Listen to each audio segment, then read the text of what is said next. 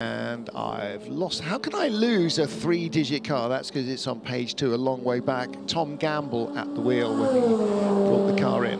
McLaren, Chaparral 2F. There you go, 2F. 1967 at this great race, and it was a front runner, but a retirement in the after 18-hour transmission problem. Phil Hill and Mike Spence drove that car. Automatic transmission problem. Down in the pit lane, if Steph Wentworth, what do you know about Racing Team Turkey, young lady? Well, they've been in the pit lane for quite a while. There was actually a broken suspension, and the guys have done really well to fix it as quickly as they have. It's Vanderbilt back in the car now, and they are ready to go racing again. Excellent. Now, what fans may not know is that Racing Team Turkey, Sally Yolic, is the key to that whole operation. Turkish driver, former FIA World Cup winner for Team Turkey. He and Anchan Juven won the first FIA Motorsport Games. That car run by TF Sport, which is also running Aston Martins in the GTE AM class. There is Rexy, the car that leads in GTE AM, and leads by how much over the Iron Dames? 61 seconds. Yeah, that's Matteo Caroni pushing on and going very deep. Don't know how much we've seen of PJ Hyatt yet. That's one to watch, remember, in these Pro-Am classes. There's an open season on when the teams can opt to put their bronze-rated driver in their cars. We'll have a look at that in due course, but it's certainly a very impressive. That's either a fantastic firework display, it's a big off for somebody. I'm sure you can hear the noise from the effects cameras around the track, but you're probably also picking it up from the cameras in the booth here, because it is, we're not hearing it from the TV, we're hearing it coming through the wall of where we're in a double cabin, like a temporary cabin deal. And yeah, that's definitely making itself very well aware of its presence here. There you can see the Project 1 AO garage and Ferrari AF Corsa. It's been such a joy having AF Corsa and Ferrari together in this hypercar class, because they have brought a good-looking car, a quick car, a good team of drivers who predominantly we know well because they are multiple GT championship contenders and winners, but also they have just been so open and enthusiastic. Now then, are we going to stay with this? Let's stay with this. Manu, I'm begging you now. We've had onboards with the Ferrari, we've had an onboard with the Caddy. Let's have a bit more Americana and ride with Jimmy Johnson.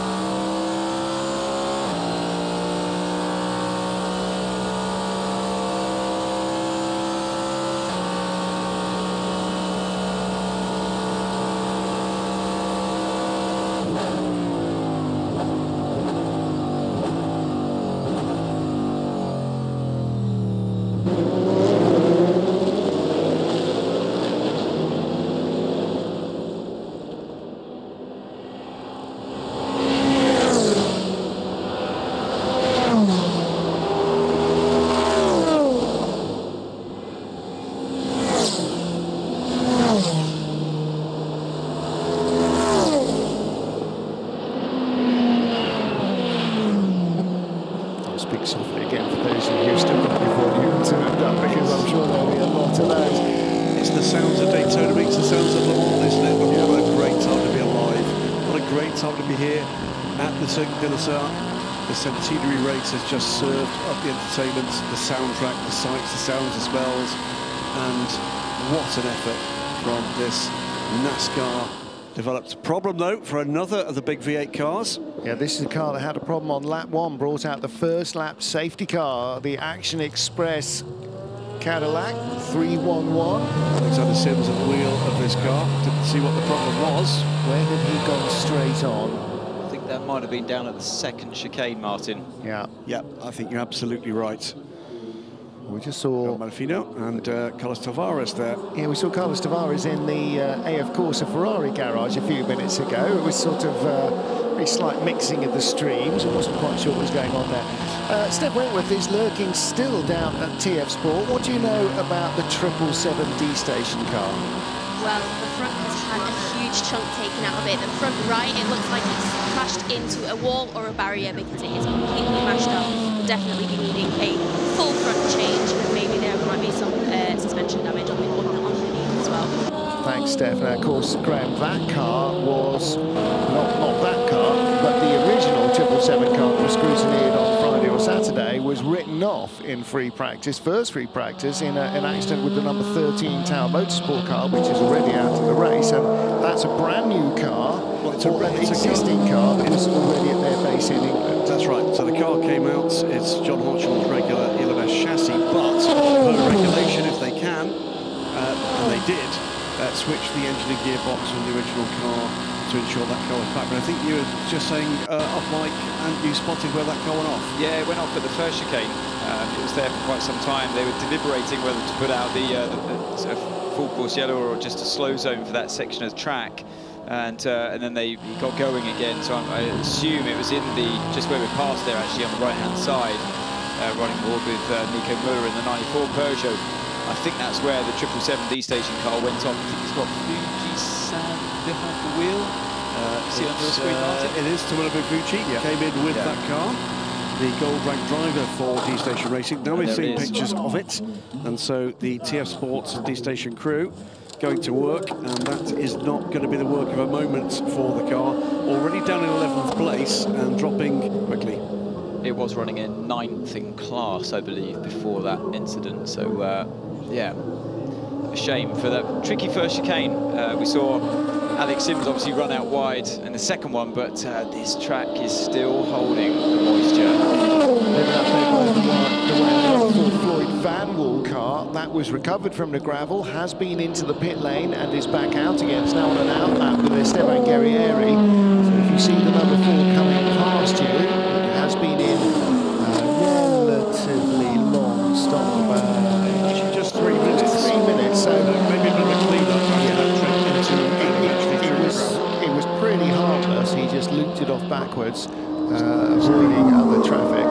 Despite the woes for some hypercars, the top 13 cars here of the 16 are all hypercars.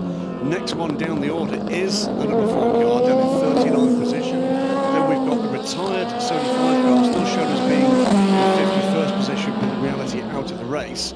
And a couple of laps still to past that point is the 52nd place 311 car, the Action Express Racing car that we saw in trouble just a few minutes ago. Yeah, that's in the pit lane, and that may well be there for a wee while longer. But we have the top 10 cars still on the lead lap at nearly 1/3 distance of this race, despite all the best efforts of some fairly strenuous weather conditions to disperse them to all points west. Guys, like a toddler that's found the sweetie cupboard, this race simply will not quit.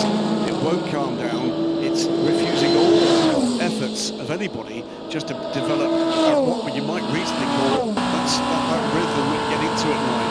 Never really understood why that happens, but it always seems to, that you'll get this frenetic activity getting into this kind of time of night, and all of a sudden things seem to calm down without the odd drama interjecting, and we get 3 or 4 hours spot off at Le Mans, where actually what we've got is pretty fast running. Speaking of rhythm, yeah, you're absolutely right, Graham. The drivers in the car at the moment, particularly as it starts getting later in regards to time of day, the longer you stay in the car, the more in the groove you get, and it's quite often the next drivers that get in, you see a lot of safety cars and moments. We have a reported debris, Marshall Post 21. have reported debris, Marshall Post 21. Marshall Post 20. Okay, that is Mulsanne Drivers corner. left.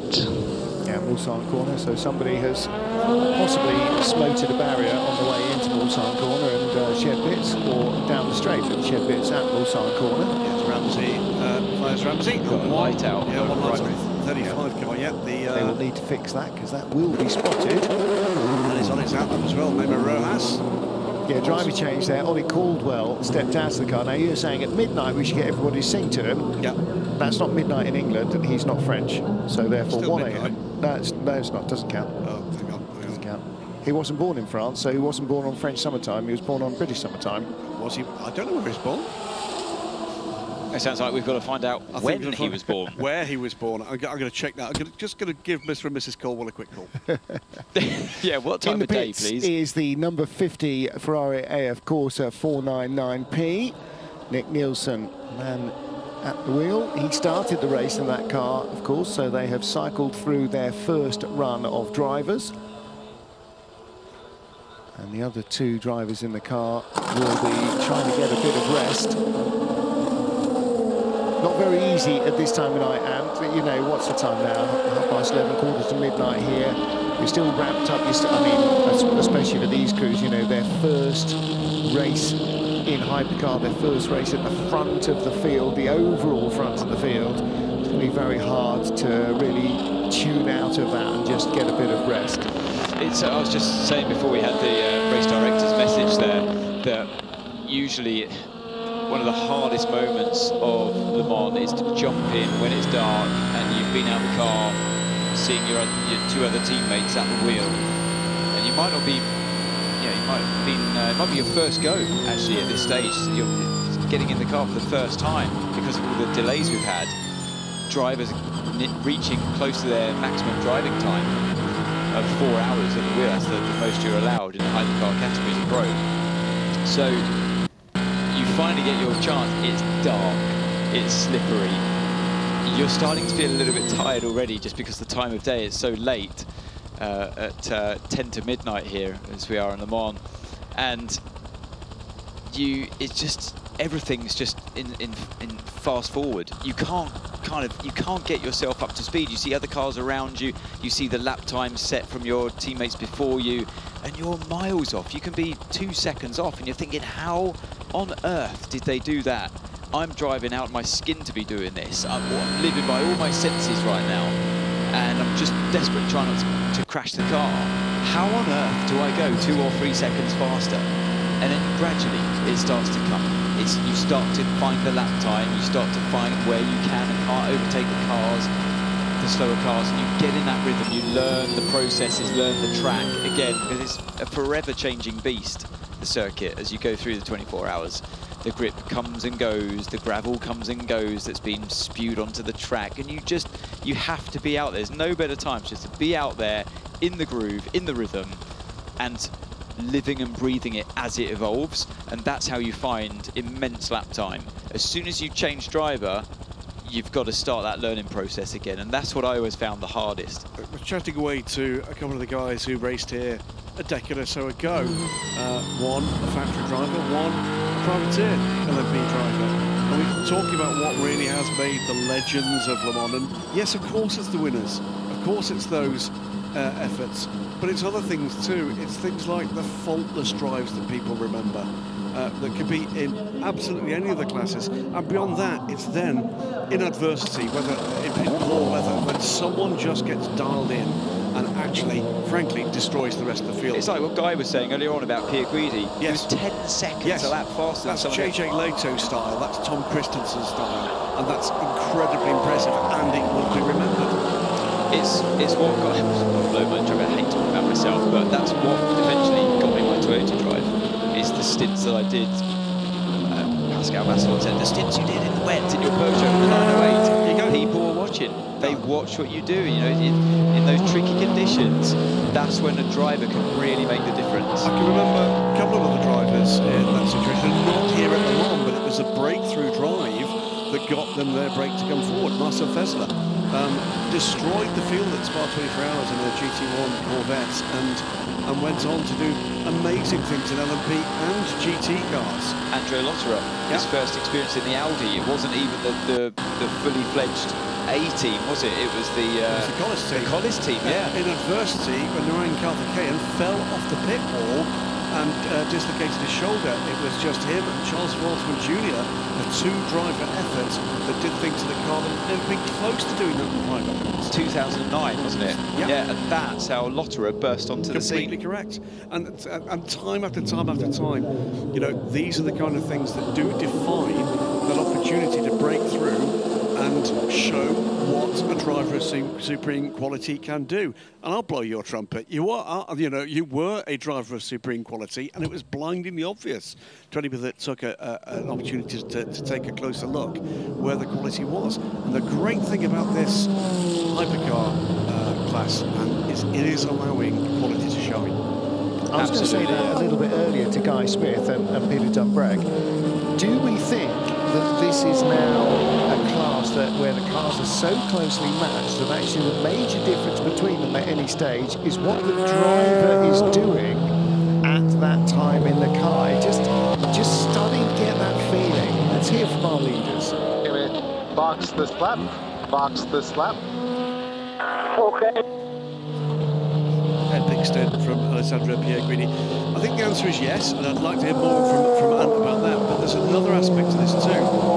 When you've got a more spec class, it takes something truly special to not just break through, but dominate in that circumstance. I'll give you, gentlemen, Mike Conway in LMP2, Brendan Hartley in LMP2. It takes something special to just show that field that you're not just going to take a 10th or a couple of tenths out of them, but seconds, and keep doing it and keep winning. Yeah, absolutely. And, you know, we've just been saying about Pierguidi, heard from his team, he's coming in this lap.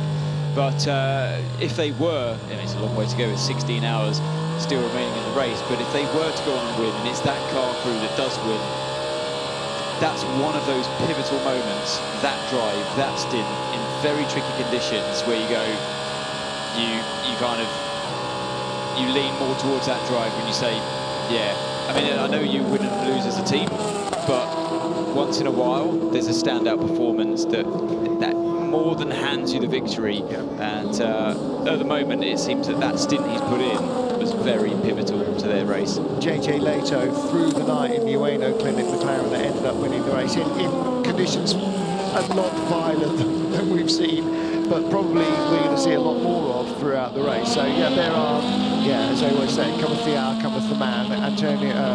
Alessandro Pierguidi stays in. Kamui Kobayashi in the pits in the number 7 Toyota in second place. And also in the pit lane from third, the 94 Peugeot of Nico Muller. So we have got, in order from the top of the field, Ferrari, Toyota, Peugeot, Ferrari, Toyota, Cadillac, Porsche. Somebody asked a little moment or two ago on Twitter, is this the best top-class field we've had in a while? Yes, it is. This is exactly what the ACO and what IMSA had hoped for when convergence was first spoken about, that cars from both sides of the Atlantic, from all sports car disciplines, will be able to race together, not just at the same venue, but in the same class and on level pegging. And that is exactly what we're seeing. Everything that was being talked about and that was accelerated, Graham Goodwin, through COVID, when there was no actual racing for months on end, that COVID period of being able to talk and think and plan and work and do the testing and run the simulations that formed the cohesive rule set that we've got for hypercar, that's what we've got now as a result. And again, we've talked about this all year in anticipation of coming to Le Mans, that there is the feeling all pervasive that this is the dawn of a golden era of sports car racing, and nothing I've seen in the first third of this race tells me anything otherwise. Oh, I'll tell you this much, we came here hoping we might see a flavour of this. We came here hoping. I didn't really expect we'd see what we'd see so far in this race, and I'm utterly delighted to say that with all that you've just said about the amazing work that's been done for the sport, walking in through the door is a man we've got lots to talk about, including what we're now seeing on screen. Welcome to the booth, IMSA president, but more particularly team director, or project director for the NASCAR Garage 56 Camaro ZL1 NASCAR effort, John Doonan. You've had a smile about a mile wide all week. I'm going to interrupt you because this is our race leader, Alessandro Pierguidi, on his outlap, stopped at the first chicane. He has looped it round at the first chicane. So that is the Ferrari sitting in the gravel, and that immediately means that the Toyota that somebody said on Twitter again a moment or two ago, well, they've been unfairly hampered by the change in BOP, and clearly they haven't got a car that's as quick as anybody else. That car is now the race leader. Oh, the Peugeot is the race leader. The Peugeot's the race leader. Yeah, Toyota is out in second place. So, yeah, let's take a look here. Car off ahead of him, okay, and a car spinning in front of him. Yeah, somebody spinning and somebody going straight through the chicane. So was there something on the track, or did he just get checked up in avoidance? Car to the left, the car spun around. He came into the chicane in the glare of headlamps pointing in the wrong direction. So 51 is going to be rapidly recovered to the racing service, I'm absolutely sure. John, you'll appreciate, we'll talk around what's going on the track, around some incredibly interesting stuff that's been going on with you. Ferrari, and they, of course, absolutely straight into action and very concerned. After a stellar stint from Alessandro Pierguidi, eyes wide here from Ale. That will have been a moment. Hera, let's have a listen in with what's going with Ale Pierguidi. Hey man, they're gonna come and get you. They're gonna come get you. Just shake off the rocks before you drive back. So, anxious moments, but with the work that he has done over the past hour, doesn't exactly have a margin, but it will certainly serve to reduce the damage of this moment. And will, I think, pretty soon be back underway. Didn't see which of the other two cars were involved in that, Martin. Did if you managed to pick that up? No, didn't quite. We'll probably get another couple of replays. I think one of them might have been Manuel Maldonado. He's had a very slow middle sector. And it could be, it was Michel Gatting, because that's another slow middle sector. Okay.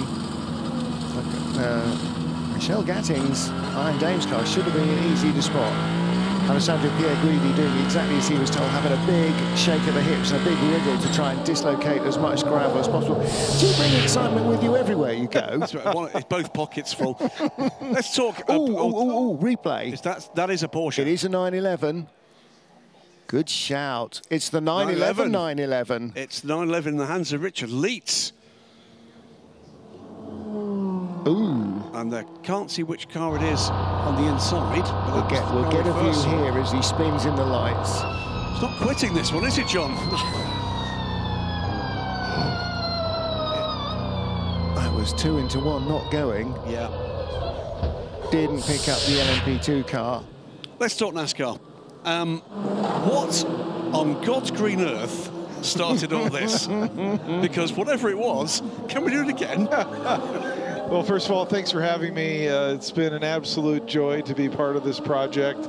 And, you know, what started it, oh dear, here we go. That's been in a wall. You can see the damage behind. You do bring drama with you, don't you? I do. That's Louis Pratt bailing out in a Porsche Curves. Get out of there. Is that the end of the career for this fantastic Ferrari? Oh, there's two cars. It's the 7. It's the Toyota. No. It's the 7 Toyota with Kamui Kobayashi. Tetra Rouge. That is astonishing. It's coming onto the back straight away. It is coming onto Kamui underway again. But is there damage to that car? It is. Left How rear. can there not be? Track announcers are going mental. I don't know if you can hear it through the microphones, but we can sure hear it through the walls. You can see the track peppered with gravel now at that stage, but that's looks to me as if that Ferrari's been in the wall. It's in the middle of the track. I think a safety car almost inevitable here. Did he spin and clip the wall on the inside and come back in and then get collected by the Toyota? All the other way around. Oh, man, people got to slow down. Yep. Okay, here we go.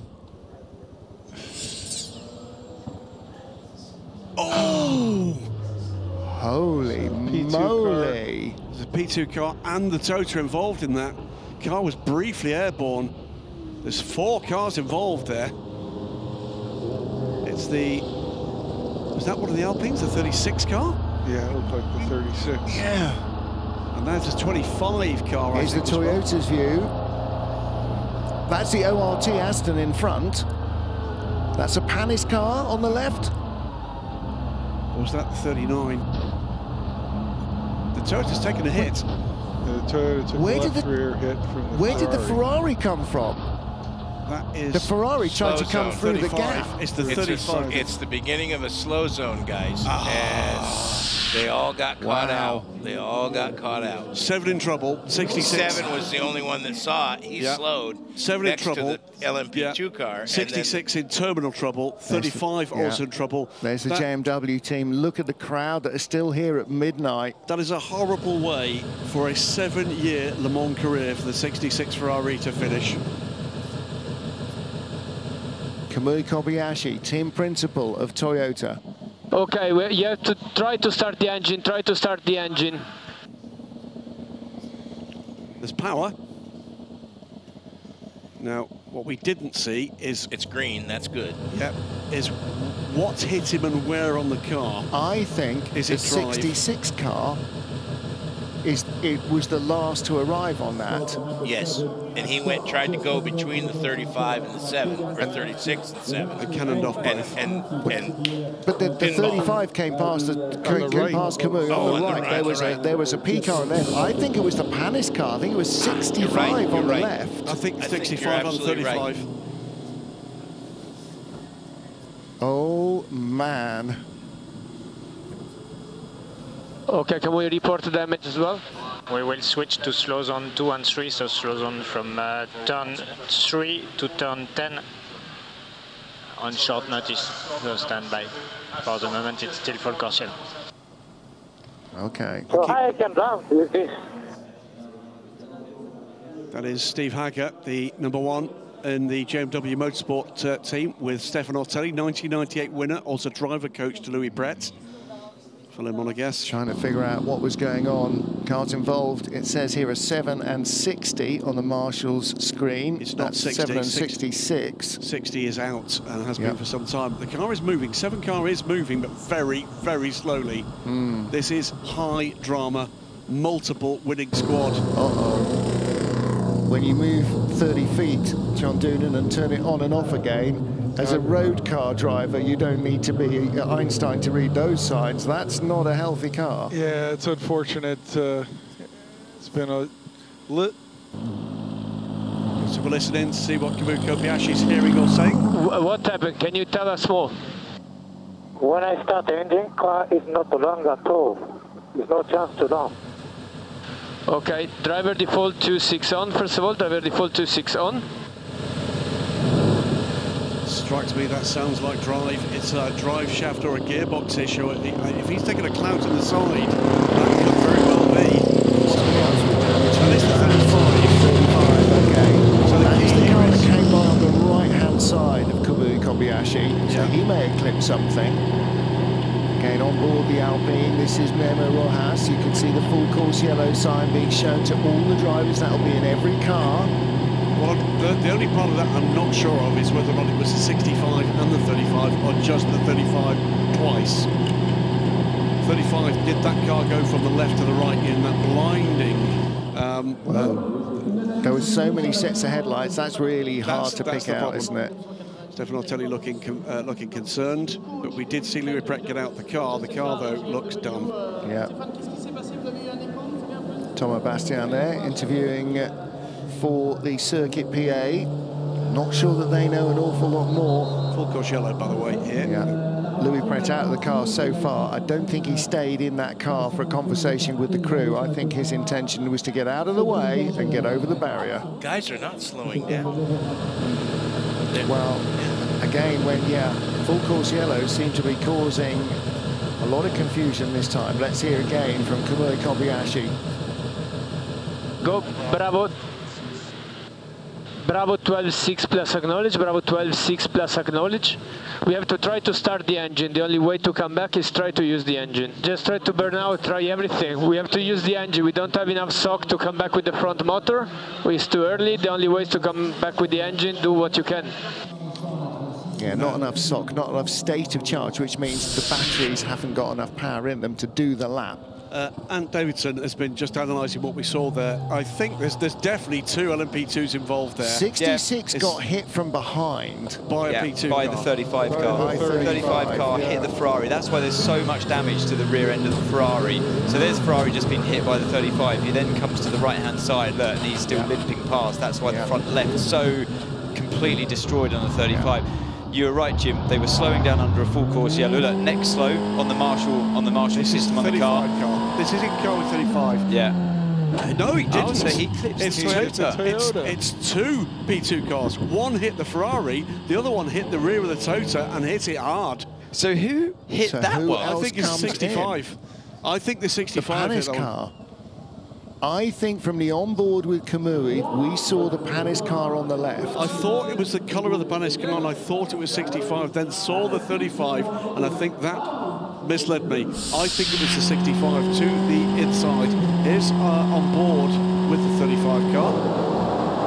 But that's not the replay, that's live, yeah. Let's try and talk to John.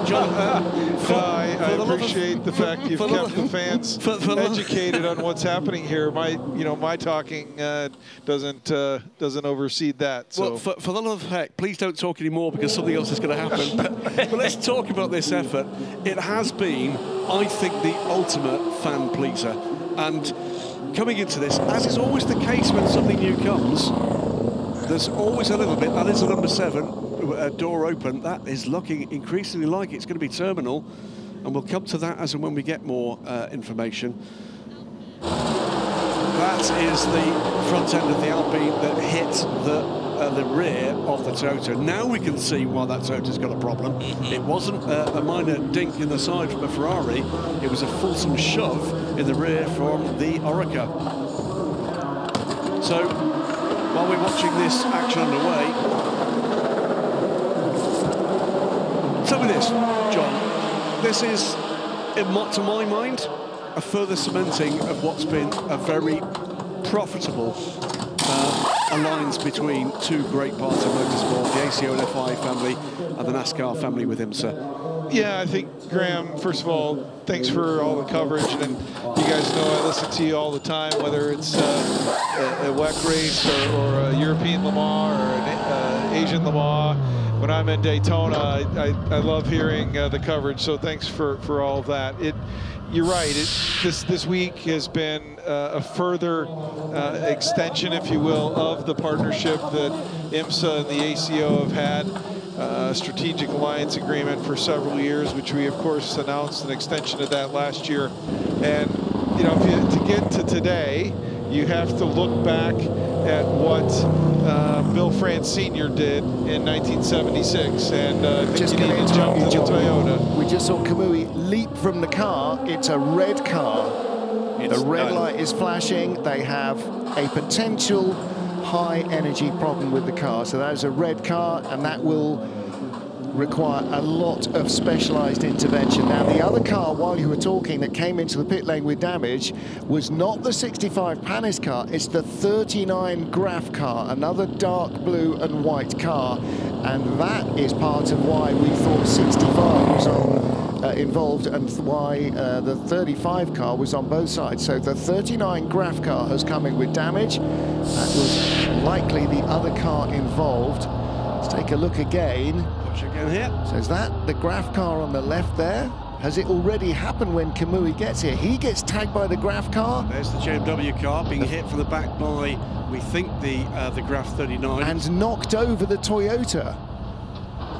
And then the 35 car has clipped the back of the Toyota. Although I heard the Graf car had damage on the rear, so... Unless that was yet another car involved. I think that had damage on the rear, guys, because he was next to the 7 car, and the 66 came in between them, just a house afire, and hit the 39, then bounced over into the 7. Yeah. Well, dramatic moments, really dramatic headlights. moments, and it's certainly one potential race-winning car that looks to be at this stage out of the race. Out of contention, definitely. Now, they can rescue the car, and if it can be confirmed that it is safe to use again, they can use it again. He won't be excluded from having left from the car and gone over the barriers. That is part of the safety protocol, unless he's meandered off somewhere, which seems highly unlikely. But yeah, from red car to green car is, and actually particularly given the impact, that you sense might be the reason it's gone from green car to red car in the first place. It's outside assistance. That is marks on the car. The window of the car. That's over. It's over. It is. The number 7 car. Yeah. That is pretty much the acknowledgement that one of the pair of Toyota Gazoo racing cars that have dominated here in recent years and have an unblemished record in hypercar. Double 1-2 finishes for Toyota. It is done for the number 7 car. Well, you only need one car to win Le Mans. They only have one car left. That might be enough. But again, so often seems to be the number 7 car that runs into bad luck. And that, I do not think, was any of their own making. They were just doing the right thing and an innocent victim of a major multi-car pileup. So it's going to be a bit of a clean-up here for some time. Debris, stricken cars, at least 2 of them. 2 more have actually made the pit lane. There may well be a further car involved in that. There was a lot of cars in a small place at the same time. We'll switch back to IMSA President and Project Director for the NASCAR Garage 56 car, John Doonan. John, it's been all drama. Yeah, I've got you brought a couple of my teammates in Daytona texting me saying, we're trying to listen to your interview, but the guys on track don't seem to want to hear you talk. So maybe they're trying to tell me something and I should go back to the garage. Tell me, well, moving on a little, we'll come back to a little bit of Garage 56. You've been one of the architects of where we are right now today. I'll tell you right now, we're bowled over by what we've seen so far today. Tell me your reaction to it. I think beyond expectations is the best way to describe it. And you know, architect's a nice term to use, but I've really just been one of the teammates, or maybe it's team captain. You got tremendous partners involved in this project. All the folks at Chevrolet and GM Performance have been absolutely terrific relative to the powertrain. We wanted to keep as much NASCAR DNA in this project as possible while we had to endurance-ize the car, if you will. But this engine is an R07 Cup engine. We did some work on the top end, the valve train, given experience they've had in endurance racing. Goodyear has been tremendous. They have worked so hard to develop a wider tire, multiple options for wet and intermediate for this beast of a car, if you will. And the folks at Hendrick Motorsport, they don't win 14 Cup championships without being absolutely at the top of their game. Lots of Eurocentric race fans will go, okay, and NASCAR is just this kind of outlier from motorsport and it's got no real relation to anything else. But you talked about Hendrick, and you look at the teams like Penske South and all the other big operations, Chip Ganassi Racing, they don't just do one thing, they do multiple things. They have feet in all sorts of camps. A lot of them you see on a regular basis here in the IMSA WeatherTech series, as well as being, as well as running cup cars and trucks and everything else. So within those organisations, never mind within the greater sphere, there is that interplay of information, that cross-breeding that all helps to make both sides of that deal stronger. Yeah, there's a drone footage video somewhere of a drone flying through the Hendrick Motorsports facility in Concord. Anybody that hasn't seen that needs to take a look and understand what these NASCAR programs entail. They are first-class motorsport organizations, and much like when we have IMSA races and the folks at BMW or Porsche or Acura or Cadillac have a group of engineers back at home base, if you will, Hendrick Motorsports has the same thing on a Cup weekend, where they've got a group of engineers and strategists in Concord in a control room. So you're right. I think there's maybe a misperception, and the hope, I think, coming here was a celebration of what Bill France Sr. did in 1976, and we're back to replicate it. Can I draw down a bit on CC grips and CCR? Yes. Nico Muller, by the way, now leading the race again. Peugeot again lead the race. Who would have thought this coming into this race? This program being talked down thoroughly before this race, and all of a sudden they've got 2 cars still running. This has been our hope all the while through. We saw the car racing at Monza last July. It's never been to Le Mans, but there's clearly, you know, history of Peugeot aiming to win Le Mans, and the real hope was that this car would come alive here, that it would come good here, and that's exactly what seems to have happened. So, as so often is the case, the car has been designed to win Le Mans and hopefully deal with the other races. Safety car is out now. Again, with rescuing the JMW Ferrari, that's fairly straightforward. It's the Toyota, isn't it, that will need to have intervention tracks. Well, there was intervention vehicles there already. I think the blue lights, I think we saw, weren't medical. I think they were almost certainly the Team Red crew, but that car will need moving, but also there may be barrier repairs as well. We saw cars going off on both sides down on the run to Tertre Rouge, so that might be happening. John's phone is still buzzing. There's an awful lot, you know, it's midnight here in Europe. We're barely getting into prime time. It's time to blow the froth off a couple back home in the States. I wanted to ask another question about this.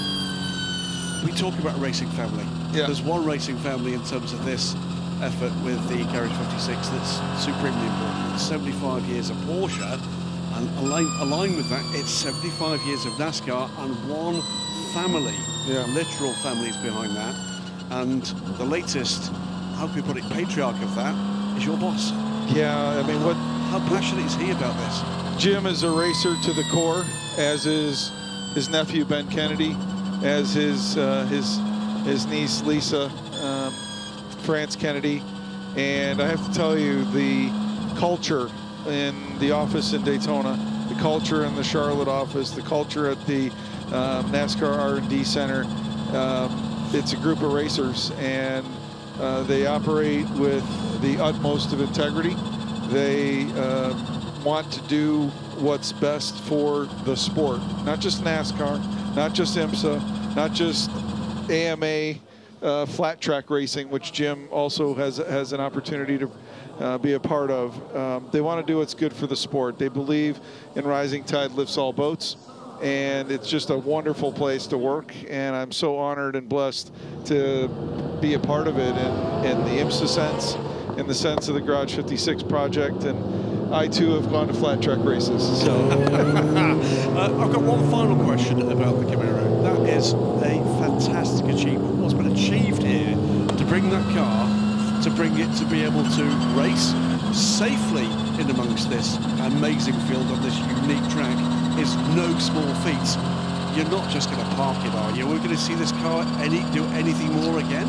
Yeah, so first of all, you know, we went back to 1976 where Jim's father, Bill, brought 2 NASCAR stock cars here. They're up in the fan village if people haven't seen them. It's the car that Herschel McGriff drove. Herschel's here, 95 years old, and he climbed in that car yesterday. Oh, wow. Yeah, Ford Torino was the other car, and Jim wanted to replicate that. And we came here to showcase what NASCAR is all about.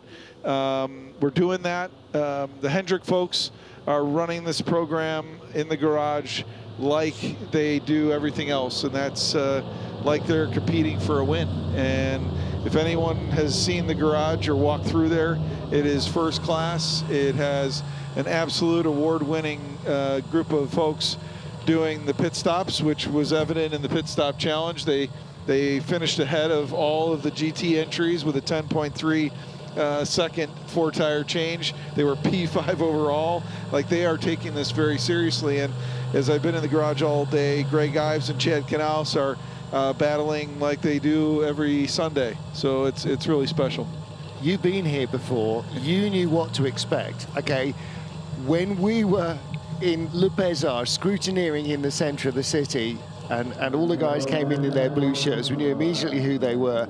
And I went over as they were about foot tall. Exactly, they're decent height, you know, none of these short Europeans. The car started to come in through the first tent, and they were all like kind of looking over the barriers from the inside with all the crowd looking over the barriers from the outside. And I was talking to these guys and I said, this isn't standard tech, is it? You're not just pushing the car into a garage for the NASCAR guys to check you. Have you ever seen anywhere more French in your life? Because the center square there, the Place de la République, is classic French architecture all the way around. And they were, you know, boiling sunshine, so they were at home with that.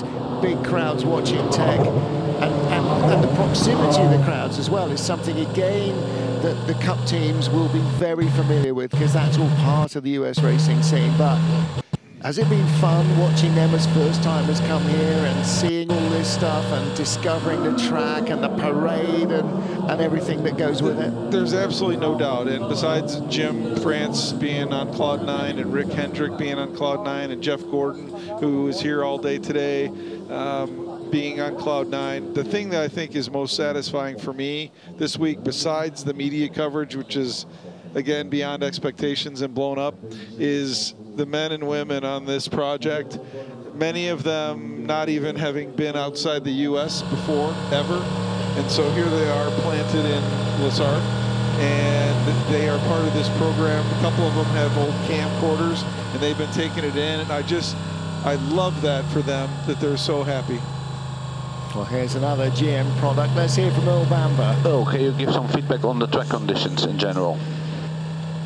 Yeah, no, it's straight up. I was taking it easy earlier because I just can't see the road. It's fine. But now, to be honest, it's dry, except just the exit of chicane 1. Everything else is good.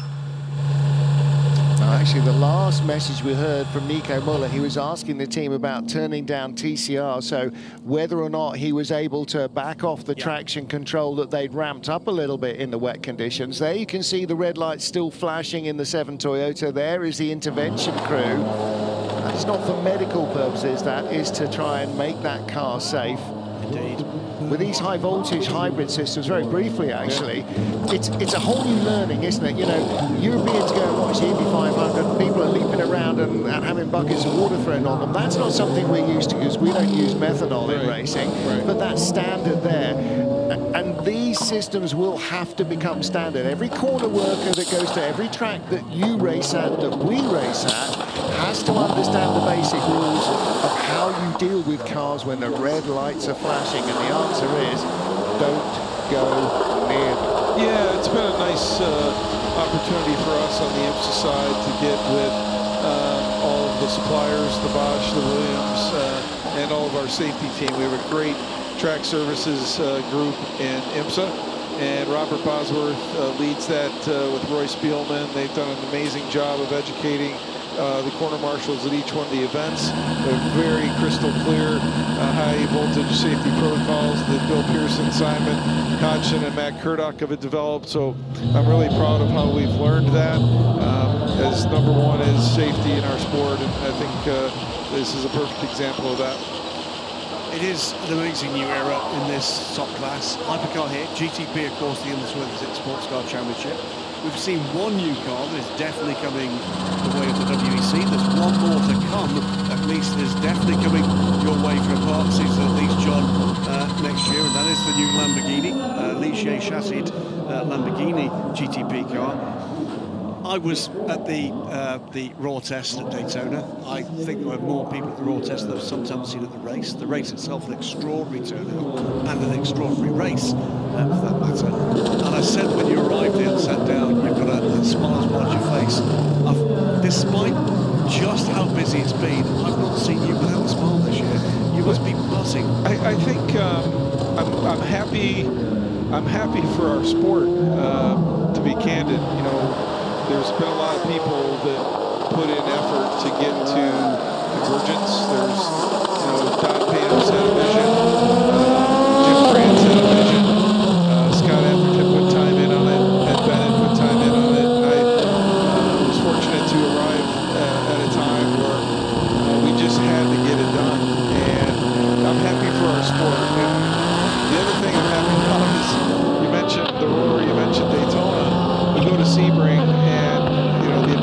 at that event, sets a record. We go to Long Beach, and I know Jim McCallian's quite happy with what happened there in terms of fan attendance and sellouts of suites and grandstand seats. And then our friends at WeatherTech Raceway Laguna Seca announced a 35% increase, the highest record ever in advance sales of that event. So it just, there's a tremendous amount of momentum and lift. I think we're doing the right things around sustainability with a new fuel in IMSA through our partners at VP Racing Fuel. We're using a hybrid that gives us a longer stint length. We are decreasing tire allocations with Michelin. You couple all those things together, we have the most sustainable racing on the planet. The cars look amazing. You mentioned the Lamborghini. I've seen some photos. It's just unbelievable. Yeah, John, no, you shouldn't. No, don't show us that. I didn't say I had them. I've seen them. We had a great meeting with Giorgio Sana, Stefan Winkelmann, and his entire staff have done an incredible job on that car. And that was the intent. And I think the credit goes back to Jim France to have the vision that we can build prototype race cars that speak the brand in their styling, and that's what these cars do. There's a strange thing, isn't there? You and I have had conversations. I've had conversations with the people up and down the pit lane, the press room, away from the tracks. Lots of the talk before we came into this was, oh, it's so much more spec, BOP, it's not pure racing. No one's saying that. This has been an astonishing race. Daytona was an astonishing race. And all it's done is to open up a rule book to make these things look different again. Yeah, and I think we want the fans to identify with the GT cars that they see on the street, there's no doubt. And you've got a tremendous number of GT cars running in IMSA, 10, I believe, manufacturers running. Certainly several here, and as the GT3 spec becomes the way forward here, you're going to see more of that. But then you have, and that's what is today. Those are the cars that people see on the road, and then these hypercars, or our GTP cars, are about what's possible going forward. And I think that's how each of these manufacturers has embraced it. They've got the design, they've got potential customer car sales in the wings. So again, I smile because I'm happy for our sport. I think it's great for people who have followed endurance sports car racing, but I also think there's a bunch of young little boys and girls that I've seen here at this racetrack in awe of what they're seeing, and that's our next generation of fan, and we need to do everything we can to get them to races and get them engaged. John, are you guys doing anything to encourage the customer programs amongst these factories? I know for Porsche that's easy, that's in their ethos, but for some of these other factories, it's not really in their DNA to have customer programs. No, you hit a nail, Jim, and as you know, my background was all about customer sales, so if I have anything to say about it, it absolutely will be customer opportunities. There's a lot of Spec Miatas running around. Yes, there were. And MX-5s, but clearly it needs to work in their business model. I believe it's possible. You sell customer cars, it might be able to fund or help fund a factory endorsed effort, you know. Further development. That's right, and I think customer programs are great, and when you look back, as Graham said, to maybe the heyday of the sport, I think people said golden era. I think we're in the platinum era now, but you know, there were the customer teams were the foundation of GTP and IMSA, and I hope that we can get back to that.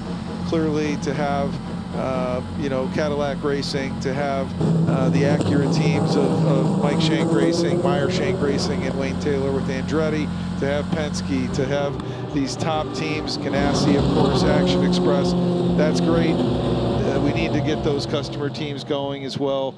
Proton, I believe, is announced now. Yes. Yep. Obviously, JDC kicked off at WeatherTech Raceway Laguna Seca. So I think the momentum's there, Jim, and if this is going to succeed, we're going to need all the customer teams we can get. You mentioned Spec Miatas. Marcus Hazelgrove just emailed me to say hi. I think we've got Steph Wentworth down in pit lane. Let's catch up with the pits. Steph Wentworth down at Graf Racing. Steph, what do you know? I'm at the number 39 with Guido van der Garde. Could you just explain what happened in that incident from your perspective? A car flew over me, and I think he came out of nowhere, and he took out 3 cars, which is such a pity because we were running really well. Of course, we were 1 lap down, but I was pushing quite hard. I think we were in the lead lap. We got a very good 2 stints in the rain, which was not very easy. And then this stupid incident happened, you know. I mean, yeah, you're preparing for full course yellow, so you don't want to make any mistakes. You want to do it correctly, and then 1 car just flew over me, a Ferrari. And that's, yeah, we have a lot of damage, so the team is trying to fix it. So hopefully we can go out and see how the car is, and we can continue. Well, you've just been looking at a lot of data. Is there a lot for you to learn to be able to implement in the next stints? No, I mean, the speed was good. I think it was one of the quickest on the track. I think we started the race with the car which was not so very good. It was a bit of oversteer, but now when it starts to get cooler, the car starts to be in a better position. And, I was very happy with my stint, but yeah, this big set down. Hopefully we can go out. Shame. Hope to see you back out on track real soon. One quick thing, we had already had a retirement of a hypercar before the incident that looks likely to mean the end of the number 7 this evening. Remarkably, the end of the number 75 Porsche, with thanks to Alex Harrison, who runs the WC data account on Twitter, the first top-class retirement at Le Mans since the Michaelis 2020. Ooh, that's some stat, isn't it? That, for me, gentlemen, has been part of the remarkable part of this. We have seen cars with problems, but these are very new cars. As you were saying earlier, Martin, with the high-voltage systems for many of these cars, that makes, if you like, the serviceability of these cars more challenging. But these cars have been into the garage, they're back out from the garage, and they're still running and racing. Well, let's take a look at those incidents, though. 75 Porsche turns out to be an oil pressure problem. Fuel pressure. A fuel pressure. Action Express, incident. Yes. Bicoles, incident. Yes. Toyota number 7, incident not of their own making. Hertz Team Jota, incident. Yes. Glickenhaus, whichever one had the broken front, they did. Incident. Yes. They have all been racing incidents where cars have come together either with each other or the scenery. Not one of them yet, apart from the 75 Porsche potentially, has actually been a mechanically induced retirement. And again, these cars, you know, they weren't even real-life testing 12 months ago. Never mind racetrack testing. They were still, you know, building up from single-cylinder test beds and from CAD and you know, just being thought of and finalized before homologation. So these are things that are still, yeah, think back to the 956s in the first year of Group C. They were not the all-conquering devices they became, and you know, these cars are going to develop, and fast. That's the progress we're going to see. And it's funny, as you're getting input from listeners, I'm getting text messages, and I was reminded that, you know, Rick Hendrick's operation ran the Corvette GTP program with Doc Bundy and Cyril Vandermeer. And Rick talks fondly about that. They got the car running. They drove around as part of the 24 minutes of Daytona before the Rolex 24. And I was just reminded in text with photos, by the way. Oh, there we go. Really excited. But Rick, that was the GM Goodrich livery. That's right. That was a Rick told a funny story about that. They were at Road America, and Rick had the car all liveried up. And of course, in those days, it was not really decals; it was hand-painted stuff. And I guess maybe the paperwork hadn't been done yet. And the GM folks said, "Well, you can't unveil a car, but they're literally ready to go racing." And Rick said, "Well, maybe since I'm a GM Goodwrench dealer, we'll suggest that, you know, that it's my program that's doing it." So, but what a great era! But I think we're at it now.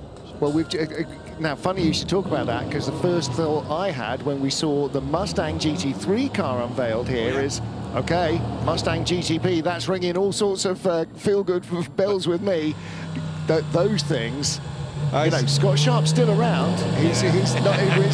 Let's have a third go around with Scott Sharp in GTD Mustangs. That ship has sailed. But I was going to ask you about Mustang, because we shouldn't forget this is mixed class sports car racing, GT racing again in its pomp. The ACO switching to GT3 next year. You guys have already made that switch, and you've got something we don't have in the FI World Endurance Championship, which is a full pro GT3 base class. We've seen the new Mustang GT3 for the first time here this weekend. We know there's going to be an opportunity to see that car racing in GT3 Pro next year. We know also Corvette heading there.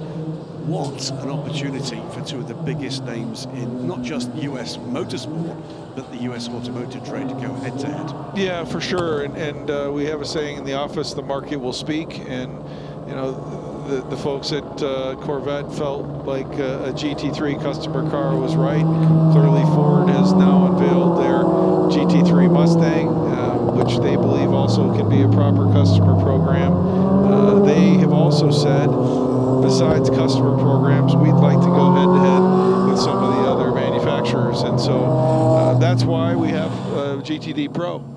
It's because they want to race against one another. And clearly a team like FAF, independently owned, but has been a landing place for some of the GT factory drivers in the Porsche family. Aston Martin decided to do the same. Lexus Racing with Vassar Sullivan is there doing a GTD Pro effort. So there's a place for it. We tried to simplify it with the same BOP. And I've been asked a lot, well, wow, sometimes I see a GTD car ahead of a GTD Pro car. Well, you know what? We're here to go racing. And why not put the cars out there the same, brother? You know? Was it Ben Keating behind the wheel? Yeah, exactly. That's probably what happened. Good point. Ben has done an awesome job, and it's been fun being part of Garage 56 because we've been part of the GM performance space this weekend. And what a guy Ben is. A successful car dealer in Texas. I think he has now 27 stores. And man, is he dedicated himself to becoming a great race car driver. And he's running out of brand new cars to race, you know, so he needs a new generation because he's never raced a Mustang. Had a 4GT on the top step of the podium here at Le Mans when the checkered flag fell, lest we forget. Porsche, and he ran a Viper for a long time. I think this is 9th starts at Le Mans in 8 different cars. Quite remarkable. Good stat there. And he's never even raced LMP this side of the Atlantic either. Yes, he has. Yeah. Came here with Riley and he raced him in Oregon 03 with Greg Murphy. We're going to say goodnight to you for the moment. I want you to do one more thing on our behalf and on behalf of the fans trackside, certainly. Let's have a listen to what's going on for race control before we do that.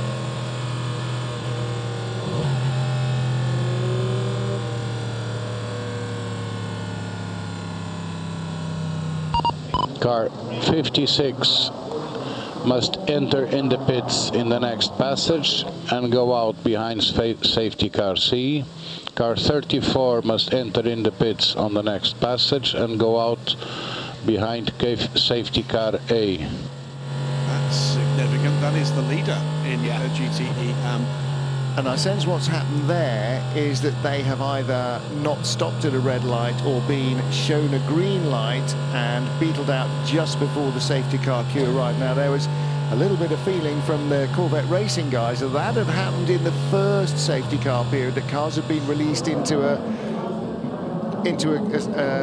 safety car queue that maybe gave them an advantage that perhaps shouldn't have come their way. But you're right, it's the Project One car, which is one of them, and the 34 into Europol car as well. So Steph there, does she got an update? Yeah, I think Steph may be down at Racing Team Turkey. Steph, what do you know?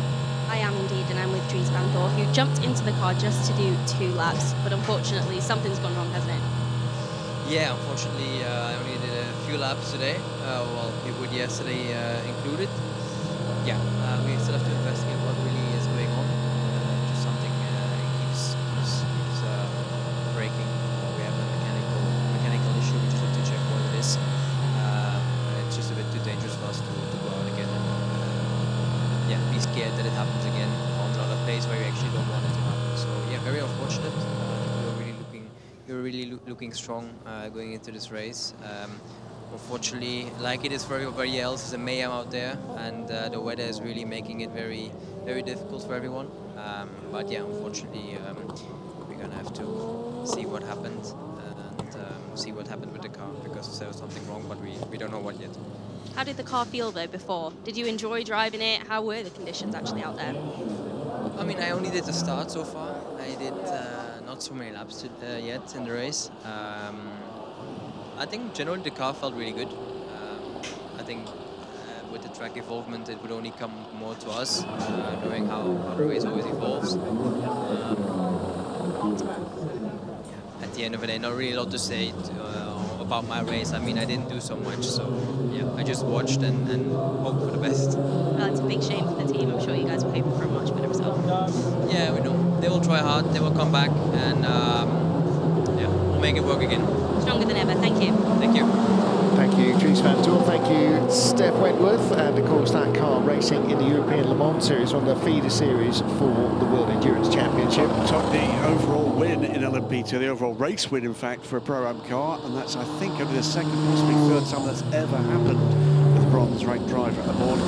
I'll finish the point and then let you get on to do more good things, if there are indeed any more good things you could possibly do.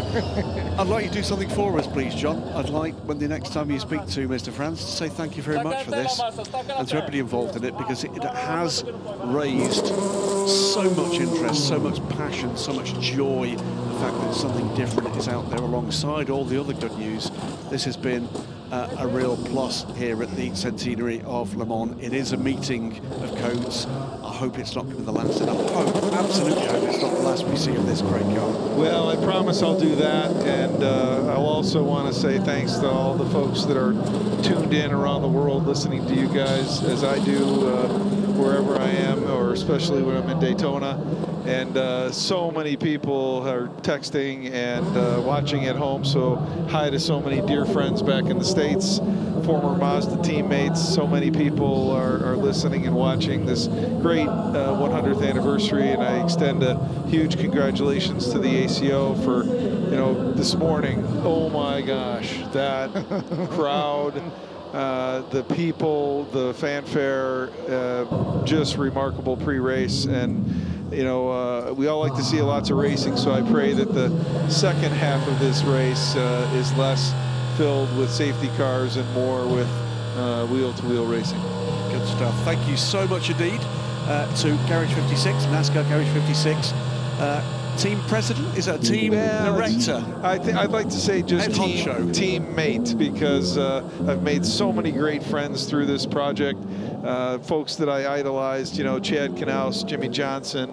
The fact I'm even Rick Hendrick calls me up, hey, Big John, and I'm just blown away that these people that are such icons and Hall of Famers in our sport, I've had the chance to work with now. But the folks at GM, the folks at Goodyear, they have all stepped up big time to see this through, and to see all the joy on their faces. That's been the biggest reward for me. Thanks a million, John.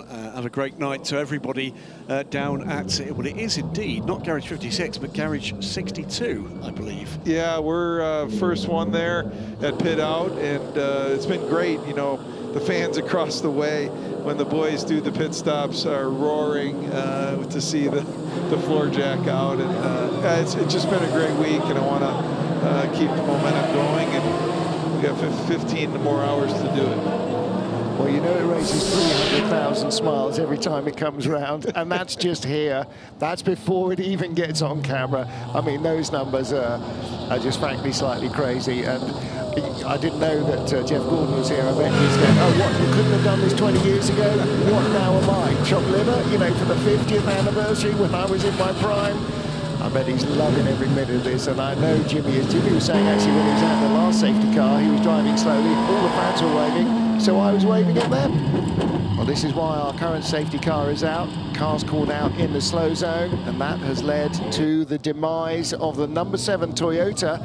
We saw it on the back of the flatbed. It has been made safe, but it is now on its way to Area 51, and that's where it will remain. 66 JMW Porsche also out of action.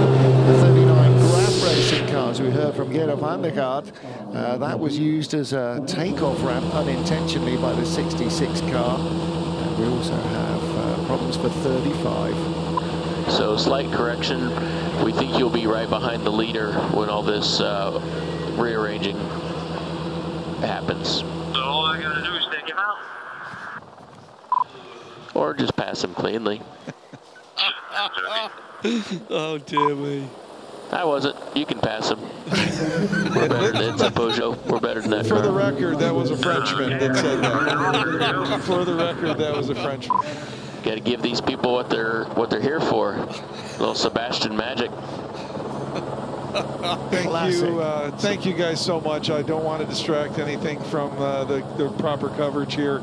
I really appreciate the opportunity to tell stories, and you better let Anthony back in here, or I'm going to be in big trouble. Oh, we got some more legends to come along. There's one sitting in the back of the booth at the moment. We might not get him in. We might be going back to shuffling some cars around soon. All I know is I'm not coming back, because what I've done to this race in the time that I've been here is not particularly good. But it's given us a great opportunity to learn a little bit more about the program. And that's the hat you came in with, Garage 56. That's the one. Yeah, there's an IMSA logo underneath this Garage 56 apparel. Thank you guys. We have to decide which way we slice you to see which goes all the way through. There you go. Well, the IMSA office has been open from 8 to 5, and at 5 o'clock the Garage 56 office is open. And that's how it's been the last couple of years. But just so happy that we can celebrate NASCAR, and I think show the passionate European fans what NASCAR is about, and hopefully the NASCAR fans back in the States are cheering on what is a really, really special entry. So. Fabulous. John Doonan for now, thank you very much indeed. Good luck to the guys in car 24 for the next 15 hours and 12 minutes of the 2023, the centenary running of the 24 Hours of Le Mans. Thanks, guys. We are under safety car at Le Mans. We have 15 1/4 hours of the race remaining. So 8 hours in, we're well into the second third of the race. All sorts of anniversaries being celebrated. The centenary of Le Mans, 75 years of Porsche, 75 years of NASCAR, and of course the big one, 50 years of the British Lawnmower Racing Association, the BLMRA, famed for their 24-hour race. They are celebrating their 50th anniversary this year with a 500-lap overnight race. Should take around 15 to 16 hours, so really a sprint race by Wisborough Green standards. Not actually sure if it is in Wisborough Green, but William Ticehurst, thank you very much for that reminder as a former member, mower builder and racer of the British Lawnmower Racing Association. I'm glad to represent a bit of per herbum ad astra here. You realise what's going to happen now. Mrs. Haven is going to insist that you show how good you are with a lawnmower. When she's asleep. I'm also good with a dishwasher and a washing machine, and I know where the Hoover lives. Wow. She's asleep. We're going to welcome to the guest chair another legend of Le Mans. He's looking at me in that funny way. But he is, because we're just talking to John Doonan there, Martin, about the potential for a revival of the privateer marketplace in the top class. Sitting next to both of us, between us at the moment, is a man behind an effort that shone very brightly indeed and showed what could be done with ambition and passion. And not only that, he's going to tell me for how long, but I think for about half a lap he led this great race. Martin Short, welcome. Thank you. From Roll Centre Racing. I know you're now in a kind of gentle semi-retirement here with his lovely wife Michelle and one of his exceptionally talented sons. What do you think of this race? You were here with the fabulous Dolores, then the Pescarola, perhaps a less happy memory with the Radical. That was there too. But with an array of GT race cars, an array of races worldwide with those. You've had a chance to stand trackside and watch what's going on. Aside from the fact that it's been a little bit mayhem, it has been fun. This race shows what competition brings to a race like this. And when I was doing it, we had Audi, and we were all cannon fodder essentially for the manufacturers. We were there to make the race, and Audi did a magnificent job. And we were always going to be the best of the rest. And then Peugeot came along, and Toyo But and there's never really been a race like this. And let's see what's going on with Tota. Okay, Joe, you can go to tire 1, please. Tire 1, if not already. Yeah, tire 1 ready. Okay, Joe, as we're fuel limited, we want to try something to save fuel. So Bravo 5-1 for more engine braking to try and save fuel. So work going on inside the cockpits of these still extremely complex top-class hypercars. A different environment, a different time. Henri Pescarolo, you know, very much there. Hugh Charac still there, 50 years of Orica, and that's where those fabulous Stellaris came from. that's right. But this race is amazing. It's absolutely amazing. These drivers are under such pressure. They're putting themselves, they're loading the pressure on themselves, they're making mistakes, other people are making mistakes. The slow zones are causing carnage. It's just kicking off, you know. And you know, I started, you know, in a not miserable fashion, but you know, we never thought that we could ever beat the Audis. Well, there's, you know, God knows how many hypercars, and they're just going for it. And now we've got the Peugeot topping, you know, the least fancied. It's just extraordinary. It is a race that just continues to deliver the extraordinary. Let's listen what's going on with Porsche and Michael, after the merging, after the dropback, I'm counting 5 cars ahead, which will be in the leading lap. So that will be your target to overtake, to put us back in the lead lap position should we have another safety car. My memory of the Rolls Centre racing days, Martin, was a number of things. One, exceptional ambition with you, the Royal Band behind you, and some Royal sponsors as well, because that's what it takes. But also, that there were a number of very talented drivers that likely we would not have seen the best of without Rolls Centre racing. But I'm you know, looking at João Barbosa, who was around but hadn't had the big break, and has gone on to fabulous success in IMSA racing, and still I know loves you like a brother. Phil Keane on the national scene, another one that maybe didn't get his best shot for a variety of reasons, but he learned a lot there. He did, yeah. And that was what it was like. There was always something different and something new.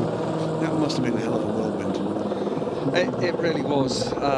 João we met through my, you know, Mosler manufacturing phase, and we never really realised how good we were until we did a race at Spa, and I thought I was the bee's knees, and in a Mosler, and mixed conditions, and João had never had a chance to show himself in all of testing and qualifying, and because I helped the car, because it was my car, and we got into the race, and I started the race, and you know, did a double stint, came in, and you know, touched my shoulders and thought, yeah, I did a good job there. João gets in, first flying lap, 2 seconds quicker. I tell you what, I learned a lot that day. Let's have a look at what's going on in race control this late at night. Incident clear, let's start merging. Safety cars move out of the way, turn on the green light, safety car B and safety car C. Let's do the merge. Let's do the merge, please. The Freighter starts the process of merging this field and rearranging it into class order. This process all about making sure that when we go back to green, we try to avoid the yellow reads yellow. And, out that one post-race, I think so far it's been remarkably successful in that.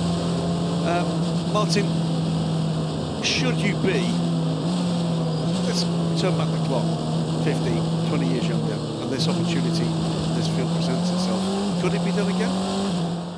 I think the money's enormous still, especially with the hybrid stuff going on. We had an amazing period where you know, I went to Heures du Mans and said, how much are you going to sell 2 Stellaris for? Or 1.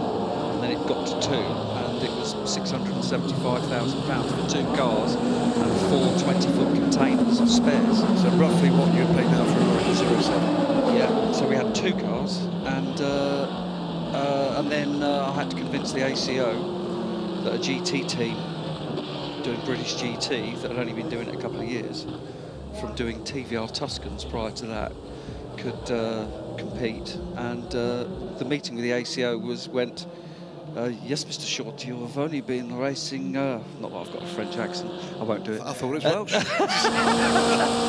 You know, you've only been racing GT cars. These cars are very dangerous. So I said, well, we'll do Sebring and see how we do. Well, with 10 hours into the race, it was Audi, roll centre Dallara, Audi, which was absolutely extraordinary. And at the end of that race, we ended up with the throttle breakage and we finished 5th overall. But that was a hell of a field. I remember distinctly Justin Wilson in that field. And after that race, the gentleman from the ACO wandered down, you know, through the paddock, came up to us, shook my hand, gave me a Gallic nod, and I was in. Fabulous. And that led to just, well, half a decade and more of adventure, I think is actually the right word. Yeah. And that's what this is about. This is about aspiration. It is about passion. It is about adventure. And we thank you for all of that. So, you know, what did we have? We had 4th overall here in the best Heures du Mans. Sorry, we've not got Henri here to remember that one. I did choke up a bit when I saw him on the phone on the presentation of the grid. That was, wow. Yeah, and we had you leading that race in extraordinary circumstances in your beloved Dallara. Yeah. And, you know, it's amazing that a team that we first saw in Tuscan Challenge and then coming forward with your own built TVR Cerbera, still, I think that the first car in what we now recognise as GTE, MGT, GT2, the first car other than a Porsche ever to win a race in that class. Well, we were the first car certainly to ever beat the Porsche. Yeah. It was, I think, Hans Stuck in America in a BMW GTR, but he got disqualified. Oh, well, that doesn't count then. So it didn't count. And then at Spa we won, and then Porsche came out with the big guns with Marino Franchitti and Kelvin Burt, and the adventure took off, and it's been an extraordinary adventure. And I was just really lucky enough to meet people, or have people contact me who loved my journey. And to be honest, most of them were TVR enthusiasts. They owned TVRs, and one of them worked for Deutsche Bank, and he had a TVR Cerbera, and I met him at Bedford Aerodrome on a track day, and he was literally wearing an anorak and a bobble hat in the porter cabin. And you thought, that'll do? Well, he just said, "You're Martin." You know, I tried to get him to watch it. What did you do? I work for Deutsche Bank. Would you like a passenger seat ride in a Cerbera? Yeah, that'd be great. 3 laps. I didn't even take his phone number or anything. Shook hands. 6 months later, we had our first outing with the TVR and British GT, and I get an email, would you like some sponsorship? And my jaw dropped, and he said, what do you think? Where should we start? He said, how about 37 grand, which was a weird number. And then 2 years later, he said, shall we do Le Mans? And I said, what, in a Ferrari or Porsche or something in GT? He said, no, let's go for the top class. I went, what? Yeah, let's go for the top class. And that was that. Fabulous memories. Martin, thanks very much for the moment. We're going to cycle back in with, well, from a man who led Le Mans to a man who was the 2014 World Champion. Matt Davidson, I think, is due back in the chair.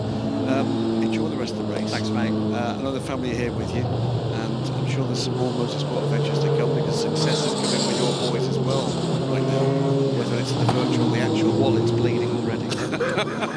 Arterially. Thanks very much. Thanks, Graham.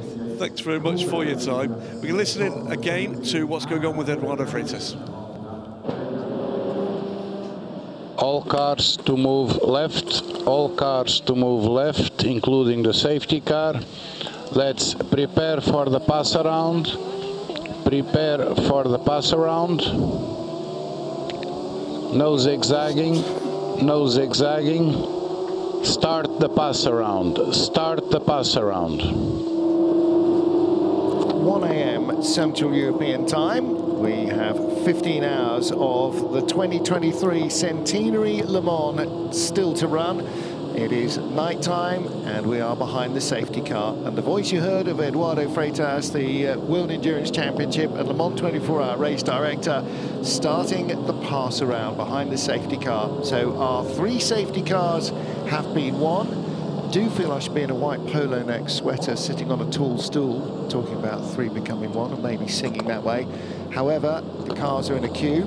The pass around now involves any car in any of our 3 classes that is in the queue ahead of its class leader gets waved by the safety car and comes around to join the back of the queue. The door goes down on the number 17, number 7, Toyota Gazoo Racing TS010, TS010, I beg your pardon, and that car confirmed as being out of the race. There's Neil Jarney with the crew from the Duquesne LMP2 car. And by the way, Martin Haven, Graham Goodwin, and we are joined now by Peter Dunbrek. And Graham, just about to shuffle the field around. We could be within a lap or so of going back to green flag racing.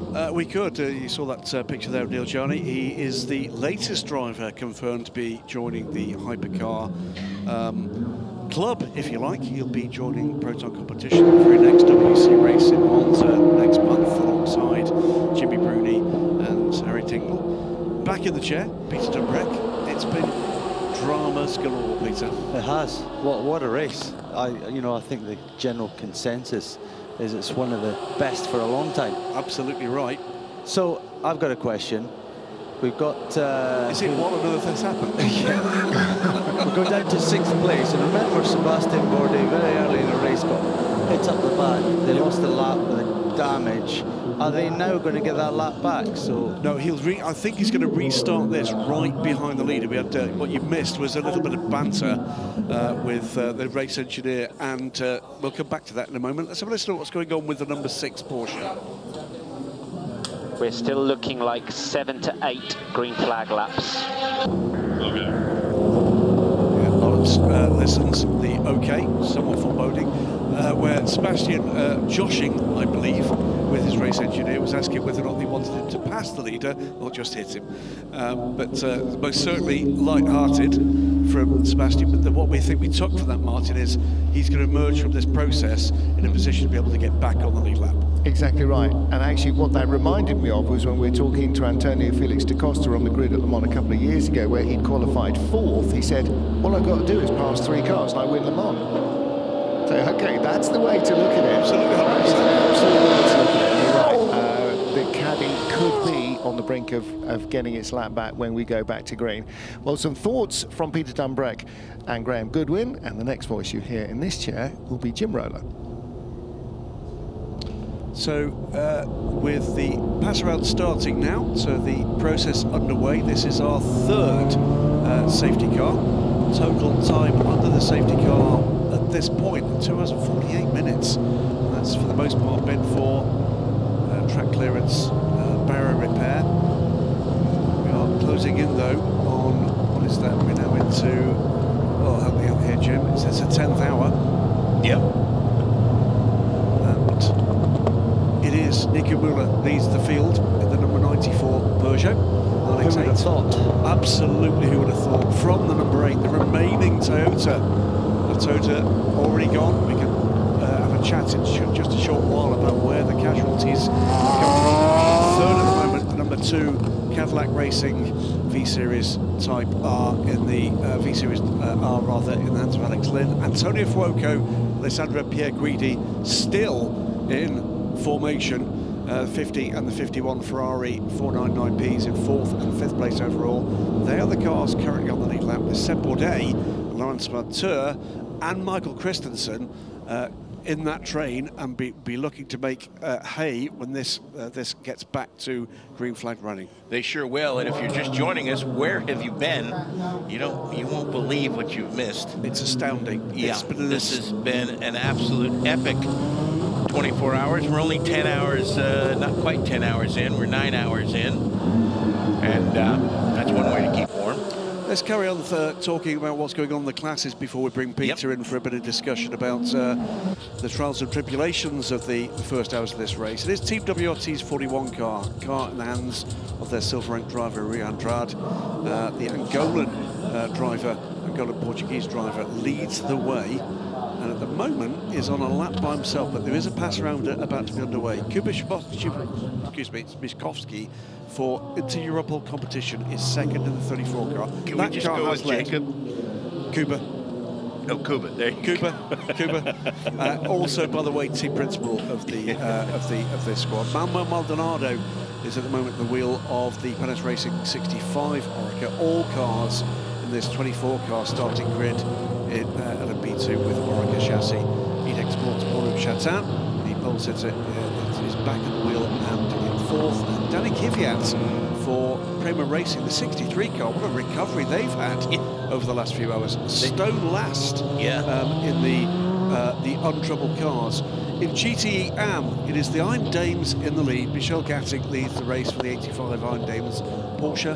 The Francesco Castellacci in the 54 AF Corsa Ferrari, and Rexy Project 1 AO in the 56 Porsche. And Matteo Caroni, he sits third.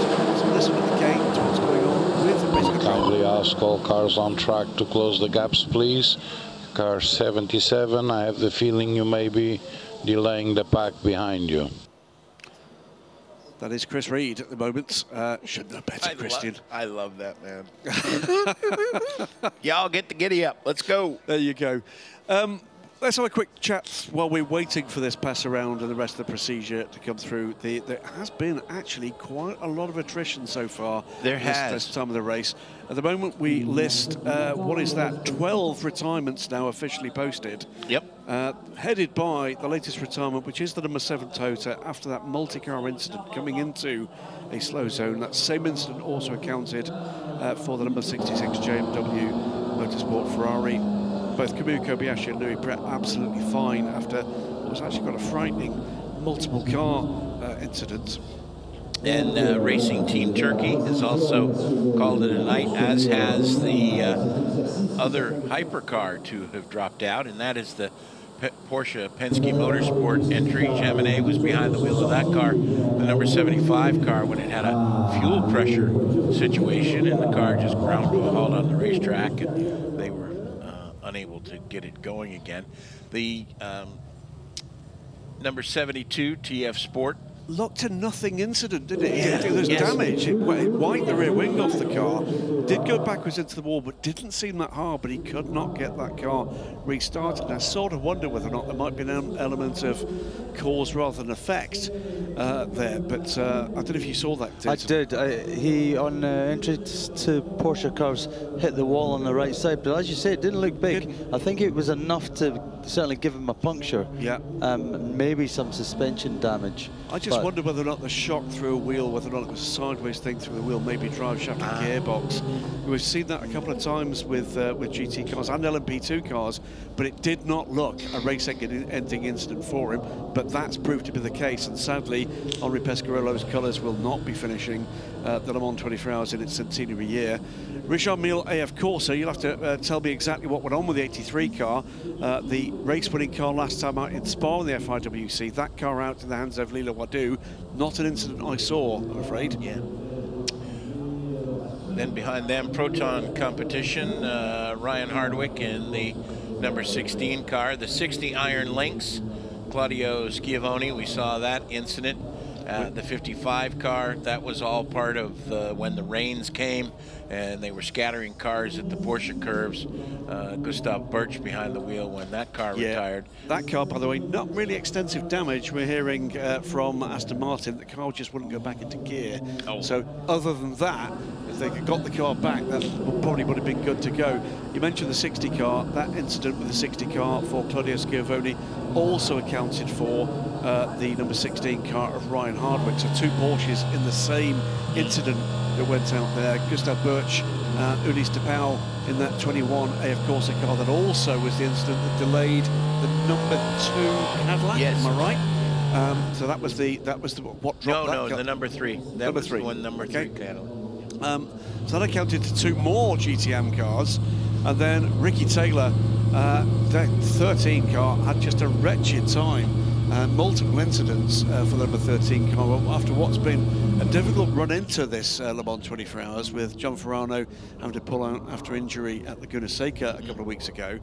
Then the car being involved in a heavy incident earlier in the week, which required the car to be rebuilt around a replacement chassis, and then multiple incidents, one for the gentleman driver, and then 2 for Ricky Taylor, before finally something seemed to let go on that car and heavily into the barriers and out of the race. And finally, in the first retirement, the number 14 Nielsen racing car of Rodrigo Sales. That car looked like Rodrigo, slightly spooked by a rapidly closing Toyota coming up towards the Dunlop chicane, getting onto the marbles to the inside of the circuit and turning. We've seen it happen so many times, sharp right into the wall, from where it did not continue. That's the 12 cars no longer with us. Still 50 cars still running. It wasn't that long ago that 50 was was all this race would actually take. That's right. So there's a caption there somewhere with that picture, wasn't there? But I thought the shot of the Hendricks garage with everybody with their lawn recliners it was distinctly American, I might add. It is still got the hints of the extraordinary on Le Mans 24 Hours this year. The celebratory firework display and light show was of what can only be described as epic proportions. If you did hear that through the mics in here, trust me, it wasn't nearly as loud as it sounded while sitting in one of the long chairs behind here.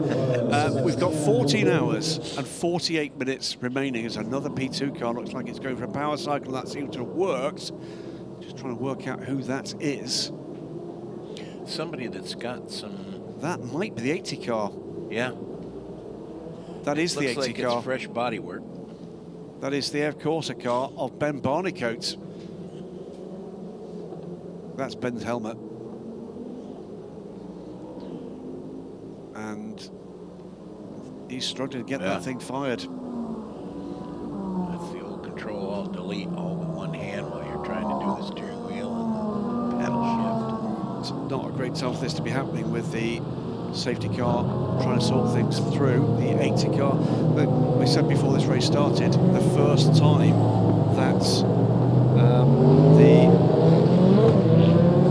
race here could have been won in all 3 classes by the same team with AF Corsa. At the moment, Ben Barnicoat. There's Ben. Now gets the car away. And is it going to fire properly this time? How far back is he on this? He's on the run down to Indianapolis. Car not up to full speed. That will require coming into the pits, I'm sure. And that's going to be a delay for the car, because we've started the merge and pass by, and from there on in, the pits are closed. That car is not in good health, is it? What are you seeing there, Peter? Anything to give us any clues as to what Ben's dealing with? Not really, no. A recalcitrant race car. Yeah.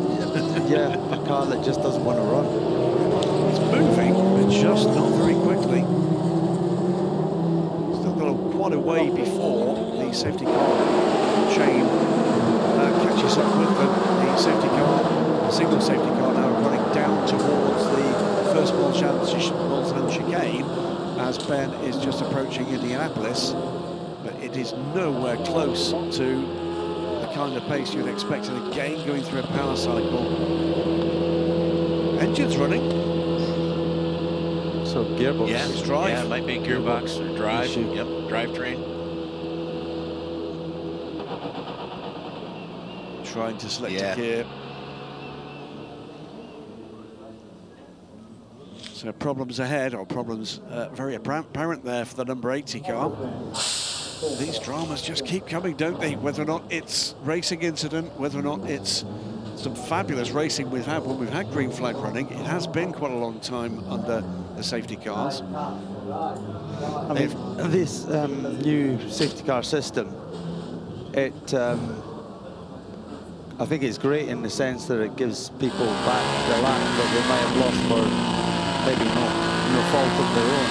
But it does seem to be takes a lot of time and you lose the rhythm of the race. It does take time, but I will say that I think at least 2 of the long cautions that we've had were because the barrier repair took a lot longer than I would have expected it to.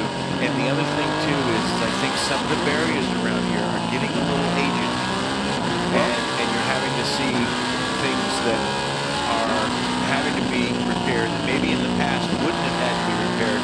But the other thing too is because of the speed of these cars now, you can't have a barrier that's taken a hit and then just go, oh yeah, that's going to be fine. If somebody else hits in that same spot, that could be a barrier failure, and you don't want that. So you got to fix the barrier. I think, you know, when we're looking at success or failure, I don't disagree, these have taken a long time. When we look at success or failure of this new process, it's not necessarily the process, it's the repair or the incident that's led up to the point. Right. What I've been impressed by is when we've got to the point where the process kicks in, that's happening quite quickly. Yeah, and the it's teams, only about a lap, maybe a lap and a half. The teams, it's pretty clear, have briefed themselves very well about what's required, and I think they've done that because it's so different and it's so new here. And because of the length of the lap, it does give space and time to achieve what they're trying to do, which is that class separation. And this car is going to get back to the pits just before the safety car, I think, actually catches them. Or it might just catch them, but it's going to lose a lap. It's clearly going in the garage, isn't it? So that's the least of his problems. He almost doesn't sound. He's probably just in one. He's found a gear and that's it. So safety car in this lap, and it's not the right gear either, is it? No. So with 14 hours, probably be about 14 hours and 42 minutes to go by the time we go.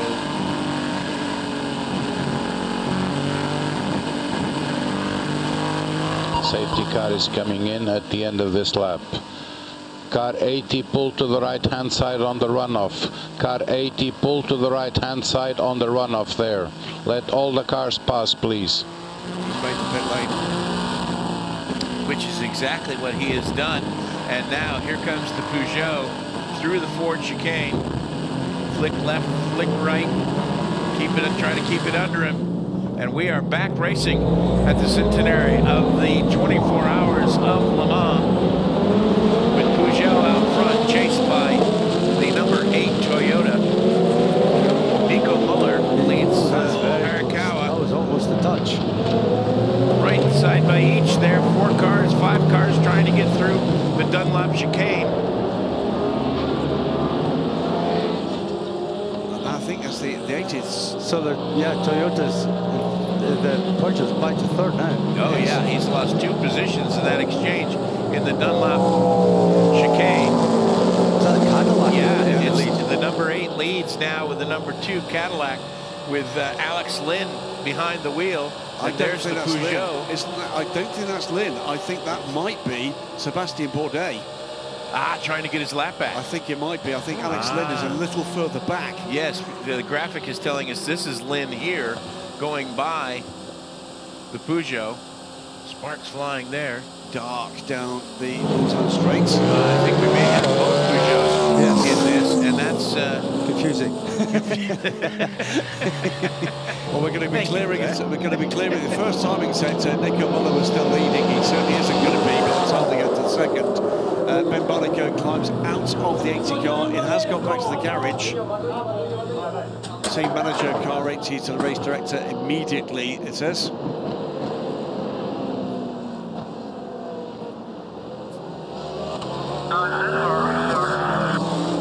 I told you. A little bit of that magic. Yeah. Got about 8 laps here before we have to pit. Just gonna focus forward, do some good clean laps here, buddy. Seb Bourdais goes by and gets back onto the lead lap. How's that for a restart? Some of that Seabass magic. Cars 25 and 35 are under investigation for an incident 23:59. Now that's an hour and 20 minutes ago. Yeah. There's the 2 Peugeots running right together.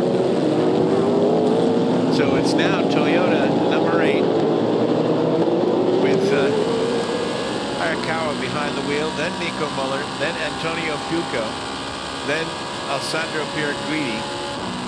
Has he gotten out of the car tonight?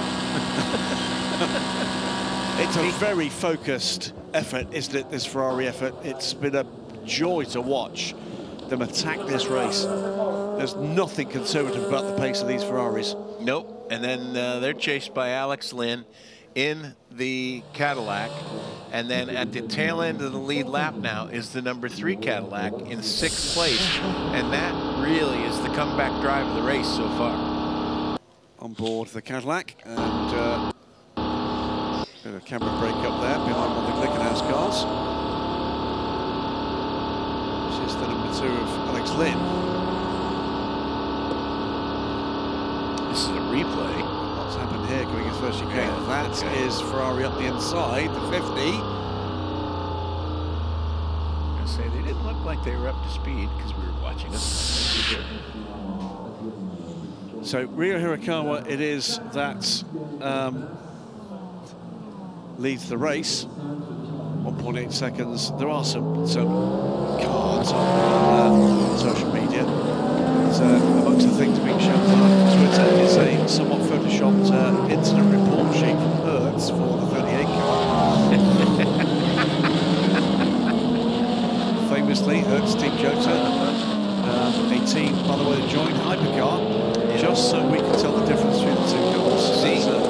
See, Martin, we blew our opportunity because when he hit the wall, one of us should have said, "Gosh, I hope we got the collision damage waiver." Both the Glickenhaus cars, by the way, still running strongly, 10th and 11th. The 709 car in 10th position, 3 laps down on the lead, and it's fallen back into line with the car that started a lap down. Now just ahead of teammate Romain Dumas. There goes the 18, so whatever that was, it was stuck in gear, wasn't it? That's what it looks like. That was a quick fix for it to be anything more serious than that. I think they've looked in the all-purpose racing toolkit, which, as we all know, consists of a hammer, a race tape, and a pair of pliers. I suspect it was the hammer that was used there. What's impressed me about the Ferrari team is that it's like they've been racing here for years. 100%. They have all been in GT. Yeah, but like, you know, in the top class, yes. They just, even things like reversing the order just before they come into the pit, so they line up the correct order, you know, just little things like that. They just look so professional. 28 car into the gravel. That's the Jota car from 5th position in LMP2. One-time leader in the class. It is Pietro Fittipaldi at the wheel for that. That's at Marshall, first 11. That's again the first chicane.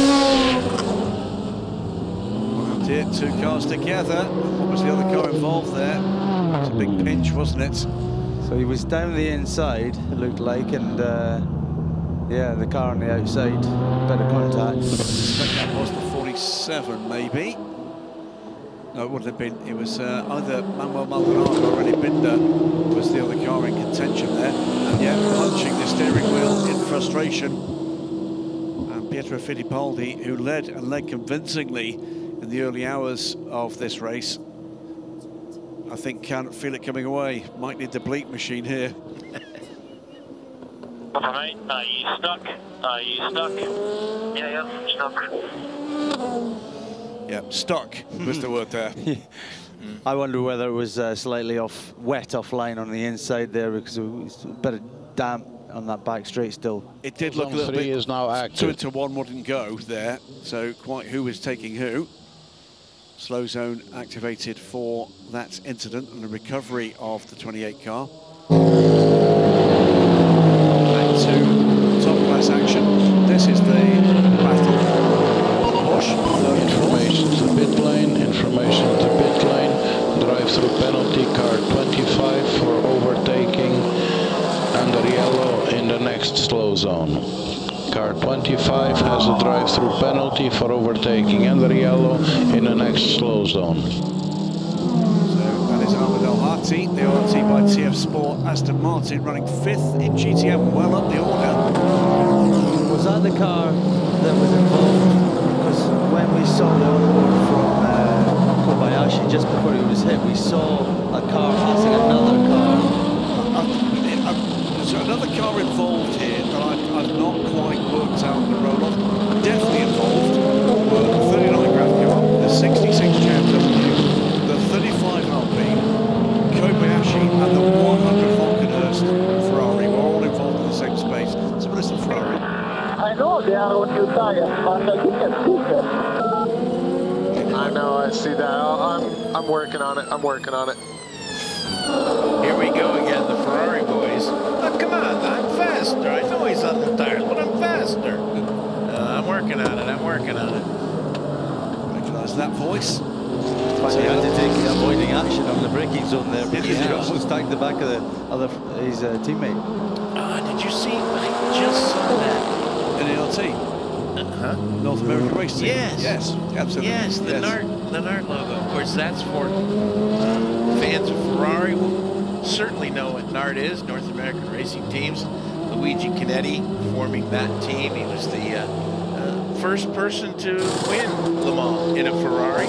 It was in 1949. It was the year after. It was the year that we began racing here after World War II. And that victory cemented Luigi's relationship with Enzo Ferrari and led to him becoming the exclusive importer of Ferraris into the United States for many, many years. And North American Racing Teams, with his son Luigi Jr., has a rich sports car racing history that is just absolutely outstanding. Probably Luigi Jr. still is listening, and if you are Luigi, hope all is well. Yeah, and listen to the tales that Jim Glickenhaus will tell you of his early encounters with Luigi Ginetti and the defining mark that left on his ambition to be in this great race. Incident involving car 28 and car 65 under investigation, so the other car was indeed the Panis racing car. Race control taking a look at that. There's a replay of the 9 car. Oh boy. Yeah, Prema Racing. That's just, that's kind of rough on the equipment. It's like with tennis with racket abuse. Yes. Maybe they should. That car well down, 18th in LMP2 and 46th overall. The Prema Racing cars, they said about the 63 car, we're coming back up the field. Pokering up and down, little Danny Kvyat going well at the moment though. That's the car shared with Dorian Pat. Luca Bortolotti. So slow zone still in place for the recovery of the 28. Beginning to tumble down the order, I'm afraid, and losing laps. The Jota car, and that's going to be a long way back. Yeah. Rio Hirakawa leads the Le Mans 24 Hours for 2023 in the surviving number 8 car. You're joining us after a break for the first time. The sister car, the number 7 car, involved in a multi-car incident going into a slow zone, hit from the rear by the 35 Alpine. That led to that car losing drive and what we would term going red. Yeah. An unsafe hybrid system. I think he got hit on both sides because when the car was on the flatbed, there was as much left side damage as there was pretty much as the 66 car came through between he and the 39. Yeah, Kamui gave it a good job, a good try to get the car back, but it was beyond him. So the 7 car out of the race. Nearest competitor to that car in the overall order at the moment is, care to take a guess without looking at the timing screen? Prepare to be surprised. It's 94 Peugeot, and that's been there for a while. It has led this race more than once. And led for many laps, and not just laps under yellow. No, and Nico Müller doing a fine job. 3 seconds back at the moment, released fairly recently from a safety car process. Then it's the 2 Ferraris. And at the moment, as things stand at the moment, the Peugeot quicker than both of them. And I think the Peugeot is very much comfortable in mixed conditions. Yes. I think that's, the longer this stays dry, I think certainly he's going to come under pressure very quickly from Fuoco and Guidi. Yeah, remarkably at the moment, what we've got are 3 pairs of 2 cars from the same teams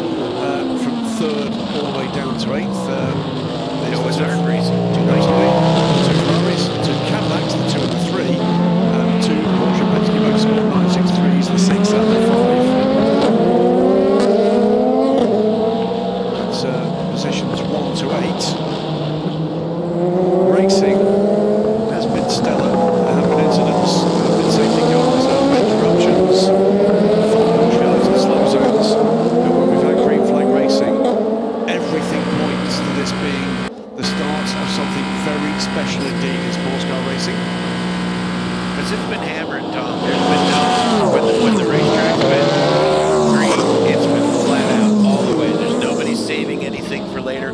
5 car going back into the garage. There you go. That's 75. So we've lost one. The 75 car with fuel pressure problems eliminated some time ago. Problems now for the sister number 5 car. Cars have not been without their problems, and that's not unexpected. These are some very new, very complicated race cars. But boy, have these guys been going at it. So we'll listen into Porsche, find out what is going on for the number 5 Porsche 963. We'll take hybrid off, ignition off, and we are looking at a water leak. Water leak. Water leak for the number 5 car. So that does not look to be the work of a moment. Play nice, boys. This is the 51 of Pierre Guidi trying to go by his teammate, Antonio Fuoco.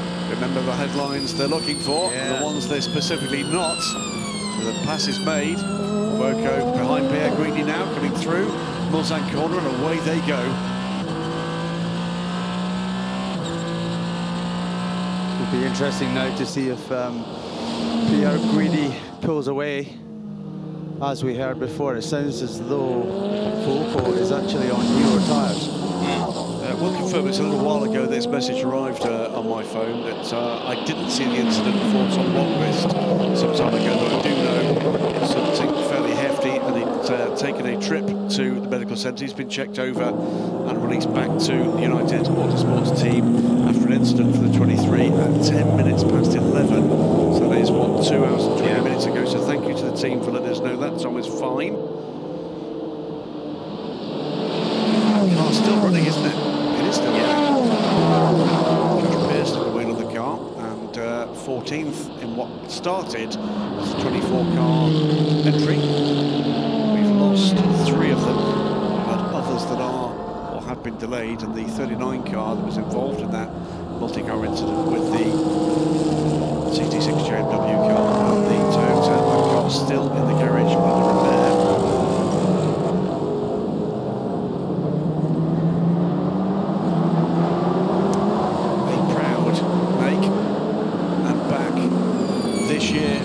For the first time in 50 years, they started this race from pole position, took the whole front row in an extraordinary hyperpole of real drama, and they started this race as they meant to go on, battled hard. Both cars have led. Do you think the order was given there? I think it probably was. I think it probably was. Yeah. I think, you know, if they're struggling to kind of keep the momentum quite right, then it should. These are factory races, you know all about that, and it's not about your career, it's about their reputation. Let's look at the diffuser flapping away, and that's the 911 car, isn't it? That's a little bit second-hand. That's Martin Rump.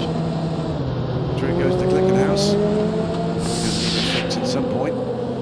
Sooner rather than later, I suspect. Repair on the 5 continues, and that's allowed the 93 Peugeot to go back up into 8th position. Mikkel Jensen aboard that car, 2 laps off the lead now, the 8th, so the top 7 cars now are on the lead lap still. Ria Hirakawa, Nico Müller, Alessandro Pierguidi, Antonio Fuoco, Alex Lynn, Sebastian Bourdais and Laurens Vanteur are the current contenders on the lead lap for win for the centenary running of the 24 Hours of Le Mans. Gang of LMP2s with Hypercar SO in amongst them. Announced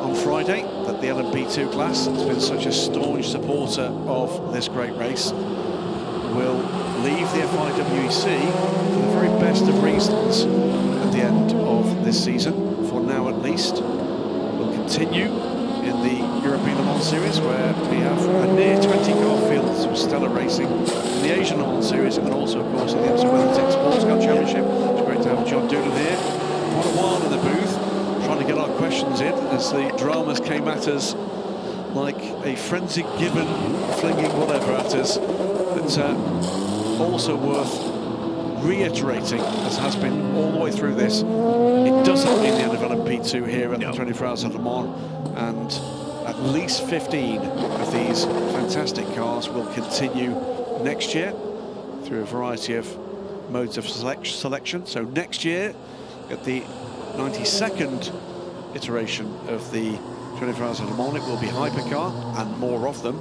It will be LMP2, and it will be another new class, LMGT3, replacing the GTE AM cars that we have here for the very last time at Le Mans. Still a season to complete for these fabulous GT cars.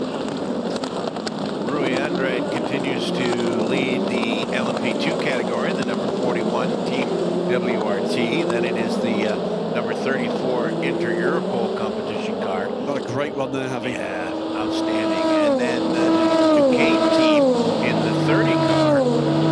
Panis Racing in the 65 is fourth, and Cool Racing, number 47, is fifth. The leader of the Pro-Am category of LMP2 is the other Cool Racing car. We have Matthias Jacobsen behind the wheel of that car, the 37 car, sixth in a class. That's Jacobsen in that 37 car leads the Pro-Am side of things. It's two Cool Racing cars in fifth and sixth. The Duquesne car, by the way, the Hansa-Rennie Binder has just taken the third place. It's a 1 minute stop and go penalty for car 35 for accelerating in an X slow and causing a collision at MP5. That is, I'm sure, from the incident that was sparked with the Toyota and the Ferrari, the number 66 Ferrari. Let's see whether or not that is the only penalty that comes from that. I don't think it will be. The 6 car in for routine service. That's the 6 car. Yes, it is. Yeah, that's a Mons Vanteur. And it is a switch to Kevin Est. Beginning to see some tired faces here. We can now, by the way, say happy 21st birthday, Ollie Caldwell. Should we sing? I think the whole crowd should. I think the crowd should. 21st birthday, a very special time. What better way to celebrate it than with a 1 minute stop go penalty?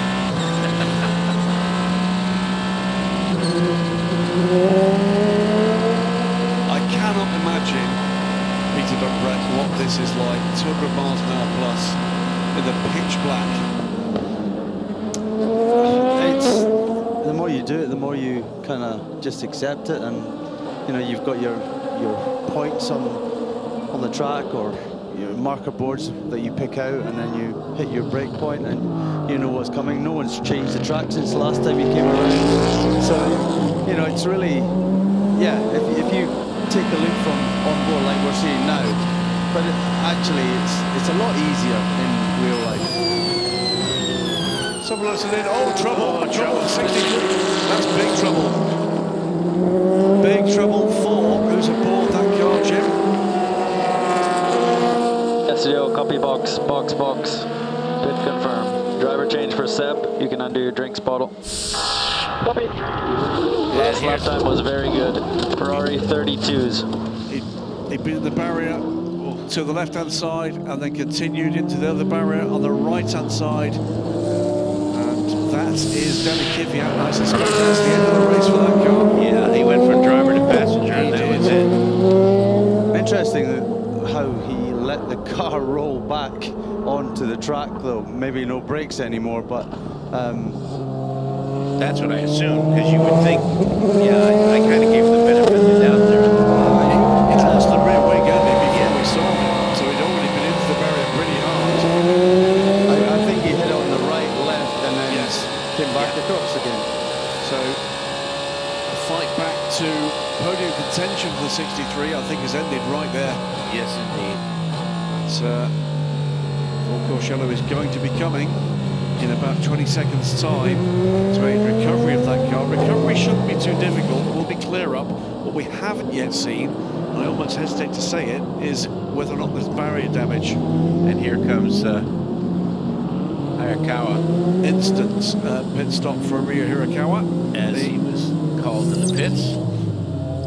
Courciello is called now. And that is ideal timing for Toyota. Pulls to a stop and loses gains, if you like, as much as is possible in those circumstances, as the rest of the field is circulating more slowly. The clock, of course, is still ticking, so less time lost to the rest of the field. That seemed a little bit unruly, that car leaving the pit lane there. Yeah, they had tires ready, but they chose not to change them. But they said to him, driver change. He can undo his drink bottle. That's right, They did, and they did full service. Well remembered. Peugeot back in the lead. Nico Müller once again leads Le Mans. So somehow the full course yellow actually changed their minds. Yes. Well, I suspect that was they knew they had more to gain by a quick pit stop in these circumstances. Although, having said that, you'd lose less, wouldn't you, with a driver change in these circumstances? Exactly. If you're going to do it anyway. Yeah, Danny Kvyat stalks away from that car, and that, I'm afraid, is all she wrote for the number 63 Prema Racing effort. There are going to be at least two impact points to be examined and dealt with. That is one very second-hand Orica. Big impact to the rear right in particular. I mean, we have seen through that left-hander, normally cars don't go in the walls often, but we've seen a few in there. We have. Is that a function of carrying more speed, perhaps, Peter? Watch again, probably in the back, very backwards there. And then across the racetrack. Now that hit didn't do any damage to the barrier. No, it didn't. The first hit made it. The first hit was a hefty crunch. So that's what I'm thinking. Yeah. If he had any brakes there at all, he'd have stopped. Yeah. Because you don't really want to be rolling back onto the track. He's experienced enough too to know get the car stopped. So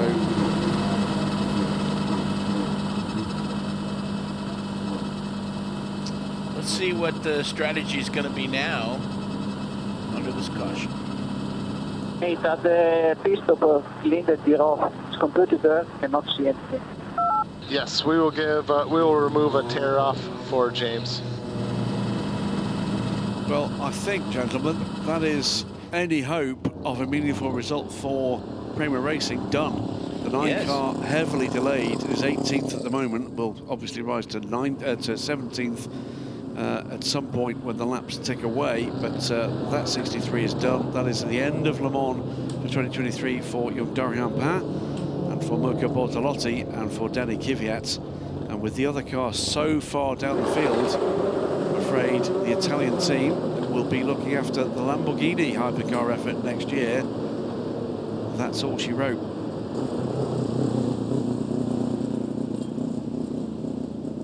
Yeah, he's done damage to the side pod. He's ripped probably. He's gone around, hasn't he? And most rear suspensions are toast. He's hit with the rear of the car and dragged the side of the car along the barrier as well, and be an upsetting moment for Dorian, I'm sure. She's quite the talent. Listen again to what's going on now with Alessandra Pierguidi on the 51, with the AF Corsa car in second. And so far they are good, but I had a lot of Crucial slow zone and things like this. I'm not sure if we pushed 11 laps in a row. Like this is okay, just a bit of movement. Okay, copy that. That's why we think they're probably good for this kind of scenario. We keep getting a lot of slow zones. So lots of chatter with Ferrari. They're in good spirits, aren't they? Tire? Yeah, yes, I think so. Yeah. So I think there's decisions being made about just how far they can push it at the moment with these Michelin tyres. Lots going on still there in terms of development in all sorts of ways. Longevity of the tyres, of course. We've seen the rather more, if you like, fan-focused element here with the new colour coding on the tyres, and still to come more and yet more in terms of the sustainability of these tyres. I think I'm right, is it the wet is 40% renewable materials, the dry tyre I think is 30, and up in the village there's racing tyres at 63% renewable materials. That's a key part of the vision moving forward, the roadmap that's being established. So James Collado, he's going to get into car 51 when it pits. He's going to get his own there, isn't he? What song do you think he's singing? Show me the way to go home. Fast. If you weren't with us earlier, Peter explained that when he was ready to get himself psyched up and into the car, he would sing a famous Scottish tune. I Believe I Can Fly? No? No. I Can Walk 500 miles. No. Oh, was it really? No, it's not. No, Flower of Scotland. Did you really? Scotland, yes. Music has an amazing effect, doesn't it, in terms of just keeping focus, shutting out everything else, you know, and... Care to give us a couple bars? No, probably not. No one would appreciate that. I'll wait till later when he's a little more tired and pliable. It's a tough moment, this, isn't it, for any team.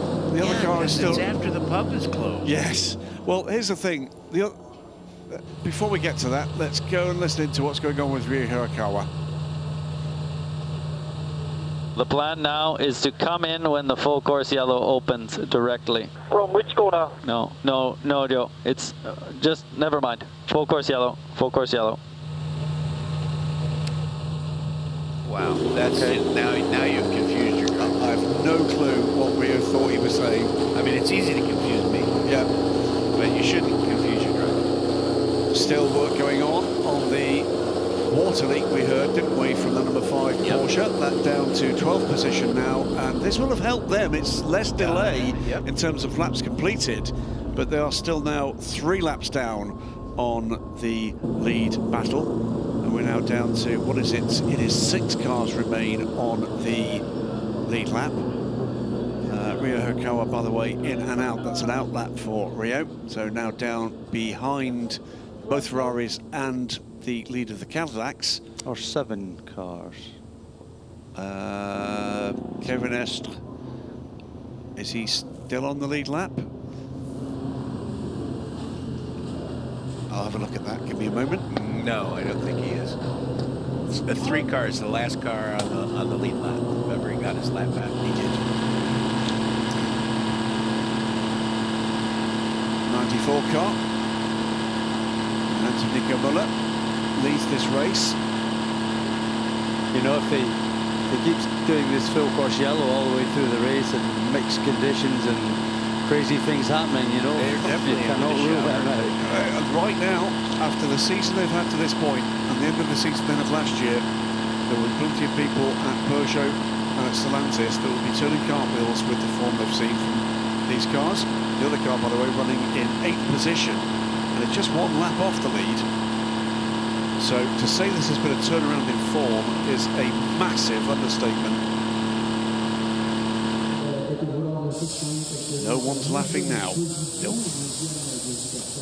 I mean, they probably came into the race feeling no pressure at all. And let's finish the race. Let's do what we can. Exactly. The saddest sight in Le Mans. I hate that. The saddest sight in Le Mans. The garage door goes down. Yeah. Trusty teammaker, booth runner, and I'm afraid to say my son. All-around son. Absolutely. Drinking buddy. He says with Ben in disguised birth, Sells with the number 6 car will cycle round to be on the lead lap after this pit stop cycle. Ah, okay, sure, that makes sense. La catégorie LMP2, on retrouve ensuite la 13e place du classement général leader de la catégorie LMP2. A driver change soon at Peugeot. That's a lead I've never seen. I mean, Paul de Rista, that's Paul. That's Paul? Yeah, I've never seen those colours before. Another one of those Le Mans specials, perhaps? Or new sponsor. True. Well, that's it. Another part that we don't often talk about here, which is this is clearly a race on a rapid upward trajectory. So let's go on what's going on with Peugeot, the 94. just how Ben said it, it's just quite risky. So if we have a long focus yellow now and start bringing the tires back in, and with how edgy and unpredictable it is, it's not great, but I will do my best. The other thing to consider, Nico, is that there might be some rain coming in about 20, 25, 30 minutes. Copy. So this is also why we would rather not change tires. There's been discussion clearly about whether or not the envelope of these tyres can be extended to keep the pit stop time down as much as possible, amongst other things. Two things to consider. Nico Müller thinking that's a little on the edge, and then being informed by the race engineer that rain is on the way. Oh, we're going to see the Ferrari being taken back into the garage area. Now, three softs on, I think. Yep. So, Ferrari number 50 in the hands of Antonio Fuoco. The pole-setting car is in the garage. More and more and more drama. Is this a simple matter? Trouble for the 311. A spin under full course yellow. This car has been on a near race-long recovery drive. It's still, what is it, 17 laps off the lead. Straightaway. Oh, yeah. So that's coming out of the Ford chicane as he's looped it there. It's Pipo Derani. They've had a long and lonely race. This was after Jack Aitken had a major whoopsie through the first chicane in horrible conditions. Didn't seem to have done very much wrong.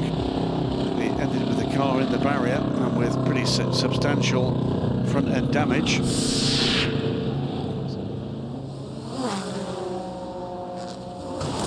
So that was a Bremer car, so we were right. Contact on the right side, which put him over to the left, and you were spot on. Pretty much destroyed the car.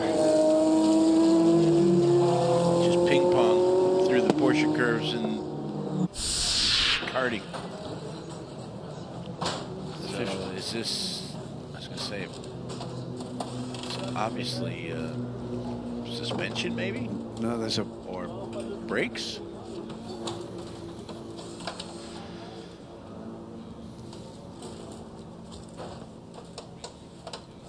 Let's have a listen to what's going on with the number 50. And we need to look for a leak. Leak. Braking system, water system. I thought that was a water pressure. That would be a second car with a water leak.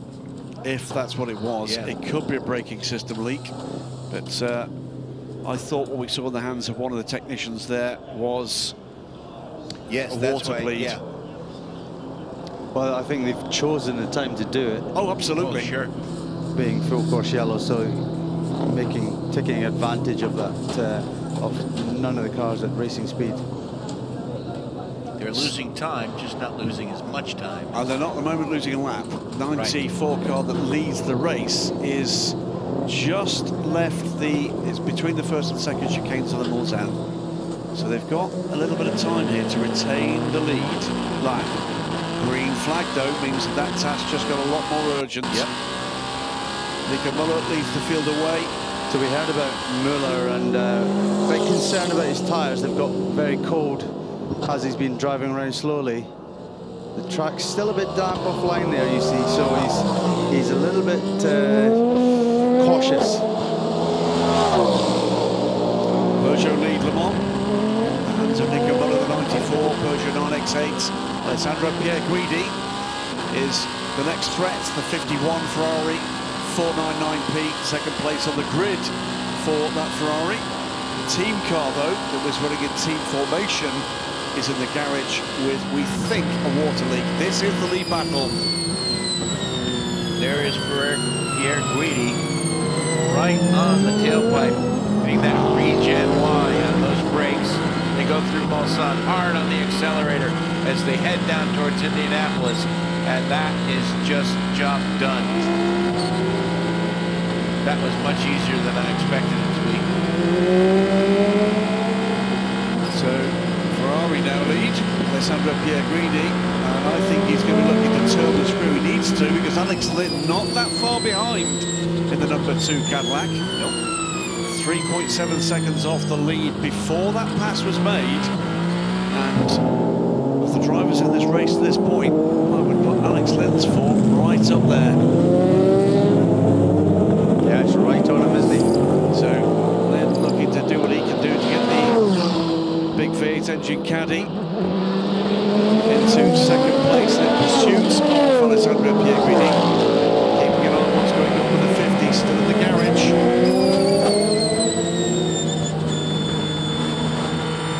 It's not going to be much longer before they lose a lap here.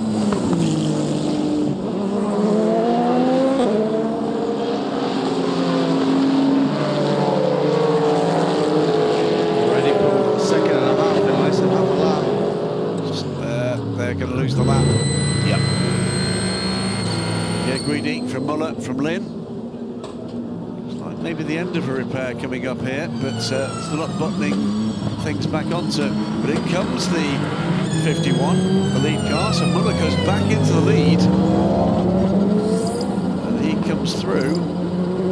But instead of losing just one, they would have lost 3 laps, probably 2 laps for sure. So we're seeing Hirakawa come back into the pits. We did hear a little bit of radio chat with them. I don't really understand why they pitted and then pitted again now.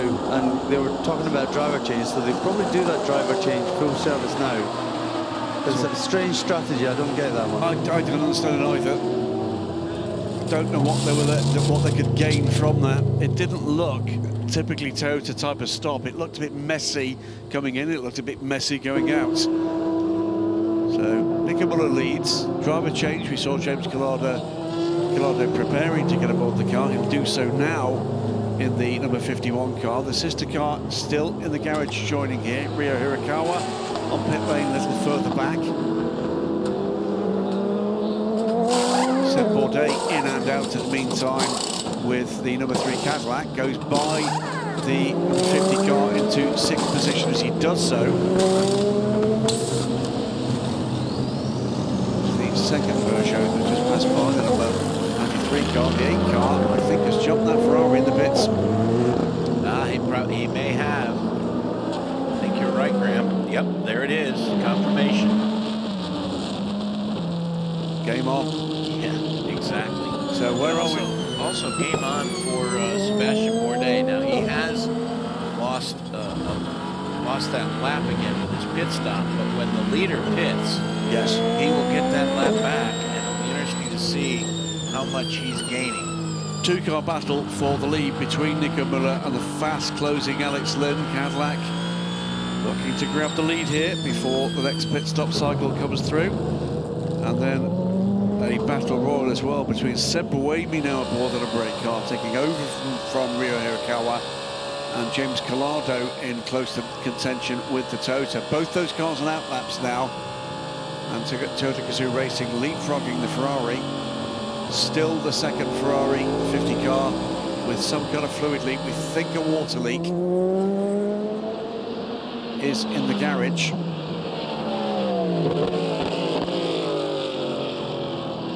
Peugeot, Cadillac, Toyota, Ferrari, 4 different makes in the top 4 as we come to the end of the 10th hour of this quite fabulous race, this quite fabulous event.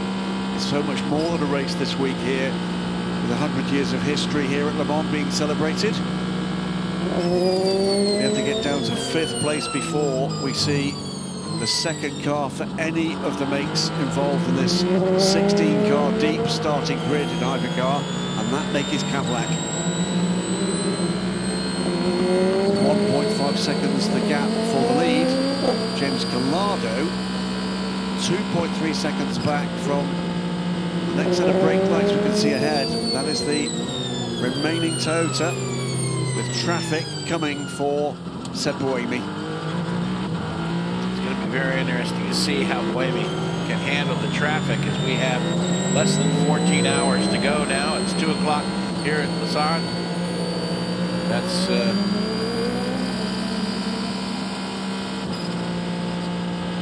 8 p.m. on the east coast of the United States. Took you a while there. Yes, indeed. It'll be interesting to see, for me anyway, whether Collado is going to be able to close up on that Toyota ahead. I wonder what the pace is like. just out. This is his out lap. And joining us in the booth for the overnight hours, Guy Smith. Actually, both. Yeah, welcome back, Guy. Hello. Actually, both Buemi and Collardo both are fresh in the car. That's right. So it's interesting now for me to see who's going to be the quickest to get on the case, push the car, and get up to speed. No time to warm up. Straight into an impediment. Straight Certainly, and straight into the darkness as well. But also straight into probably the best track conditions that they've had, because probably the last time both of these guys were in the car, track conditions weren't quite this good. This is the second stint for both of these drivers. 123 laps complete. Let's find out what they're telling James Collado. Is there anything I should know about the track? At the moment, it's full green. I'll talk to Ale. The chicanes stay tight on the line because off the line it's still damp. Stay up next to the curbs. Okay. That's very interesting information. I think we could see that from our camera angles, and the various offs that people were having. I think it's just a case of trying to get up to speed for James, isn't it? Making sure that, you know, while he hasn't been in the car, if there's anything that's come to light, obviously the track's evolving and changing. So, yeah, when Pierre Guidi came out of the car, what was the feedback on the car? What was the feedback on the circuit? Anything they could do to help him to get up to speed will be a big benefit.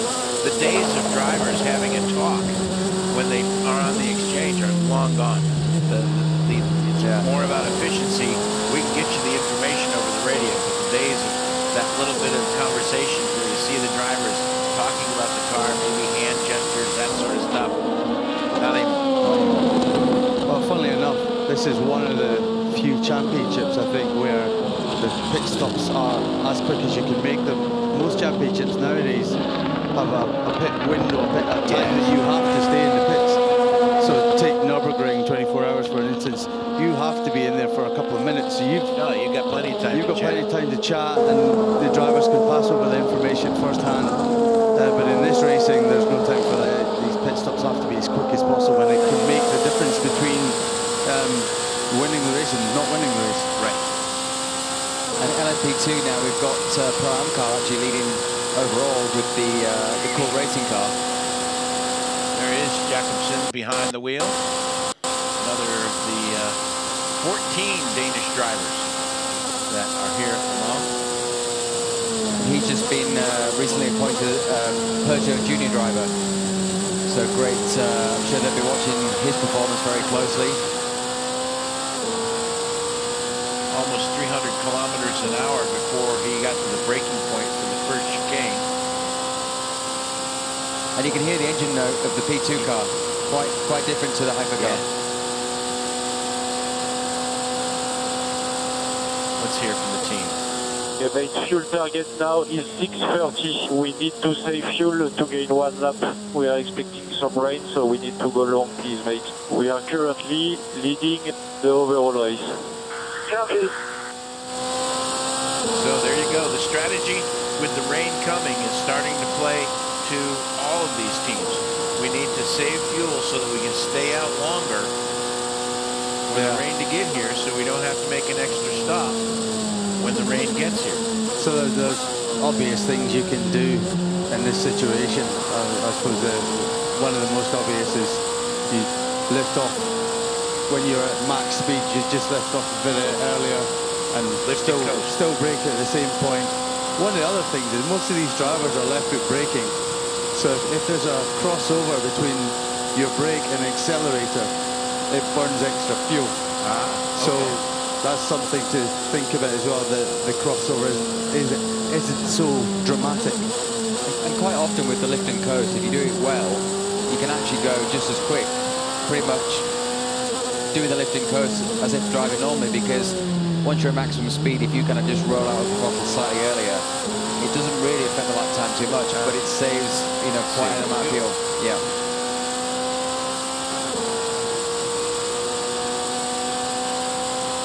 sit and listen to these And in the P2 car, they're quite high revving, and there's quite a lot of vibration in the car. They really do sort of resonate and vibrate in the car. But they're an amazing car, super reliable, and obviously it's a one-make class now. Yeah, but it doesn't feel like spec racing. No, it doesn't feel like spec racing, even though it is a one-make class. Everybody's running the Gibson, which is based on the Nissan engine. They're all running the Orica chassis. Everybody's on Goodyear tires. It's a spec tire. Now I've got a little sort of train of LMP2 cars with Jakobsen, who's the overall leader in LMP2, trying to put them another lap down. 50 car still undergoing some work. I think we've got our answer now on James Collardo. He is starting to close the gap slightly on Sebastian Buemi ahead of him. So we could see a good little battle developing there quite soon. And also, Buemi wasn't exactly closing on Nico Miller. Of course, he's made a pit stop, so that will change that around. But straight off. That's the is that the Corvette? No, might be. Yeah, you're right there. I think you're right. Yeah. And this is what you don't want to see as a driver. You know, you've been fighting for the win, leading the race, and the next thing you're in the garage. It's heartbreaking, really. A car that has spent a lot of time near the front of the GTM category, the GR Racing number 86. Ben Barker behind the wheel of that car, but they're trying to catch up. The 56 Rexy, the Project 1 AO car, Gunnar Jeanette now behind the wheel of that car, is on an outlap. The Iron Dames with Rachel Frey in the number 85 car is second in the class. Then the Proton Competition 911 with Francesco Castellici behind the wheel. Then the Kessel Racing, the first time we've called Kessel Racing. Daniel Serra is in 5th position in the class in the number 57 Ferrari. Daniel Serra won a couple of times already here, hasn't he? At least once in Aston Martin and in the Ferrari. In GT Pro. Yeah, I think that's brakes, guys. That's a brake line leak. Back on board with Jacobsen. Now he's actually dropped back a couple of spots. I don't know whether he made a pit stop, but he's dropped back down now to P4 in class.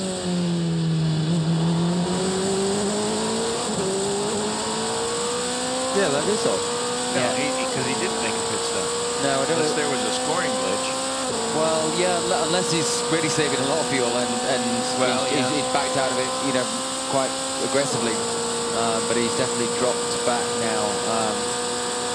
And cars coming from behind as well. Getting the blue lights. I mean, he's almost 20 seconds back, actually, isn't he? That's something else. That's unless there was. Yeah, I'm not sure. Unless he had a spin. Well, that would explain it. Because as you said, he was at the head of a train, so if he had it off or just going wide somewhere, he would have cost him some positions. Back on board with our second place Toyota. So 7 seconds up the road. Start to see the lights now of the Peugeot 94 car. It just gives you that, if you're that car chasing, that when you see those rear lights, it just gives you that little carrot to start to chase and chip away and try and eat into that gap. And I imagine the team will have told him that he's quite close to him and just to egg him on a little bit. I'd be interested to know who's led the most laps so far. I mean, I think that Peugeot seems to have been out front for quite a while now. Yeah, so exactly. Yeah. It would be...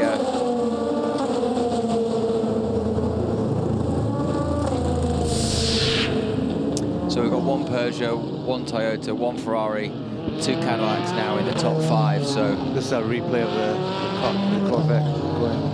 Or is it? Or is that another car going straight on? No, that was the replay of what was earlier.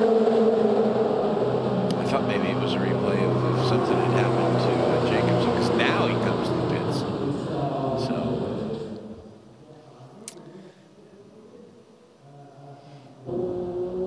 There's the Camaro, the number 24 car, the NASCAR to Le Mans entry, Garage 56. We had John Doonan in a little while ago, and everybody associated with this program is just over the moon happy with how things have been going.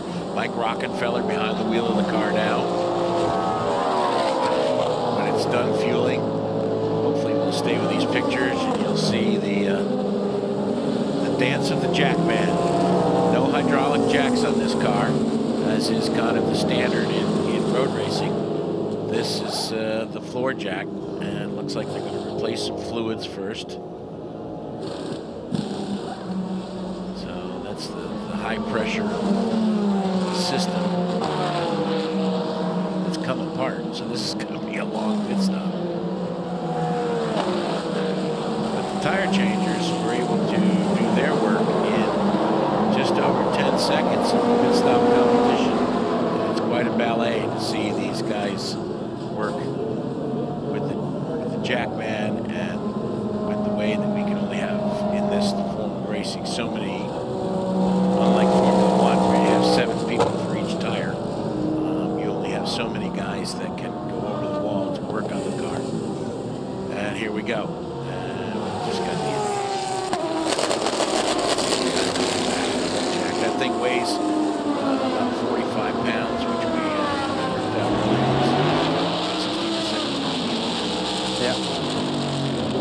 It's so cool to see this car. It's such a great thing to see and hear.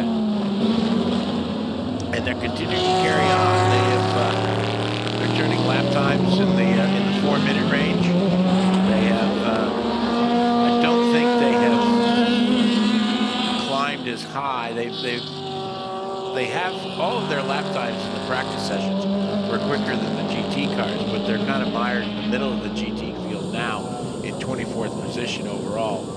I think their wish for the day is to get as close as they can to being in the top 20. I think one of the factors is when it rained in the tricky conditions, they lost their straight line speed advantage, and all of a sudden the GT cars are on them. So the 50 car now slipped down to 12th place. So that's promoted both Glickenhaus up to 8th and 9th now. And the 37 car, the core car we've been following, is now in the pits. It's dropping down the order. So maybe they really did have a problem. Yeah. Yep. Yeah, because he's now been in there for a while. And we start to see the 50 car dropping down the leaderboard now. Down to 14th overall, 15th overall. Such a shame they were running so well, led the race various times. Pole position car, of course. Here's Mike Rockenfeller. That distinctive downshift. Here's 5-speed paddle shift on this car. Unlike the Winston Cup, wow, just aged myself there. When did they stop running that? A long time ago. The Cup car of today, this is the same as the Gen 7 cars that you see in NASCAR action on Sunday afternoons, but this car has, instead of a sequential, it has a sequential gearbox, but it's paddle shift, as opposed to the sequential shift on what the Gen 7 car has. Other than that, it's pretty much identical. It's 400 pounds lighter than a Cup car. And they were able to achieve that through going from steel brakes, which is the rules in NASCAR, to composite carbon brakes, which took out a lot of the weight. And also they did some reconfiguring. Full course caution. We have another full course caution.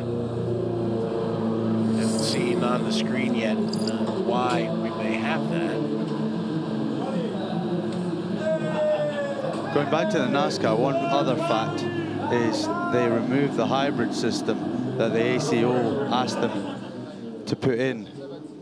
So in the end, the ACO said, okay, you don't need to have a hybrid. And that was a big weight saving. Yeah. Both the Glickenhauses still running. Still waiting to see why we have this full course caution. This isn't the safety car. This is just the field gets neutralized to 80 kilometers an hour. Can we see any cars stopped No. on track? Whether the Prema car, okay, we know that stopped. 63 car, perhaps? No, that's the Prema car.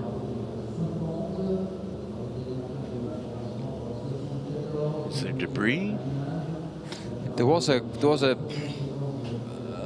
message about debris on track, but this is good news for the 50. Yeah.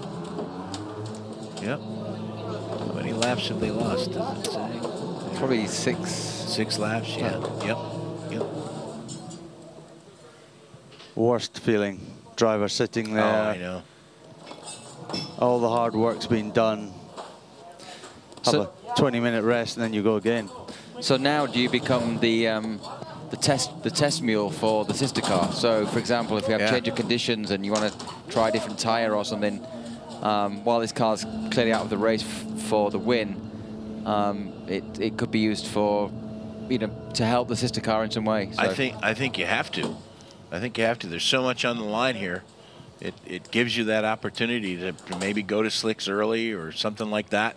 We have heard that there is rain expected in the next little while.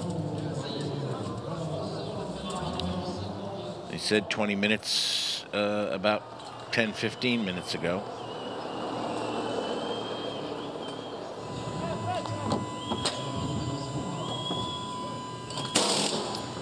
Says the full course yellow is going to end shortly. So maybe it was just debris on the circuit. Yeah, that makes it a very short caution. Going to go out on softs. Again, we talked earlier, the Toyota started on softs because of the mixed conditions. Everybody else during the daylight pretty much raced with the mediums, and tonight, as you guys expected, they have almost all gone to softs. So interesting, even though we had a fairly high track temp, no one's, from what I saw, been on hard tires all weekend.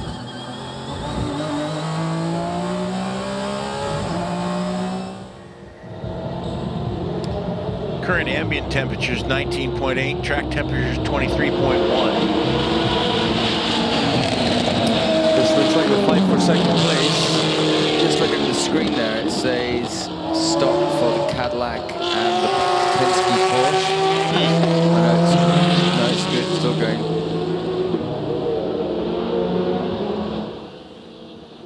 So we've got Rahel Fry in front of Martin Rump. 2 Porsches. This is the battle for second place in the GTM category. Through Tetrouge and out onto the Mulsanne straightaway. See who has the horsepower. As these cars will reach their terminal velocity at this racetrack in this section of the racetrack.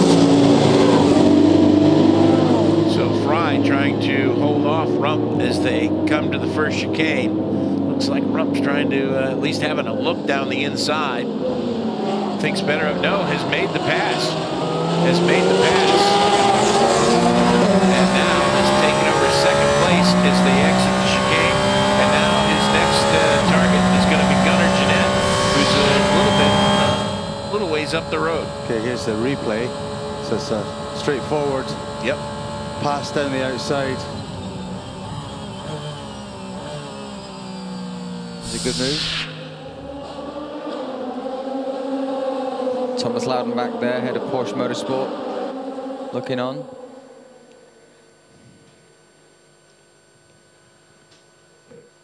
on board with the number 8, Sebastian Buemi. Buemi's now really closing in within a second of Nico Moller, so it's within striking distance. So, and not far behind Buemi is James Collado. So it's getting tight up front now. Yeah, game on again, and the Cadillac number 2, Alex Lind, is only 12 seconds behind the leader, just 8 seconds behind our third place Ferrari.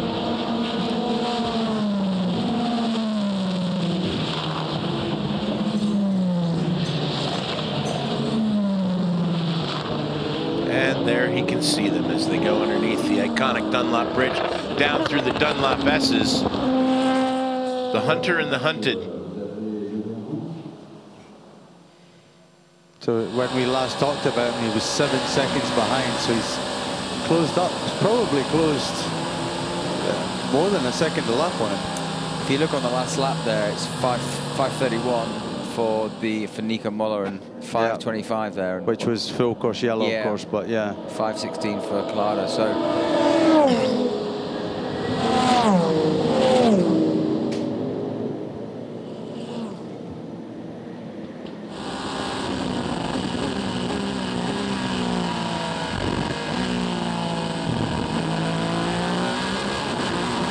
Nico Moller seems to have been in the car for a long time. He must be doing, definitely doing triple stints. Yeah, triple stints.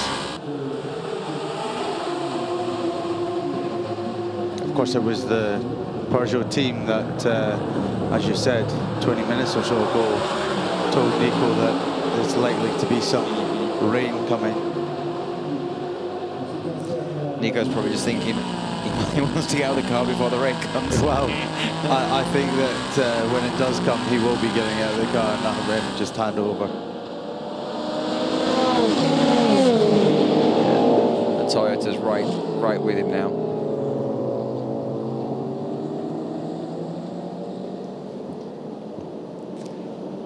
This is the battle for the lead.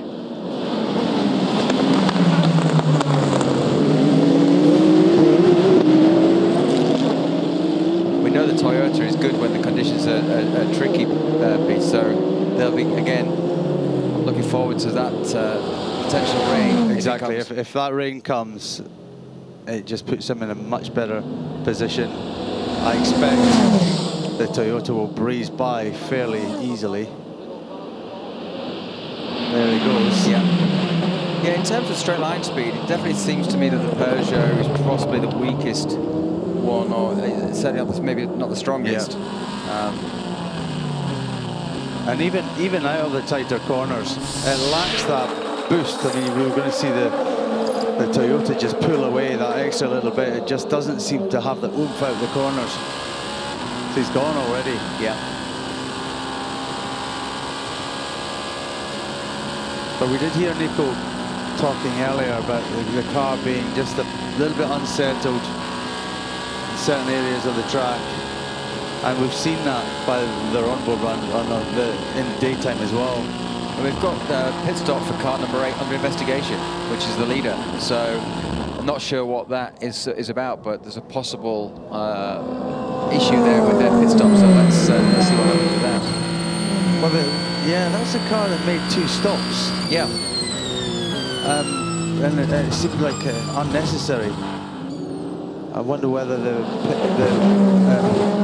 pit lane had actually, you know, was closed or something. Yeah, it doesn't happen in the full course yellow though. It's definitely was a strange one. And got James Collado now catching up again. He's only 1.1 behind Nico Moller. So again, it won't be long before he's trying to get past.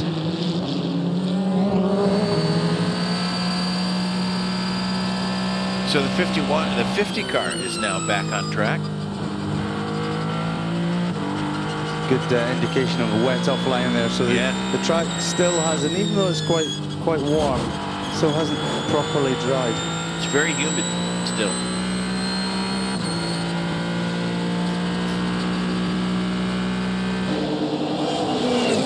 Just a little over 13.5 hours remaining. A whole lot of race yet to be run. Yeah, that 37 call car, it's dropped right to the back now. It's obviously got a problem. Yeah, he's still in the pits. That's too bad. They had a really good run going. So Buemi's pulled out 1.6 seconds in the last couple of laps, so he's just getting his head down and trying to pull out a gap. Hopefully there'll be no issue with the pit stop. Still waiting to find out more information on that.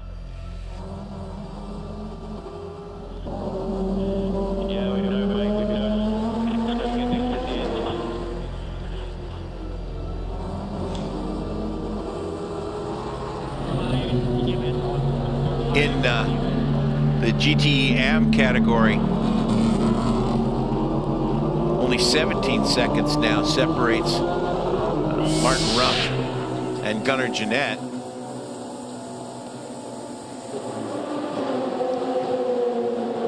So we'll keep an eye on that, see if the 911 Proton competition entry can close in on Jeanette in the 56. Back on board with Nico Miller. Second place in the Peugeot. Just a little over 2 seconds behind our race leader, Sebastian Buemi. Must be frustrating for him, knowing that he can really do nothing about the Toyota coming by, and potentially later on, maybe on the Mulsanne, the 51 car will probably just pass him on the straight as well. Yeah, because that's the 51 right behind the Peugeot now as they head into Indianapolis. And it's interesting. No, I'm sorry, that's Porsche curves. Yeah, it's really interesting to see the difference in the two cars, how the Peugeot is visibly moving around more, and the Ferrari just seems to be completely nailed down. But, you know, through the Porsche corners there, fastest corners on the track, the Peugeot actually looked like it pulled away, so it might look a little bit more nervous, but it certainly doesn't lack pace through there. And it's interesting that it would be a little more nervous in the dry, but not as nervous and perform better in mixed conditions when everybody else is nervous. Yeah. Sometimes it can be maybe their sort of suspension setup is a little bit softer, the car's a bit more compliant, so when it does become cooler or it becomes you know, inclement weather, that the car just seems to suit those conditions better. Ferrari's not really gained on him, no. I mean, let's see now. I mean, we were just saying earlier on that it seems to be the straight line speed the Peugeot is perhaps lacking a little bit compared to the other hypercars. But let's see if he claws back some of that time now as we get onto the Mulsanne straight. Yeah, the proof will be in the pudding here if they go down towards the first chicane, because this is the fastest part of the racetrack. This is when they reach their highest speeds, right before the braking point for the chicane. Little strip between there on the 100 Ferrari, the walking horse entry. Hard on the brakes, and it doesn't look like he closed in that much, guys. No. Nico Miller's driving really well. A lot of pressure to lead the race, but he's keeping his head. Their last lap time were 32.7s. One was a 32.727, the other was a 32.58. So Muller had a better lap time last lap, but just by a skosh. There goes your race leader, Sebastian Buemi. Here comes second and third. Just 2 seconds behind. Over the hump. As we go back. There they are. It's almost as if the Peugeot's starting to close back in on Buemi. You're right. It's like it's he's found like a new lease of life. Yeah, he just raised his pace. Who's going to be able to work the traffic better in these high-speed portions of the racetrack? Come the entrance to Indianapolis. That worked well for the the Peugeot, not so good for the Ferrari. Yeah. And it's so difficult for these GT guys because they are absolutely on the limit. Yes. And of course, when you've got a hypercar, probably either side of you trying to get around you in a high-speed corner, such as the Porsche corners, it must be very difficult trying to look in your mirror and hold your line. Going around the number 98 Aston Martin, which is currently 10th in GTEM. Ian James behind the wheel of that car. Ian making his first return here in almost 20 years. I spoke to him. I used to race against Ian in 1994 in Formula Vauxhall Junior. And I saw him probably for the first time since about that time in the paddock. And now we were just chatting. And he's been in America for 27 years now. Yeah, racing pretty much full time over there. Kevin Esther's just put in. Is that their fastest time? Yeah, that's a personal best for that car. And a 3:29.672. The same for the Hendrick NASCAR. It's done its best personal best time with Mike Rockefeller at the wheel. So the track's obviously starting to come in a little bit. Yeah. Just in time for it to rain. Exactly. Cooler weather, stronger engines, thicker air, more horsepower. So let's find out what they're talking about at Toyota. Okay, Seb, 3 laps to go this stint. 3 laps to go this stint. So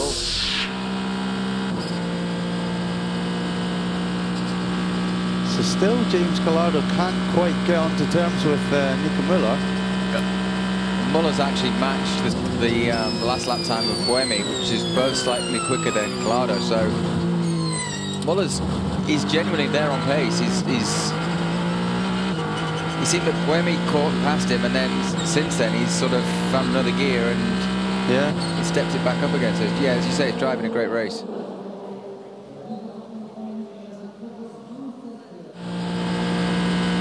Alex Lynn's lapping at a similar pace as the leader, so very, very close on that time, but he's still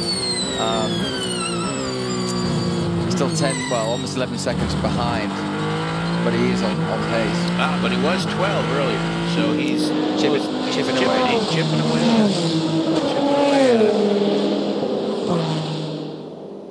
So there you go. They're close enough now that we're measuring it in meters, not in seconds.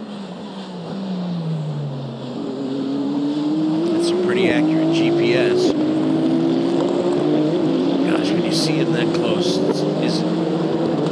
how hard is it to stay disciplined and just not take a little bit deeper than you should? I don't want to know. I think you've got some of those, haven't you, Peter? I wear them on a Saturday night normally, yeah. So.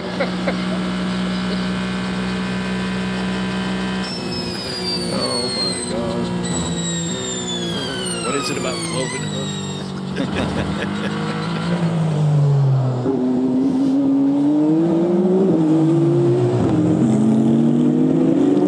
Right, now he's on. Now he's close. He's got to run now. He had a very, very good sector too, Collado.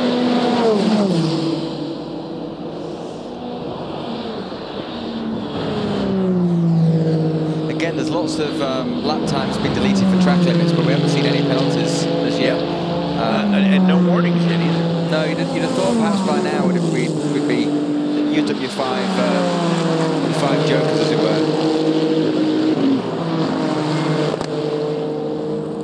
So we have a yellow at Marshall Post 35. That's gone now. Just a spin. So Muller is matching, and there's the pass. The pass has been completed.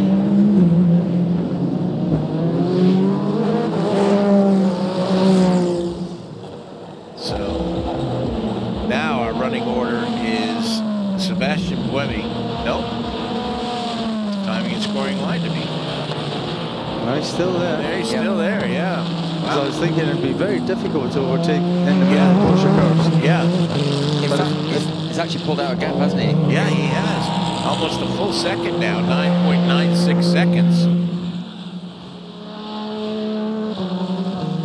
This has gotten very interesting. This is I didn't expect Muller to be able to hold him off like this. Yeah. This is an excellent drive. This young man's put this car on his back, and because he's turning this almost the same lap times as Buemi. This last lap he did, he was almost a second slower, but certainly matching what Collado can do. There's the number 3 Corvette, still Sebastian Bourdais. Oh man! No, he's gone round. Yeah, he has. In fact, is he heading into the wall? I think it was just a spin. There was a just missed it. There's a very quick yellow flag.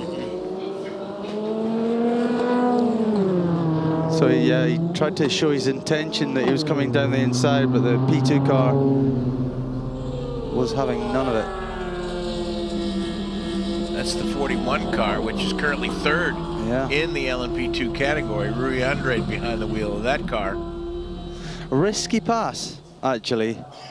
You know, yeah, but he's trying so hard to get back. He is, but you know, sometimes into there against a P2 car, which is very little difference in speed. Yep. It's maybe not worth the bother. Yep. Here we go, the run out of Mulsanne down towards Indianapolis. Does Collado have enough this time to get by? He's going to send him around the outside. Yep, he's going to make him go around the long way. What's this in front? What cars is in front? He's going to... Oh, yeah. He's lucky. Yep, Collado used that car as a pick. Takes the line right, hard on the brakes for the left. And now on to Arnage, which is the slowest corner on the racetrack. And job done for James Collado as he takes over 2nd position and is now going to try and hunt down Sebastian Buemi, who has a 4.5-second lead over the Ferrari. I think Buemi is due in the pits anytime, but it looks like maybe the Ferrari also. So.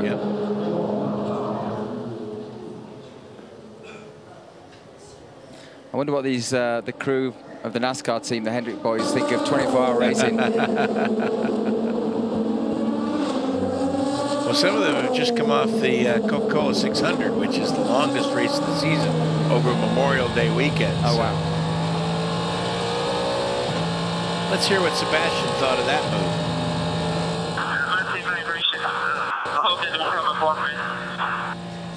Gets in 4, we'll pit this lap. So here he does come into the pits. After that spin, after his little contretemps with the LMP2 car. One of the Porsches in front of him. That's the number 6 car. Kevin Estre behind the wheel of that car. Routine service for both of these cars at this point. Estre comes to a stop. There comes Bourdais. They'll check the car over, make sure there's no damage. Driver change now. Sebastian Bourdais will get out. And I think that's going to be Dixon. Scott Dixon, yes, indeed. Just wanted to check my helmet chart before before I committed. But yeah, Scott Dixon, 7-time IndyCar champion. And they'll be checking that car after the contact. I think Bourdais mentioned about vibration, whether it was just a flat spot perhaps on the tyre, but they'll be just checking there's no suspension damage.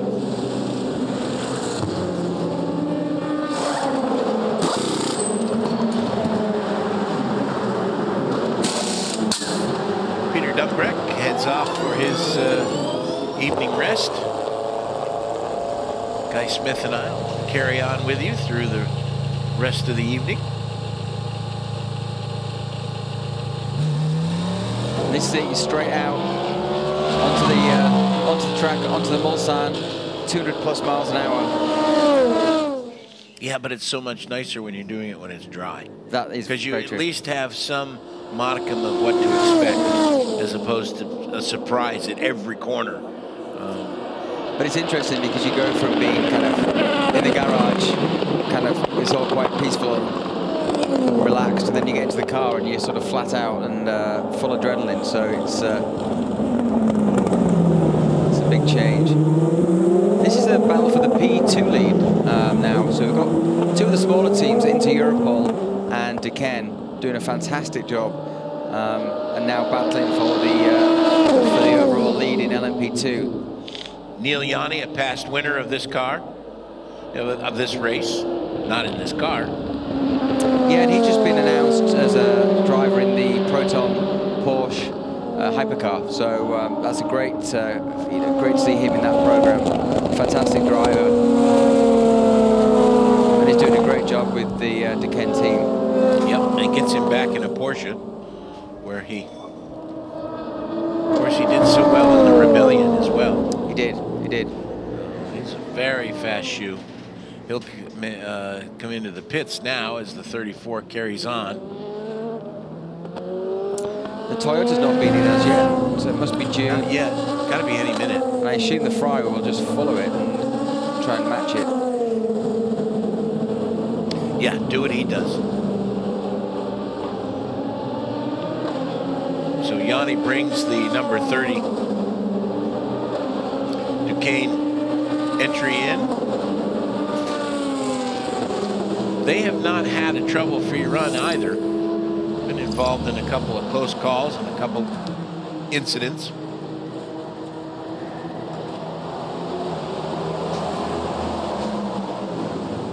There is the number 8, as we expected. So that's going to put the Peugeot, number 94, and now the Cadillac, number 2, of Alex Lynn. And the 51 did follow the 8 in, also as we expected. So the Peugeot's back in the lead again? Yes, Peugeot back in the lead. Doesn't look like they don't have tires out at either pit. So this is just going to be fuel only. Cleaning the windshield.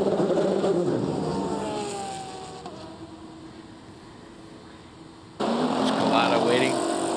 Wemmy is released.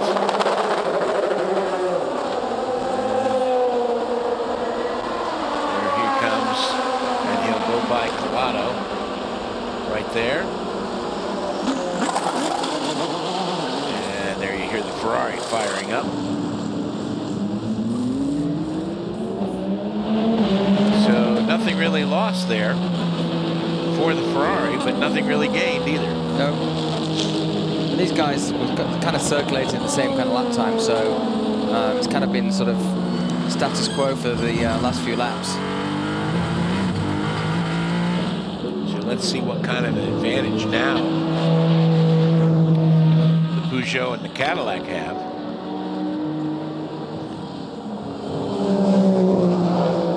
Also, what their energy levels are will be interesting to see.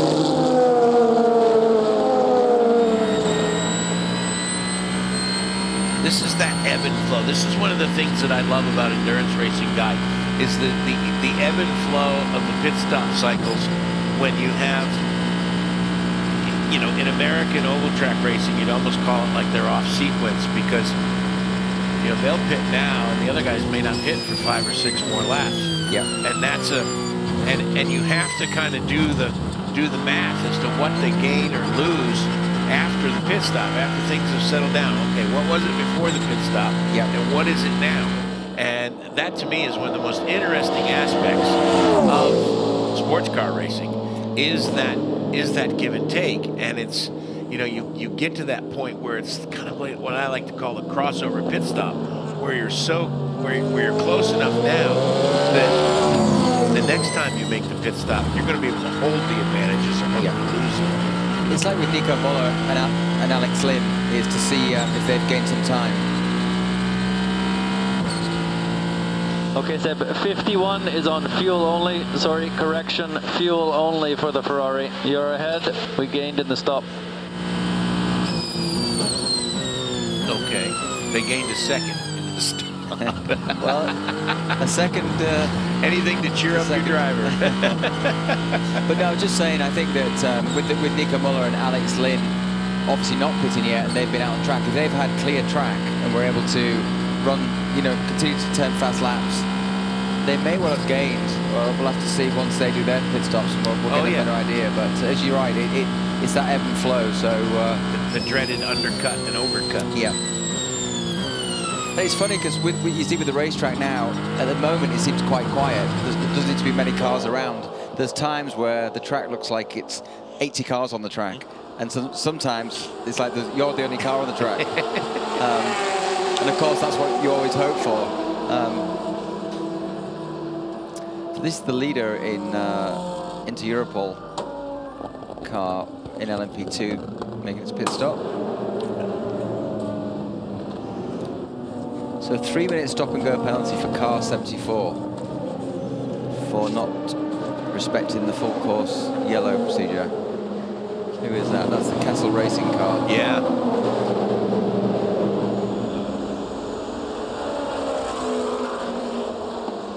Yeah, that's the black Ferrari, the black and orange Ferrari.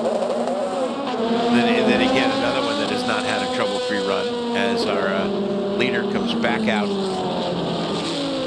onto the racing surface after their pit stop in LMP2. So that will kind of settle things out because the 30 car has made his pit stop already. So once we get once they cross the timing line, we'll see just what's happened to the advantage there or not. And at the front of the field, Nico Muller again is managing to maintain that gap back to Alex Lynn. Both cars circulated at very similar lap times, but Lynn's keeping the pressure on, but the gap's remaining quite consistent right now. So down to 7 seconds. And it looks like the 38 is going to head back into the garage again. Currently 10th in class and is 4 laps down on our leader. So it was a promising start. Fully started to unravel when Yi went into the tire barrier, the Porsche curves. Yeah, it's shown some real pace, this car, hasn't it? It's been really quick. Just been, yeah, just a little bit unlucky.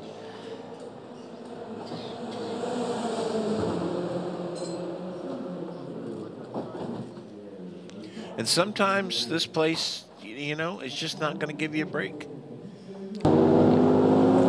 This has been one of those weekends for that crew. Here's your second place. Cadillac, just almost 8 seconds now behind the Peugeot of Nico Muller. Alex Lynn has just done an outstanding job in this stint. 7.2 seconds now behind. So we'll see if he can eat in.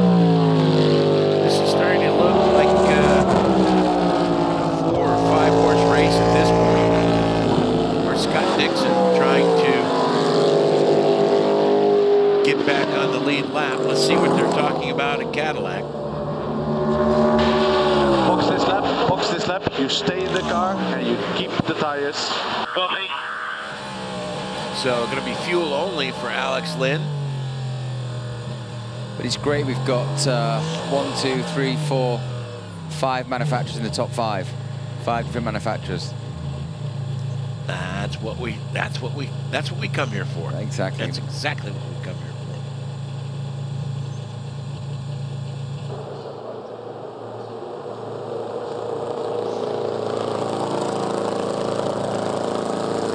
for. In comes Alex, hitting his marks. On the pit limiter. Those cars sound so awful.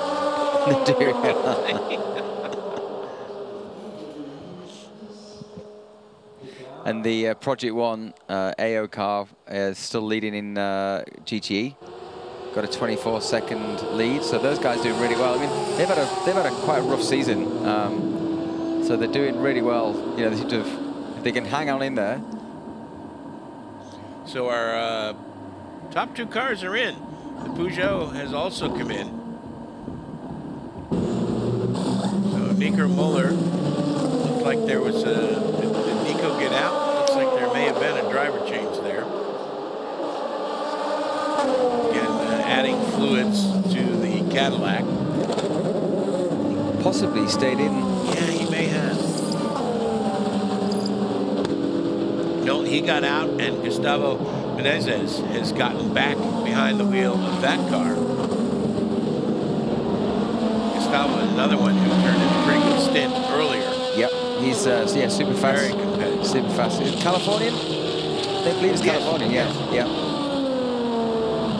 So we've got Claudio now 4.5 seconds behind Webby. 10 seconds further back is Menezes. So, and it's interesting because Colado's not been able to cut in at all to Buemi's lead. No. In fact, Buemi has pulled out a little bit on him. Last lap, he was about 0.6 quicker. Tire change now for a new set of boots for the 708 Glickenhaus. Olivier Pla behind the wheel of that car. Another guy that can pedal. Yeah, it's great. The two Glickenhaus kind of almost like having an inter-team battle. They're kind of in their own little race, but doing a great job, and both cars are running well and inside the top 10. Yep. And still running. Still running, yeah. And there are others who are not.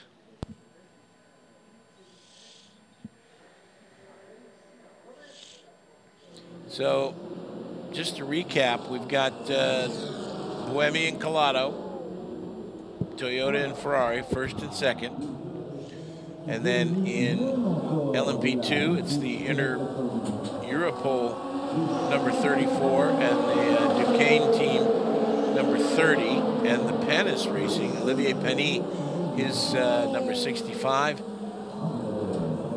It's great to see him as a car owner. Job Van Aert is behind the wheel of that car.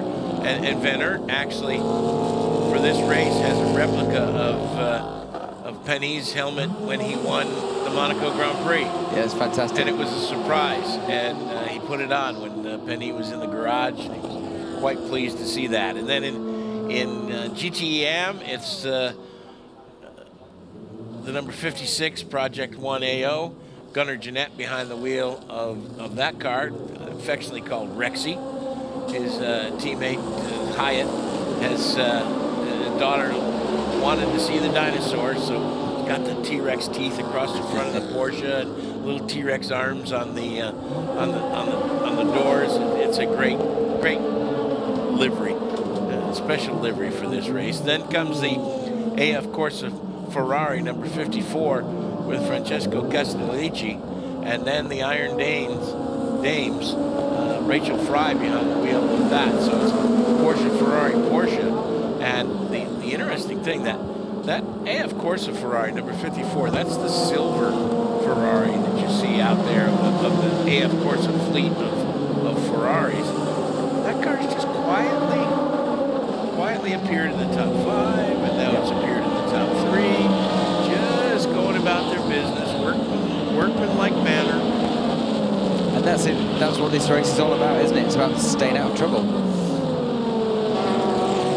Now we're going to check in and see what Sebastian Buemi thinks. Okay, Seb, we see you stabilizing with the roll bars. Is there anything we can do to help you? Question? I don't know.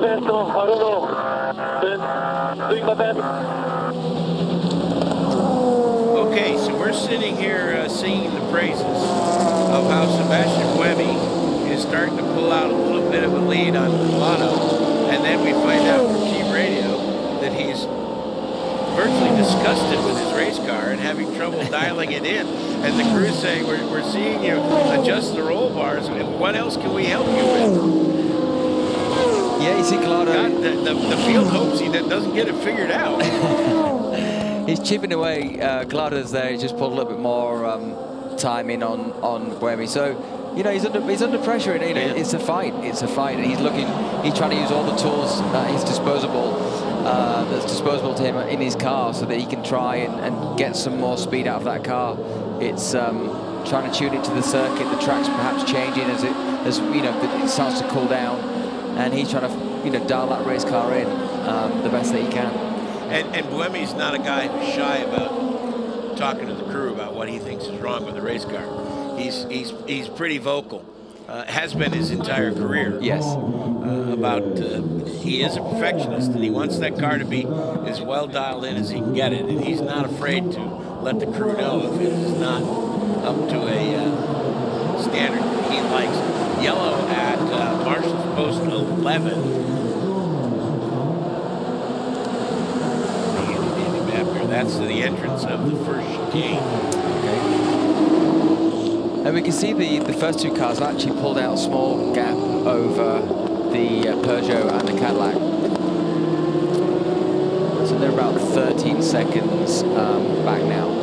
And our battle is rejoined in LMP2 as the Europol entry number 34 and the Duquesne team number 30, Neil Yanni, is now close to within half a second. And I think he's going to make a stab at taking over the top spot here on this lap. The Peugeot number 93, which is the car that's in 7th place overall, a couple laps down to our leader after having some issues early in the race. Just going through this battle kind of separated them a little bit. And we're going to have a slow zone street, which is Marshall post 6.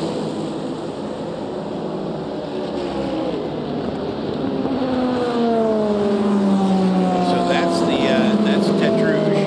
Okay. So we are again into that area of the racetrack for a slow zone. That's been kind of the hot zone in this event. Calamity Corner, if you will. Oh, that was close. That was close. That was really close. He'll look back at the highlight video and go, oh my God, I didn't think it was that close.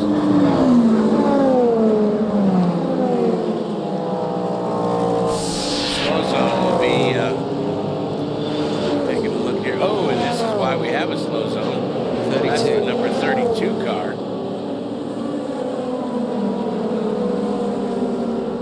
Down the order.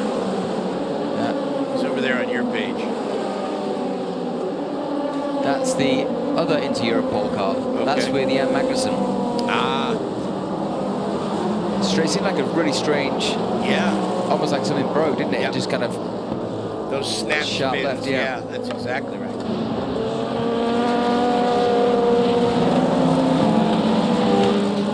So there's the 94 car, 3rd place car. Gustavo Menendez.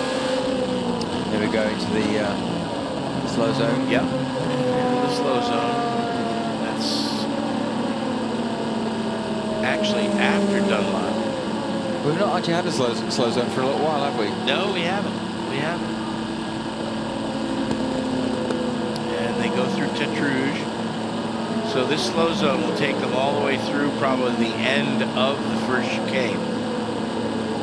So hopefully we won't see any calamities as the removal unit is already there to clear the wreckage of the 32 car.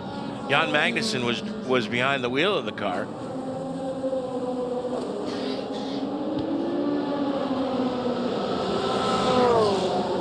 So Neil Yanni is still behind the Inter-Europol car, but right on his tail there. So there you see on the screen the slow zone and how it works. So it goes from the first part of the slow zone is the next zone, which is the warning area that you're about to enter the slow zone, and you're not allowed to do any passing there, and you need to get yourself down to the slow zone speed, and then the slow zone speed carries you all the way down the straightaway through the first chicane, and then you'll see a green flag once you've cleared the chicane, and there you see the 32 car being lifted and be pulled back, and if he's able to carry on, then he'll trundle on. I think he'll work his way back to the pits. As you see folks picking up debris and parts that were scattered after he impacted the wall. Yeah, these marshals have been amazing so far this race. They've been so busy clearing up the wreckage, repairing barriers. They've just kind of worked tirelessly. So a big shout out to all the marshals. Yeah, done such a great job. There's the number 25 car. Comes to the pits 5th in class. That's the TF Sport, the Ort by TF. Charlie Eastwood behind the wheel of that car. The Aston Martin. Unusual color for an Aston Martin. It is, yeah. It's quite nice to see it in a different color. Yeah. I don't know, I'm still partially Felton green myself. Yeah.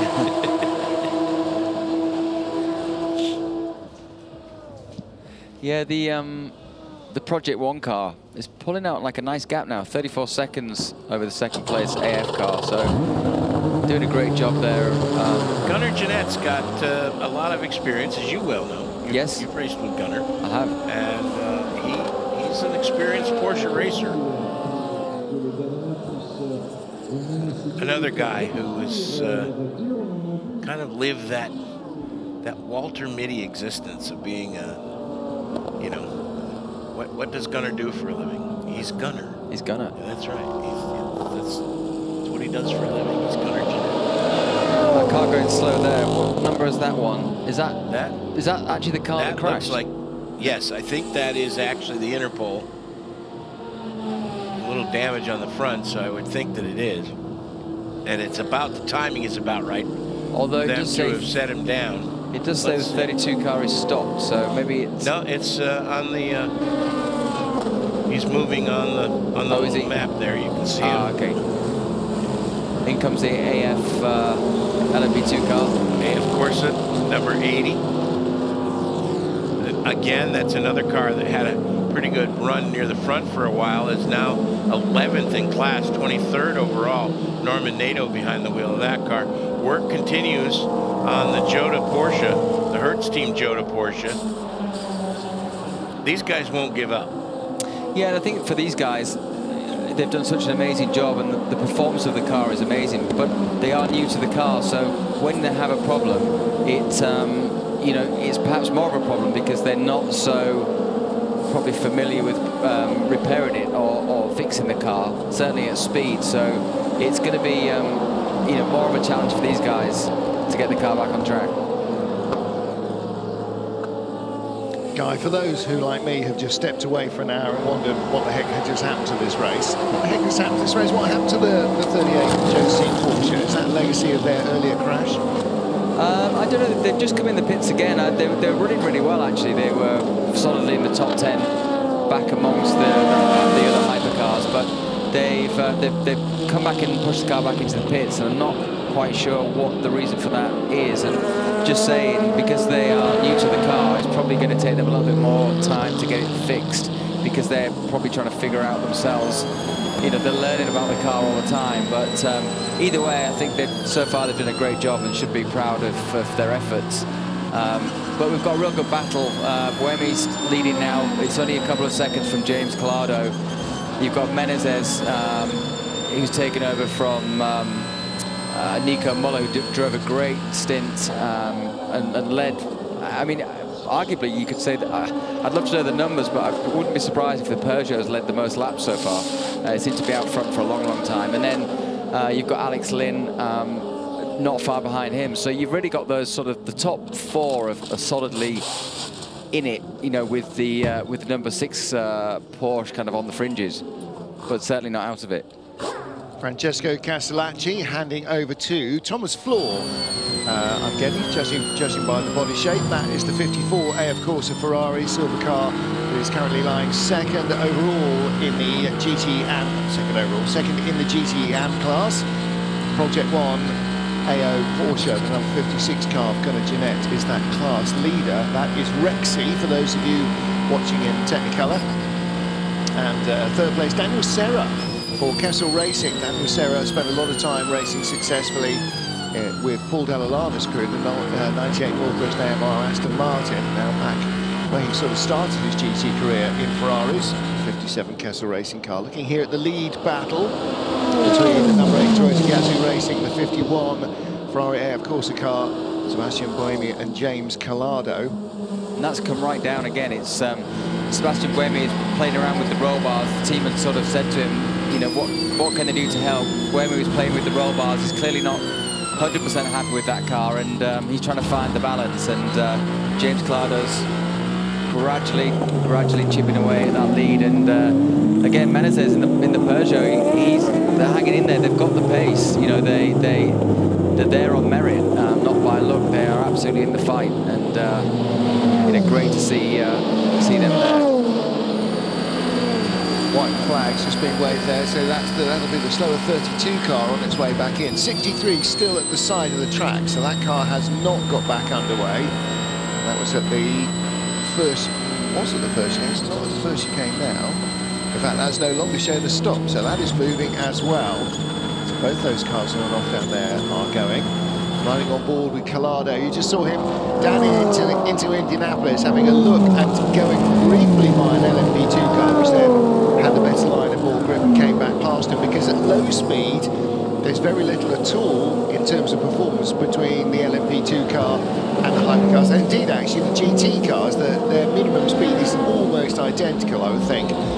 So it's only really when you get up towards north of 150 miles an hour that it starts to make a difference. Yeah, and sometimes you find with a GT car, when you come to a slow corner like a hairpin or a first gear corner, they're actually sometimes quicker because they've got more mechanical grip, so they tend to have, you know, better rotation and quite often better traction because they don't have quite as much power, but they've got that extra grip. So yeah, in the low speed corners, they're quite often quicker.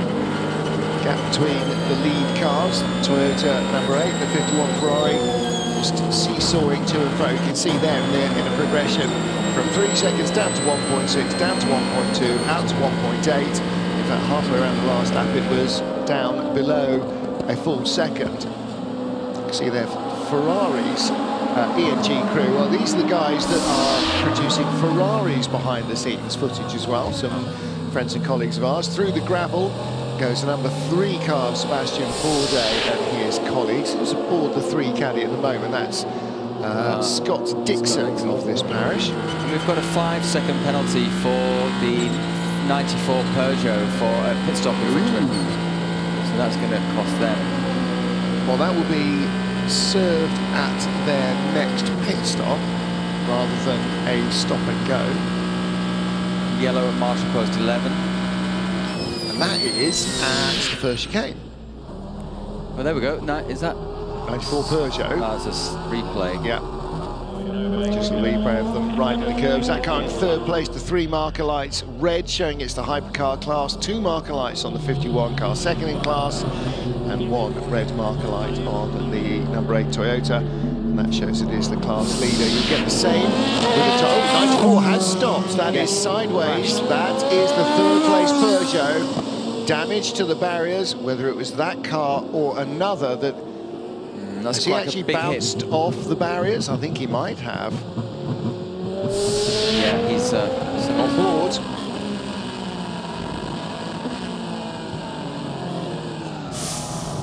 Just ran wide and got on that damn part of the circuit. Okay, that's bad news. That you were talking about the Peugeot being in 3rd place on merit, not through luck. It was probably bad luck in qualifying and the inability to find a clear lap that slightly masked what to expect from the Peugeots.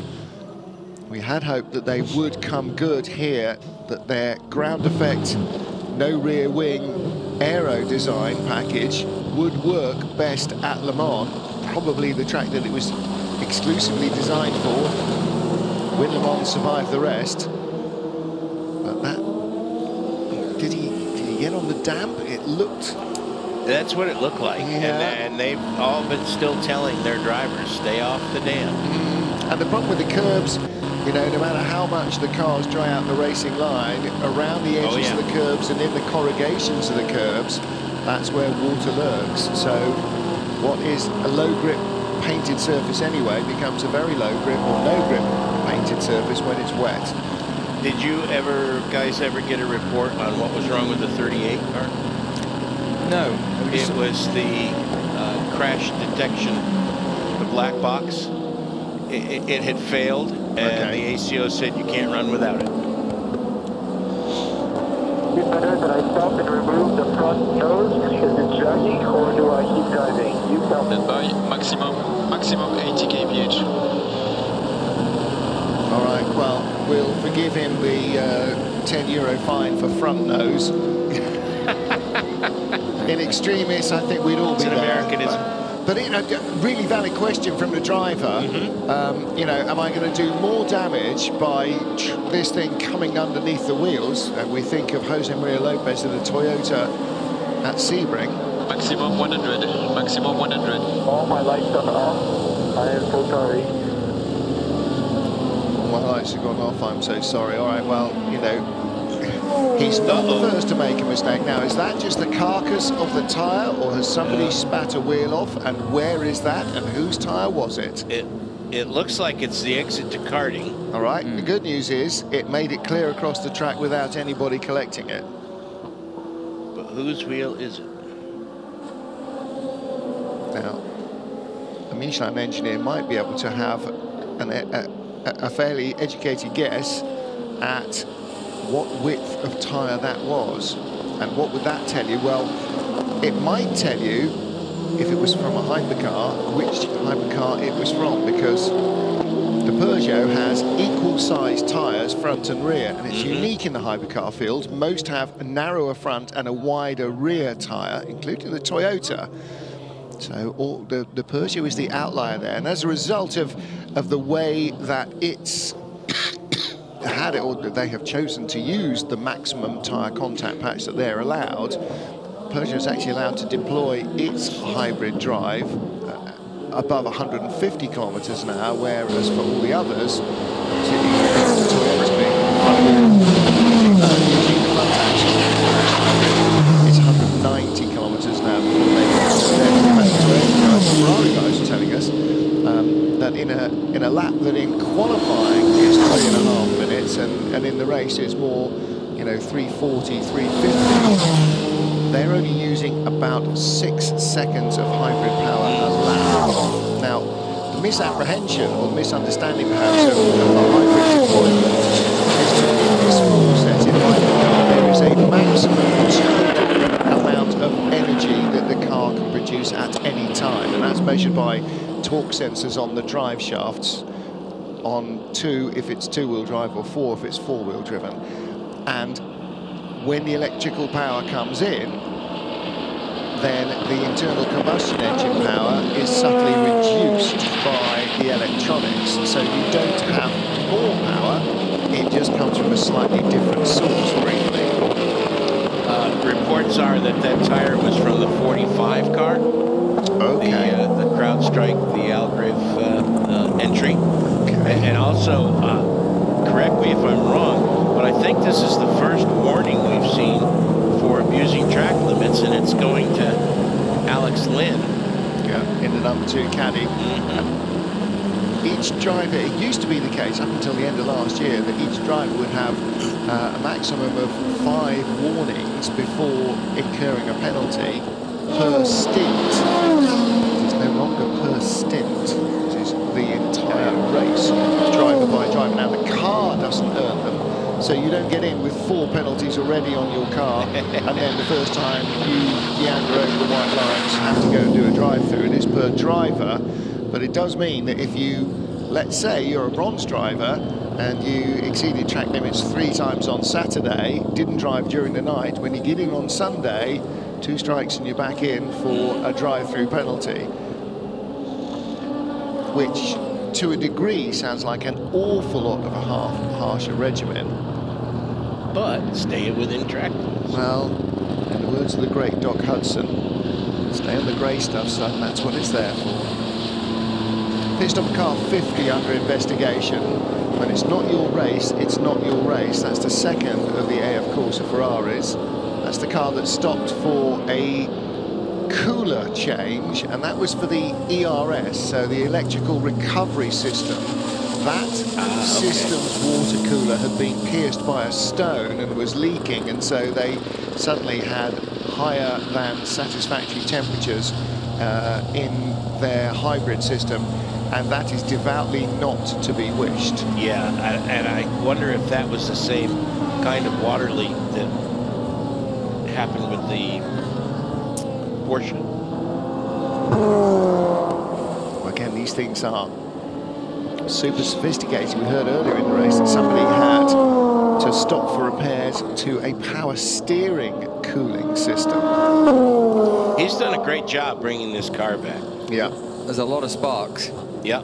There's a lot of drama, isn't there? Yeah. But, you know, easily that could just, you know what a grinding wheel looks like on any random old bit of steel. Well, it's not on a grinding wheel, but at 100 kilometers an hour, the track surface is doing a pretty good grinding job. So hopefully it's not actually doing too much long-term damage underneath. The fact that he's got 4 wheels certainly mitigates against that. And yeah, I mean, I don't know what the underside of the car looks like. It was on the wrong side when all these cars were being lifted up. I was inside in the scrutineering rather than outside. Now it's starting to go. Now it's starting to go. There we go. Just as he gets to the pit lane speed limiter. Now, of course, hopefully that's working as well, because that would really add insult to injury if you then got pinged for speeding in the pits. That's a brave cameraman. There you go. That tyre delaminated just as it was coming down pit lane. That's why bits started flying off. It's such a shame, because the car was doing so well. They were doing a really great job and genuinely in the fight for the win. Fantastic.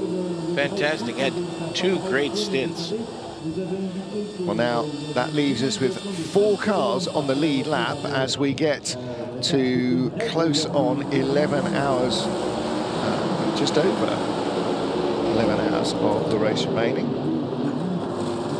And we've got a slow zone at Marshall Post 30. I'm not sure what that's for. That would be... That's on the entry into the Porsche curve. Now, right who's gone off there? Or is there debris? While we were looking at something else, did the Peugeot spit bits off? Or are they trying to rescue that wheel slash tyre? Yeah. That's true. That's where that was. Okay, here's the incident again, Guy. Yeah, he's gone in, carrying a bit of speed. He's missed the apex on the left, and he's just ran on. And it's actually still quite wet, actually, offline. Yeah. It's really not dried at all, so he's just gone in a little bit hot, slightly ran wide, and got that right front tyre on the damp stuff, and literally lost his steering.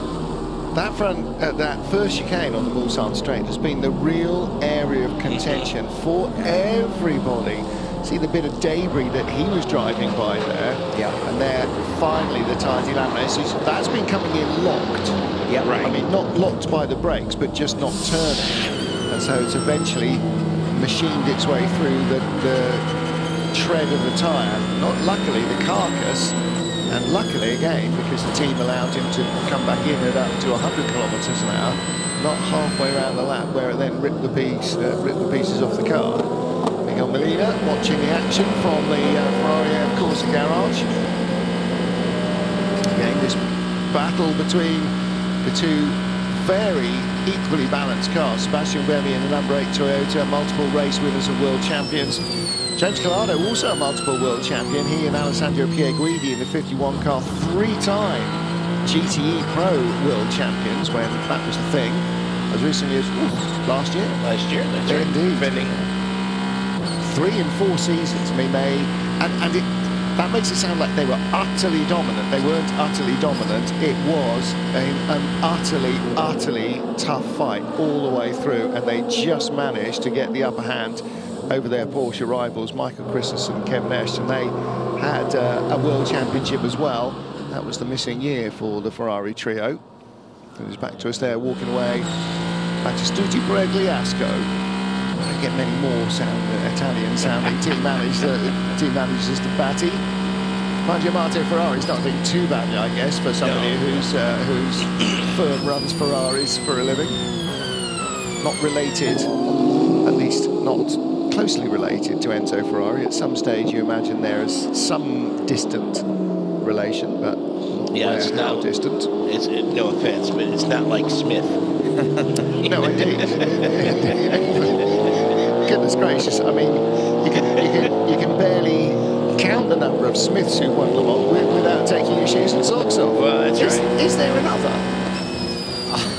I'm not aware of any. I mean, I wouldn't be surprised. I mean, you know, it's such a popular name, or common name, shall I say. Not many Clements or Duffs, I think, have won since the originals. Not many other Hamiltons. Bonatos. Yeah. A lot of Bonatos. And number 93 sounds like a New Orleans dessert, a Bonato.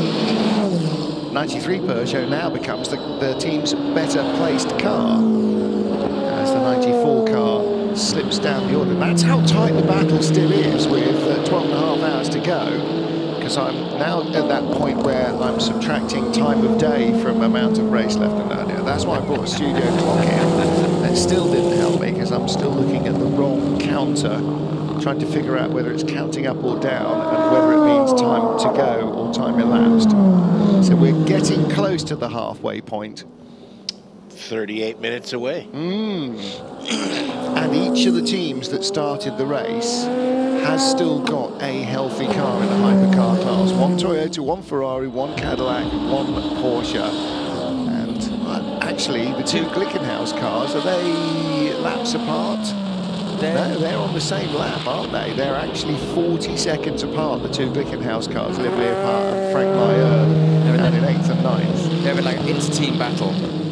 But they're still going, and fair play. They're both going strong. So, well, look, Jim Glickenhaus's plan when he created these cars for the hypercar category, even though the rule set changed underneath him once he'd sort of set sail for the new world, or from the new world, literally rather than metaphorically.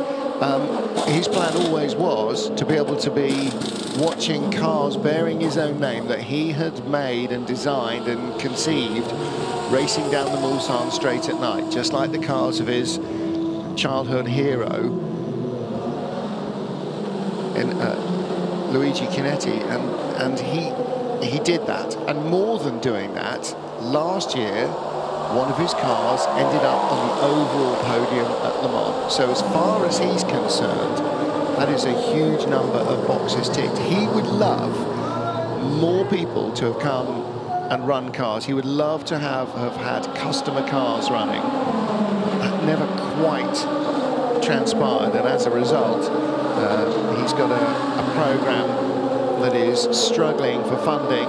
It doesn't have a big manufacturer OEM budget behind it of any kind, so he's funding it himself principally. They are producing a road car version of the car as well. That has now been crash tested and seems to be 100% approved. So again, I'm sure there will be a queue for customers for what remains New York's only auto manufacturer. Little white tabs there you can see on the corner of the windscreen. You're used to seeing drivers in single-seaters pulling a tear off their visor to clear the muck off. Essentially, it's a plastic film across the visor of the helmet, and the same thing happens here. The plastic film is applied across the windshield of the car, the windscreen of the car. A little white tab there allows the corner to be lifted, and it's peeled off, and the standard number of tear-offs on a windscreen now is a dozen, so 12 tear-offs, which means that every 2 hours you can remove one and get rid of all the oil, grime, all the dead insects. And boy, have there been some dead insects on windscreens after even a lap of running. And also, Guy, the thing that you don't really think about, which is all the black smears from the little balls of rubber that get fired up all the time. And that's probably causes as much dilution of your visibility as anything else. So those tear-offs, those are a really key part of keeping the driver in the frame. Yeah, and especially as you come into the morning and the sun, once you get the sunlight on the screen, that's when it really shows up. And that's the time where you've gone through the night, and you'd definitely be asking for a clean windshield in the morning. You'll often see during pit stops, for safety reasons, mechanics are allowed to clean the windshield, so you often see them cleaning them up. But if you get particularly badly peppered by gravel, say for instance, your lead battle again, not much in it, is there? Then yeah, you might want one taken off. And there's one particular company who have made a massive market for themselves in this field. You just saw in the back of the Ferrari garage, spare windshield hanging from the ceiling, 12 tear-offs on that as well. Everything will have all the visors, all the tear-offs applied. James Collado lies in second place. What's their thoughts? Hey mate, box this lap, fuel only. Box this lap, fuel only. The reliable and calm voice of the race engineer for the 51 car. Now, about Toyota. Okay, Seb, box this lap, pit confirm, box this lap, pit confirm. You stay in the car, new tires. New tires, though. Battle just whistling by the Garage 56 Chevy Camaro ZL1 there. No question from the rear light signature what it is. Also, the distance the rear lights are off the ground gives you a fairly good indication as well. They're at way above driver's eye level. Number 3 Caddy is in. Still Scott Dixon, or is that the blue and yellow of Sebastian Bourdais? No, Bourdais got out and Dixon got in. Yeah, well, Dixon was in when it came in, so...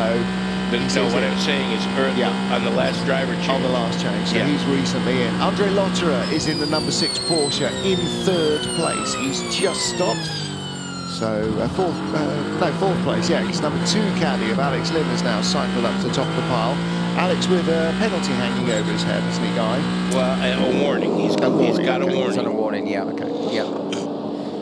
So it's going to be interesting. So both the leaders are going to be pitting, and it sounds like Collado is going to be fuel only, and Buemi's going to be taking tyres. And look at the way that Collado is piling the pressure on the Toyota mechanics. The gap was 1.2, down to 0.7, now down to 0.46.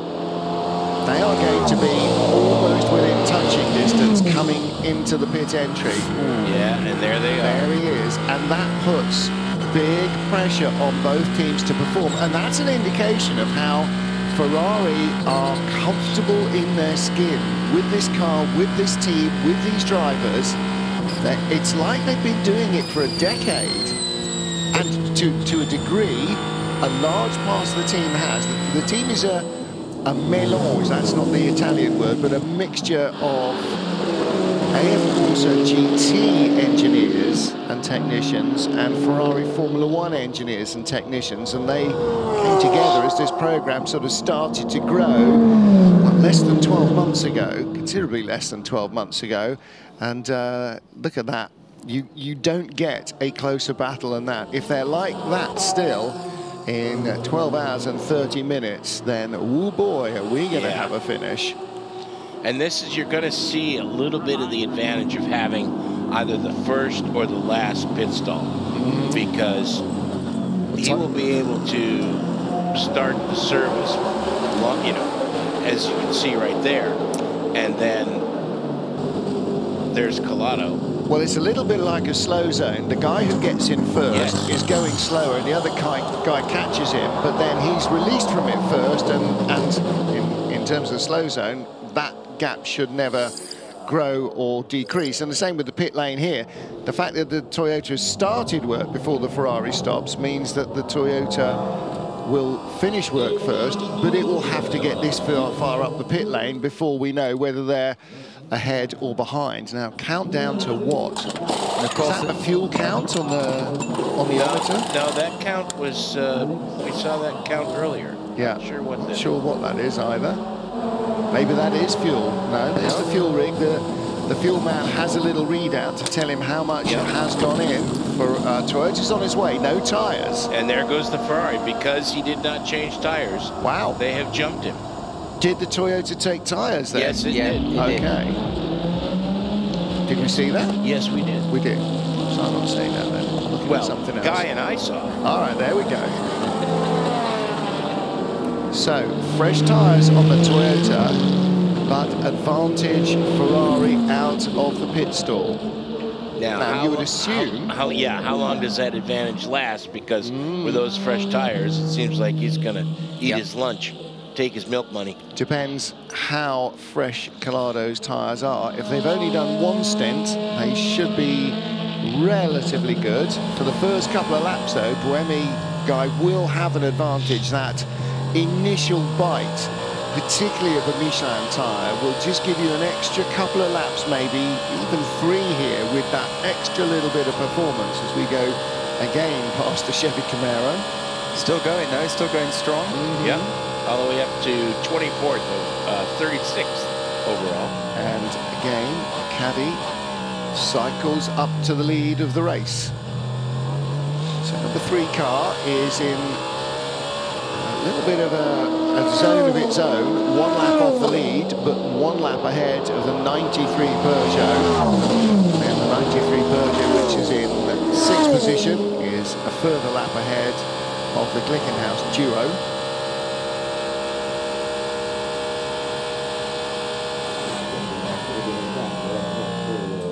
And if he can get, if the Cadillac number 3 can get that lap back, then... Yeah. And the Kessel car's now moved into the lead of the GT battle. Oh yeah, so it has. So Project Bond must have stopped recently.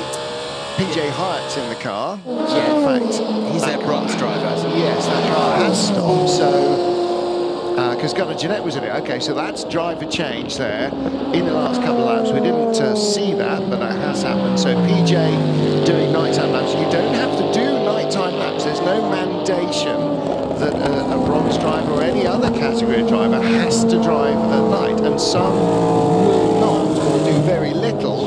And here, in the depths of the night, well, prime time, USA time for PJ, obviously, but you know, it's part of being part of the team. You don't want to feel that somebody else has done all the hard work for you. The other side of it is, if you know you cannot be as quick as you want to be or as you need to be in the dark, then it does make sense to allow your teammates to do the work. WRT's Vincent Vos. Now, so where are they at the moment? Their best car, Louis Delatraz, the 41 car, is in 4th, and the 9 car has just stopped. Ferdy Habsburg's taken over. You saw Sean Galeo, Ferdy Habsburg's teammate, in that car.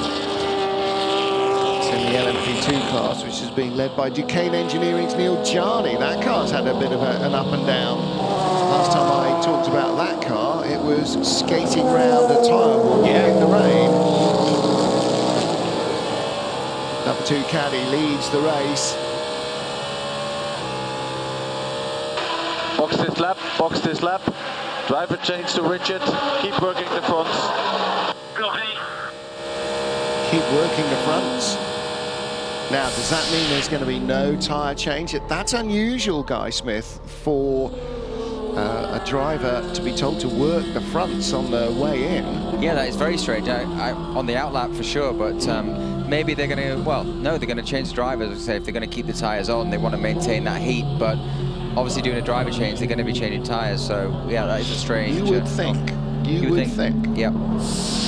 So the gap now between Buemi and Collado and Buemi is, what, 8 seconds, so need to keep an eye on that.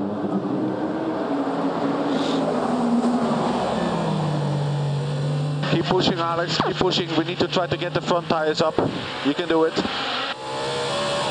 They're keeping the tyres on when they hand it over to Westy. Now, I think the deal here is that Michelin were telling us that they confidently expect all of the tyres to be able easily to triple and comfortably to quad stint. The unspoken underlying thought there was 5 might well be on if the conditions are right.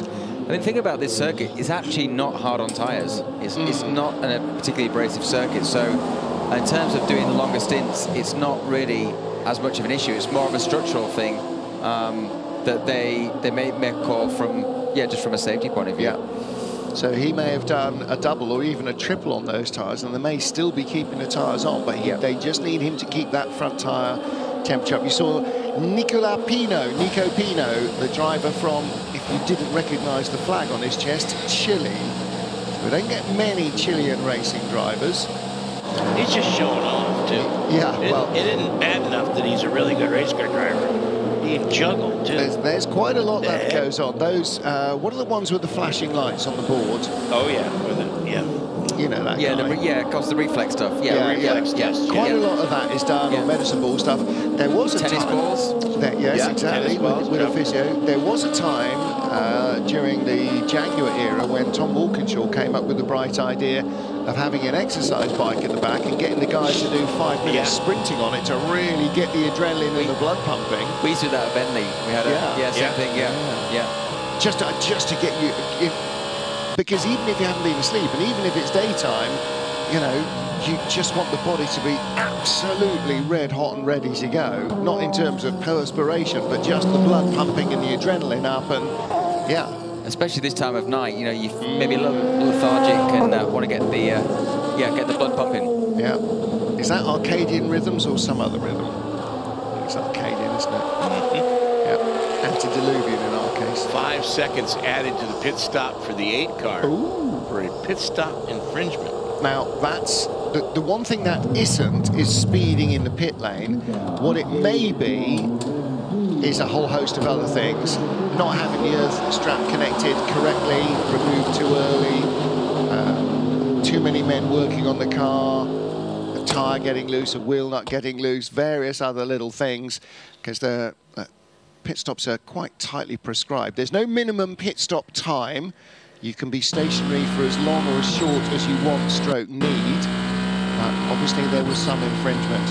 There are also safety aspects to it, like you must have the guy there with the fire extinguisher, visors must be down. Oh, 51 car James Collado just outbraking himself there at the top of the hill into the Dunlop chicane. Sebastian Buemi, how far back? 6.9 seconds, 7.3 seconds. Collado's really honking on. Buemi's on a fresh set of tyres. And you had that 5-second penalty to the number 8 car, and it's pretty much even Stevens right now. On board with Sebastian Buemi. So the screen on the top right there alongside the driver mirror, that's part of the car's systems. He will have the onboard safety indicator screen also within the cockpit. In the last lap there, you see that Buemi he did a good time, 30.3, yeah. Collado 31.9. So he's brought it down a whisker, but in 2 laps, I think 2 laps since they've been in, Collado's opened up 7 seconds. Now, his tyres were absolutely ready to rock and roll and deep into a heat cycle, so they would have been closer to absolute operating temperature than the ones that came out of the tyre warmers to go onto the Toyota. But nevertheless, there's Alex Lynn with his Derek Bell liveried helmet. That's what threw me, actually. I'd forgotten that he'd done that. And then I saw the helmet in a car and I thought, who's that? There's Joe Bradley.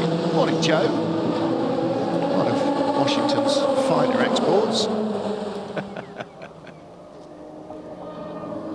No further action regarding the pit stop for car number 50. So certain elements might be examined and then double-checked, quite often with video evidence, because there are so many security cameras around the circuit, and then, oh, no, okay, that was fine. We've just recounted the heads.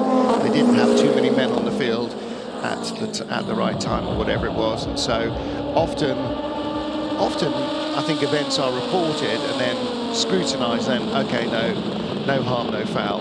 Hannes Racing's Job van Uyten in 2nd place, ahead of the Cool Racing car. That's a tight battle on track as well, as 94's battle against the clock continues, trying to get the nose reconnected. Iron Dames now in the lead of GTE, doing a great job. They're in a great race. Those pit stops are cycling through. PJ Hart 2nd place, of course, is Thomas Floor in 3rd again. Those 3 cars have been swapping through the pit stops as they go. And often from pro driver to bronze driver and back, you'll see a change there. This is why the 94 is in the pit lane, because when you hit things like that, you tend to end up with damage. And unfortunately for Gustavo Menezes, who was going very strongly at that stage, that has dropped them out of the lead 3 and off the lead lap. And that car is now languishing down in 21st place overall, only 11th in hypercar, so out of the points. And how many laps back? It is in danger of dropping 8 laps back. when the 93 comes around. In fact, if it doesn't get out of the pits in the next 10 or 15 seconds, it will lose another lap, because the 93 car has just turned into the Porsche curves. I think it's going to lose another lap, which is slightly immaterial, because it's never going to get 8 or 9 back. It doesn't really make much difference.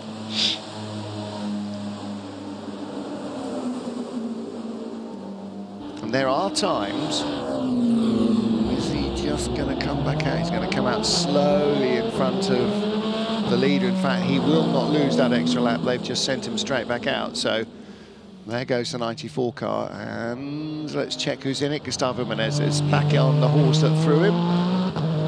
Or that, in fairness, he threw. It's amazing, isn't it? That car, when it came in, looked very, very second-hand, and looks as good as new now. Yep. It's amazing. I mean, and that's the important thing about designing these cars. Again, they need a car that they can repair quickly. Yep. You know, it's not just about performance. It's about how easy it is to work on the car, how quickly they can fix it in those situations, and not lose too much time. Because speed on the track is one thing, Guy. Time in the pit lane is what torpedoes you below the waterline. Absolutely. And you look at pretty much every year that Audi won, that Bentley won, you'll look at the car that had the minimum pit stop time, and you can correlate directly with the car that's on the top step of the podium. They're very, very rare that is not the case. Nobody these days has enough of a pace advantage you can afford to fritter it away by standing still. There you see Molina standing by, waiting for the next pit stop for the 50 car, which is now 10th overall. Historic livery on his helmet as well. That's the extra silver 5-0 that has been applied to his helmet. He hasn't had that in years gone by, so he's got the full Gerhard Berger at multicolours of Benetton. Remember those days where he changed his helmet colours to the Benetton colours and then reverted later on to the original Austrian red and white. But yeah, Miguel's got a red helmet with the yellow fine and broad stripes that you'll see across the car, and the 50 celebrating well, his own car's number, but also 50 years since Ferrari last raced at the top class in Le Mans. And Buemi's edging closer to Collado, but he's not making, considering he's on better tyres, he's not making massive inroads. He's just chipping away, probably half a second or so a lap. I figured by now he would have got it. I mean, that's really what we thought when he came out of the pits. But in fact, he hasn't. As Collado, his last lap was a 3:31.9 compared to a 3:33 for 3:30.3 for Buemi. And we see Molina there. He's obviously ready to get in. So the next time the Ferrari comes in, it will be a driver change, obviously tyres and fuel. And this is one of the things that robs drivers of sleep and rest, is that when you're in the car, you're in the car. When you're out of the car, you're not always off duty, because the driver that's coming out will go for a rest, but the driver that's due to be in will need to be in the garage, suited and booted, as the car leaves, because it might come back in at the end of that lap with a major problem for the driver, and you don't then want to be running out the back and waking somebody up. No.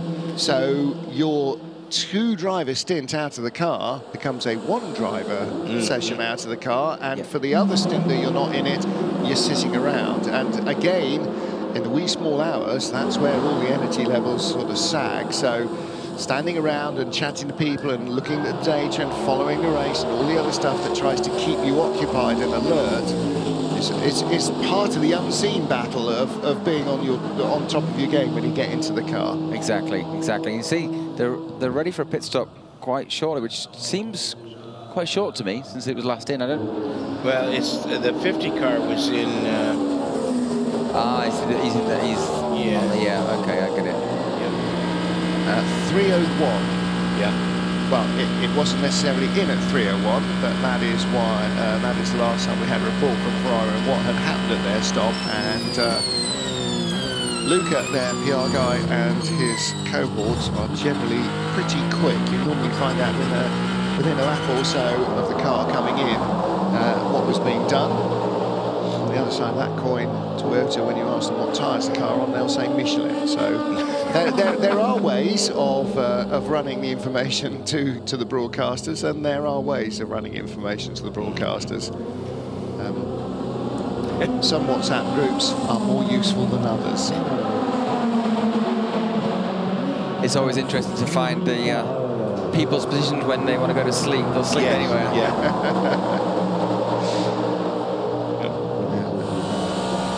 Corvette teams seem to be habitual hoggers of evening photography and limelight for the antics they get up to. Yep.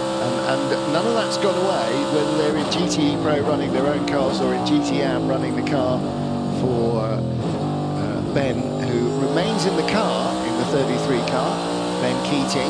That car had a number of problems early on, very early on in the race, came in with what they suspect was a defunct damper on the left front corner, and has not had the rub of the green so far. That car down in 9th place in class.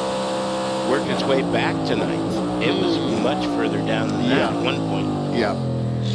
There's Mike Rockefeller in the NASCAR Camaro, number 24. Just that, you'll recognize that sound anywhere.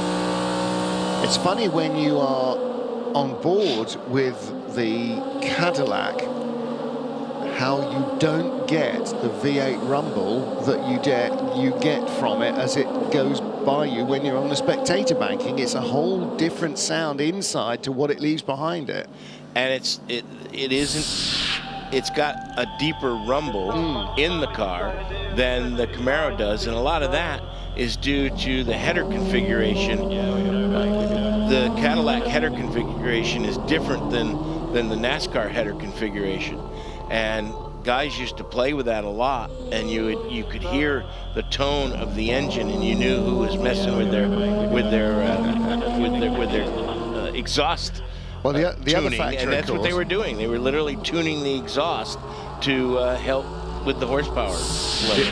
The other factor, particularly for the drivers, is that when you're sitting in the Camaro, you're driving into the noise. When you're sitting in the Cadillac, you're leaving it behind you. Because the Camaro's engine is in front of your feet, and the Cadillac's is behind your ear holes. So, yeah, the noise gets channeled around you, and fortunately for the drivers, it's a relatively cool race compared to the week or weeks that we've had before here. So the temperatures, daytime highs have been in the very high 20s, early 30s since we arrived a week, 10 days ago, literally up until today, yesterday, Saturday. So there was a little bit of a cool down on Friday, but otherwise cockpit temperatures would be in the 50s in that Camaro, 60s maybe. I mean, Jim, you and I can think back to French-engined Corvettes and Vipers in the American Le Mans Series in the early years there, where cockpit temperatures would be close on 200 degrees Fahrenheit. And used to melt your boots, drivers would exactly, exactly so. Special boots. Remember racing Labor Day weekend in Las Vegas, and guys like Ron Fellows using asbestos insulated NASCAR boots with asbestos insulation lining that you normally put on the engine bay inside those as well. Feet in buckets of water, lots of problems with core temperature. They won't have that here, hopefully, this weekend. It's a little bit of respite for the drivers and the fans, the downside of which is that has been a degree of rain, and that's monkeyed with a few races. You remember the Texas event where we raced in Dallas on the Roval, and that was insufferably hot. That was unbelievable. There were a few. So we just had a slower lap from Buemi a lap or two ago, maybe just caused some heavy traffic, but that's meant the gap now has gone to just slightly over 8 seconds. So it's... Paul Truswell, the Radio Le Mans stats guru and a team manager, as it turns out, for a number of particularly Nürburgring 24-hour teams. And all-around great guy. And all-around great guy. Always had a theory, right from day one, that at night, cars exhibit group magnetism. They clump. And actually, if you look at the tracker map we've got, there are several clumps of cars. That's right. You've got and I'm not telling you anything you don't know, Guy, at night you've got less long-range vision than you would do during the day because the lights just can't pierce that far. So it makes it a little bit harder to judge all the distances and to figure out where you're going to catch the cars. And so as a result, you spend, leader is in GTE and the Iron Dames car. Rahul Freya's out. And who is going in? Is that Sarah Bovey? I just trying to identify the helmet. I believe it probably is. I think it is as well, yeah. It's been, I think it's almost as the graphic says, yeah. Fry, then Bovey, then Gatling, because earlier Bovey was in the car and then she turned over to Gatling. Yeah. Pit stop for car number 3 is under investigation. That's the Cadillac with Dixon. Okay. So Rahul Fry is their top-rated driver. She's a gold driver. Michelle Gatting silver, and the bronze in the team is Sarah Bovey. She's had some great qualifying battles with Ben Keating. They tend to be the pair, and it was really disappointing actually that none of the Porsches got through into Hyperpole, and particularly that this one didn't, because Sarah Bovey has got great speed. Ben Keating's got great speed as a bronze driver. Paul Dall'Olano is always a really strong bronze driver. There are some very quick bronze drivers, and she is definitely among them. She is in the car now. So Charlie Eastwood cycles, no, it's PJ Hyatt cycles back to the top of the pile. Project 1AO, the dinosaur car, Rexy. ORT, Oman Racing Team by TF. Charlie Eastwood in that car, he's in second. Thomas Floor in third in the 54 AF Corsa car. It is VistaJet firm sponsors. And Scott Huffaker in the 57 Kessel Racing Ferrari. Which of the two is that? Is that Battle Cats or the yellow car guy car? It's the yellow car guy that he shares with Takeshi Kimura. And that cycles Sarah Bovey down to 6th position in 5th position in GTE AM, ahead of Ben Barker, the tallest driver in AM, in the GR racing car. That, if you're on the outside of the circuit, is black with their traditional matte black and an orange stripe. But if you're on the inside of the circuit, is the colours that they raced in when they weren't GR, but when they were Gulf racing. So it's got the blue and orange, or something very, very close to the blue and orange. TKR Engineering ready for another pit stop. Hugo de Wilde will take over. This is an all-Belgian lineup in the car. And they've had a trying time, haven't they? I'm going to have to flip. They sure have. They have to flick to page 2 of the timing screen to find how trying their day has been.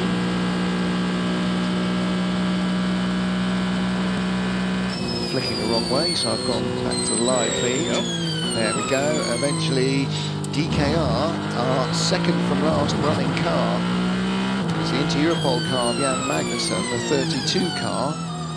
That seems to be still stuck in the garage. That car, getting on for an hour ago, was in that 2-car.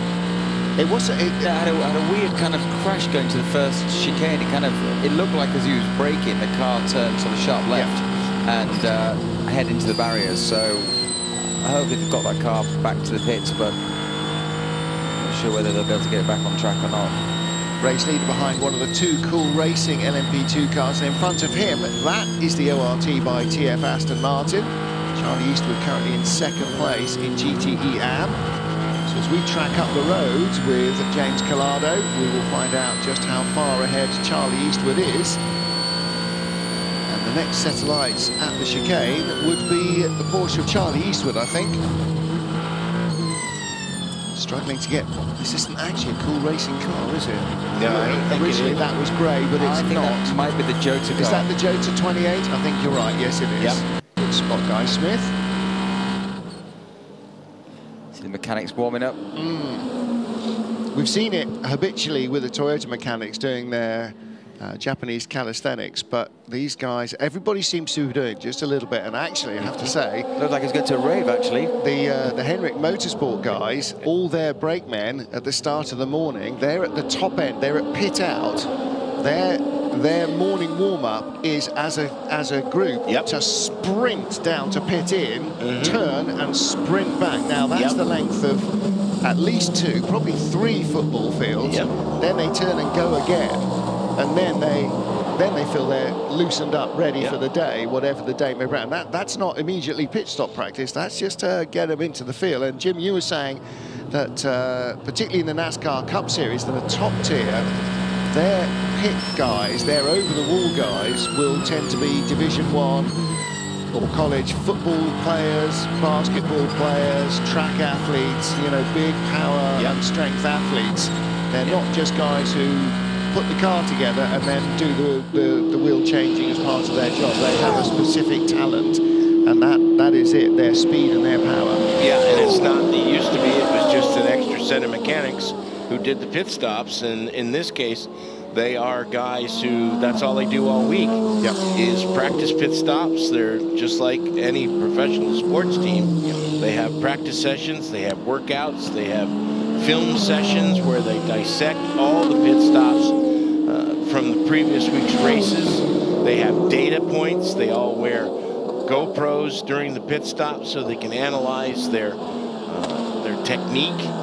And yeah, it has become a real science. It's not just I can remember the video of the old days, the Wood brothers with a bolt between their teeth with all the extra lug nuts when it was the 5 lug nuts, and you know, it was a revelation when they got the air guns, and so yeah, it's come a long way, baby, I can tell you that. Yeah, and the same way that we see tenths of seconds, hundreds of seconds being fought for in the pit lane in Formula 1, same too in the NASCAR Cup Series, even though the races are considerably longer. And without 7 guys on each tire. Yeah. You know? Yeah, over-the-wall numbers are severely restricted. Yep. That means that, as with everything in this sport, choreography of how you do things, and teams spend ages, as you said, dissecting what they do and trying to find a way to make themselves better.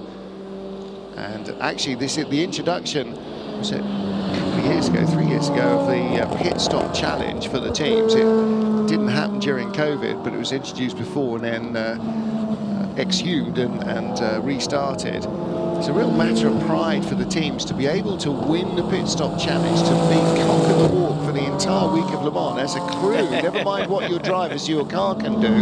We are the best tyre change team in the business. That's pretty impressive. And that was won, I believe, this week by the Peugeot guys. Yeah. I'm not sure which car it was, but it might have been the 93, but yeah, great effort by those boys. Definitely. Yeah, somebody has got something plugged into somewhere that's giving us an awful earth hum. But feeling, Jim, that might be your phone's charger. If you put it down, no, maybe not. Something is definitely. I don't know if you can hear it at home, but we can hear it. Is it your computer? I'm not sure. No, because it hasn't been anywhere, and that computer's been there all day. Into so Chinese were coming into the pit lane, no, but it looks like we're maybe not quite ready for some changes yet. It was Chinese were coming into the pit lane. I sort of half glimpsed it and then half imagined it. There's a Glickenhaus in as well. Esteban Gutierrez has brought in car 709. Quick clean of the lights to make sure that there's nothing that the race officials can complain about in terms of lack of visibility of lights or numbers or anything else. Also, like your road car, when you're driving on roads that have been wet and are drying, there's an awful lot of grime being thrown up. And that's exaggerated here because this is not a race circuit, this is public road with a bit of race circuit attached. So exactly like your road car, because that's what use these roads for the other 51 weeks of the year. These are public highways. The chicanes have been added in. You don't come round this bit in your normal road car, but you use the rest of it. And you find the road as well on each side of the white line down the middle, because if you've got trucks and cars going each day, the road actually gets slightly worn away. So as you can see, we're on this side of the white line, and as we go down here, you'll cross over to the other side. And when you make that cross, that transition, You can actually feel the car just touching the bottom of the road. Well, the same way you feel it on any basically. normal road, yeah, you just Exactly. get the little depressions. They might only be a couple of centimetres or an inch deep, but if you think about where the water stays in the chicanes, that's where it stays. It stays in those little channels, and so when you're coming and starting to turn in across them, then you end up sort of skating a little further into the corner than you want, and suddenly your grip is gone and you're in the barriers. And well, how did that happen? I didn't even touch the curbs. You don't have to sometimes touch the curbs to find the water. And when you find, when you leave the pits with brand new tyres that still come up to temperature, up to pressure, and full tanks, so you've got a heavy car, you've got tyres that aren't quite up to temperature and pressure yet, that's when you really feel it. So the car will bottom under braking, the car will touch for the first couple of laps until you get everything up to temperature. Couple of things with the number 8 Toyota car. The pit stop infringement was not all mechanics were back behind the white line before the engine was started. So again, it's those tiny little bits of choreography that let you down. And that's rare for Toyota. That, you know, and that's why now we're seeing them under some pressure and making those small mistakes, which is you know, good to see that they're under that, feeling that pressure as well. Well, I think for the first time with this car in the hypercar category, Toyota really having to extend the car to its absolute maximum, which they didn't have to do with just Glickenhaus and Alpine against them last year.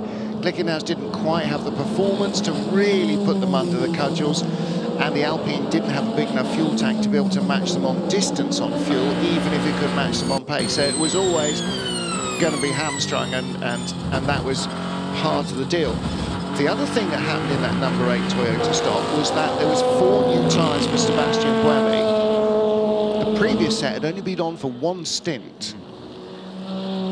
So there was clearly something he didn't like about the balance of those tyres. Alpha 9-2 for 12 lap target. Oh, now then, what? For a 12-lap target, that's not fuel saving. That's what we were told was likely to be a bare minimum hypercar stint. So now, does that mean that gives him more attack because they're not going to try and fuel save? And has that been what they've tried to do early in the stint and then gone, okay, that's not happening, we're not saving enough, okay, right, just go for him. We're going to have to try and reset and do that again in the next stint. Ben Keating staying in for a triple stint in the 33 car, saying he felt pretty good about it. That was 20 minutes ago. Doing a lot of things that the gentleman driver does not normally do. Man, he can pedal a race stint car. in the night, put the car on pole with just stunning laps. And he's super fit. He Yeah. trains hard, and he's driving lots of different cars, and you know he trains like a pro, and he drives like a pro. Yes, he really does. And actually, when we had when we were talking about him a little bit earlier, John Doonan, I always let myself down because I always forget to do stat check on Ben Keating before every race, just to make sure that I've got the correct number of dealerships, because he'll always correct me, and the correct number of different franchises that he handles. John Doonan was saying 27 dealerships. Yep. I mean, and that changed across a wide spectrum. Yeah, pretty much every. At one point, he was the largest Viper dealer in the world. And again, that's when he came back to Le Mans in the GT class with the SRT10, and then wins with the Ford. Won with wins with the Ford, and then that was disallowed because of a technicality infringement on fuel tankage. So you can see Buemi now closed up on the back of the Ferrari with, and Clado has got a stack of GT cars ahead of him going to the Porsche corners. So this could get really quite exciting. That does sound a little bit like he's been told to hurry up, we can't be around here all afternoon. Yeah, we're not going to get the lap on fuel that we were trying to creep out. So yeah, time to get on it and hassle the Ferrari a little bit. Buemi press them into a mistake, perhaps. Yeah, he doesn't seem really happy with his car. He's been playing around, as I said before, with the roll bars, and he just doesn't seem. I think they maybe thought with the new tyres that might fix it. but he still seems to be just not quite fully happy. Buemi not quite fully happy is a sort of constant at Toyota, but the other thing is that the racetrack is evolving all the time. It's gone dry to wet, and then it takes forever to get back to dry, then it went wet again and forever to get back to dry, and it is doing that. You know, we talked a little bit about the Peugeot going off because there's still wet patches, so they're still adjusting the balance of the car lap by lap, maybe even sector by sector, to take into account the fact he'll go, oh, there was more grip there, I braked too early, so now they're going to start, you know, harvesting a little more, or you can put a bit more front brake onto it, or a bit less front brake onto it, whatever, to try and balance the car against the prevailing conditions. Kaz Nakajima there in the back of the shot. He is the team manager for Toyota Gazoo Racing's endurance crew. And Kazuki Nakajima, although still a driver, although no longer a driver in this race because the car's been retired, is the team principal. Well, here is the race leader, James Collado. No longer, there's a change. Okay, man, so this will be your last time lap. This will be your last time. All right, so we're getting to the end of the stint, and that's what Alpha 12 means. It has released Sebastian Buemi, and as we cut to him, James Collado was passed for the lead of the race by the number 8 Toyota. But you can see his replacement is in the garage. So basically in that stint, what Buemi did was just return the order to what it was when they made their original pit stop. And they took tires and the Ferrari didn't, so he lost the lead. So it took him a whole stint to get that lead back. And remember, Buemi's got a 5-second penalty. That's right. On the next pit stop. They'll have to serve on this next pit stop. Quick in and out for the number 5 Porsche Penske Motorsport 963. Dane Cameron remains at the wheel of that car. That was fuel and go. Philippe Leloup there on the right-hand side. Spent a lot of time racing GT cars with Uwe Schoenack when he was running the Viper program. That has been part of his LMP2 and LMP1 programs before moving full-time to Toyota. So much knowledge among these different teams over so many years. And that's one of Toyota's really big weapons in its armory, is that consistency of being in this championship and racing at Le Mans. Whereas Ferrari, Porsche, Cadillac, the rest are relatively new. Okay, Seb, Brendan is connected to radio. Any advice for Brendan? Any advice for Brendan? Stay on the racing line, it's dry, but careful in the chicane. Careful in the chicane. Don't brake too late, stay on the racing line. Tight. There you go. There you go. Yeah. Stay on the grey stuff, son. don't get out in the dark stuff, because especially in the first chicane. So still, even 45 minutes later, it's not drying there. Grey good, green bad.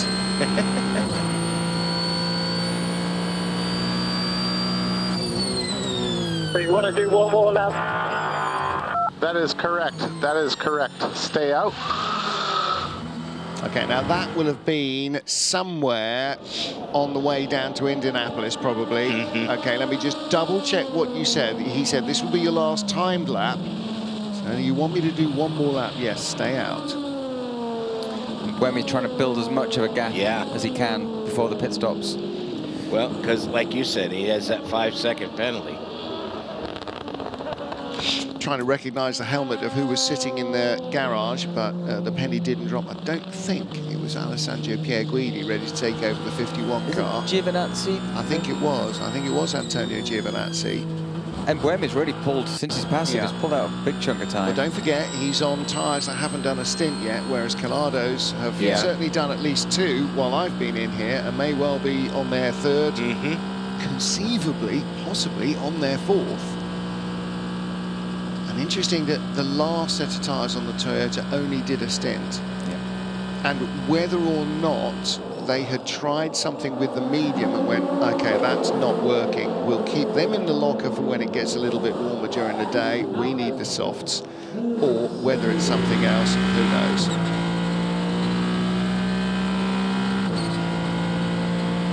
M8, box this lap, driver change,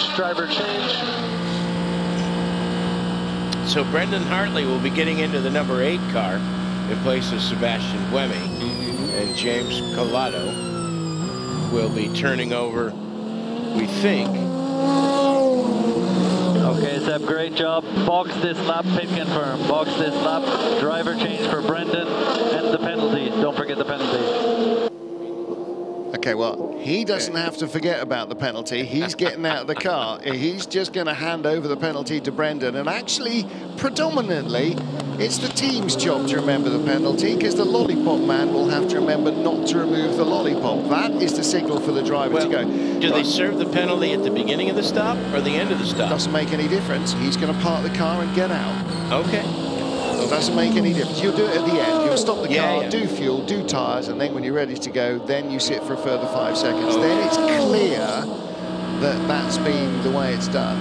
Well, it's interesting because in the States, it's exactly the opposite. You can't start to do anything until you've sat for 5 seconds, because then it is certain that you have done it.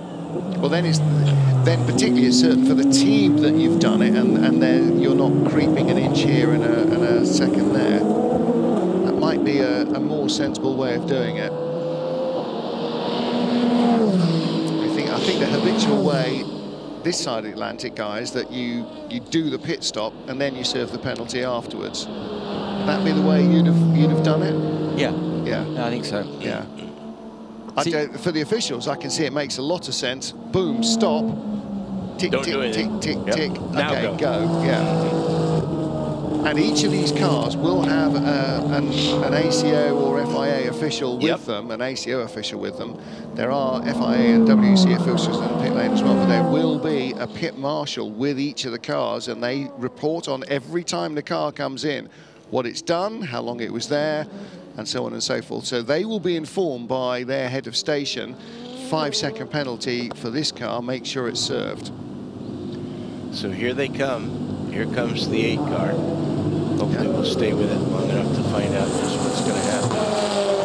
Looks like they are going to serve the 5 seconds and then work on it. Hard to tell, because of course the fuel man comes in out of our sight from the left-hand side as the driver sees it, doesn't see it because it's behind him. Driver change. Brendan Hartley gets in. Driver change. It will be Antonio Giovinazzi in the 51 car. Now you would assume that that car will take fresh tyres. Cleaning of mirrors, cleaning of windshields, cleaning of lights, polishing everything in sight apart from the bodywork. And because of the penalty, this is almost a free tire change, time-wise, for the Ferrari. Well, it means they don't have to super stress about it. They will do it in their standard routine, because if you try and slow down, then you will likely make a mistake. No tyre change, I don't think, for Brendan Hartley. Of course, we didn't see it, but that will check how long it took when they leave the pit lane, and then remember to subtract 5 seconds and not get overexcited. They were slow in the pit lane. Richard Westbrook leads the race for Cadillac in the number 2 car. That will be due in on the next lap, all things being equal. 1 minute 22, so including the 5-second pit stop. I don't think that was enough time for a tyre change. No, I agree with you. And out comes Antonio Giovinazzi, 1 minute 22. That was a driver and tyre change. Remember, they changed Buemi's tyres on the last pit stop. So. I would have been surprised if for a second stint they took tyres off after 1 stint. There's James Collado, as relaxed and smiley as I think I've ever seen him this week, just loving his life in the Ferrari hypercar. And he said, up until now, it's felt like a more powerful and heavier GT car, basically. He said, here, from the first moment you got it out on track, it's a totally different animal. It just came alive. So you know, just from that comment, that this is what it was bred to do. The rest of it, as Paul Newman might have said, is just waiting around. That's right. It wasn't Paul Newman, it would have been Steve McQueen. It wasn't Steve McQueen. Newman might have said it. Newman might have said it, but he wouldn't have used a line from somebody else's movie. was the Steve McQueen line, his character in Le Mans. Racing is life. Anything before or after is just waiting. Talking about Paul Newman, Newman did get to race here. Yes, he Steve did. McQueen did not. He was desperate to race in the 1970 film, but the studio would not allow it. And Paul Newman somehow managed to get that one by A, his wife, and I'm not sure how that happened, and B, she was quite supportive of his racing. Well, yeah, doing SCCA runoffs or doing an IMSA race here or there, one thing.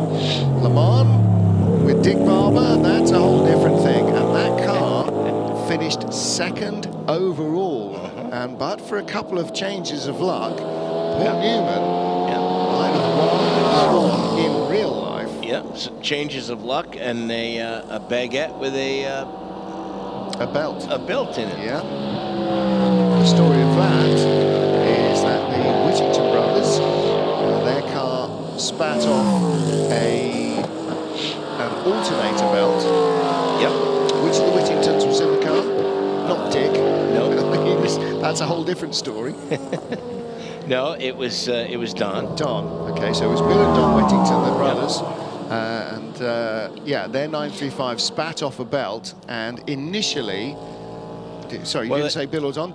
Don tried to then fit the power steering belt, which immediately broke as soon as he tried to fire up the engine. So he was the deal then. Now he's down 2 belts. The deal was then you could be assisted from outside verbally, but you had to fix the car with anything that was carried with only with things that were carried on board. So all the tools, all the parts had to be on board the car. Exactly so. So after a while of trying to fix this and having very little luck, obviously because you can't manufacture a belt at the side of the road, the team prevailed upon the marshals to say, look, it's really hot and he's been driving a racing car and he needs to drink something, so we brought these bottles of water, we brought him a sandwich because he's going to be here for a while. So they handed him the water and the big baguette through the fence, and inside one of the big baguettes was a belt, and inside the other big baguette was a belt. So he didn't get ham and cheese, he did get 2 drive belts. Actually, it was only one. He got the belt that he needed to get the car back to the pit, which was the alternator, and then they changed all the belts when they got to the pit stops. So it's, yeah, things happened in life. The baguette that won Le Mans. And tonight, Paul Newman, a sensational story. So Hartley's still ahead of Giovinazzi by 12 seconds. Now that's quite a margin. That gap is growing by the sector. So Hartley's tyres are a stint old. Giovinazzi's are brand new. Okay. We'll have to ask Stranghi about that particular message. Obviously, he's a member of their crew. I couldn't quite see on the picture. That sort of very slightly looked to me like a man on a motorcycle. Or a man with a big, like, Green Bay G on his chest. Could it? Yeah. It couldn't be that he's racing somewhere like the Isle of Man instead of being here. I can't imagine that would be a thing. However, see if Simon Strang can shed a little light on that. In the pits is the Battle Cats Ferrari. This is the other one of the Kessel Racing cars. And this car is, I'm looking on the, oh no, there it is. So it's Naoki Yokozimo, who I believe is Mr. Battlecats, or at least he is the man who is the game designer. Battlecats, you'll know this guy because you're of a much younger vintage than me and Jim.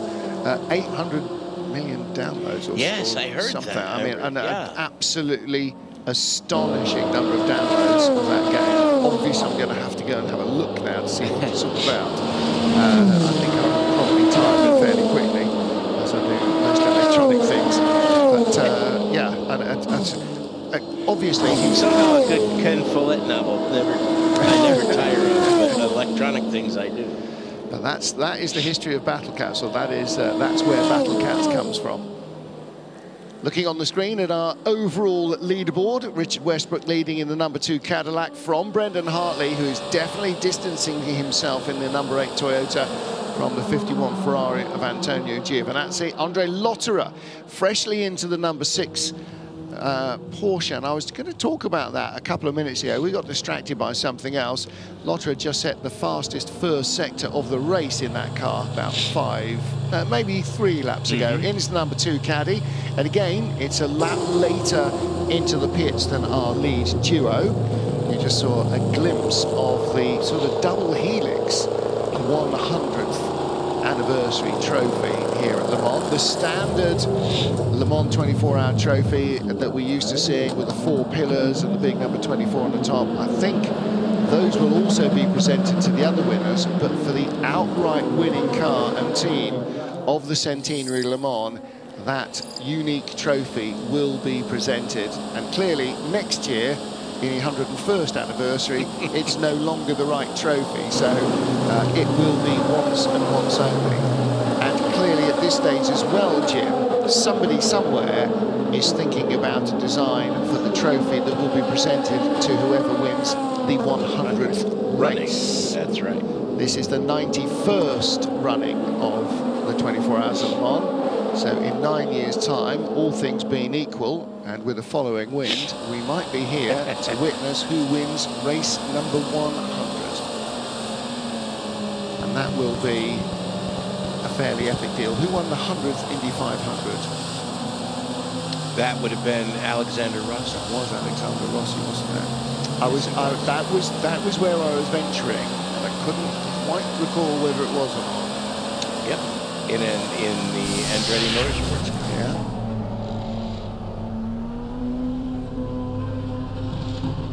Michael could never win it, unfortunately, even though he had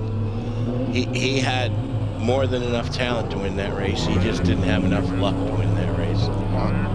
Indy 500 and Andretti family luck is a long, long saga.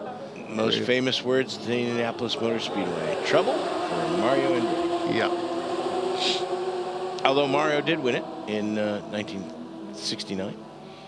AMR, the former Northwest AMR car, still entered as Northwest AMR, Paul Dall'Anna's business. Dall'Anna had to withdraw a week before the race in Spa, not just from Spa, but from the rest of the season. Checks time, 4:22 in their garage, 4:22 in the studio clock. We're aligned there. Because of overwhelming pressure of business. And again, we talked about Ben Keating and somehow fitting in, you know, riding 50 miles a day on his bicycle to stay fit, and running all the dealerships, and traveling around the world and across the US, because he doesn't just do the WEC races in Le Mans, he also does the All IMSA WeatherTech series in 2 classes. So, you know, it's a crazy schedule. He's probably getting up towards Roger Penske levels of hard work and input there.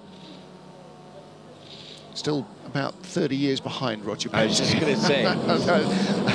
Comfortably 20. Yeah. Comfortably 20 years behind Roger. Roger, I think, is 89. He's 89 now. Wow. See, I still think he's early 80s. Yeah, I need to... Because, you know, no, he's not early 80s. 89 years old, and he's, you know, all the youth of an 88-year-old, and all the youth of a 50-year-old still. Ridiculous work rate the man puts in. And I was really interested to see him in the garage. Knows the name of just about everybody. Now, when you consider 86, the number of businesses, he just turned 86 in February. So what does he have, like 5 businesses for every year he's been alive? I think so, yes. Something like that. Yep. I mean, in the UK, he runs a string of different car franchises. I believe he is the largest car dealer in the world. I think he has more dealerships than anybody else. Volvo UK, for instance, that's a Penske company. Wow. Is it really? Yeah. U-Haul, that's a Penske company. Yep. I mean, there are things that don't have Penske above the door.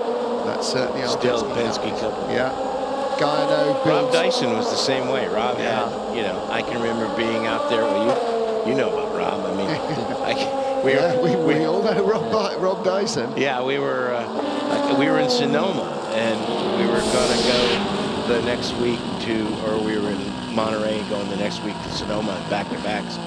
And he asked me, he says, what are you doing between races? That's a replay of the 94 Peugeot crashing about an hour ago. And I said, I'm just going to hang around. And he says, well, I've got this, we manufacture airplane seats in Seattle. Have you ever been to Seattle? We're going to fly up there. I'll take you up on the jet if you want to go with us. I was like, wow, you own a what? And where? You know? He's great. I thought you were an upstate New York guy, you know? And yeah, no, Roger Penske's everywhere. Roger Penske's right-hand man retired about a decade ago because he couldn't keep up with the workload. Because he'd said, Roger would say things like, oh, we've got a lunch meeting with Denso. We need to talk to them about alternators or whatever. And, oh, right, okay, when are they coming in? Oh, no, we need to get on the jet. Yeah. What? Yeah, we're going to Japan. We're going to Tokyo for lunch. Okay, it'll be lunch tomorrow by the time we get there, or yesterday, or some such. But yeah, I mean, and he was just saying, and that would happen, you know, once or twice a week. You'd be not across the States, but across the world somewhere for a meeting, because that's how he does business, the old-fashioned way. Hand to hand, face to face. Yeah, absolutely. Yep. No Zoom calls here. Yeah. Well, I guess for some while he will have had to have Zoom called everybody, the same as the rest of the world did. But yeah, he's. This is the battle for second place in LMP2, 47-car Cool Racing. Rashad de Groos and Louis Delatran's going at it. Delatran's in the 41 dry, isn't it? Because you've got all these battles going on.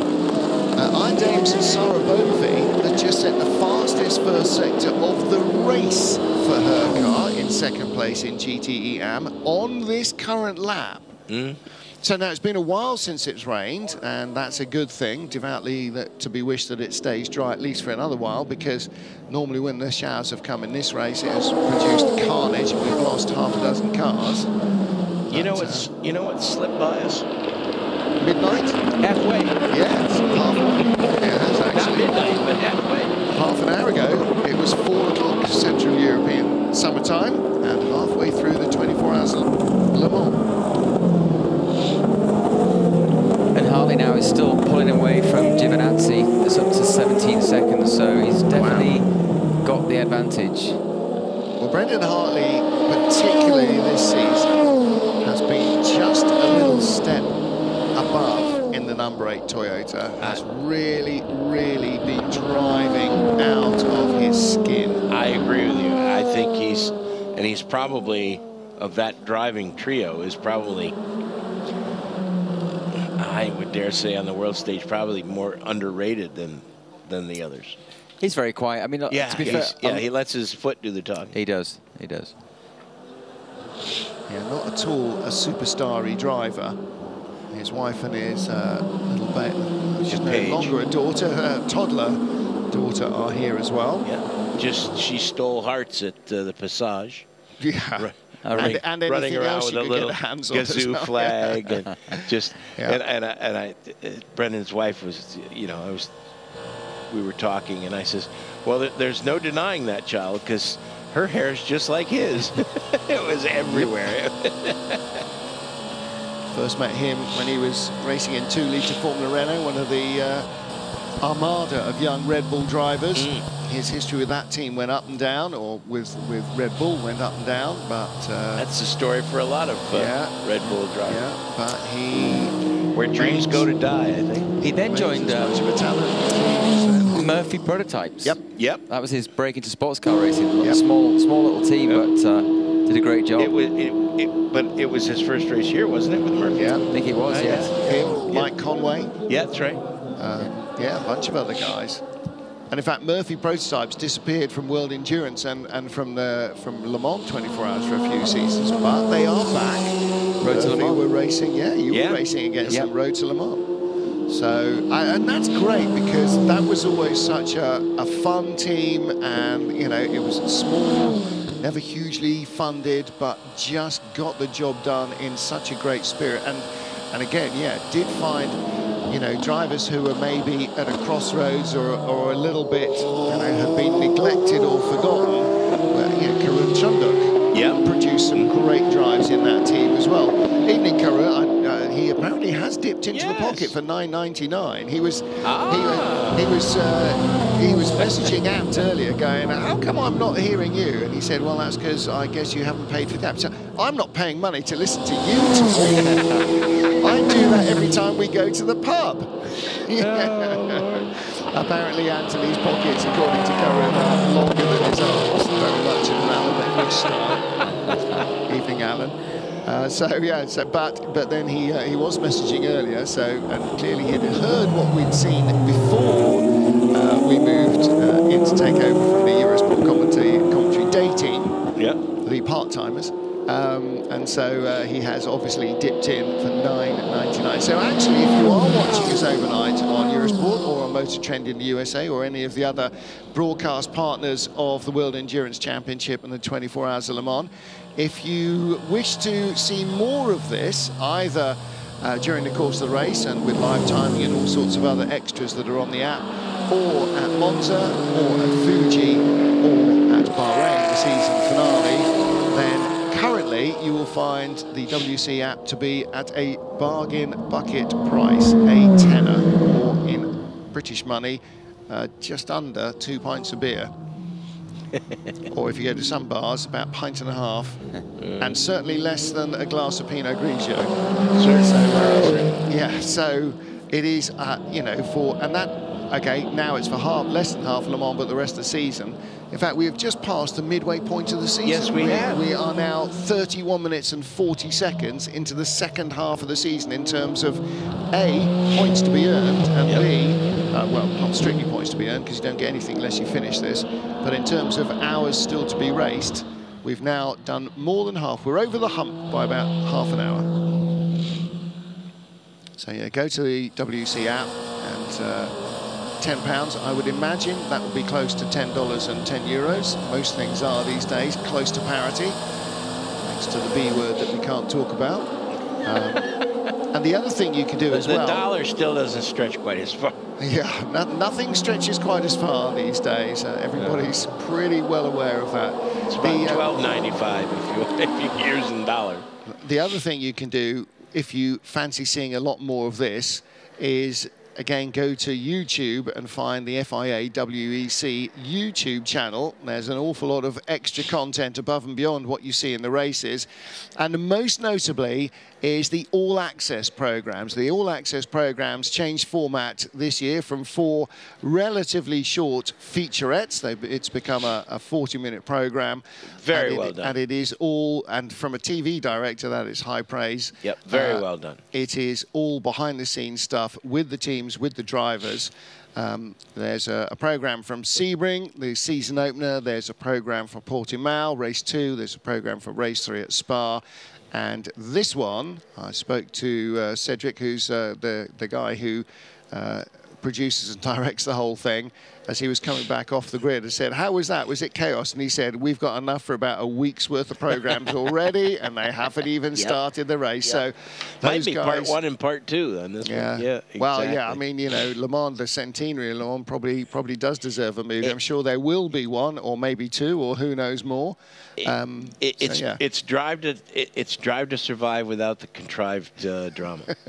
Drive to Survive without Will or Jack, essentially. So, well, yeah, no, it's that too. It is all fly on the wall documentary, and it is really entertaining stuff. And one of the things that we have the delight of is to get to know a little bit about these drivers and about the team personnel, and we're able to show so little of that on TV. I mean, Guy, as a driver yourself, you know how much goes on.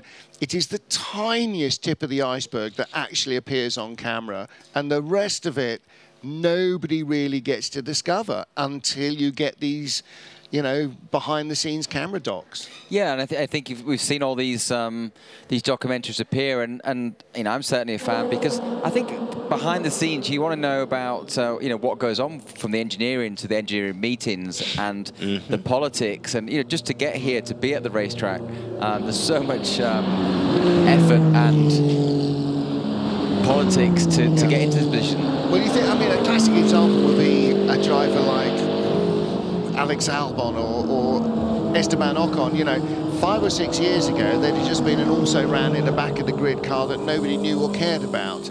Now you know the people and their families and their stories. Everybody's invested in them. Yeah. And that's a huge change for non-World Championship potential drivers. You know, there's always the 3 or 4 or 5 or sometimes 6 drivers who get focused on and get talked about a little bit, and you learn a little bit more about them. But it's the other 2/3 of the grid in Formula One, and God knows that gets some exposure that you never really get to meet. And that's part of this, you know. Again, 62 cars, 186 drivers. Some of their names, I won't say, Jim won't say, you won't say. Sure. Right. Cumulatively, we'll talk about them. You always get to the end of the race and go, wow, whatever happened to that car? I literally don't remember even saying that car's name. And yet, it's been going around for 24 hours, and we've been watching for 24 hours. So, and it's the same effort. They've put the same effort in, the same number of Lord, laps. yes. Good, and actually quite a lot, quite often, a lot more per capita, because there are fewer capitas and there are fewer resources going in, and so the human labour element of it is even more extreme. Back with our Iron Dames Porsche of Sarah Bovey. This will be the last Le Mans for the Iron Dames in a Porsche, because having started their career with Ferrari, they signed a deal to run Lamborghini's hypercar program, and as a knock-on effect, also Lamborghini's GT3 program. So. And they've moved back to the front on the exchange of pit stops. They here, have indeed. As we're cycling through another set of pit stops for the GTEM cars. Scott Huffaker is now, the American, is now in second place in the Kessel race with Ferrari. Yeah, Davide Rigon, he's just pitted Davide Rigon third for also. The Iron Dames drivers have got quite a season on their hands. For instance, when they were in Sebring, they were racing in the IMSA race as well, in a Lamborghini, running back down, not running, driving in on a golf cart back down to the WEC paddock and then jumping into the Porsche. And that, obviously, same track, totally different car, totally different behaviour. That can't be a bit of a mind bender either. And they're doing the same in the European season, where they're racing the Porsche in WEC. There's the battle for second in LMP2. Wow, that's close. That is 47. Yeah, the Cool Racing car with the 2 blue lights, and Louis Delatraz in the WRT car 41 with the 3 blue lights. I hadn't realised they were quite that close together. That was nearly a change of position in traffic.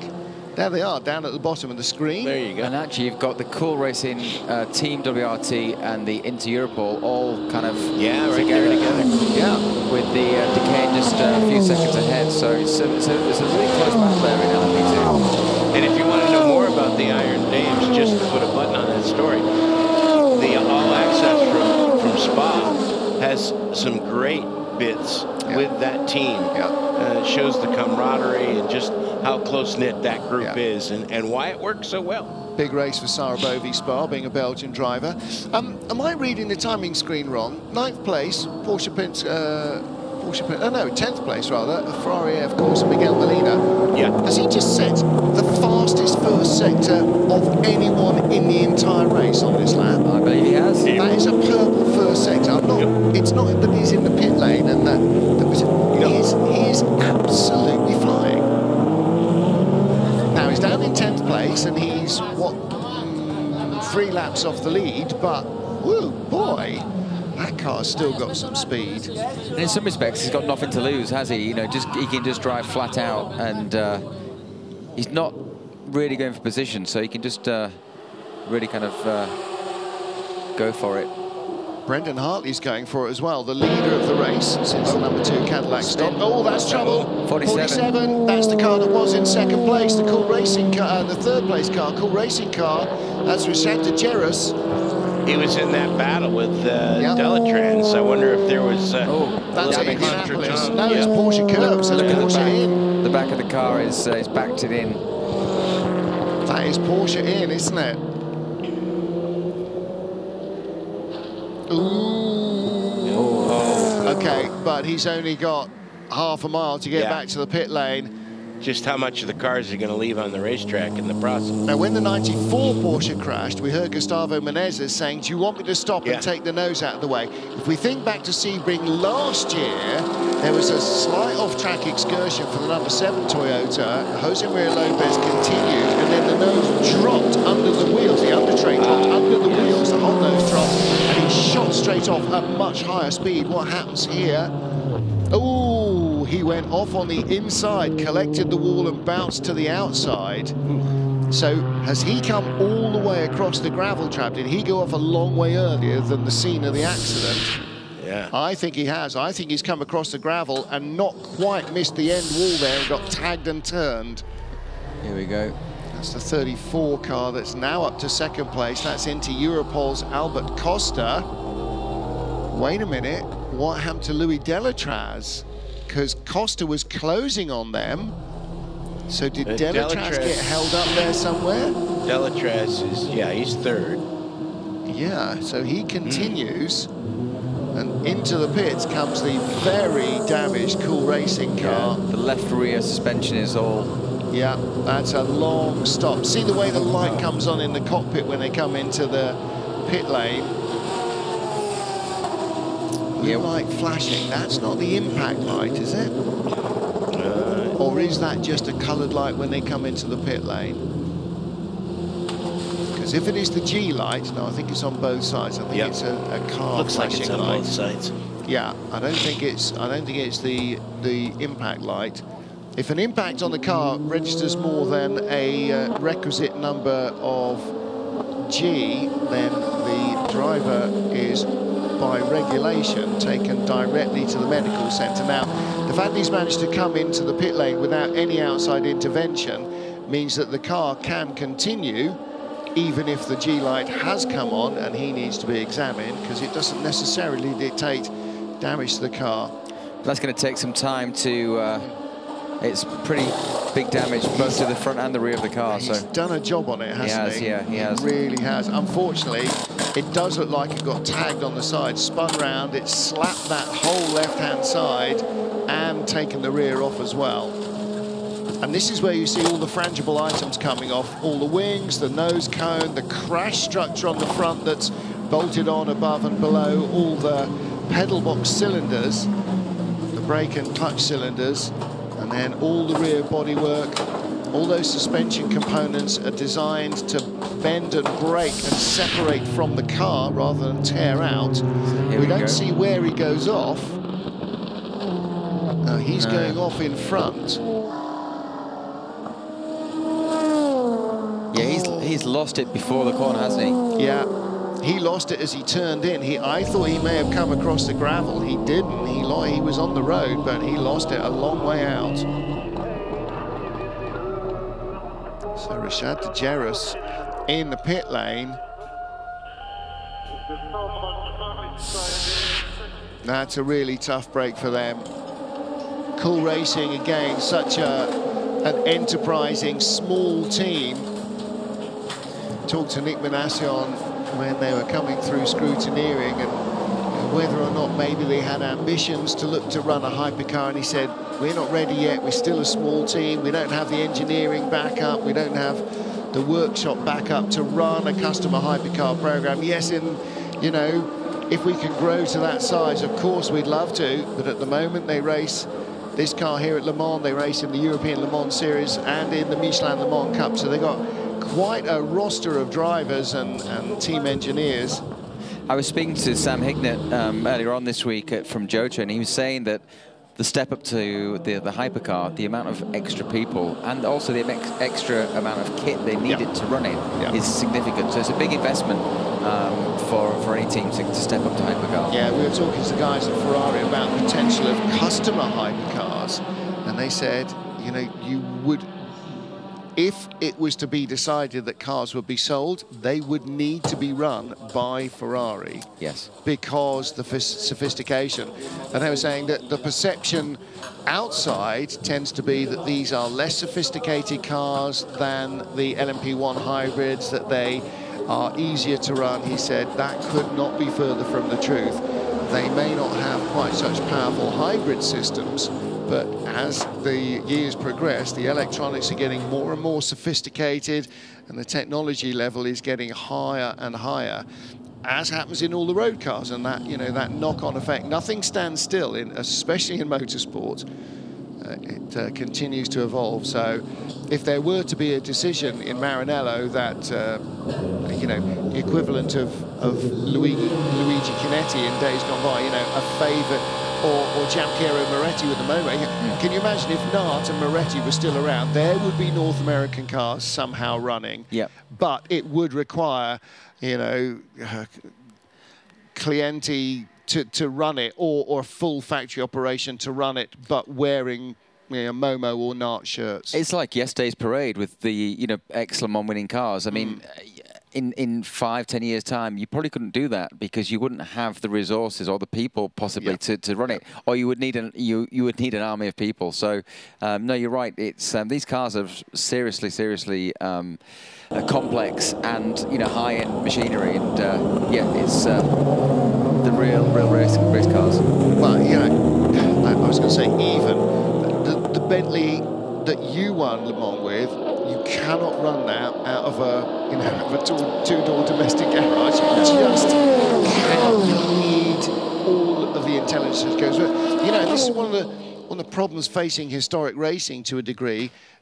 that once you get past the Cosworth era of Formula 1, the Cosworth and Turbo era, and you start to get into the really sophisticated V10s and so on, it's almost impossible to run. In fact, even the Turbo era cars, a lot of those are quite hard to run because they run on clunky old laptops for which there are no laptops left. Well, I was speaking to my Bentley engineer and had exactly that same problem. Literally went up into the attic, pulled out his laptop, which had all the software on. A big beige Dell. Yeah, exactly. That basically had the software to run the car, but without this laptop that he'd kind of dusted off, thankfully saved, that car would be going nowhere. And the problem is, those electronics, have you ever tried to open a 10-year-old laptop and get it to do anything?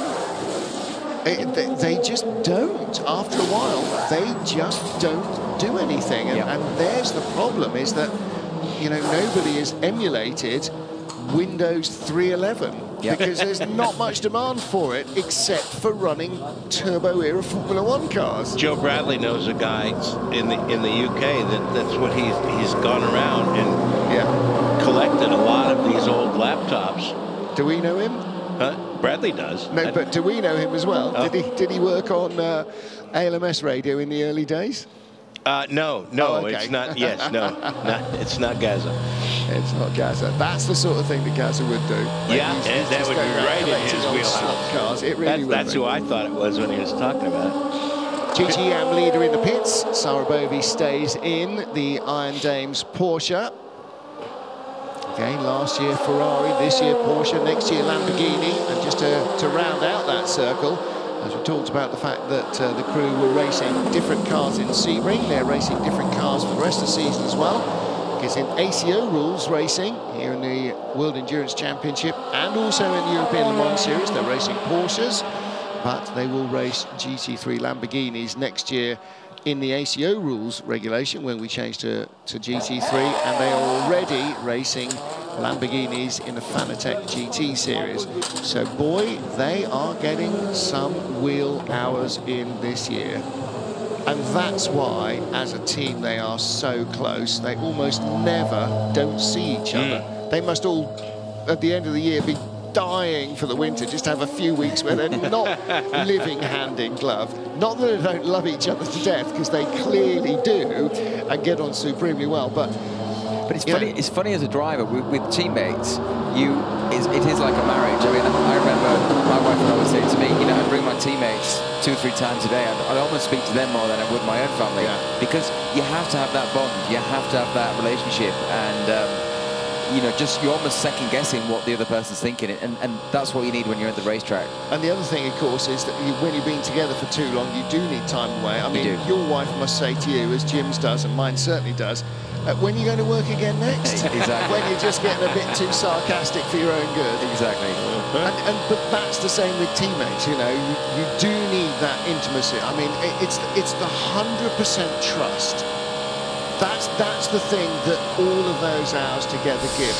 Absolute trust in each other, that you'll be there and you will do the job for each other, and everybody will pick up the slack. And I think in this environment, when you've got two other teammates, it's about knowing your strengths and weaknesses and their strengths and weaknesses, and actually just working together. I mean, when I drove together at Bentley, you know, with people like Tom and Dindo, it's trying to be able to help where perhaps they are maybe not as strong, and vice versa. If I'm struggling in an area, they'll step in. Right. And actually, as a team, you become super strong. And you play to each other's strengths and help each other mitigate your weaknesses. Exactly. And that's when it really gels. Yeah. And again, that really intimacy and that trust, that allows the no-blame culture, whereas what's the problem? Let's get it fixed. Whatever the problem is, we don't care why or who or how. Right. The only thing that matters is how do we get around it, how do we fix it? Yeah. Slow zone here. This is Scott Dixon in the number 3 caddy. Zone 8 is still slow. Zone 8 is still slow. We're going to pit this lap, Scott. Pit. So that was him coming through into the entry to the Porsche curves. That's still clear up there for the 47 Cool Racing car. 747 of Rasha de Jerez.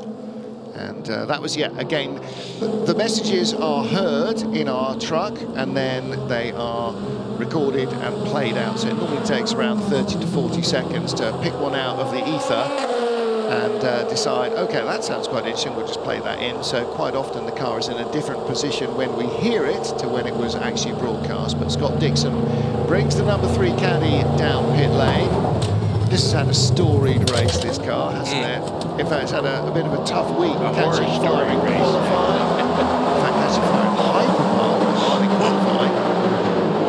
Then a crash very early on. Sebastian Bourdais, Renger van der Zande, and Scott Dixon, the trio. Renger slipping in. A Cadillac with 2 cars in the top 5 as well, so doing a great job. Yeah, again, that, you know, the more cars you have in your armoury, the more you still have left when things start to go a bit squirrely, which is why Audi so often had a 3-car field here. It may be a sports car, but they it has the feel of a single-seater when he slides in there. It does, with the head restraints and everything else to head protection, it feels very much like a single-seater. Well, again, you know, we're talking about perception. You think, okay, it's a 2-seat car, so he's just sitting there and there's space beside him. There would be if you try to get in there. Oh, dives across the line. Just to make sure he was across the line before the engine fired up and not to incur a penalty. And you know, still got 11 hours of day to go, or 10 and a half hours of day to go, and he's 11 hours, and he's throwing himself around like that. And hopefully that crew member is a-okay. We're going to talk about misconception. Jim will remember when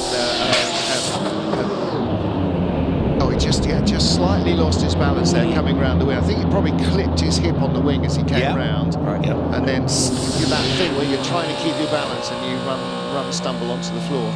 Once upon a time, early in the early days of ALMS, there was going to be a race in Aruba, which then didn't happen. We ended up at Las Vegas.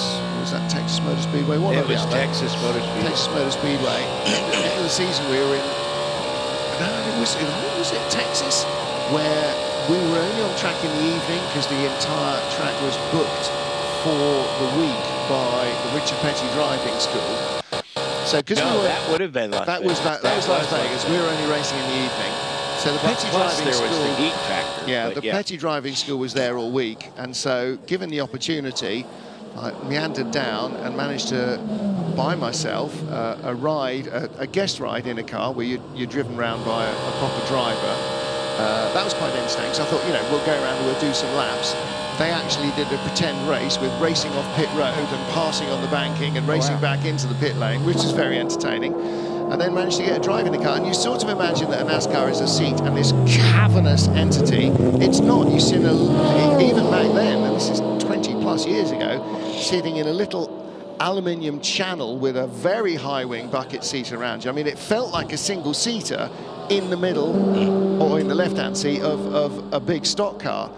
So it's the perception that the car is a lot bigger than it is, it pervades. I mean, the cockpit of your Bentley, I can remember David Brown would cursing it endlessly because he's not quite as racing driver height as you are. It was absolutely tough. It was barely a single-seater, never mind an actual two-seater. Yeah, no, it's really, it's funny, every time I get into the car, the aperture for the windscreen is so tiny. It's got smaller. Yeah, it's got really small. But you know, when you get into it, it's kind of snug and it feels good and it's all comfortable.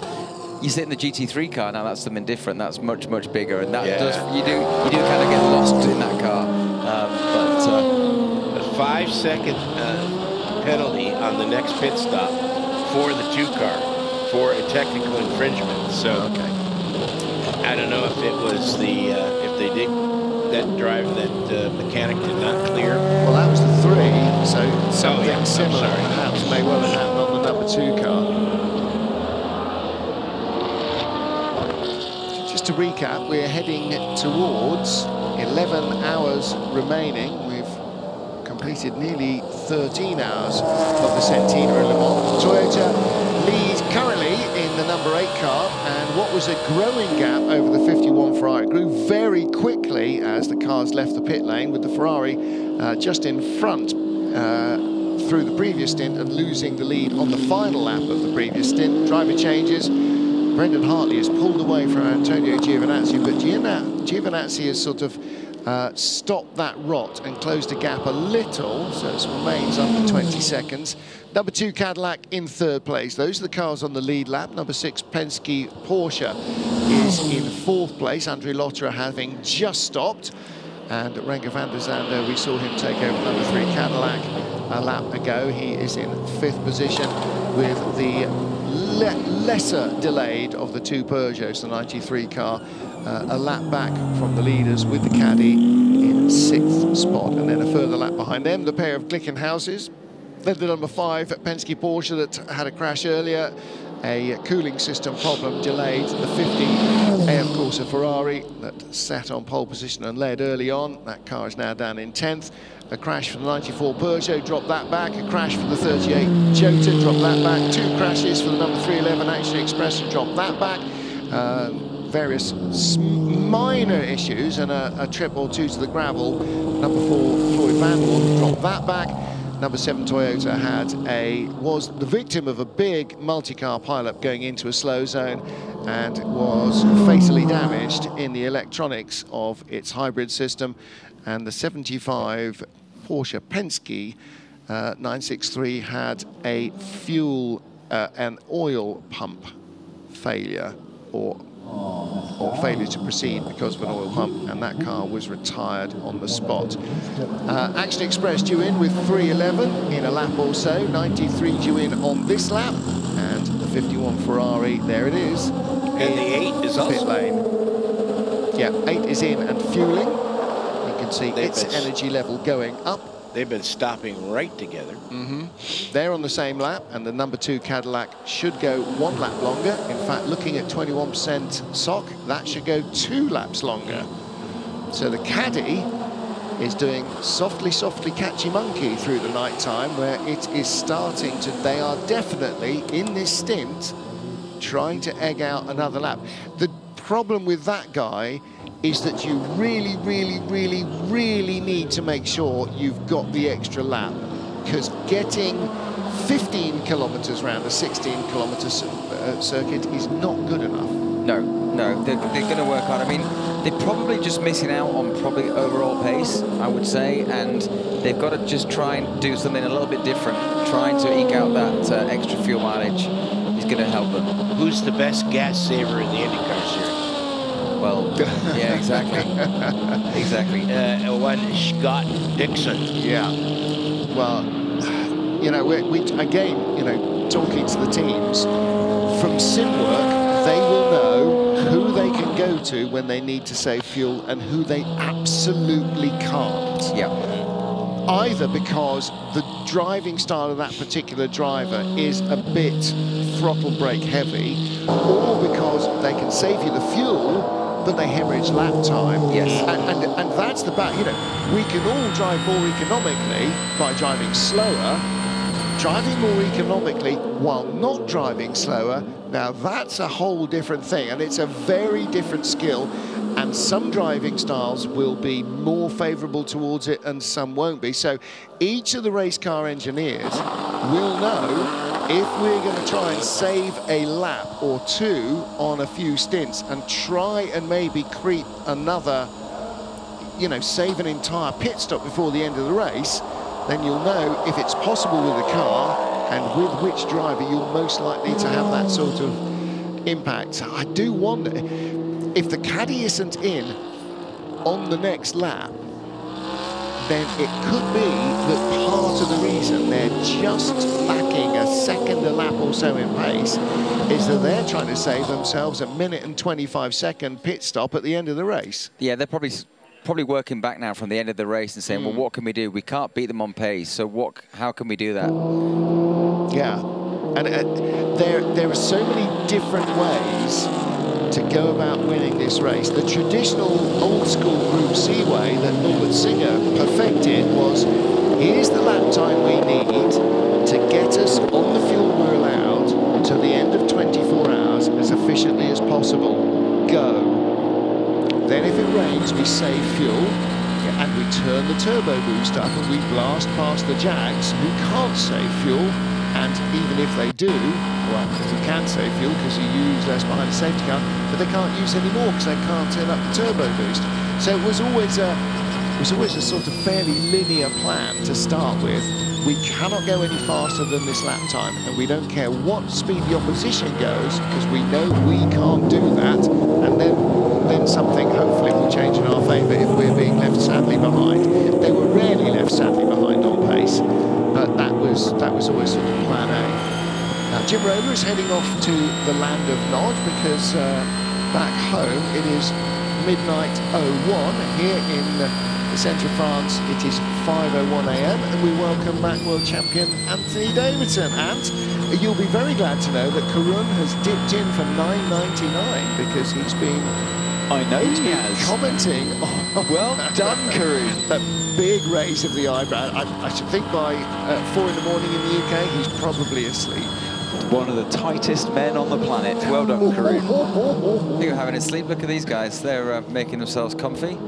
Well, listen, if you've either been here for a long while watching the race or have been here for a long while and might have had a drink or two, you can fall asleep pretty much anywhere. So, I've just turned on my TV. I see the Toyotas at the front. How's that happened? Perfect time, right? That's exactly what I asked a couple of hours ago. Okay, perfect time for a recap. It is 5 o'clock in the morning. We have completed 13 hours of the 24 hours of Le Mans, and we have 11 hours to go, a couple of minutes inside that. You can see the leaderboard, number 8 Toyota and the number 51 Ferrari have basically been nip and tuck over the last couple of hours. They had a driver change last time round. Sebastian Buemi handed over the Toyota to Brendan Hartley, and the 51 Ferrari went from the hands of James Collado to Antonio Giovinazzi. Now, Giovinazzi was at an 18-19 second deficit about halfway through the stint, and that gap has now come down to just 7 seconds. The number 2 Cadillac in 3rd place stops a lap later, has stopped a lap later. They have not yet saved a lap in that car. And a driver change, as you can see, Earl Bamber taking over from Richard Westbrook, who's just done a double stint. Andre Lotterer in 4th place in the number 6 Porsche Penske 963, ahead of the number 3 Cadillac, which despite all its efforts to remove itself from the weekend and the race, the team have managed to keep it going. Little top up on the oil system there. That's what that canister is. It's pressurized and pumps oil into the oil system. And then in 6th place, the best placed Peugeot is now the 93, because the 94 car, Gustavo Menezes, has crashed in the damp first chicane about an hour and a half ago. So that car has dropped right down the order. Yeah, he was, as you might anticipate, extremely distraught, but he just, I mean, Guy, the tiniest little damp patch somewhere, and he just zigged when he should have zagged, and he was in the wall on the outside. Yeah, he just carried a little bit too much speed into the first chicane and ran a little bit wide through the left-hander and just got his right front wheel on that on the wet. Basically, there was a dry line. It wasn't dry very quickly on the off the racing line, and yeah, just got onto the wet and couldn't steer the car and went straight into the wall. And like we've seen so many do, but not into the wall, but yeah, even Pierre Guidi earlier on did a pretty similar thing. But they were having such a great race. I mean, they were genuinely in the fight. I mean, they were. It was kind of Toyota, Ferrari, and Peugeot. It was a very, very close thing. And as the pit stops cycled around, it would go up to first, back down to third, up to first, back down to third. So they were genuinely in the hunt. The other major name to fall by the wayside in the last couple of hours has been the number 50 Ferrari that had a leak in the radiator for the ERS system, the electrical recovery system. So it was getting all sorts of hybrid alarms, so they stopped to fix that. So that cost them about 15 minutes, I think. So that's what's dropped them back down. So that car actually has just about 5-10 minutes ago, we were pointing out that in that 50 Ferrari, Miguel Molina, who took it over at the last stop, had just set a purple first sector. So, as often is the case, in the dark of the night, when you're not in traffic, as Il Bamba has now got a clear road in front of him, in the cool of the air, engine produces a bit more power from its charge, and the tyres are working well on the cooler track. They're all on the soft tyre, the grip is good, conditions are good, it's dry. You do get some fast laps coming through. And this is great, as you can see ahead, not a car in sight. And he talked earlier on about the clumps of cars or the packs of cars, and it's absolutely true. As you can see, he's found himself in some clear space. So now is a great time to drive Le Mans at night when there's no cars on track. It's just so quiet and almost eerily peaceful. And yeah, it's a great time to be in the car. Hard for a normal road driver to imagine it being peaceful with you doing 200 miles an hour at top speed through a forest on public road. But that all the drivers I've talked to about it over the years have always said there is that slightly sort of spiritual, slightly sort of Zen feel, and that's when, and Guy, that's when you're in the zone, when you've got what the drivers talk about, you know, the rhythm, everything is just happening automatically. You're not having to force it, barely having to even think about it. I think any road driver can probably recognise this feeling when you've done a route a million times and you're on that same journey one day, and you suddenly stop and think, how have I got to this part of the journey already? Yeah. That is being in the zone. It's when your wife rings and go, where are you then? I don't know. Although I'm coming up the same bit of motorway I've done, as you said, and it's eerie and hundreds of times. And I always say that in my head, the difference between me trying to drive a racing car and you driving a racing car, apart from fitting in it, is that it would take every iota of mental faculty that I've got just to make it move. Whereas you guys are doing it as if you're under cruise control on the motorway, and the vast majority of your brain power is object avoidance, other cars, you know, and that spatial awareness. And you see drivers who don't have that capacity because they don't have that spatial awareness, and they get into accidents as a result. And the best drivers have that ability to think of all the permutations, all the calculations, to know instinctively, without any discussion, what the right tyre choice is, or what the right strategy choice is, or where to make the move. And that's because you're using so little brain power to drive the car. Yeah, you're just on autopilot, and you know, even when, and I know it would be the same for Guy, every time we go to an onboard shot, you're thinking with them, and they do exactly what you're thinking. It's amazing. I had a really bizarre experience earlier in the year. I was doing the F1 event with Sky in Bahrain, and one of these silly features that they made us do, they stuck us in go-karts. They were twin-seater, and one had the steering and the other driver had the pedals. I saw that. Yeah, and I sat in with Oscar Piastri. Never met the guy ever in my life, and we sat in this kart together. I was doing the throttle and brake, and he was on the steering.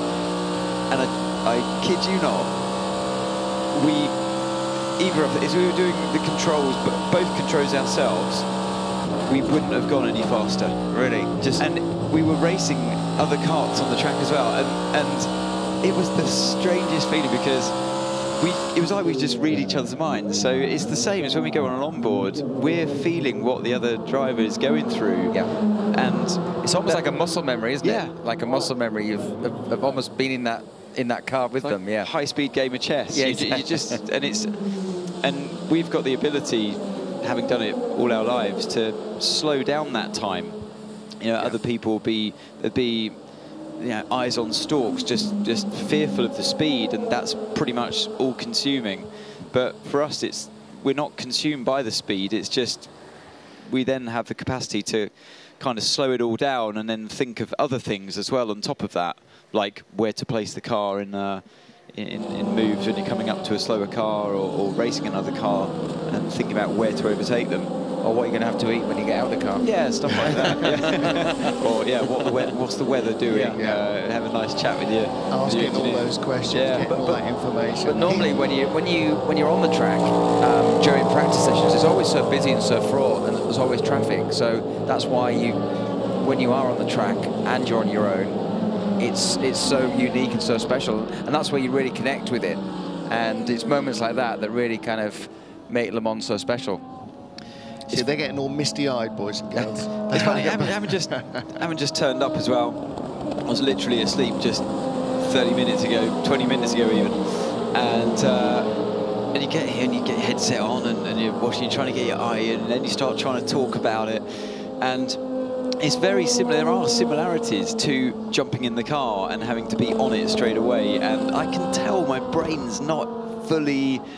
It's not fully engaged yet. It's not flowing, and that's exactly what it's like when the drivers jump into the car. You try and wake yourself up. You're doing your exercises, and you know, just you're talking to your engineers before you get in the car, and you're trying to get yourself in the groove. I can tell I'm hitting barriers. It's like my brain's not quite. I'm not quite there yet, and it's just the same when you jump in the car. You think, oh, how was I doing it before? It was also easy before. I was completely in the zone, and you get out there and you're just fighting to get back into it.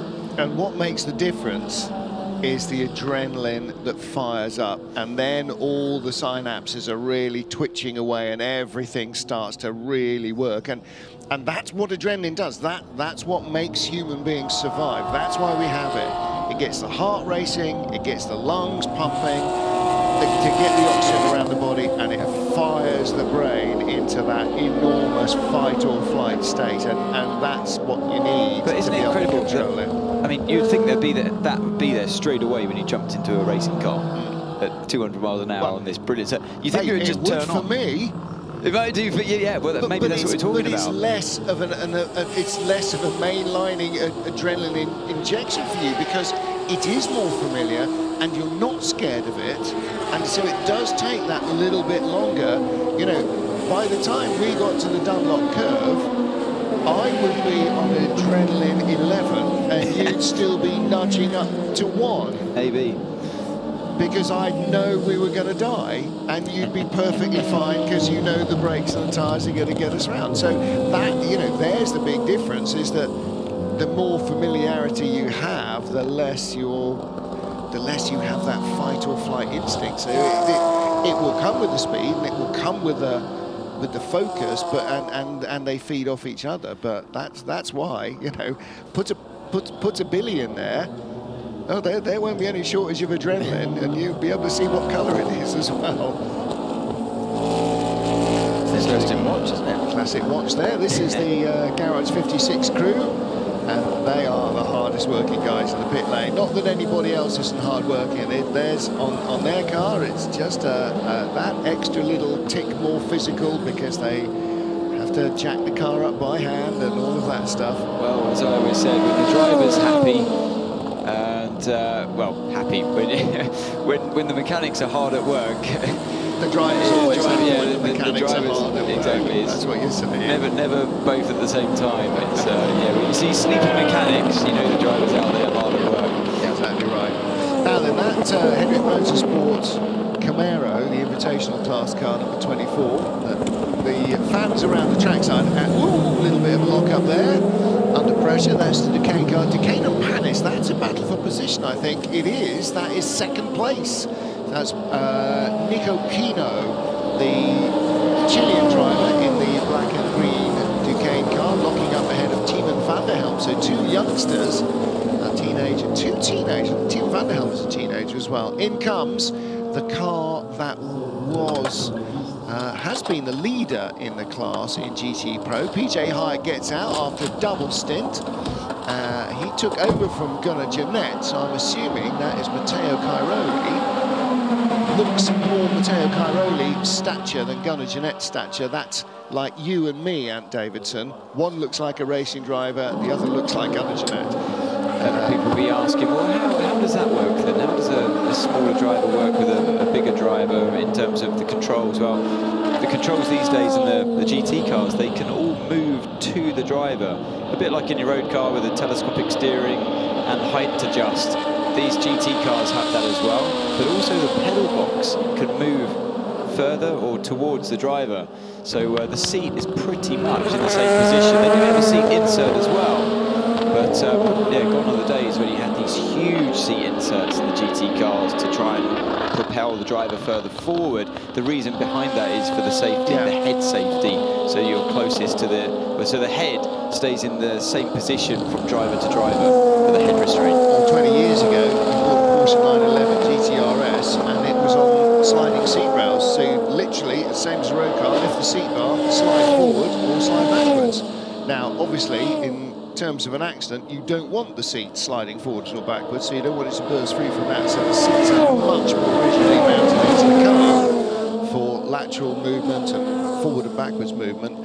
And so something has to move, otherwise a 6-foot and a 5-foot driver can't share the same car. So it is the pedal box and the steering that move together. So there's the 30 Duquesne car, second place in LMP2. Albert Costa leads for Inter Europol. Who did you have in a sweepstake to win LMP2? I didn't have Inter Europol. You better say it was Jota or somebody's going to be coming looking for you.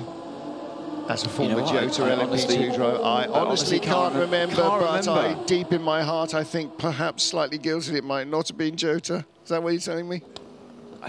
Honestly, I think it might have been one of the Uniteds, which is seeming like a terrible decision right now. That 10 euros has certainly cursed them. I had the Garage 56 car coming home in 19th, so they need to make up 11 places in 11 hours, 10 hours, 42 minutes. Oh, I had them at 29th position. I know you did. I think the chances of them finishing in 29th place are probably slightly less than finishing in 19th. Anyway, be that as it may, let's take a look at this battle. Still 1.3 seconds in it. It's a pretty tight battle. The battle between Brendan Hartley and Antonio Giovinazzi. I wonder what the tyre differences were, because Brendan went off like an absolute scalded cat. I don't think they changed tyres at number 8 Toyota, because they'd only done one stint with Seb Buemi. He changed tyres twice. He went out with new tyres, and at the end of his first stint, Buemi came back in and changed again. And the second set of tyres, Brendan Hartley is on. The gap's ebbing and flowing, isn't it, between Giovinazzi and Hartley? It was down at 6 seconds. Yeah, but it was originally, at the beginning of their respective stints, and they stopped on the same lap, it was out to 20 very quickly. So we've seen that a couple of times. The Toyota's really got onto the tyre very quickly. It's taken the Ferrari a couple of laps to come back up. But like I was saying before, Martin, was it that both drivers got in at the same time? Yes. Exactly the same time. In fact, the number 8 car, Sebastian Buemi passed James Collado on the in-lap, on the way into the Porsche curves, I think. Looking at the Duquesne car, 48 laps on the tyres, 51 for Panis Racing. So these hard tyres, the only slick that's available in LMP2, they're in a 3rd stint. So triple stint on those tyres at the moment. There's Manuel Maldonado, cousin.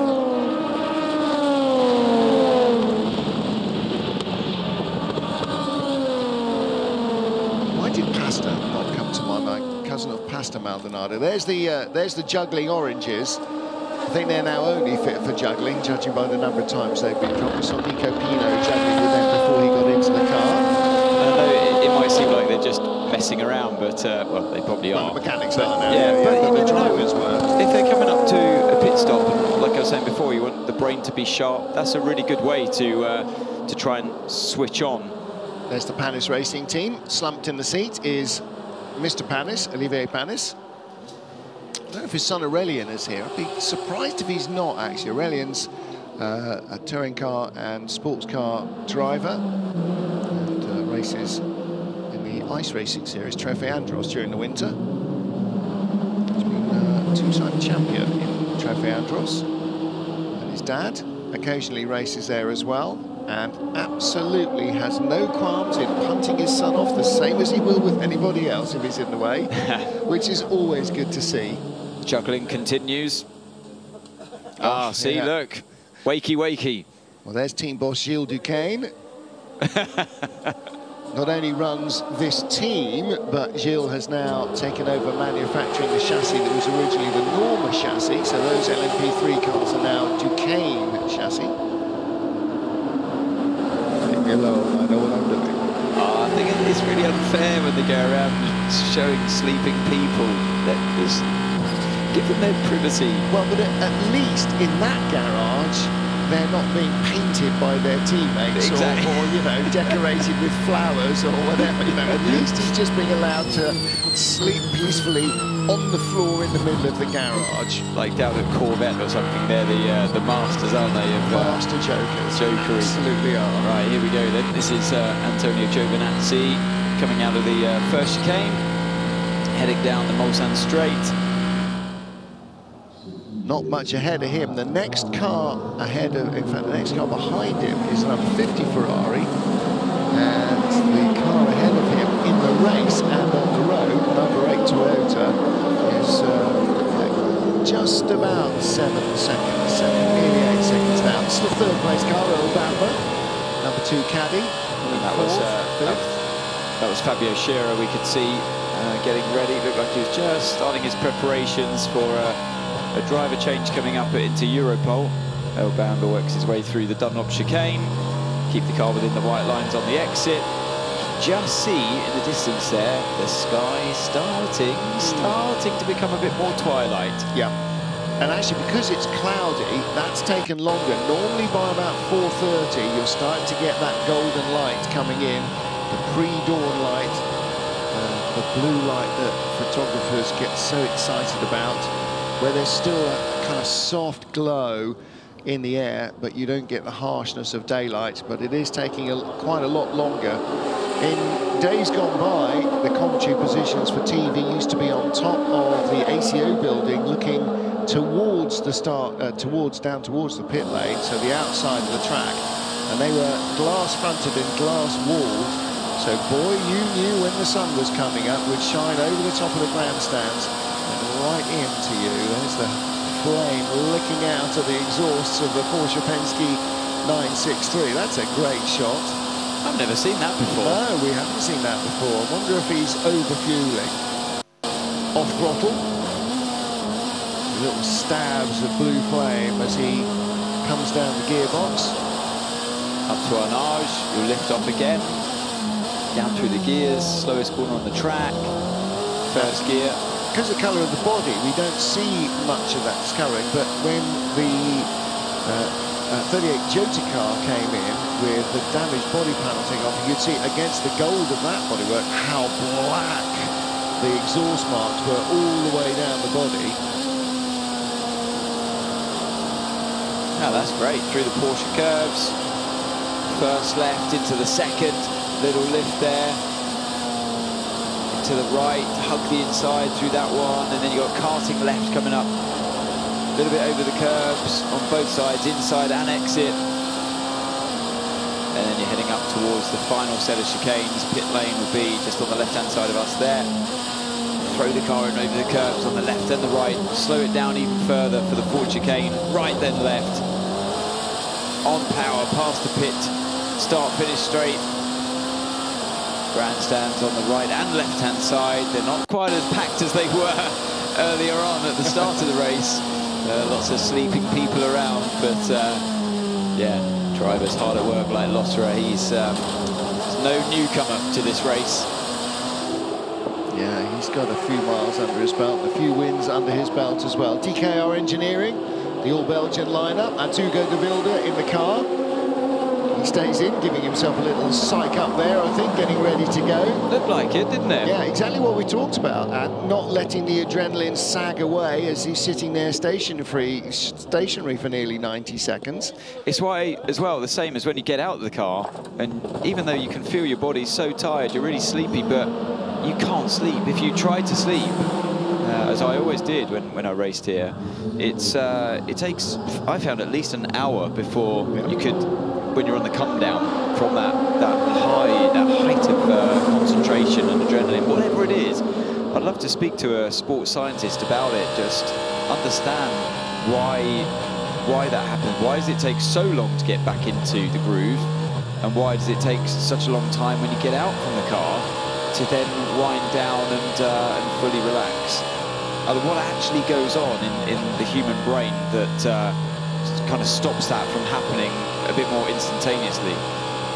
Again, I think part of it is the sort of lower level, if you like, maybe of adrenaline when you're really focusing on something. And even if you're driving a car on a motorway, you know, you do still have to pay attention. You can't just sit there and nod off unless you're in the passenger seat. I have the same thing, you know, if I've been working in the evening, you focus hard a lot, then you get in the car and drive home, and I'll get home and, you know, if I go straight to bed, I'll be lying there staring at the ceiling for an hour. It just takes a little time for your brain to stop whirring, you know. It's like the stress, isn't it? Stress is, it can either be, well, I think for an athlete, I think it can be quite a good thing when you're in the heat of the moment. Yep, absolutely. But certainly not a good thing when you're, well, in everyday life, and when you're, especially when you're trying to get to sleep. No, exactly right. Well, I always kind of think, you know, your brain's been in gear and whizzing around. If you imagine, you know, like a spinning top, one of those gyroscopes, you know, you pull the string and it's whizzing away,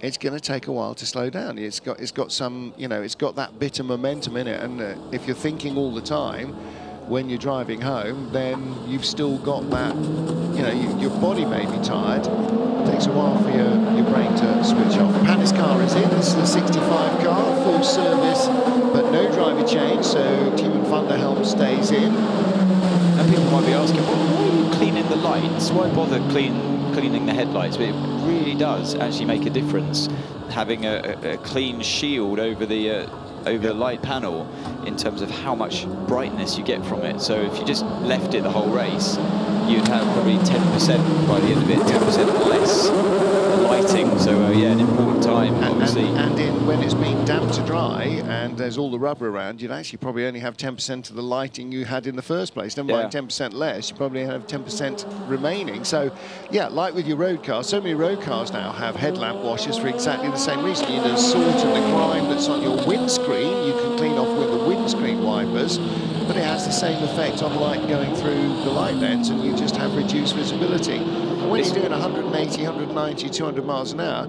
visibility is quite a useful thing. The lights on these cars are amazing. Compared to your road car, any road car, you jump in a racing car and it's just like it's daylight in front. That didn't always used to be that way. No. Headlights have improved an awful lot. Even since the time I was racing here at Le Mans. They've improved so much. I remember the first Toyota I drove, 2012. We used to joke to drivers, it was like holding two candles out the front trying to see where you're going through the Porsche curves. But they came on an awful lot in our time there. And they've got these clever metrics that they hold over in front of the lights to make sure that they're perfect. You get a perfect array in front, so they're pointing in all the right directions. It used to be done back in when I drove for Peugeot here. It used to just be done by eye. Yep. They would sit, the more experienced drivers in the car, like someone like Stefan Sarrazin, for example, and say, like, somewhere like Paul Ricard, open test day, and say, right, Steph, where would you like the lights? A little bit up, a little bit down, a little bit more to the outside, bring it in a little bit. And it's like, it's like setting your mirrors. You know, proper lighting is one of the things that's been accelerated by this race. Yeah. You know, decent fuel economy, windscreen wipers, hoods that stayed on cars in the olden days before cars had solid roofs, disc brakes and all the other things that have sort of slipped in through the back door. But yeah, I mean, modern road cars, you'll find a whole lot of them have, you know, the radar that also is your sort of automatic cruise control sensor will also work with the lights to dip the lights as oncoming traffic comes towards you while still giving you a good cone of light. Now, we don't have that drama here. Frankly, you don't care if you're blinding the guy in front of you. In fact, quite often you'll do it deliberately to try and distract him when you're trying to get by. But yeah, still they have phenomenally powerful lights. We always used to go through that deliberation as drivers, you know, right up until my time at Jota, whether you would run a blanking on the mirrors. So you'd put up with a bit of, you know, less visibility in the daylight. So you put like a darker screen, a darker film over the mirrors, just for that reason. In the night time, it would really come into its own, because you don't want to be blinded from the car behind you. You want to kind of stay focused and not have the lights dancing around behind you all the time. You want to see them, of course, but not be blinded by it. As much as it is a distraction on the road, it is in racing cars as well. But we used to actually say, right, well, most of the race is in the daylight. We're in summer, we're around the summer solstice, so you're around the longest day. Hello, Andre Negrão. And yeah, so we'd come to the decision always that, well, we gave it a go, but in pre-practice, but usually you'd come to the decision together that, yeah, take the blanking off. And because it was either on or off, you didn't have the luxury of peeling it off. You had to really stick it down firmly. No dipping mirrors, because that's an extra, you know, couple of grams that would have made a difference. Well, in the hypercar, they're digital now. Jonas Reed stays in the 88 Proton competition Porsche. This is 5th in the GTE Pro class. Just saw the 98 Northwest AMR car change drivers. Daniele Mancinelli took over the 98 car from Alex Riberas. Cool Racing's Nico Lapierre has headed back out in the 37 car, and here is Alpine's Andre Negrão. Last year racing in the hypercar class, and next year they will return to the hypercar class with a purpose-built Alpine, a pair of purpose-built Alpine hypercars. And engines as well. Alpine engine and, well, not the chassis, it's going to be an Orica, but a beautifully presented car, at least from what we've seen online so far. It looks super stunning. sexy, didn't it? Super sexy, really great looking car. And apparently the Orica chassis is a phenomenal piece of work. What's happened here down into the Martin corner? And that is the ORT by TF Sport Aston Martin. The 25 car was in the top 4 or 5. Where is he now? He's in 3rd place, and that is Mike Dynan. And for those of you wondering, where on earth was he going? The corner goes right and he's gone left. That is actually what you're told to do in driver's briefing and by your team. And it's the safest thing to do, rather than try to make the right-hander and end up potentially in the gravel trap. And it's so hard to remind yourself that, yes, just fling the car to the left. You go round the roundabout, and then, and you can rejoin safely. Because the public road is still a public road, and that is the junction to go, or the roundabout, the feeder road for the roundabout to go into Mulsanne village itself. And so, yeah, you can turn what looks like sharp left, but it's actually basically straight on, because the corner goes hard right, and then shoot down there. So Andre Negrão taking over the number 35 Alpine LMP2 car. An Alpine with a lot of success in LMP2, number of wins in the LMP2 category. Have not had the best of luck with their 2 cars. 36 in 6th place with Charles Mallacy at the wheel, and this car in 12th place in class. It's quite an interesting insight into how it works with the driver change there. From the driver's point of view, you would have seen he had his right hand on top of the kind of makeshift dashboard, if you like, just to allow the driver helper better access to the seatbelt. So you let the driver helper do all the seatbelts, but they will put the seatbelts on loosely, not in terms of the buckles, but the previous driver would have loosened them off before you unbuckle. So it's easier for the driver helper to get them all pinned in, all bolted in. Then you saw that right hand go to the helmet to pick off the radio attachment, and you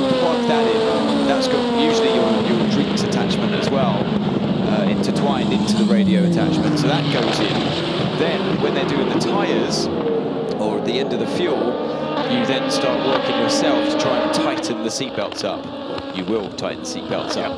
So pull on all 4 straps, both lap straps and both shoulder straps to get the seatbelts tightened up. And what you try and do as well is feel your way up to see and make sure that the driver hasn't twisted the seatbelts. If they are, it's better to try to untwist them and get them over the hands device correctly. So all of that is a bit of a fumble with limited visibility, obviously, with the full face helmet on. You've got the full face helmet on, and you can't typically make the straps that attach the helmet to the hands device predicate against that, because that's exactly what they're supposed to do, is stop your head twisting and moving in an impact. So, yeah, all of that hard to do. You can't see anything. You have to do it by feel. You have to know. Just saw Nico Pino in the pit lane in the Decade Engineering car. The battle for second place in LMP2 hit the pit road together. There's the leader, the yellow and green car. That's into Europol. But the battle for LMP2 second place, they pitted together and left together 4 seconds apart. Ant is jubilant because this man, his mate Jens, has got the car up into 29th place overall. So, for 10 hours, 24 minutes and 0 seconds, Jenson Button and his teammates may neither progress nor regress for Ant to step 1 step closer to what I believe is a massive prize pot of about €5 at the moment in the office sweepstakes. Keep it steady, James. Just no more, no less. Just 29th is perfect. Well, what they are looking for as a team, of course, is to be around still in 10.5 hours' time at 4 p.m. Central European summertime and take that car to the checkered flag. John Doonan, the IMSA president and the team captain, he wouldn't like to say team manager or team boss, it's sort of the steering figure of that programme on behalf of Jim France was saying that it's been 2 years in planning, so that also was being thought about and talked about during lockdown to get the car here to celebrate the 75th anniversary of NASCAR and the centenary of Le Mans. We talked a little bit about the 75th anniversary of Porsche as a car manufacturer as well. Of course, they've been racing here at Le Mans for almost all of those 75 years. And it's the 50th anniversary of the British Lawnmower Racing Association, another fine racing institution. And the other big 24-hour race in every British racing fan's calendar. And the only one I've been allowed to do, and build vehicles to race as well. So, I'm not sure I'm up to building. I'm not sure I'm up to building a lawnmower, probably actually, because they fell apart a lot. But not sure I'm up to building an LMP2 car or anything else. You couldn't cut it, no. Oh, very good. Oh, very good.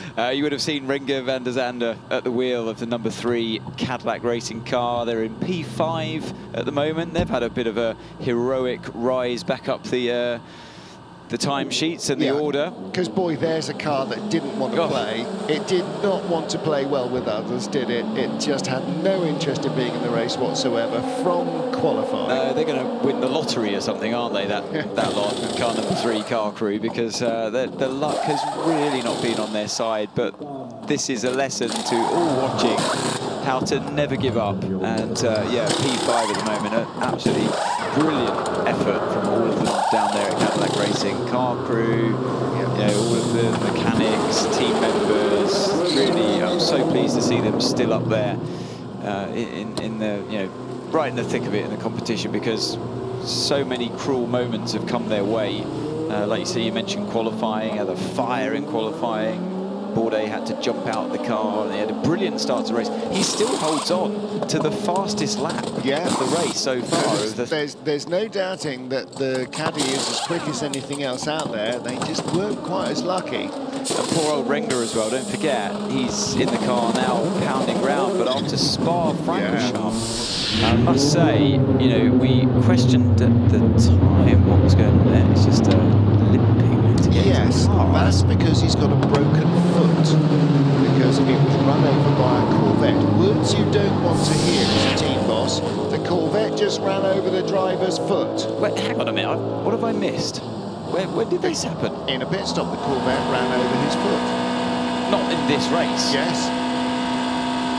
Fabio hours ago. You didn't tell, when I asked my update, you didn't tell me that. That's quite big news. That's because we didn't see him hopping around the place. No, it is big news, yeah. He's broken his foot. Broken his foot. Are you sure it's broken? Yeah, they think it's broken. Wow. I know. What a trooper. I can't believe it. He said, I don't care. I want to win Le Mans, and if I have to do it with a broken foot, I'm going to do it. Now, he should be in the NASCAR Chevy, because that's Days of Thunder stuff. No, what, are you right for braking in that car? I'm not kidding you. Genuinely, his foot was run over by the Corvette. So he must be right for braking. If he can't bear the pressure of his own body on it, he must be right for braking anyway. Well, don't forget that when Brabs and David Coulthard and John Nielsen won in the XJ220, Brabham's foot was run over by another car, and he spent almost the entire race packing it in frozen bags of frozen peas to stop it swelling like a balloon. That's incredible. And never dared take his boot off. Well, because if you take it off and you can't get your foot back in, then what are you going to do?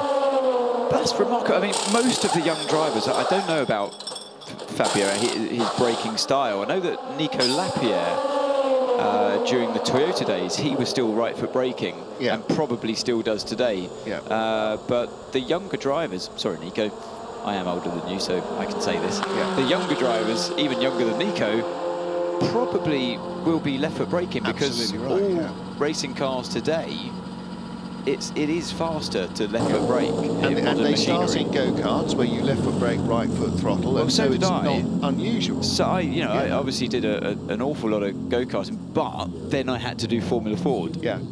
Which was very much a manual H-pattern gearbox. Now they're not. They're flappy paddle, and the clutch is only ever used for leaving the line or leaving the pits. So I think Christian Klein was the first F1 driver to make it all the way through to F1, never having shifted an H-pad gearbox in his life. So that, I mean, and Christian is he's not the youngest of drivers anymore, but goes to show how long that's been a thing. So I'm convinced that Fabio's had to adapt his style here mid-race. Yep. And just get on with it. Absolutely. Driver change for the 51 Ferrari. Alessandro Pierguidi taking over from Antonio Giovinazzi. So a double stint for Giovinazzi. Brendan Hartley in the pit lane as well, in the number 8 Toyota, and there he goes out of the pits. The 51 car came in how far behind? 2.7 seconds back. So in fact that was not the Toyota going out, there was something else. What was that? That was the number 5 Porsche, number 6 Porsche, beg your pardon, Lawrence Vantor. That was a slow stop on the left front there, wasn't it? Down a Ferrari. I wonder what happened there. It's almost like they questioned whether that was the right tyre to be going on the car. 1 minute 17, not a slow stop. No, 140, beg your pardon, that's changed. Yeah, that was a slower stop. Yeah. So all that hard work that the driver was doing with Giovinazzi at the wheel to catch 10th by 10th. Oh, the 33 goes round. And that was a battle for position. I think the Corvette has been in that battle with the other yellow car, the car guys Ferrari. Oh no, it wasn't for position. It was too late. He's a lap behind the 33.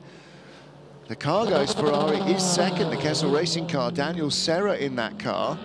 And the Corvette with Nicolas Varoni at the wheel is down in 9th place in the class. So that was not for position. That was unfortunate and a little bit clumsy. Here's the best placed, or better placed of the 2 Peugeots, Jean-Eric Verne. Now again, both Peugeots recovering from an off. Verne put this off on his outlap in his first stint, didn't he? In the rain. I know it's been incredibly tough on the drivers, really difficult conditions, and we've seen so many driver errors, and it's Giovinazzi, a great stint by him. But who would have thought that, I don't want to do a Peugeot disservice here, but who would have thought that it would have been the drivers causing them to go laps down rather than the car's reliability, because that has been the story so far this year with Peugeot. It hasn't had the reliability. Since its debut in Monza last year, it's been reliability. It's been grinding to a halt with predominantly transmission problems. Always nice, sorry Martin, always nice to, you saw that moment there, Giovinazzi out the car, wanders over to his engineer, nice handshake, and it's when you know it's a job well done, when your engineer's smiling at you when you go to look at the telemetry. And well done, Antonio. That was a real heroic effort, and catching that Toyota all the way through. That's a Ferrari going slowly, or is that, no, it is the D-Station Aston. It is the D-Station Aston. Your eyes are good, aren't they? And rolling very slowly. This is on the run from Mulsanne towards Indianapolis. That's Fuji-san at the wheel. I think I just saw the lights turn off as well on the car. 85 is GTM leader. Sarabovi stays. No, she doesn't stay in. That's her getting out. So Rahel Frey handed over to her, which is either Michelle Gatting's having a sleep and Rahel Frey is back in the car, or Michelle Gatting is in her turn. They have been doing double stints in this car, which is a couple of solid hours in the GTE car. I wonder how GT3s are going to shape up in terms of how long they're going to run, because we're sort of used to GTE cars doing an hour. Basically anywhere they'll do an hour. I don't know quite what the fuel tankage of a GT3 car compared to a GTE might be, what their economy is like. I'd imagine it's not be that much different. If a driver change in a Fanatec GT sprint race, which are out, they don't have fuel stops. 777 very slow on track. It is very slow on track, and it is creeping towards. Yeah, there it is. Lights off ahead. It's just rolling. That's got no power. It's just lights off, and it's just coasting down the hill towards. Is that down towards Mulsanne? No, it's from Mulsanne towards Indianapolis. This is coming up to Peter Dumbreck taking off territory. He's not even here to defend himself. But that's exactly where it is. I mean, that's why you've done it. The blessing is that he is here to, you know, to talk about it. And actually, three years ago, went back to the place where it happened 20 years on, and it was quite an emotional little trip. Alan McNish and Louise Beckett went with him. There was a little feature there, and it was quite hair on the back of the neck. You'll find that as well on the FIA WEC YouTube channel somewhere. That's well worth looking at. Oh, Van Bryn already. It just seems like just a minute or two ago that he was in the pits getting into the car. So that first stint for him has flown by. Here is the D station. It's a replay of it. Well, Fuji-san immediately knows there's a problem because he flicks the indicator on, and then all the lights go off and there's no one home. It's been a real journey for them so far, this Le Mans, hasn't it? This not really hard work. Not gone their way. That's the second car they've brought to this race, and that one doesn't want to complete the race either. There's is that the drone? Okay, it's a drone. I think I'm not sure it's a wire cam. Through the RFID logoed pit exit there, and that's the RFID measures the tyres. It scans the tyres as they pass by. It should actually, like a super, go bloop, bloop. Because that's exactly what it's doing. It's scanning the barcode inside the car. Yeah, scanning the barcode on the thing. And because unexpected item in baggage area. Yeah. Please return to check-in desk. It would be nice as well, because it's RFID. It'd be great that we could see at all times what tyres people are on. Yeah, we need to be pushing for that, definitely. At the very least, we need a timing screen page that tells us who's on what. The problem is, you know, in this field with 60 cars, we need 2 timing page screens just to see who's on what tyre. We could just come up on the graphic, at least on the screen that we see here. And actually, I think you know, the more we talk about that, the more often it gets likely to be an issue, particularly now with hypercars. They're growing for hypercar. And actually, our graphics providers and our timing providers, Alcamal, yeah, they're always very keen to explore new ways of making it better. So I think that conversation needs to be had. Alcamal, by the way, celebrating their 20th anniversary. They've been involved in this championship right from the outset. And there goes the rescue vehicle. I think that's on the way to help Fuji-san, Tomonobu Fuji, in the D-Station car, and that is dead in the water at the moment. Now, if they can give him a tow to somewhere and he can get out safely and wiggle wigglers and fiddle with fiddly things and maybe occasionally hit something. I'm not quite sure what it is. You do have a toolkit inside the car for Le Mans. The only race where we would have a toolkit, and you do go through with the engineers and mechanics as many possibilities as they can give you in terms of how the car might not be able to get back to the pits, in terms of what you need to do as a driver without the help of your mechanics to get the thing going again. But he remains in the car. I'm afraid you can't leave that there, sir, he's saying. Quite possibly with a French accent. I won't insult any of our French hosts by emulating. And again, you know, one of the features of this being a race in the centre of France is that a lot of the corner workers are French, and they do speak English. They're multilingual, or bilingual at least. But again, you have a lot of the drivers who may have quite limited English, because again, they're not all necessarily native English speakers. So there can be communication problems between the marshals, the track workers, and the team. There's some gaffer that's not entirely staying on, and clearly they couldn't find any in the correct colour of orange for the ORT by TF Aston. Second in the GT3 class. This car is right in the thick of it. You've got the battle with the Kessel Racing yellow 57 car, the Carwise livery Ferrari, the Iron Dames, the pink Porsche.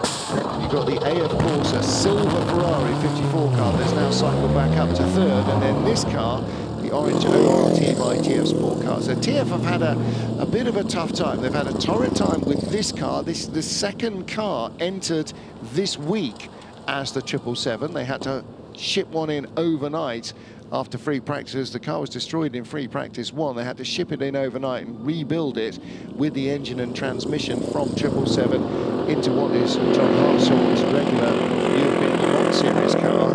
The 72 car, the car that was the Robin brothers and Vincent Asseclos, that's also run by TF Sport. That car is out of the race after an accident. That then, were they running DMB? I don't think they were running the DMB car as well. That car had a minor incident and they would not go back into gear, and as a result, that Aston Martin ended up retired. They have also been running car number 923, the LMP2 car for Racing Team Turkey. That has now retired. So they have got one car left, and that is the ORT. Well, possibly the 777 might come back, but right now they've only got one car that's behaving itself even remotely well. And for TF Sport, this will be remembered, I'm sure, as a very trying Le Mans 24 hours. Yeah, it all started in so the free practice 1 session when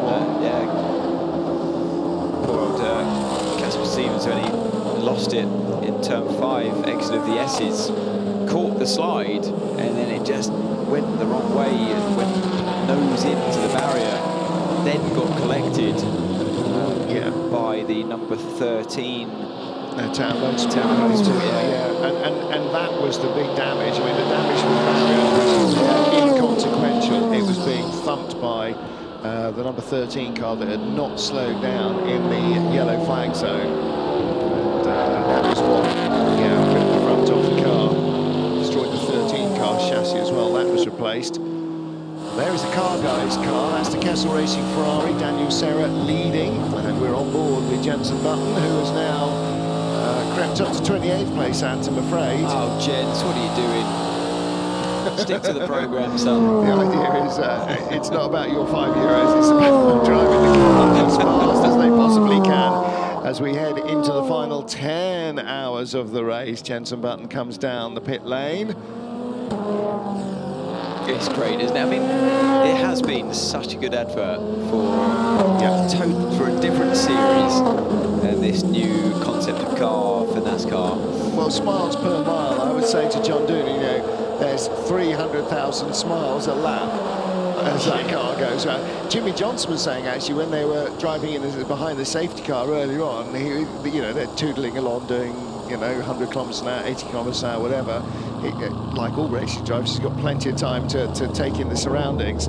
So he said, all the fans were waving at me, so I waved back at them. So during the safety car period, he's driving, while I'm out the window waving to him. Well, not quite out the window because the window net, but yeah, waving to everybody as he was driving around, which undoubtedly didn't go down even remotely badly with the fans. They will have responded even more excitedly the next time he came round.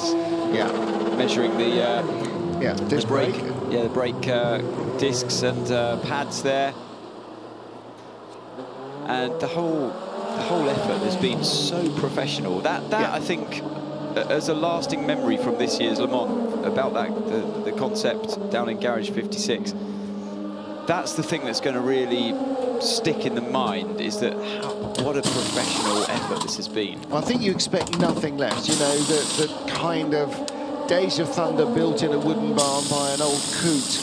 Yeah, that's even then, when that movie came out, that was reflective of a very much bygone era. The kind of last of the single car owner drivers, the Dick Trickles of this world, and Harry Ganswick were kind of, in their last knockings there in the early 80s, and it would be like Yost Team Audi going to NASCAR or going to the Daytona 500 with the car. You know it will be damn good because they're the best at what they do. And Hendrick Motorsport, you could have chosen Penske South or Chip Ganassi Racing or any one of half a dozen teams who would have done, Richard Childress, absolutely a standout job as well. It just happened to be the personal relationships with Rick Hendrick that got the whole thing rolling. And then you've got you've got a stellar lineup. You've got Formula One world champion who's not averse to peddling other things quickly. You've got a Formula One winner.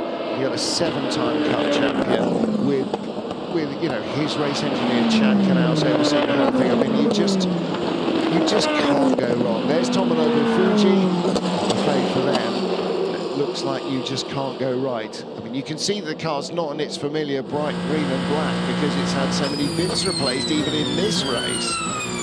That does rather look like that is the end of the road for the 777 car.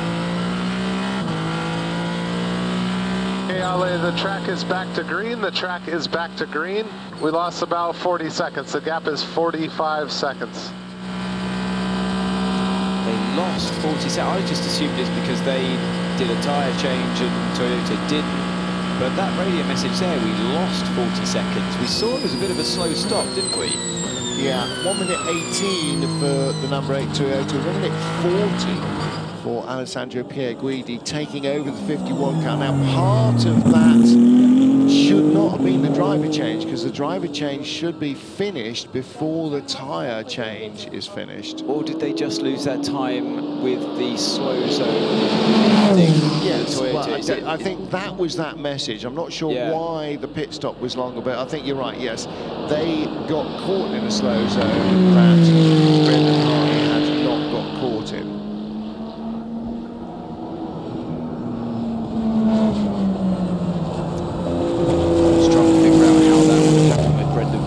Further down the road.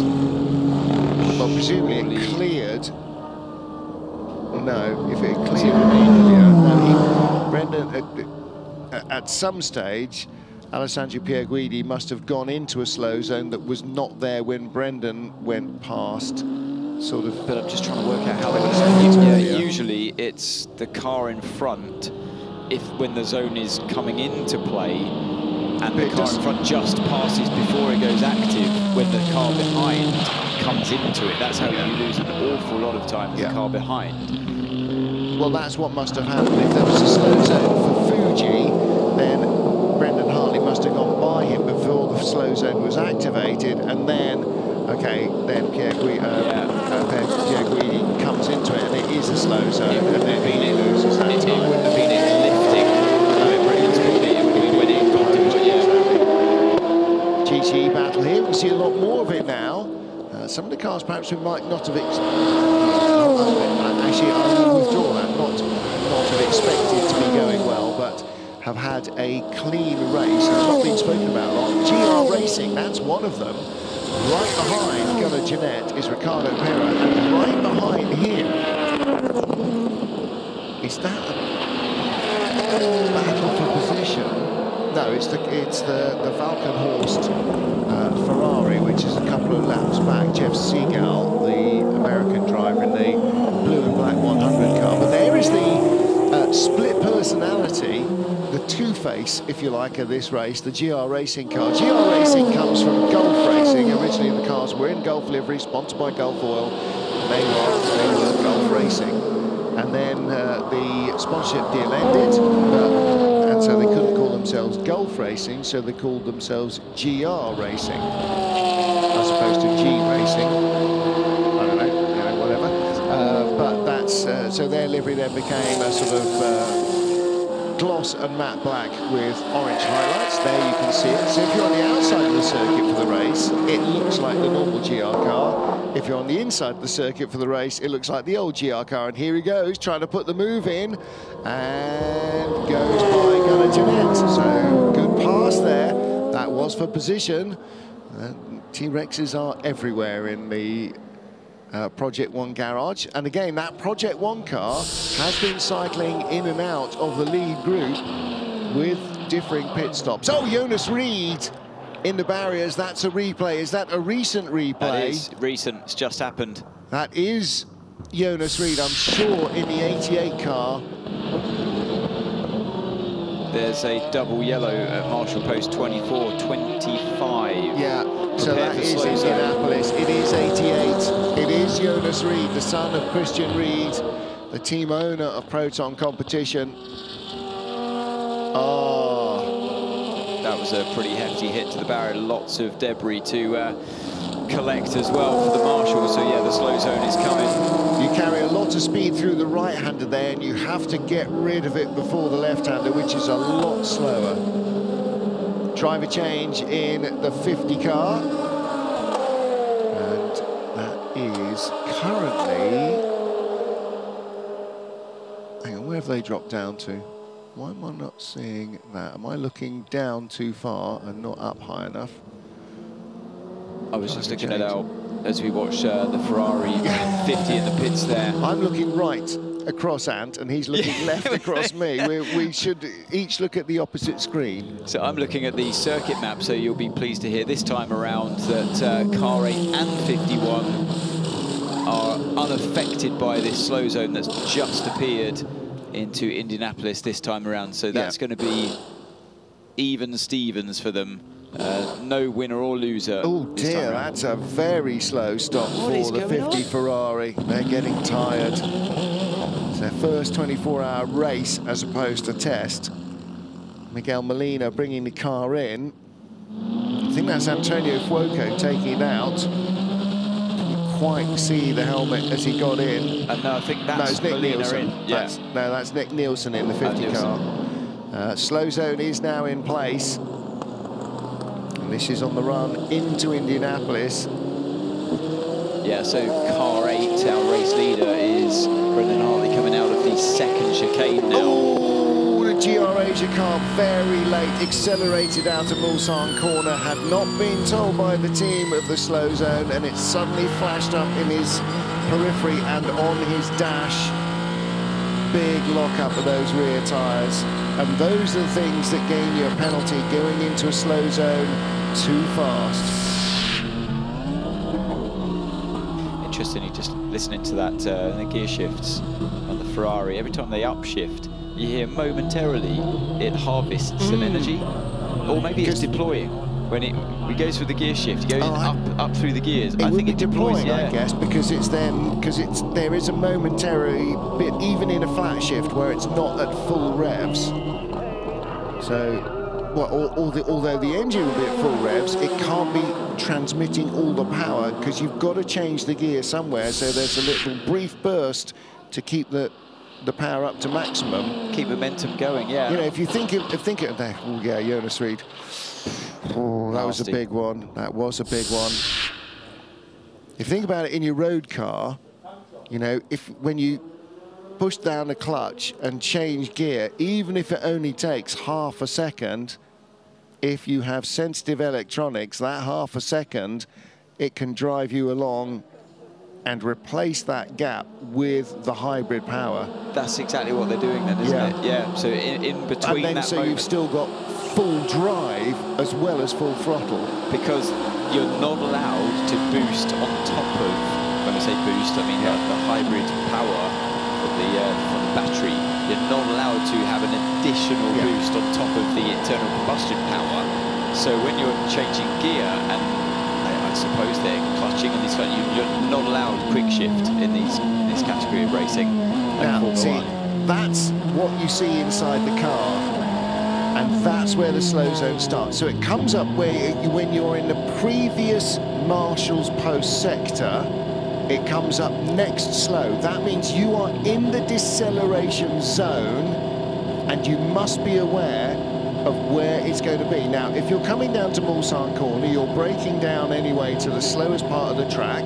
You know it's not there, so when you start to turn the corner, accelerate out, you know it's going to be in front of you. There's really no excuse for missing that and braking late. That was Ricardo Pera in the GR Racing car, just pushing on really hard, trying to close on the lead group.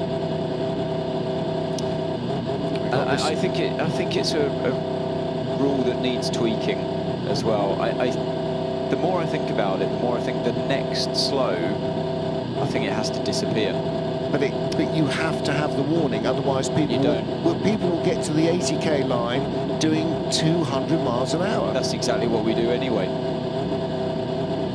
And that's what caught out Kobayashi in the cars behind. It's a driver reacting to the next slow, thinking they're in a slow zone, and they slam the anchors on. And usually or it's an amateur slowing driver. down in the next slow zone, get confused for the line. And that's how Kobayashi's not in this race anymore. Because he did the right thing by not overtaking the car that had slammed the anchors on in the next slow. That's the difference between 100% pro and some of the other drivers.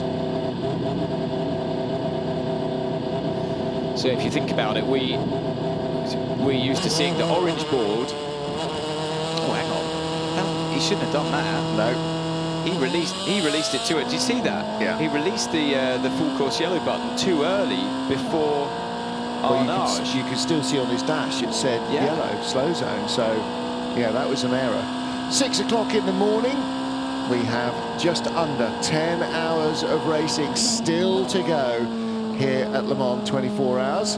Martin Haven and world champion Anthony Davidson watching the action with you wherever you are. Good morning, good afternoon, good evening. Good grief, is it really that time?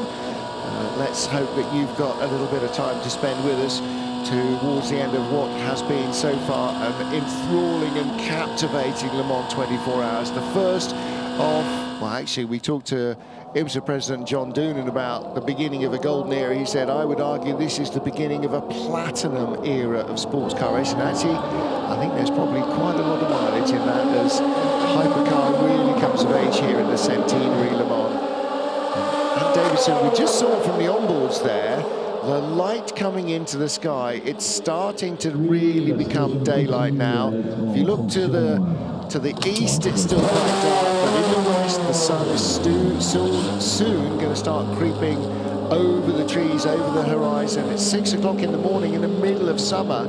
You know, the birds are tweeting. It's daylight. Tomorrow is here. Yeah.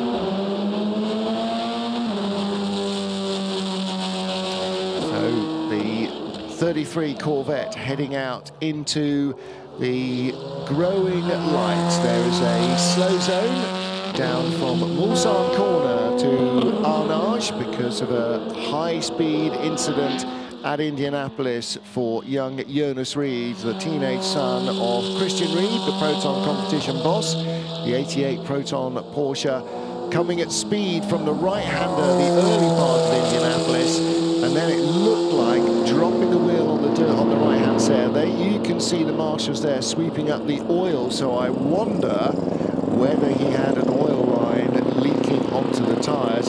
You would assume then he would not have made it around the right-hand part of Indianapolis, whereas in fact he didn't make it around the left-hand side. I think that area there, being so close to the left-hander, he had already hit the barrier, and maybe it's when he hit the barrier, that's when the whole load of oil and fluid spewed out of the car. Yeah, look, they're very deep into the corner, and that's pretty much, but yeah, look, you can see the tyre marks, hits the barrier to the right, and then, yeah, all the fluids would have been pouring out the car.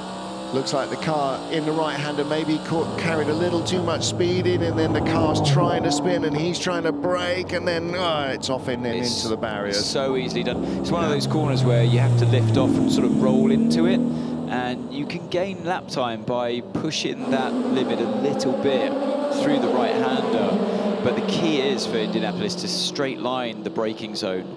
If you carry too much speed through the right, the chances are you're going to have to start slowing down as you're still turning right, and that puts too much energy through the rear of the car, and it becomes a big pendulum basically, and that's what I saw happen in that moment. Yeah, especially in a 911. Oh, I mean, yeah. Historically, they've always had that. It's more of a mid-engine car than a rear-engined car now, with the engine not hanging out behind the gearbox. It's ahead of the gearbox, but still, mid-engine cars, if you change your mind, they tend not to like it.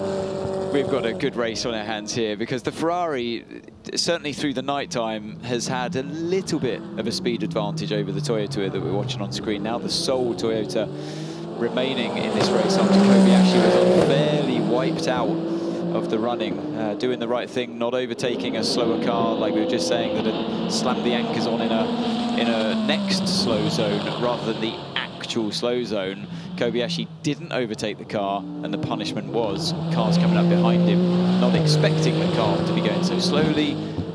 Absolutely, in this part of the track here, actually on the exit of the S's, slammed into the back of one of the GT Ferraris.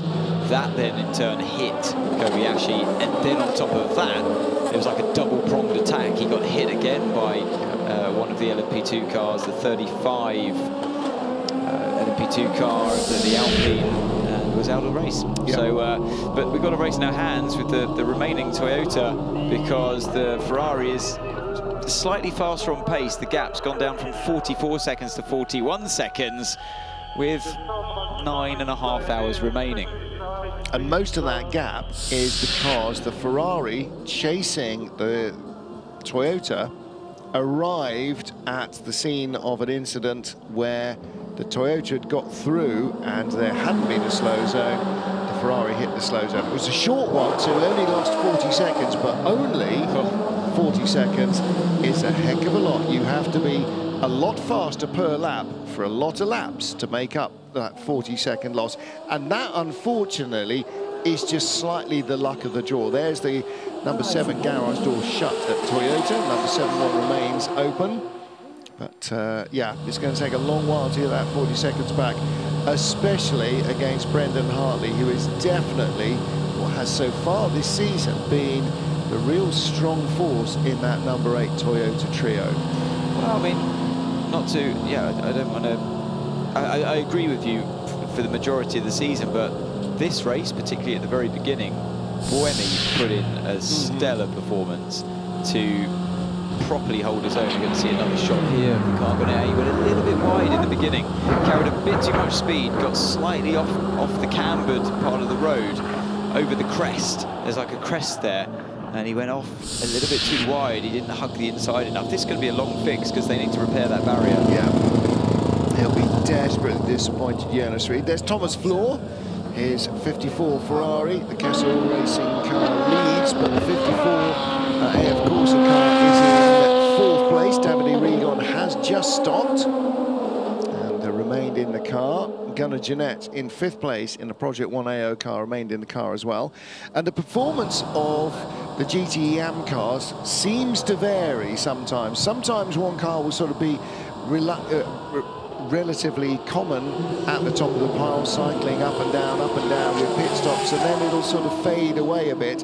And that tends to be depending on whether you've got a platinum, a gold, a silver, or a bronze driver in the lineup. And in GTE-AM, you have to have a bronze and a silver driver. You can then have a gold or a platinum. And so it depends on the relative pace of who's in at what time. Each of the graded drivers has to do a minimum based on their license status, and nobody can do more than a set maximum, but it's where they race against each other that will make the difference. Del Rio's first chicane, it's still wet, offline of the first chicane, turn 8, 9, 10. Copy. Just tight margin there at the beginning. Which is exactly the message that we heard 2 stints ago.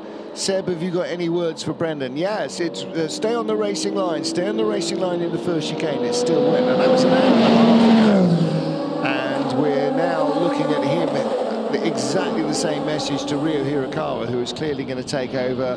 Well, not immediately. He's got still 40% energy left to use in the car. So that'll be, well, maybe 3 more laps. But just, yeah, you know, Rio's clearly suited up. Got the headset on, probably not yet got his helmet on, but listening in. Okay, what can you tell me? And that's the message, basically. Car seems to be good. Sebastian Buemi was sort of chasing the setup a little bit as the night came towards an end and the track dried out.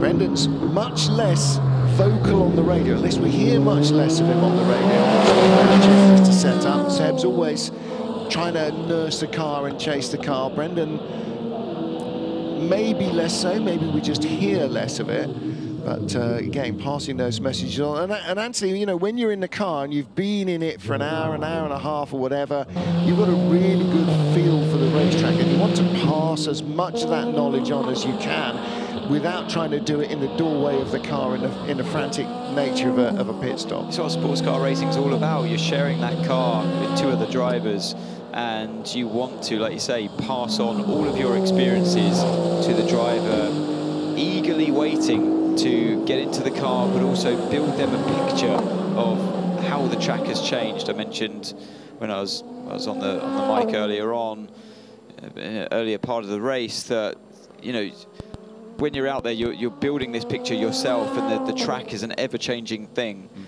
and you follow it when you're in the car. And when you're out of the car, it's like you're missing part of a movie.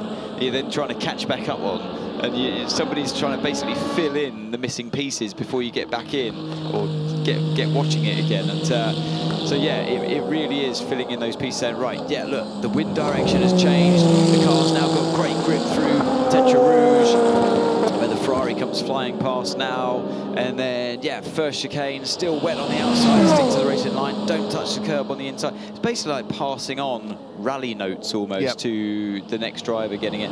And you sit there listening to it all, thinking, right, yeah, okay, got that. And you're trying to drive a lap in your mind before you get into the car, and it really does help. And part and parcel of being a sports car driver, and it's also part and parcel of being part of a professional outfit like Toyota or Ferrari, any of the front-running teams up and down the different categories that we have here. And it was something I always tried to do as well, particularly in the latter part of my career, driving at Jota and Dragon Speed, when I drove with Roberto Gonzalez, an amateur driver, silver graded driver. And the more you could help him, the more you could help the AM drivers, the faster your overall car crew would be. And they almost took even more. You needed to push that along even more, and I would almost give an entire debrief on my in-lap quite often as exactly what the car was doing. So braking into Mulsanne corner, car feels good, keep the car straight. On the exit, a little bit of instability, don't touch the curb there. You know, stones on the approach to Indianapolis on the outside, stay inside into that corner. And I would do this as I went through my lap, bring it into the pits, and Roberto would be there listening. Oh, look at this barrier repair going on. This is going to be a long time. Well, a lot of the time you see the big grinders in, because when the barriers bend, the bolts aren't necessarily coming out very easy. So you normally have to grind the nut off, hammer the bolt out, then put in a new barrier, and then it will bolt back together. Ferrari will be thinking, I know there's 9 hours, 40 minutes remaining, but they're thinking, come on, the longer it stays like this, there's less of the racetrack that we can make inroads into that gap that Brendan Hartley's got over us. We want the track to go full green as quickly as possible. El Bamba attacks the Dunlop chicane, up and over the crest, into the S's. He's driven a fantastic race. All of them have driven a fantastic race. Richard Westbrook as well, who shares the car with them, of course, and Alex Lynn. A stellar performance through the night stints. They're still up there.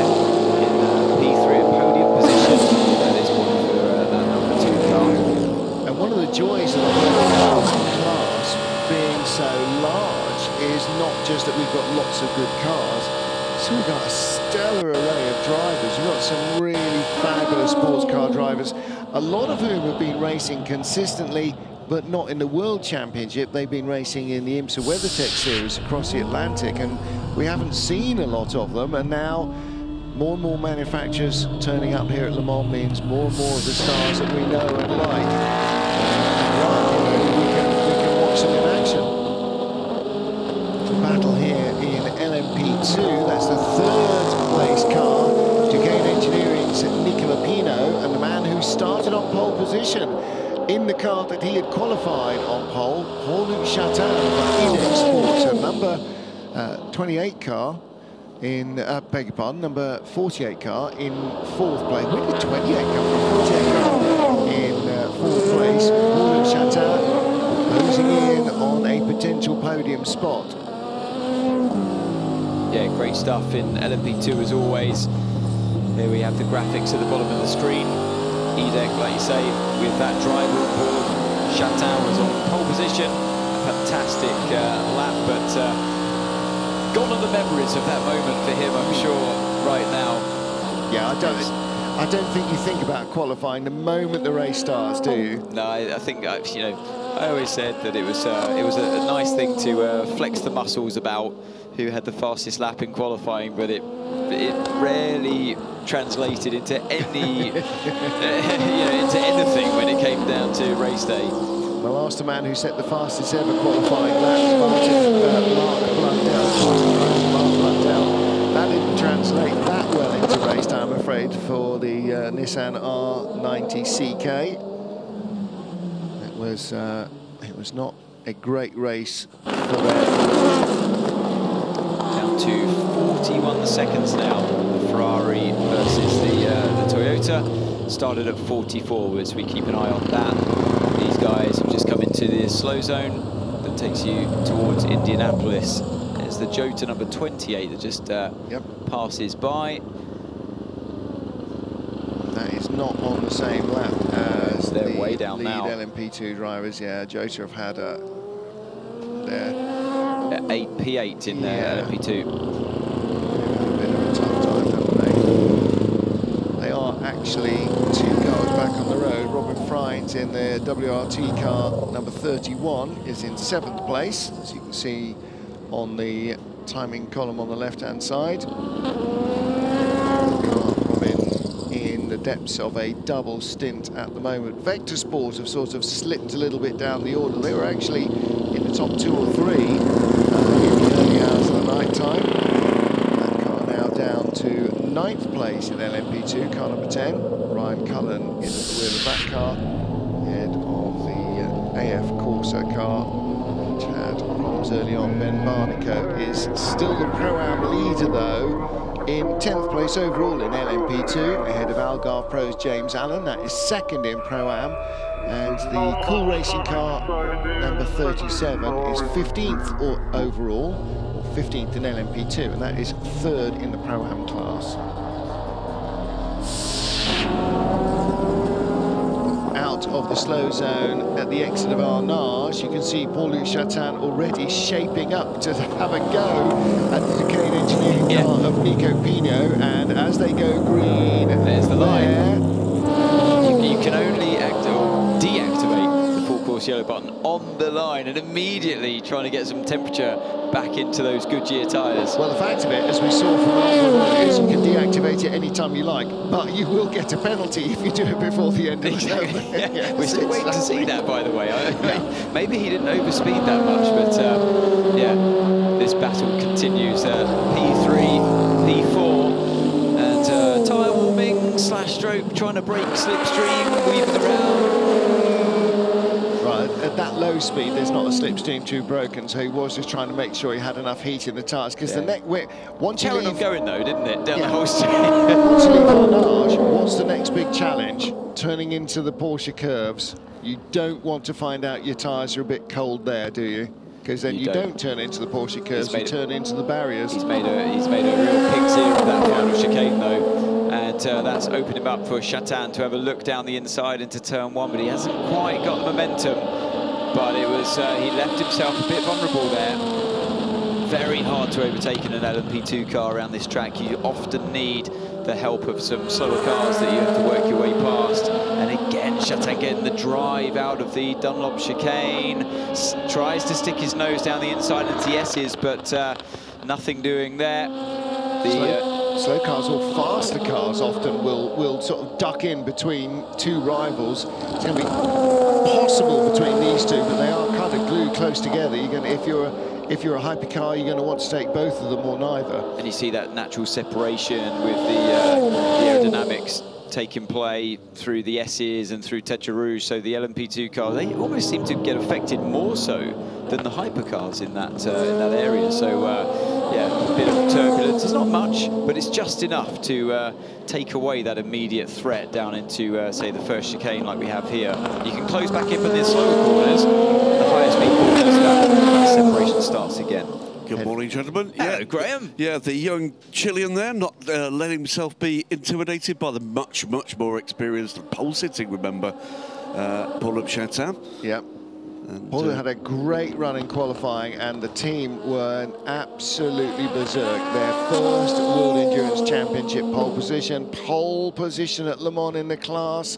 I mean, that is an epic result for this small French team. Paul Chatan has been part of this setup for a long time, and actually his full-time job is with them as an engineer rather than as a driver.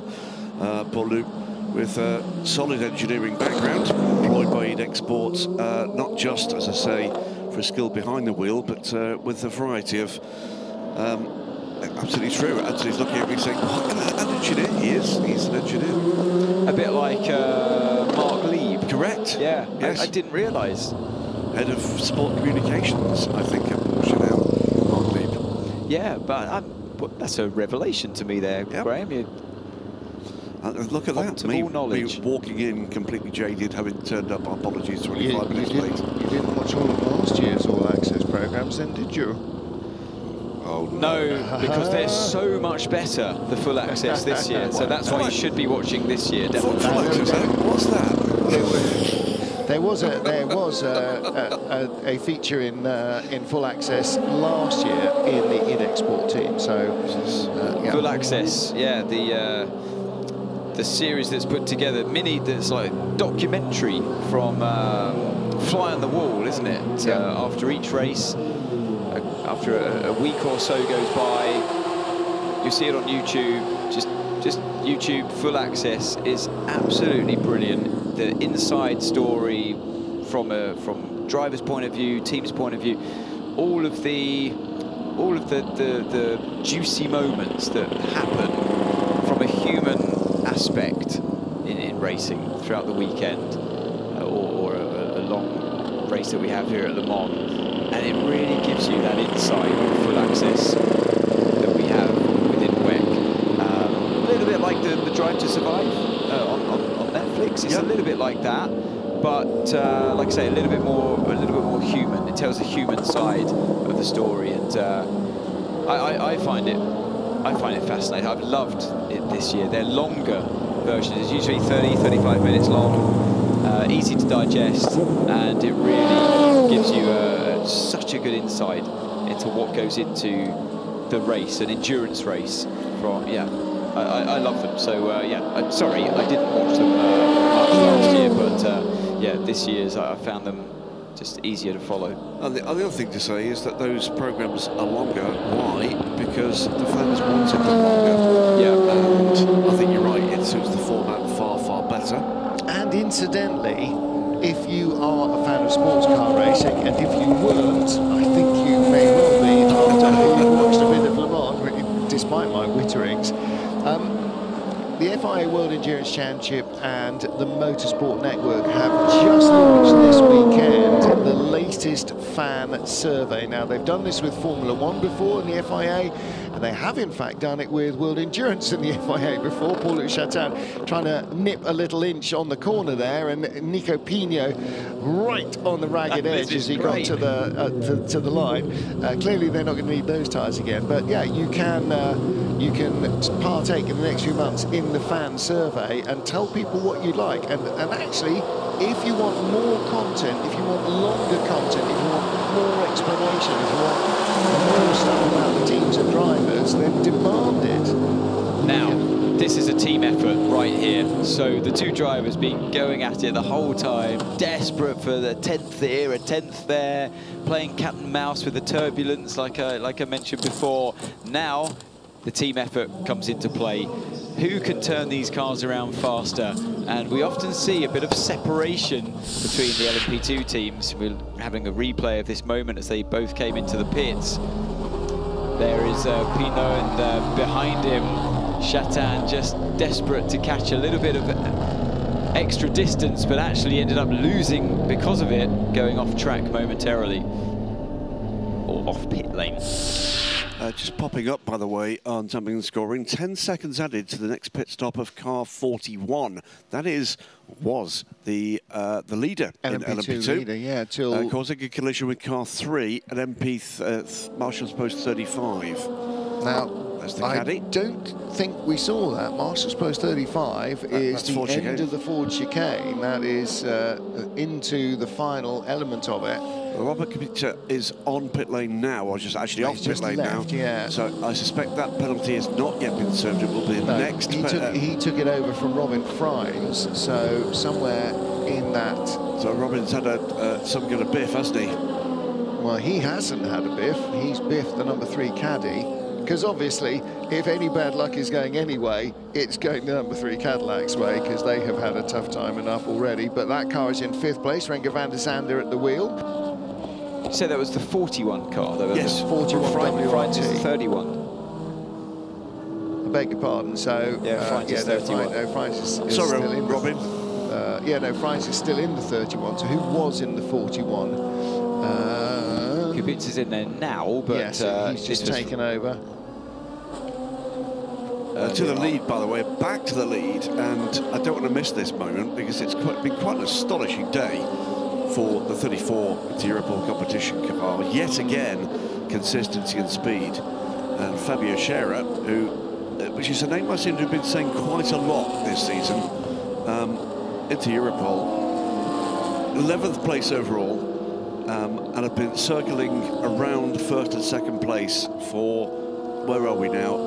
This is, well, I'd say 7 or 8 hours. We're getting close to 14 hours, 15 hours into the race. It was Delatras who handed over to Robert Kubica in the 41 car. So Delatras clearly had an incident with somebody. I don't think we saw it. If you did, well done. We didn't. It was, well, if it was the caddy. It was number 3 car was the one that we were told he'd made contact with. Well, that extra 10 seconds through the next pit stop cycle will not drop it from its 2nd position in class, but what it is going to do is to very much hurt what is basically a battle around strategy with the Europol car, which is on pit lane now. So they're pretty much, well, within a lap on the same fuel strategy at the moment. We'll see what the gap is going to be. This is going to cycle back to the 41 being in the lead in LMP2. Quick check of all the tyres there. You see the one of the tyre engineers from Goodyear with a torch out, studying all 4 of them. Yeah, the thumbs up at the back of the car there, and as he walks off. Fuel going in. New tyres are sitting there ready. And they were there just as a precaution. So yeah, that's why you saw the guy from Goodyear walking around. Just check in before you send the car back out there on the same set of tyres through the RFID and back out onto the racetrack. So yeah, really strong effort so far from Europol. You know, this is particularly Fabio Scherer, who's driving with a broken ankle. You're kidding me. Broken foot. Oh, you don't know either? No, his foot was run over by the Corvette. We saw him hopping around the car in the driver change. I cannot imagine. By the way, that 10 seconds is going to hand the lead back to Europol if positions are retained. The gap as the 34 car leaves pit lane and crosses the first timing beam is about 3.5 seconds. So that 10 seconds could cost them Le Mans. So the irony here is Swiss driver Fabio Scherer in the Polish sponsored and entered car is chasing Polish driver Robert Kubica in the Belgian entered car for the lead of this race. No, Scherer, I'm sure they said his foot is broken, and it probably feels like it has been run over by a racing car. I saw him hobbling to the car, Graham, and what's he done? Just hobbling around, a little bit of a joke with Martin. He said, oh no, he's broken his foot. I said, oh, it must have been an old injury then, and he's carried through Le Mans, but you know, that must be uncomfortable driving the car. He couldn't bear any weight on his left foot. And then Martin said, yeah, apparently it happened during this event. How on earth is he functioning at this level? The other quick thing to say, by the way, the thought that's only just occurred to me, if you're Polish, what the heck do you back here in LMP2? Is it Kubica? Absolutely, without question. He's an absolutely massive star in Poland, but boy oh boy, these guys need to turn their attention to what's going on here with this team that is based in their homeland. The fan base around Robert Kubica is phenomenal. Honestly, it's huge. But yeah, great that the Polish team is doing the business, and they've been here a long time in LMP2, plodding away, trying to perfect things. And they come here with a great driver lineup and a car that seems to be right on the pace all the time. So yeah, Scherer at the wheel at the moment really is phenomenal. I'm sure he's having to right foot brake. I was saying to Martin earlier on, I'm sure he's a left foot braker naturally, but I'm convinced there's no way he'll be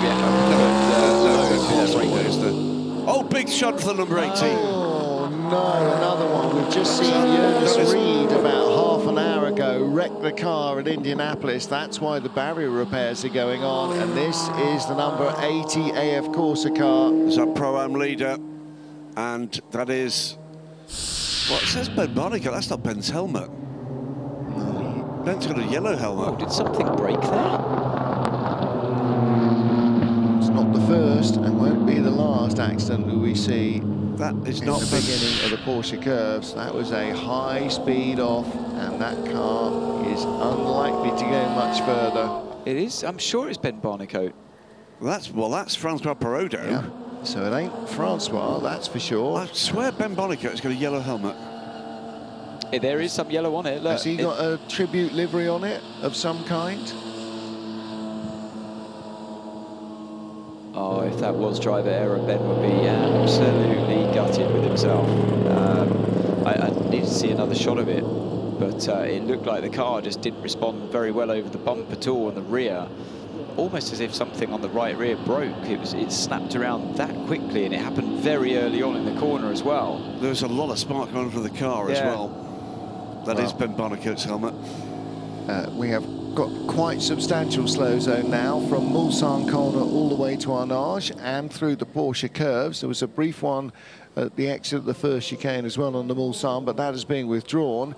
But as you could see from the power, the energy remaining, number 8 Toyota is due in, 51 Ferrari is due in, Cadillac will be due in a lap later, and that is Ben Barnicoat, and that is the end of the race for the number 80 AF Corsa LMP2 car. High speed impact with the barriers. You can see how much the barriers are there to protect drivers and their cars from the concrete walls. That part of the track has been a graveyard for a bit, hasn't it? Let's have a look. Oh! Came in sideways. He was losing it all the way in there. I don't know, you know. Let's watch it again. Oh, he has a look down the... Near the curb. Near the curb and he was in the traffic, wasn't he? And he had a look to the inside, and that put him offline, but he wasn't on his usual racing line as he committed to that second left. Oh, Ben.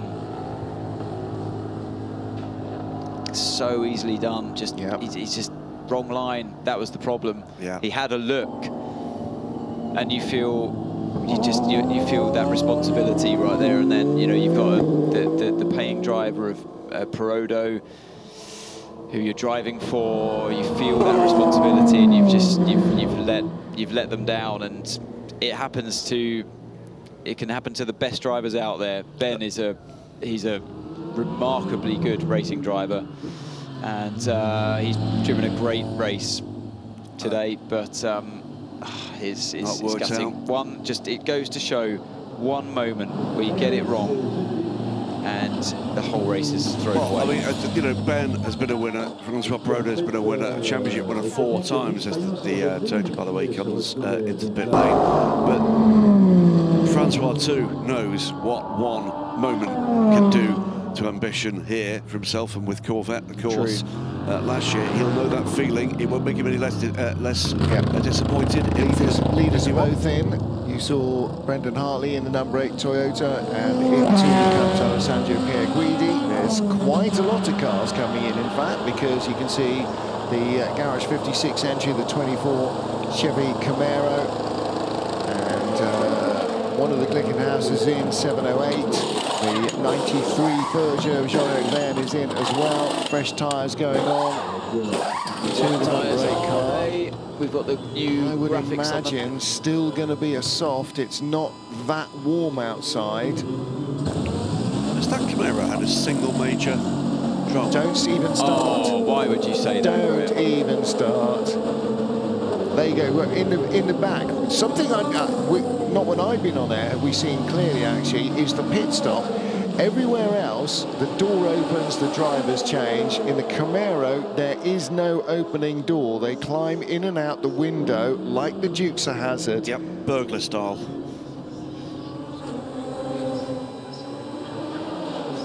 I'm struggling to see the graphic on that tyre. I'm assuming it's the white. It's just in the wrong place. There's only one little tab. diamond. It's only a couple of inches wide, and if it's not, if the tire's gone on with it at the bottom and we're not seeing it in the shot, we're just not seeing it in the shot. 5 seconds added to the next pit stop time for the number 6 Porsche. That will be as a pit stop infringement. One would presume the pit stop they've just had. Yeah.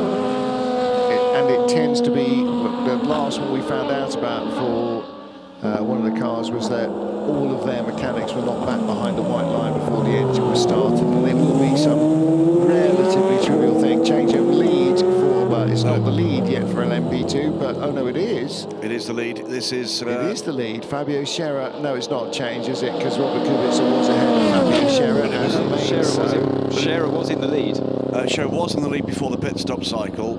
The 41 car took the lead through that pit stop cycle, but has got a 10-second. Fabio Scherer was chasing Robert Kubica unless he passed him. No, unless he literally a lap ago, unless he passed him, and then he's been repassed. He was chasing Kubica. 41 led. Yes. Pitted. Scherer then led for a lap. Ah, okay. We've then had the 2 pit stops, during which the 41 lead. The 41, just waiting for the stop. The 41 was then dealt a 10-second penalty at its next stop, and Scherer emerged from the pits something like 4 seconds back. So in very short order, he's pulled back almost 4 seconds on the Formula 1 race winner, and is putting the nose up the inside there, just to remind him he's there. To remind everybody watching this, the driver chasing has done that with a broken foot. Putting the nose up the exhaust pipe of Kubica's WLT car. As much as we've been singing his praises, what he did there in karting, I don't think that's in the spirit of being in a slow zone. I'm not sure. I mean, it's by the book, nothing wrong, but that's not the spirit of the slow zone. Almost making contact with another car. Why is the slow zone there? Exactly. It's one thing you absolutely do not want in a slow zone is another incident. And he almost hit him there. Yes. And you're not allowed to put your car alongside in the slow zone. But don't forget that they are on a limiter button. They are not doing it with their foot. So some teams, and we've talked about this before, will go closer to the limit. And if the limit is 80 Ks, some teams will try and set it at exactly 80. Some will give themselves maybe a kilometre an hour or maybe 2 of leeway, just so they don't incur a huge penalty for a tiny advantage or lack of disadvantage in the slow zone. So if one's doing 79 and one's doing 80 behind it, and they're only a quarter of a car length apart anyway, then you are going to see that gap close because they're so dramatically tight. Yeah, you'll see the gap close, definitely, and it's frustrating when... What? 101 laps? Have they not been able to get the rear tyre off that car? That can't be right. The right rear is shown as having done 101 laps. That can't be right. Compared to the 50 on Robert Kubica's car. 7 hours. 101 laps around an 8.5-mile circuit. Has he got a broken foot and a left rear wheel that won't come off, a right rear wheel that won't come off? I'd love to know if that can. What are they going to do now? Make him drive blindfold? Well, a stint is what? 14 laps, 12 laps, 13 laps? Yeah. In LMP2. LMP2, 11 laps. It seems, that's what it says, 10 or 11 laps. It seems unlikely that it's done 101 laps. Bearing in mind that the leader has only done 196 laps, that's literally half the race. Yeah, let's ignore that. We go back to that slow zone bit. You know, yes, okay, there'll be some discrepancy between speed to cars, but it still doesn't mean you can make contact with another car or shove it down the inside just because another team is being a little bit more conservative with their speed limiter. You're in a double-waved yellow safety zone, and you're nearly making contact. The problem is that the danger in removing the limiter is the car immediately lunges forward because you've still got your foot on the throttle. No, but they release the limiter after karting. No, but if he's closing on him and he's worried about that, what does he do? If he takes his foot off the throttle... You lift off the throttle. Does it make enough difference? Yes, it does. You lift off the throttle so many times. It happens. So, yeah, here we go. The E-deck. This is for third. This has been a long time coming. Yeah. Well, Nicky Pino's done a great job in holding up Paul Chatin, young Chilean driver. Yes, Chile. And why has he got the UK flag, GB flag? Who? Nico. On the graphic. That would be incorrect. It would be incorrect. Yeah. Not Chichester. That's CHI, yeah, or finally gets the job done. Can't think of anywhere else that starts with CHI in the UK. Briefly off the top of my head, but he's from Chile, not from the UK. He is. Came so achingly close to the LMP3 title, oddly enough, with into Europol last year, and had contact from another car in the last 15 minutes of the season that cost the title. Took some character to come back from that. He was absolutely gutted. I'd like to know how he got that run on him down into the second chicane, because there was no way he was doing that earlier on. I wonder if there's a small mistake there or whatever, but yeah, you can see, so, you know, Scherer has caught up to the back of Kubica, putting under a lot of pressure, but because of the turbulent wake coming off the car in front, it is really hard to overtake an LP2. So I want to know how Chatin was able to get that run coming out of the first chicane towards the second one. Things have calmed down just a little through the latter parts of the darkness hours.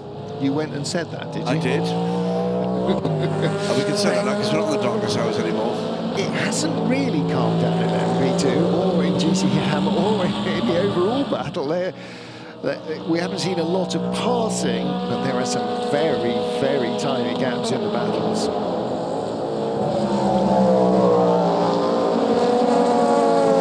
Good morning, everyone, and good morning to you, Jensen. You just jumped out of the number 24. How was that stint for you? You look happy. It was good, yeah.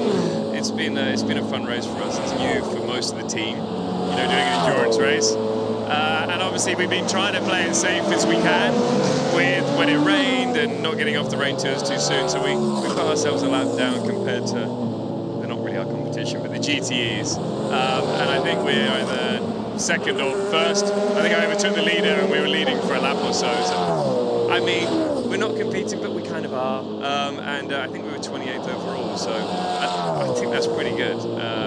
You know, for us, it's about being consistent, giving the feedback to the drivers, and yeah, the car's really fun to drive. It's really good fun. And you're in a class of your own, but as you said, it's still a competition to you guys, isn't it, as racing drivers? Yeah, and also, you know, the GT category, you know, outright pace over one lap.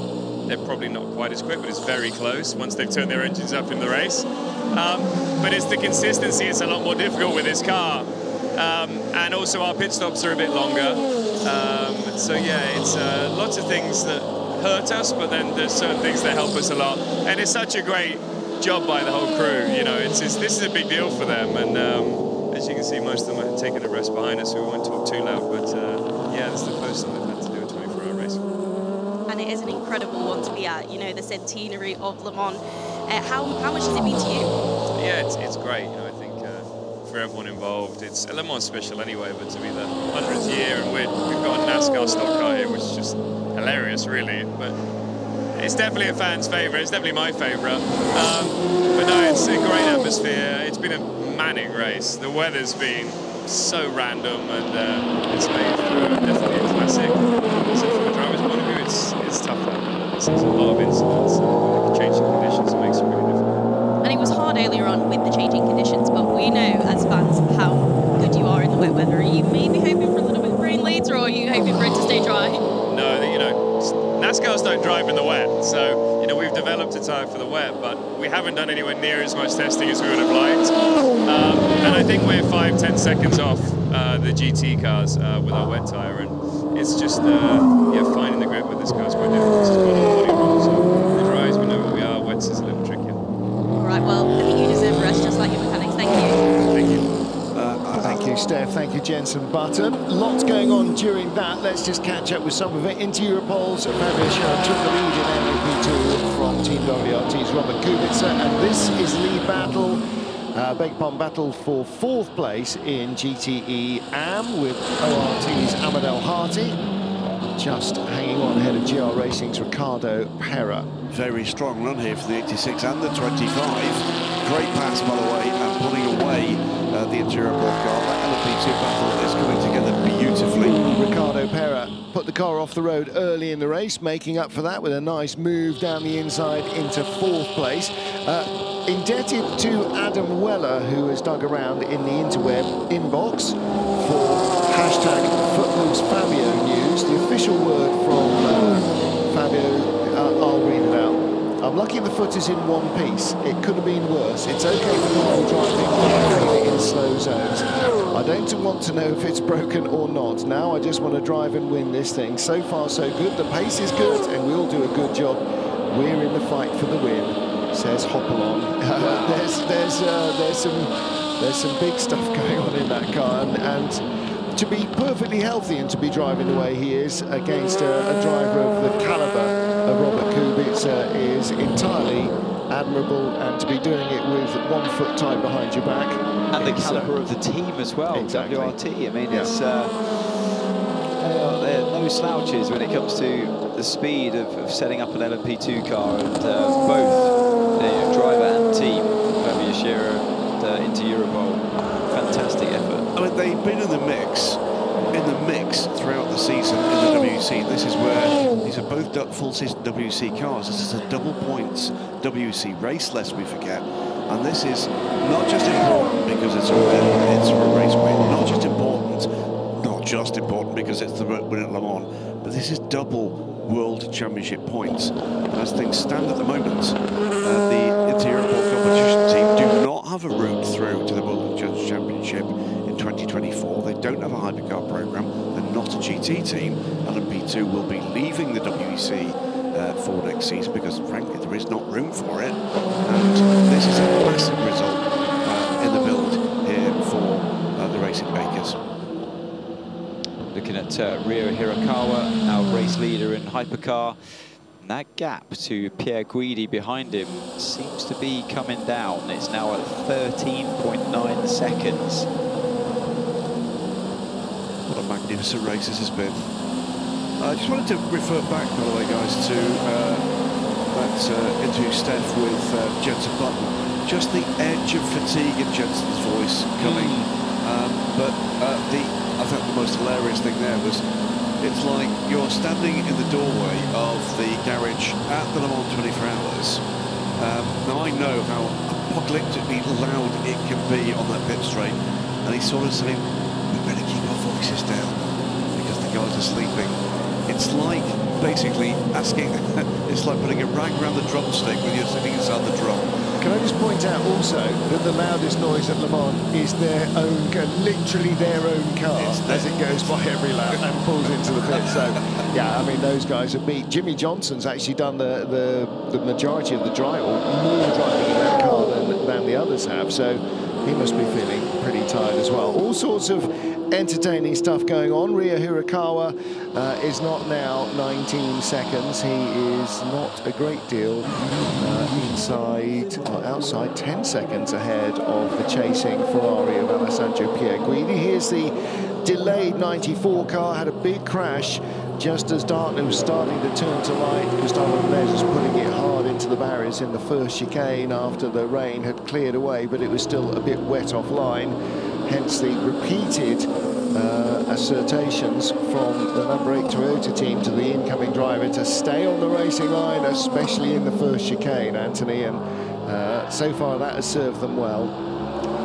Yeah, I mean, like Jensen was saying as well, really tough conditions, so many incidents out there, and it has been a game of survival. If you could get through unscathed, it's often the case here at Le Mans. As a driver, if you just back it off sometimes, although it goes against every grain in your body, every instinct you have as a racing driver, if you back it off, you get to the end of this race more often than not and you think, I could have just driven at 9/10 or even 8/10 of my effort and I would have been guaranteed a podium if I just stayed on the track. But when you're out there doing it, you feel like you have to be pushing like everyone else is, and when you see it all unfold, you see that picture at the end of it all, and you go, yeah, I shouldn't have been racing flat out at that moment in the race against so-and-so, because look where they are now. They ended up having a car problem.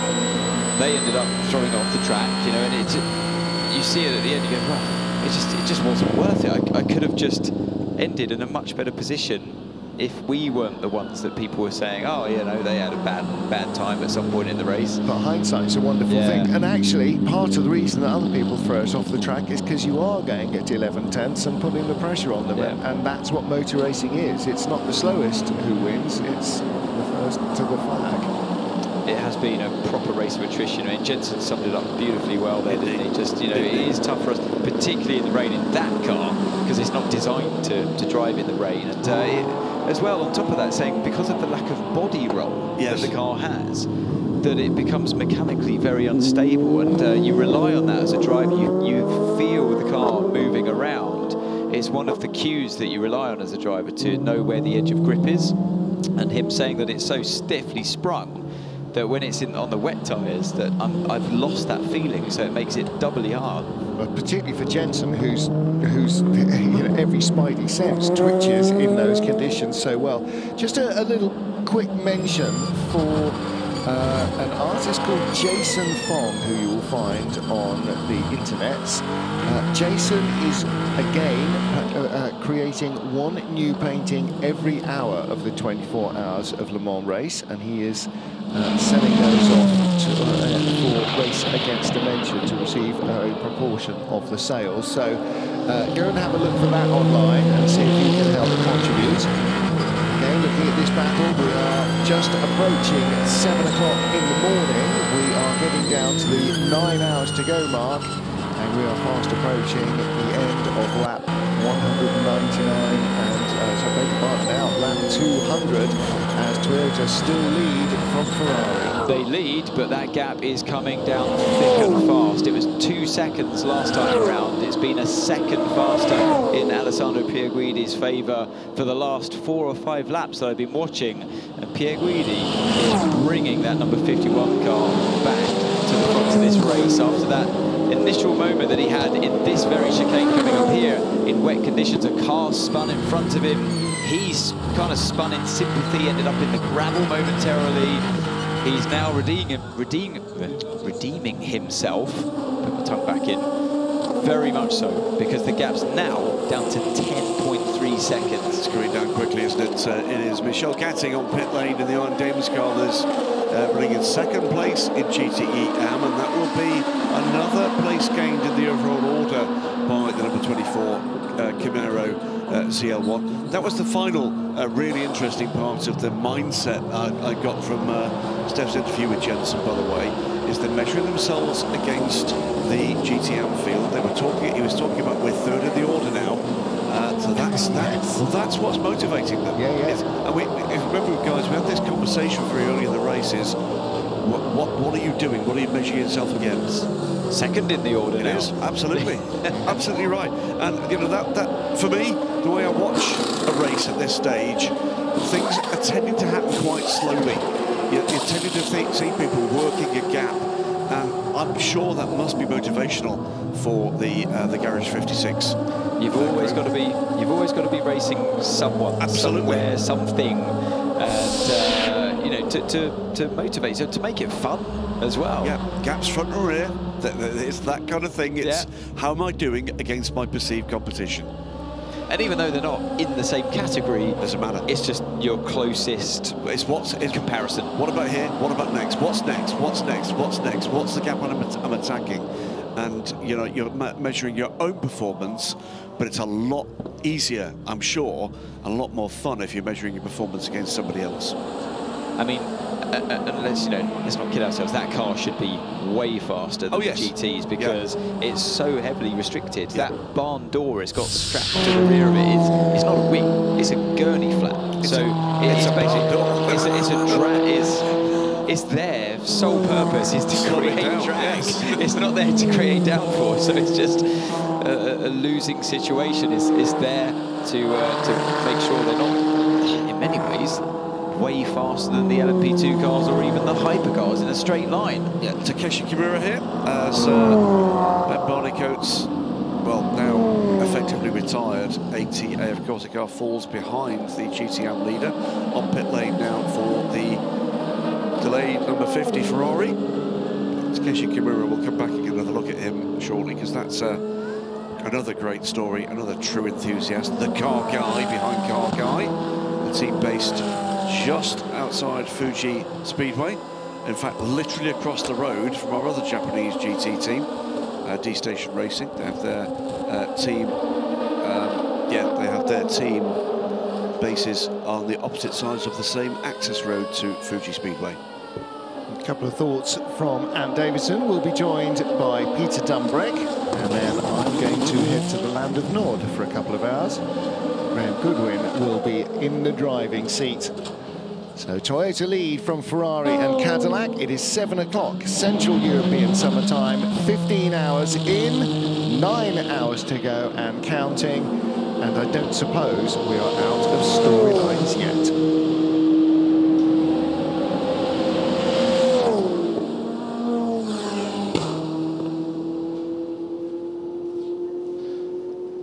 So yeah, 7 o'clock, 7:02 to be precise. Trust me, it's still what I like this race. Gap now for the lead, Ryo Hirakawa. 11.1 seconds, the good from Alessandro Pierguidi. Next, down the road, by the way, almost 2 minutes back, but still in the lead lap, is Earl Bamber, the number 2 Cadillac. So still 3 makes on the same lap in this amazing race. It is a tiny bit less frenetic than it was Peter Dumbrek when we both had, I think, a little bit of sleep, but still very engaging. Yeah, we've got a lead battle. Talk about that. Absolutely. I suppose the biggest difference for me is the number 94 Peugeot has fallen back. I gather it had a bit of a crash. Yeah, so you've answered the same questions I had, Peter, when I first got back behind the mic, and it was Gustavo Menezes, I believe, in the first chicane that got it all crossed up and ended up in the barrier, unfortunately. It's still, unbelievably, it's still damp in that first chicane. So before Hirakawa got back in behind the wheel of the number 8 car, it was Brendan Hartley relaying the information saying, yeah, you tell Rio when he jumps in the car to really make sure he stays on the racing line into that first chicane, because it's still definitely damp on the outside. It's still pieces down the pit lane. Steph, what do you got for us? I'm just outside the number 10 Vector garage. They have just had a front wing change, although it doesn't appear to have any damage. So, doesn't appear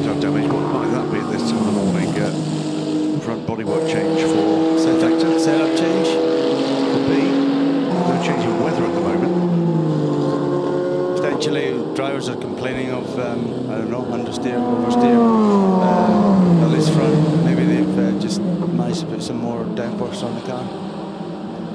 It's a quick way to change. You're right, Peter. A quick way to change the aero balance of the car if it's that bad. It does obviously come with a time penalty, so it better be a lot better in terms of balance and gain you that time back and more some afterwards. But yeah, a bit of a straight run. There's no damage. Maybe there's damage to the underside of it. I don't know, but or maybe there was a dodgy light connector or something. Who knows? But yeah, it's certainly one way that you can change off to. In an LMP2 car as well, you get a bit of fluttering, bit of porpoising, and sometimes changing the nose can eradicate that as well. Battle for second here in GTM, and it's the GR Racing car. They're on a fine run here. Takes the opportunity. Ricardo Pera ducks up the inside of the Ferrari.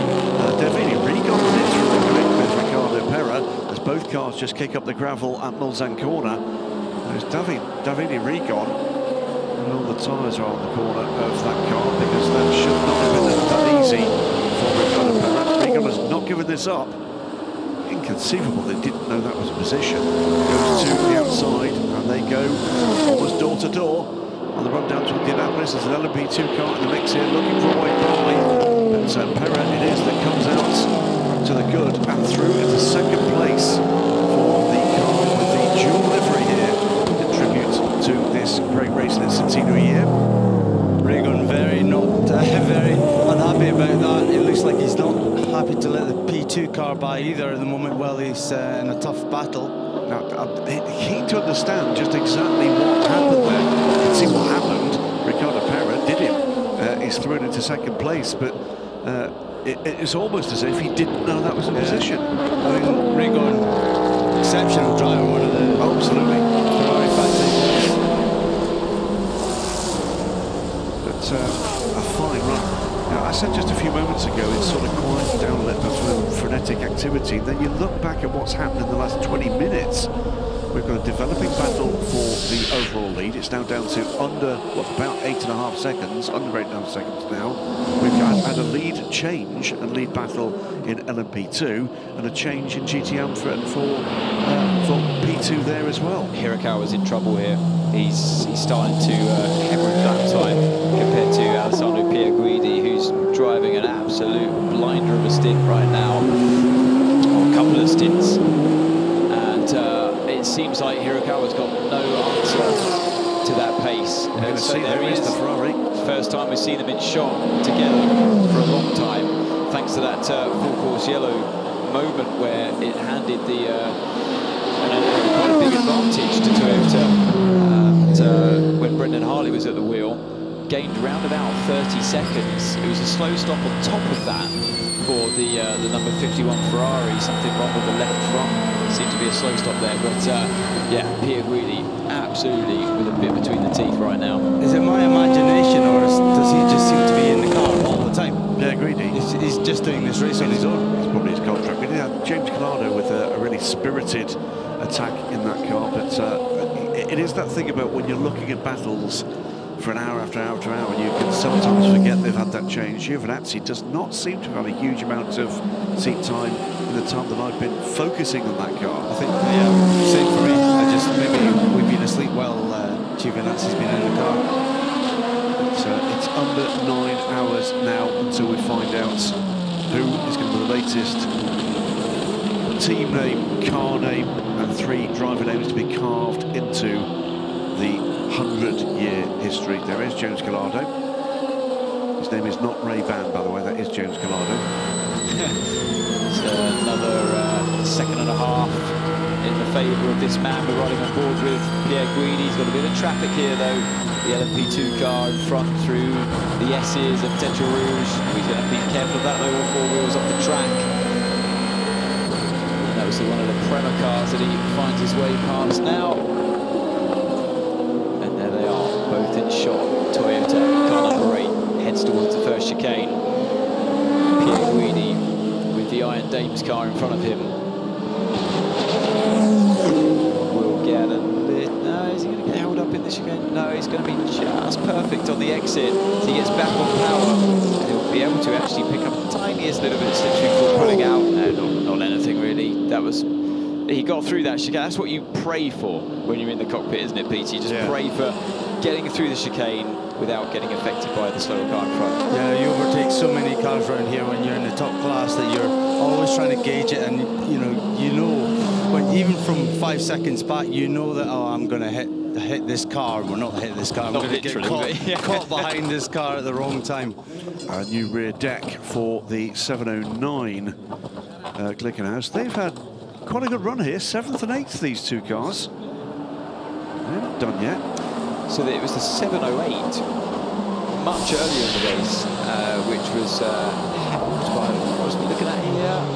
The number 6 Porsche. Oh, stay out of the barriers. No, there's the touch. So that is Laurent Vantour.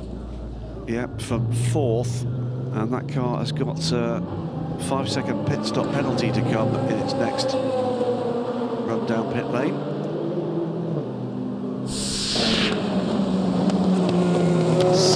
.6 seconds, that gap now. So this car we're looking at, car number 8. And he's picked up time even though he's been in traffic. Yeah, he must have had a kind of a better deal of it somewhere else around the track. Just got more speed, I think. 7.3 seconds is the gap. To Alessandro Pierguidi. Gap behind that, by the way, to the Cadillac, not really coming down. It's stable at a minute and about 45 to 50 seconds. Meantime, in P2, Fabio Scherer has pulled away a little from Robert Kubica, but it's 2.5 seconds. And in GTE AM, been a pit stop just now from Hendrick Motorsports, I think. It's been a bit of a... Actually, it's not, is it? The Jimmy Johnson's been passed by that battling GTM. A bit of an unlucky lap. It ebbs and flows, doesn't it, through the traffic. A little bit more of an unlucky lap there, so 7.1 seconds. He had got it down into the 6s, had Pierguidi on that lap, but now you're going to see Hirakawa just fly around the outside there of the car 56. Porsche, and again you get into a higher speed part of the track where you have no traffic, and that's what you're always looking for, but it just seems inevitable. At one stage we're going to see that Ferrari 51 right on the back of car 8. Yeah, going down towards 7 seconds now. Hirakawa's got to step this up somehow. I think the cars are on similar strategies. They both had a driver change, both changed all 4 tyres. We saw Giovinazzi get out of the 51 and Hartley get out of the car 8. So as far as I'm aware, they're on. This is a level playing field in terms of strategy and tyres, the tyre life. So lead battles underway in all 3 classes here. It is now under 7 seconds, Hirakawa from Pierguidi.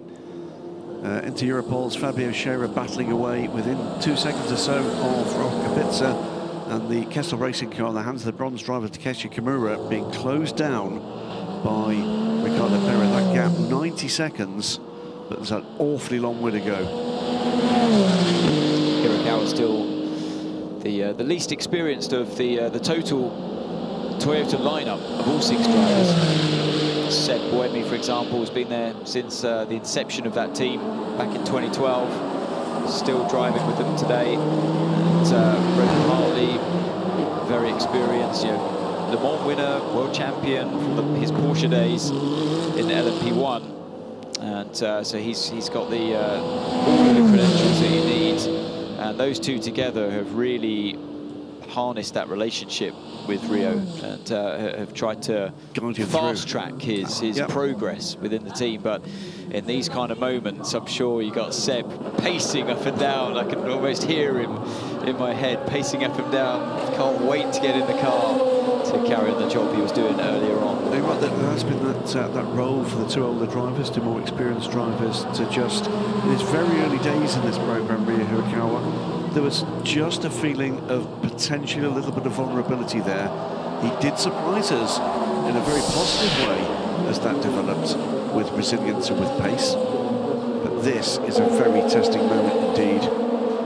It's Ferrari, it's Alessandro Pierguidi, already world champion in GTE Pro.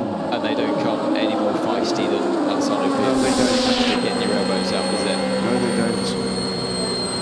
And, double check my ranking, but end of this season, if there's a world championship up for grabs, I know that Alessandro Pierguidi and James Calado would dearly love. Oh, the Van Wall is off the track. Is that on fire? Looks to be, doesn't it? Some kind of drivetrain issue. Got to say that's motor, the ICE. Well, it's smoking away. Not, I'm afraid, the first time this team has had thermal incidents. Luckily, it's right near the orange barrier there, with you can just roll it back. Yeah. But there's Tristan Vautier, late replacement for Jacques Villeneuve, in somewhat publicly discussed fashion. Disagreement between the Canadian 97 Formula 1 champion and the team. But that is clearly race over for the 24 car, sorry, the 4 car. On the right-hand side of the engine is 4.5 litre version, by the way, of the same basic engine, Gibson V8 engine that powers in 4.2 litre version all of the LMP2 cars, as Hirakawa deals with the traffic in the shape of the number 24 Cairo. And now under 6 seconds, Peter. Exactly, 5.5 seconds. Yeah, I don't think there's anything Hirakawa can do to stop the progress of Pierguidi. He just seems to be on fire at the minute. Unfortunately, actually on fire, briefly, was the Van Wall, and that's the team congratulating each other on getting this effort this far. It seemed by their reaction, you'd expect them to be disappointed, but they seem to be relieved. Well, no, they seem to be happy with how far they got in the race. It's a very new car at this level. The Edic Sport car, pitting from 3rd. This is the car course that was in the battle with Nico Pignot. Paul Chatin was our pole position holder. What's going on here? He's been asked to get back into the car so we can just to steer it back into the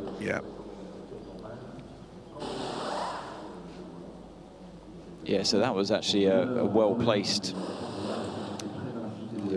He placed it in the right way so he can get it pushed back quickly, and all the drivers out there will be thankful of that, as they can get going sooner as a result after this slow zone's lifted. Literally, as I'm looking at the screens, confirmation that the 777 D-Station racing car is out of the race. It's just a little bit of housekeeping underway from race control at the moment, so the bottom end of the timing screen. And look at that, look how close they are. It looks closer when they're in that slow zone, but Hirakawa knows he's coming. It's an awful feeling, isn't it, Peter? And you know that you see that car coming up behind, you think it's just inevitable. Soon they're going to be right on me, harassing me, ducking and diving, trying to overtake me anywhere they can. I think that number 4 car is just about to become our 20th confirmed retirement. That's a long list. Peter? Yeah, I was thinking exactly that. Hirakawa's going to be looking at the mirrors. He'll have had radio confirmation from the team that the car is coming from behind. And yeah, there's not much he can do. He's able to obviously release the speed limiter button earlier. Yeah, so I said in the slow zone, it looks much closer than it actually is. When they get going again, you get that cat and mouse effect, don't you? That chain reaction. So he's on his way to the final chicane. But problem is, when you can see the car in front, it just motivates you even more. So this is going to be hammer and tongs now. Yeah, last few laps it's been high 330s, low 331s for Hirakawa. It's been under 330 for Alessandro Pierguidi. The net result of that as they cross the line is the gap is now down to 3.8 seconds. Collado watches on. And he's just about to get in the car by the look of it. He's thinking, just hand me the car in the lead. That's all I ask. Meantime, this is the final taker for the lead group in LMP2 for the latest round of pit stops. Fabio Scherer took the lead in that pit stop and will increase that lead unless they have dramas, remember, because there's 10 seconds to be served by the WRT car in that stop that they've just completed. Yeah, that's going to really hurt them. So I saw the tyre graphics earlier on with the WRT, by the way. Their tyres were much older than the Inter-Europol car, so that explains how Scherer could just catch and breeze past Robert Kubica that we see there coming into the chicane. Yeah, he's going into the chicane as the Inter-Europol car is rolling down pit lane, so it is a significant increase in the lead here. Still measurable in the lowish number of seconds, but it certainly isn't the 2 seconds it was when they came into this pit stop cycle. It's by 50 Ferrari as he completes the lap. On the Mulsanne, though, it is the 51 of Alessandro Pierguidi, 3.3 seconds. It's like Thanos, he's inevitable. It's got a little bit of traffic coming up here with the Ferrari GT car just in front in that second chicane. Right there, you're going slower now than you really should be.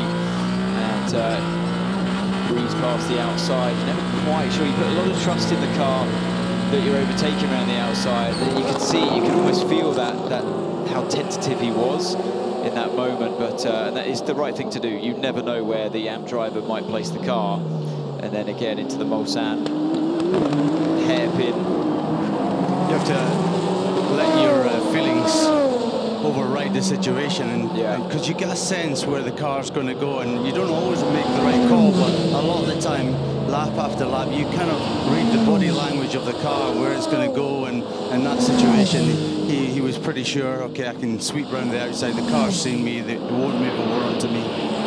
Yeah, like you say, reading that body language of the car, it's going over bumps and things, and you see the body roll of the car, and you think, yeah, and being a GT driver himself, he'll know exactly how that felt.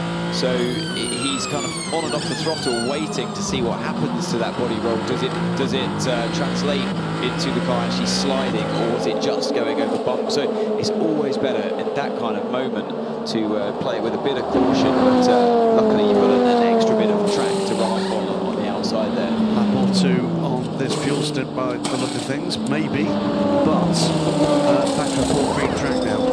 Yeah, full green track. This is great. What a showdown we have coming with Pierguidi and Ryo Hirakawa. Ryo is giving it everything he can, I'm sure, but that attack is relentless. That's what it looks like on the pit wall at Toyota. Collado. He's loving this moment. Very focused, isn't he? They're on the same strategy. They're both going to pit at the same time. Just a quick look at the virtual energy tank. 13% for the Toyota, 14% for the Ferrari. They're bang on. Yeah, they came in at the same time. Like I said before, all 4 tyres were changed. Driver change. It was full service for both cars. So they do seem to be, as far as I'm aware, on exactly the same strategy at this point. 2.2 seconds now, a chunk taken in that last sector and traffic coming. I don't know about tyre compound though. That's the one thing we couldn't quite see in the pit stops. We think they're both on the soft. You would think so, yeah. Well, we've seen, well, I haven't seen any of the cars running the hard tyre. So it's all been medium during the day and then soft in the night, and in the wet conditions also soft. Now this is interesting. Car number 8 got a spare splitter out. We've seen them doing a lot of this during free practice. Splitter on, splitter off, changing it all the time as number 10 Vector Sport goes wide and straight on in the first chicane. Pretty clearly we're going to see these battling hypercars on pit lane very shortly. Steph is down at Ferrari and we'll be ready for that as the Vector Sport car moves over. is for position, 9th position in LMP2. The Algarve Pro Cup on the way, Nancy Brown. That is our pro leader now. 1.5 seconds between Hirakawa and this man. You can hear from Ryo Hirakawa's radio now. Okay, Joe, box this lap, pit confirm, box this lap, pit confirm, box for fuel and front end. You stay in the car. So the overtake's going to be done because of that nose change in the pits.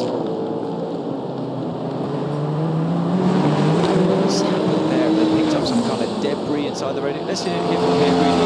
Okay, mate, box this lap, driver change. Okay, Bob. Is that why he's not been able to respond? Is an air imbalance in the car? Driver change already? Driver change to the Ferrari. Yeah, but James already. Has been ready for a while. Yeah, it's strange. I don't understand because Pierre Guidi just got in after Giovinazzi.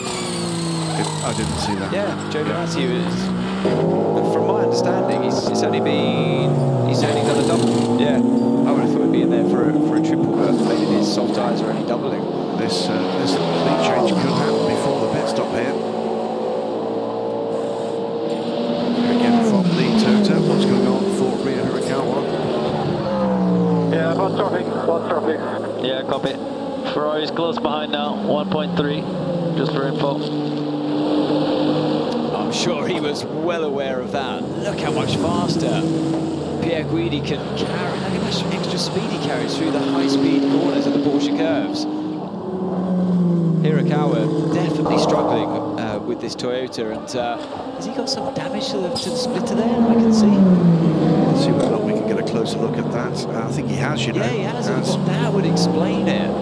I mean, it doesn't look like much, but the car has had better pace than this, hasn't it? So far this round, absolutely nose to tail. So it's going to be car number 51 after this driver change. So no, hang on a minute. So Rio is going to stay in. So they are on slightly different strategies here, because Rio stays in and Pierre Guidi is going to get out. So it will still be the Toyota that exits the pits ahead, despite this nose change. Yep. So fuel going in the car because they're going to keep the tyres on. You only do the tyre change when you do the driver change. Yeah. This is the change for James Gallardo to get aboard the car. Steph is down there with the Ferrari. How are things looking down there, Steph? It's a busy pit stop, I can tell you that. James Gallardo is about to jump in the car, just cleaning everything off. But yeah, it's looking like a clean stop so far. They're just trying to get the seatbelt sorted, and then they'll be right out. Which tyres are coming off that car? What's going on, Steph? No tyre change as of yet. I think they're waiting to see, they're waiting to finish refueling, and then we'll be able to see which tyres are going on. It's looking like a softs. It's a driver change. We should be looking there for a tyre change for it. And the 8 car, just a slight stumble. They do make the nose change in good order. And it is a tyre change. Car is released. And the change comes for the lead. Is this the decisive change in the Le Mans 24 hours? We're just over 8.5 hours left in the 2023 running, the 91st running in the 100th year of the 24 Hours of Le Mans. Ferrari back to the lead, and Davidson. Well, that nose change took a lot longer on the Toyota than I expected. So, yeah, Hirakawa stays on board. But, yeah, I just assumed that it would be a faster change than that. So yeah, the overtake has happened in the pits. 5 seconds difference on pit stop time. It was a minute and 32 seconds on pit road from the Ferrari AF course in 51. James Gallardo it is that heads off now in the lead of the race from Ryo Hirakawa. Stays aboard, but with a nose change for that car. So interested to see what the pace is now from Hirakawa. So it was even worse in terms of that loss to Pierre Guidi's lap times. It was even worse. It means that Ryo Hirakawa had newer tyres as well. Yeah.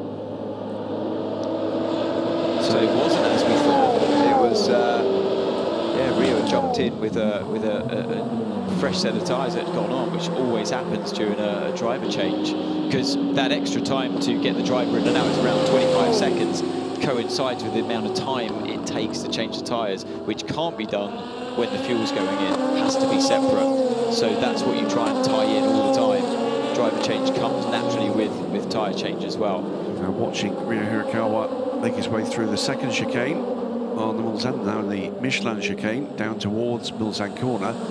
The gap 5.4 seconds as they clear the timing sector. I mean, despite this nose going on, the undamaged new nose that goes on the Toyota, he's on older tyres now compared to Collado. Absolutely. So now we would expect naturally Collado to disappear off into the distance, and we can hear from Hirakawa's radio, I believe. We're watching the 38 Hz Team Jota Porsche. That car led the race, remember, until drama for Ifeye. Let's have a listen to what's going on aboard the Toyota with Ryo Hirakawa. Okay, Joe, Ferrari has changed driver ahead. Ferrari has changed driver ahead. Collado in the car. You have a new front end, and we changed the rear right tire. The rear right had a puncture, so we changed it. Rear right puncture. That would explain why he was suffering so badly in the high speed in the Porsche curve as well. You know, we watched before, so right rear slow puncture. Normally he would have known about that anyway. He'd have got the TPMS warning. Yeah, he would have seen it on board, and but it must have just been a very slow puncture that was under control. That's okay, so that's why they came out that extra bit of time to change that one tyre. So far he's maintaining that gap at 5 seconds. The advantage he has at this point is that Collado's fresh in, and after a couple of laps you kind of get your eye in again, don't you? But it's Rio's in the rhythm at least, and so maybe Collado won't be able to pull away so easily straight away, but I'm sure once he gets into his stride, it will. You'll see the gap grow and grow. Of course, all those cars, he's already had that traffic, so and probably in the Porsche curves. Well, let's go down to pit lane. Steph has got one of the men who's been very much involved in this battle. Down to you, Steph.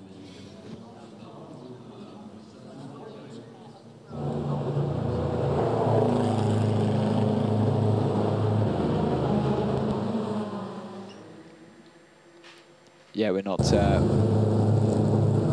hearing that one. So yeah, Cadillac number 2 into the pits. El Bamba jumps out, and Alex Lynn, who did a great stint, a couple of stints in the night time, jumps back in. As we said from the start of this race, Alex sporting the helmet colours of Mr. Derek Bell in tribute to his fabulous achievements at the race. It's a great race, and Cadillac having something of a mixed day, night, and now into the day, but still in the mix here. And, this race can throw things at you very quickly.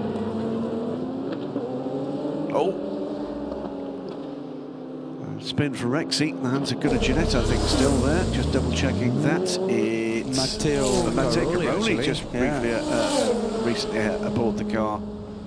Former race leader as well. He so was, they've dropped back to 4th place. It's not good at this stage of proceedings. We'll be looking to get back onto terms.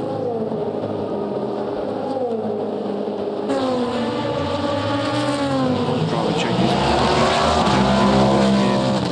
in GTM. Takeshi Kimura it is that still leads the race in GTM, the 57 car.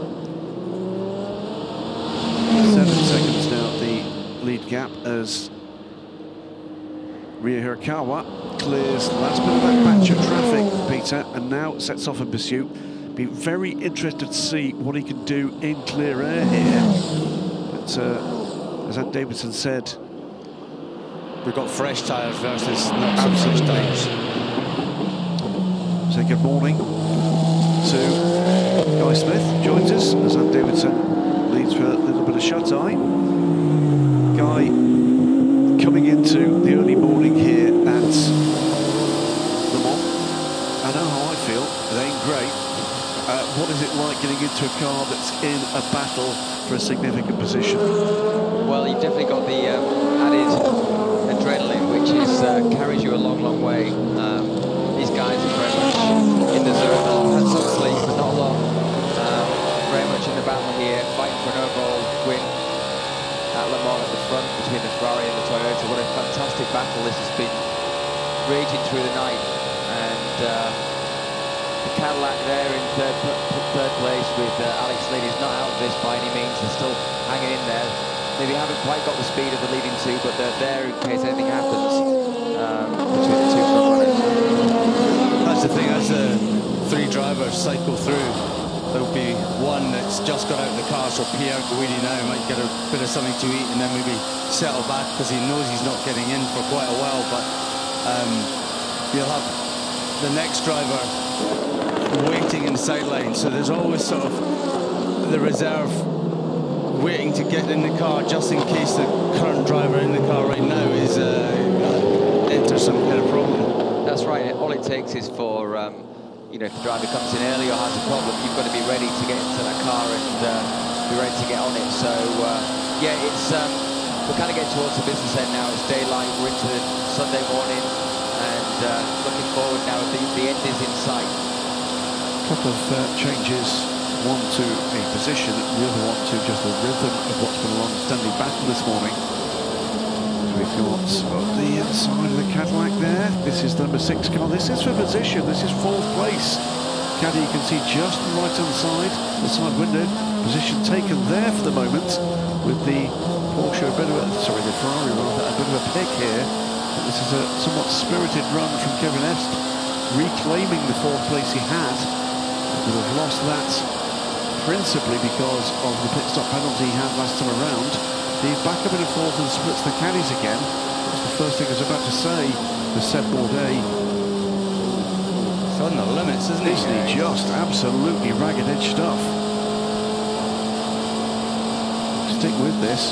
And he's got the blue flags. Blue flags. That's cool. It's for the car that he's just overtaken, I think. He's now sitting close behind him. Not so close.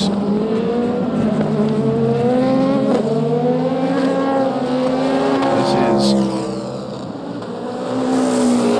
exactly as we want to come across the line. It is. That was that Fred Makovicky? That's the 6 car. That's right. I mean, he's driving it like a GT car. He's throwing it around, using the curbs. He's really, really hustling that car around.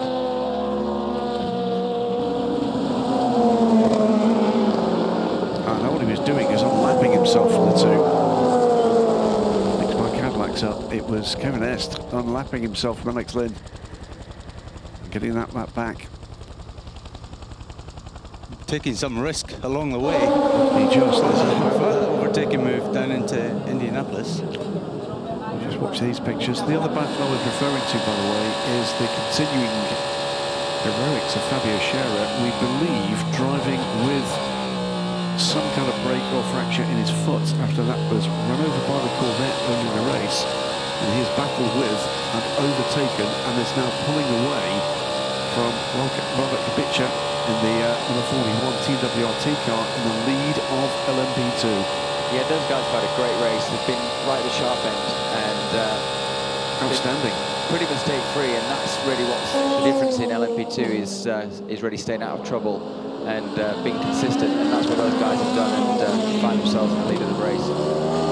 So now the Cadillac sorted in my slightly befuddled Sunday morning head, unlapped himself from the 3rd place number 2 Cadillac, and now Kevin Est trying to close in on the gold, the yellow number 3 car, and that is the race for position. 4th place, under 2 seconds. Let's have a listen in to what's going on aboard the number 6 for Kevin Est. Yes, I don't know if it's new body work, but it's a high speed. Copy. Mentioned, was it oversteer? I didn't quite get that. I didn't quite get it. And I definitely didn't get it. He didn't understand what Kevin Estre was saying. Answers on the postcard to 3 confused blokes in the box. 8 hours, 20 minutes to go. Ferrari lead. In the gravel, just dropped back right corner into the gravel there. He's really pushing hard. He's really hustling that Porsche around. I think he's trying to obviously get back past this 3 car, trying to get another lap back. I think they're in the same lap. That's for position. Oh, it is for absolutely for position. Okay. Absolutely for position. So yeah, he's giving it absolutely everything to try and close that gap down and get back ahead of the Cadillac. Well, it is Porsche's last bullet in the gun here. They've had some real glories at the front of this race, but it's not gone their way into and through the night, has it? The 6 car running 5th, chasing 4th. Seb Bourdais knows he's there, and the body language of the Porsche, I would say frenetic. I think Kevin Estre is well known for grabbing a car by the scruff of the neck, and he's very, very fast, but he's occasionally prone to the odd error, isn't he? Yeah, exciting to watch, I think we'll call it. Yeah, we'll put it that way. Dramatic. Nothing for it. I think they can sense the possible podium position. Anything absolutely up front, and they'll find themselves possibly on the podium, and that's really what they're pushing for right now.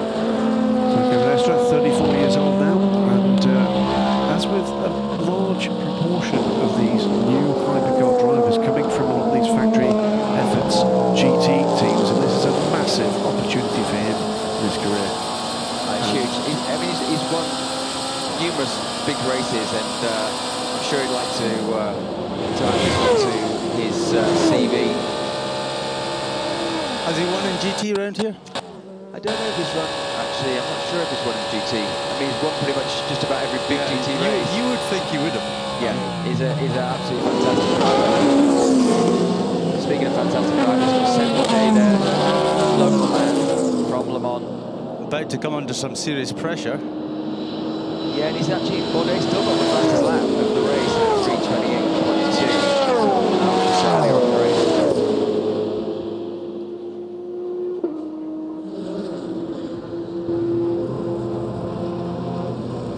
Yes, that's what it feels like to be here at Le Mans. But when they wake up, they're going to be waking up to a very exciting race. We've said it for a long while. We've been waiting for this moment, this sports car racing. This race has delivered. It's continuing to deliver. We've got multiple gaps. This gap for the battle for 4th position now under a second, and with traffic, Patrick Bourdais closest to the camera here. His son fending off the close attentions of Kevin Estre right. Kevin Estre back now.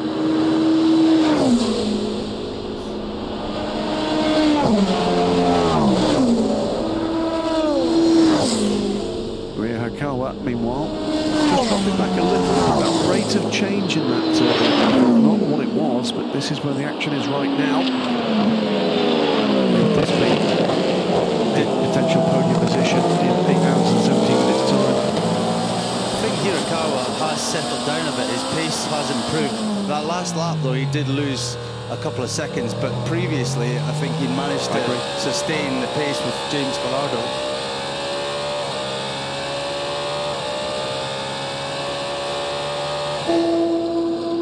I don't think there's going to be any complaints whatsoever, if this is what we've got coming in this era of this great race, the F1 Endurance Championship. The 2 battling hypercars coming up on one of the Glickenhaus cars. They, at the moment, by the way, sitting 7th and 8th. And you can see from the body language of the Porsche, Kevin's really throwing it around. The car's moving around. I think we're going to see a move here. Be brave move into there, though. Yeah, that last section of the Porsche cars through karting, Kevin was really tight to the apex, really wide, carrying way more speed than Seb. He I think he sees the opportunity that the Glickenhaus may present at some point this lap. The pace difference between the two cars, or three cars, not that huge. The Glickenhaus and the 332s, these two cars, the 331s. It just needs the chasing car to guess right and be placed more correctly, or to find that tiny little gap. Seb Bourdais, a very wise head on his shoulders. He's been around this race for an awfully long time. It's something of a family affair with his dad as well. Very much a veteran here in their local race. But some of us, that's your local karting track. For them, it's right here. Not in a position to do it there. GT car ahead. Using the slipstream of that GT car to help him, and trying to draft up now behind the Glickenhaus, which is pretty quick in a straight line. So what will he do? Will he let them by, or is he going to contest it? Estra almost in the back of the Cadillac there. Caddy quick out of the corners. It's got good straight line speed, considering it's punching the hole in the air. It's got hot torque. Cadillac number 3, Porsche number 6. And the pick could be the 708 Glickenhaus that's running in 7th place. This is the battle for 4th place. The body language of those two cars in this battle could not be more different, could it? I think Seb's keeping it smoother, and as was mentioned before, Kevin Estra seems to be driving harder, but almost like it's a GT car. For the moment, Bourdais is fending off the challenge. And where and if is this pass to get another car between them, but perhaps a more significant bit of traffic ahead. It is the other surviving factory Porsche. It's the next car down the road.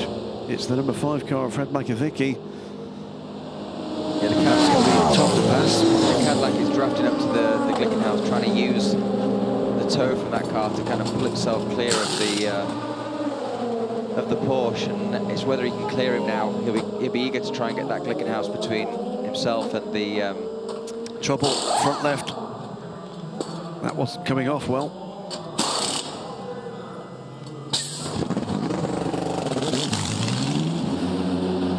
Car rolls away. Nielsen brought the car in, and Antonio Fuoco it is that takes to the track. That car down in 10th place now. Previous race leader. That sticky front left cost something like 10 seconds, and that's back that pit stop. So you can see Estra now. This seems to be the favourite place for him. Oh, it does take a lot of curb there, doesn't he? We've seen that's a risky place to do it as well. So fast, and possible chance here again would be risky. So going into this section, Seb Bourdais had a good 5-6 car lengths, and it's just been completely closed up now. Caddy, great talk off the turn. Still haven't got close to passing that Glickenhaus. Another hypercar ahead. Penske. Of course, the Cadillac starts to become sort of dirty air for the Glickenhaus. Will start to find it more difficult to follow him. So he really needs to try and clear that Glickenhaus as soon as possible. Not lose that momentum for that sort of forward. It's Romain Dumas in the car ahead. One of, if not the most experienced man in this race. He'll know, he'll be being told by the team what's going on behind him.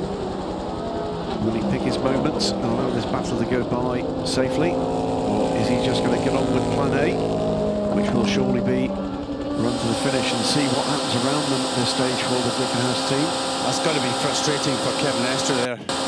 He's just unable to, even in the slipstream, to close into that caddy. I think quite a bit quicker through the corners, but and now the caddy picks up the toe as well. It is better for Seb Bourdais, but could better turn into worse if he can't clear the Glickenhaus before the second chicane. There's the GT traffic as well, so that's going to make it even more difficult. He's not close enough, is he? Right back on the straight there. So yeah, that's a speed difference. So the Glickenhaus is probably the quickest down the straights. Oh, and he's Yeah, tight one. This is going to cost Kevin Estre some time.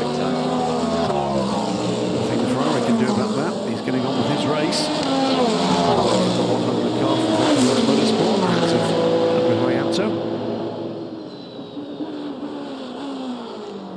And all of a sudden, Seb Bourdais can breathe a little easier. I'll tell you what, he'd love to get that Glickenhaus in between the two cars, wouldn't he? Still, by the way, not that much further down the road is that number 5 Penske Porsche, that car running in 9th. Still Ferrari in the hands of James Collado, now leading. 8.9 seconds to go from Ryo Hirakawa. You're absolutely right, Peter. The gap in lap pace at the moment has evened out a little, so the gap's still changing. It's by tenths. Estra's dropped back quite a chunk, and he's cleared the Glickenhaus now. The Cadillac ahead, so that's another further challenge for Kevin Est. Next question is, in that spirited pursuit, what has he done to his tyre life on that car? So Kevin Est making some changes on the wheel there. He was making some adjustments to the, looks like the engine mode or something. So the caddy's passed Glickenhaus. So yep. So next challenge for Seb Bourdais. It was just looked impassive. It's just been smooth. It's just been easy. Whilst Kevin Estre has been pogoing around behind over the curbs. It was the moment that gave the gap that allowed Seb Bourdais to have eyes forward rather than eyes back. He's going to complete the lap with significantly more advantage from the attacking Porsche. Towards Loudon back there. I think he's going to need Romain Dumas to actually purposely let him by, because I don't think he's got the straight line speed to attack that Glickenhaus. Ferrari, Toyota, Cadillac, and then this Porsche, number 6 car. Still more than 8 hours to go of this race. By the rules, how many blue flags is I think in this instance there's no rule on that. It's simply no rule. I think if there's active blocking, it's one thing, but the blue flag here is around awareness and not an instruction to let the car by. Yeah, the Glickenhaus is very quick in a straight line. It's difficult for him to see. Yeah, he's just pulled away. So the gap now, well, effectively, it's back to where the gap was 3-4 laps ago.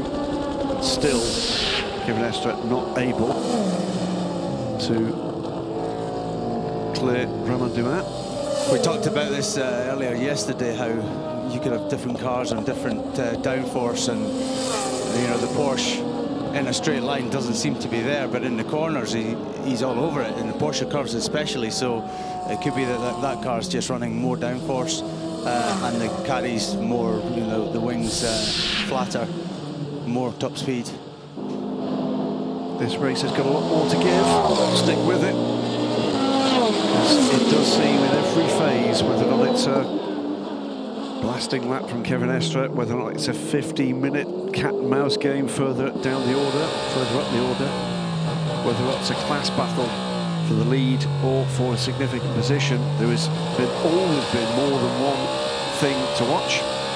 Listen to what Seb Bourdais is telling the Ganassi Racing, Cadillac Racing crew in this spirited battle. Your lap times are good, Seb. You were half a second faster than the leaders right there.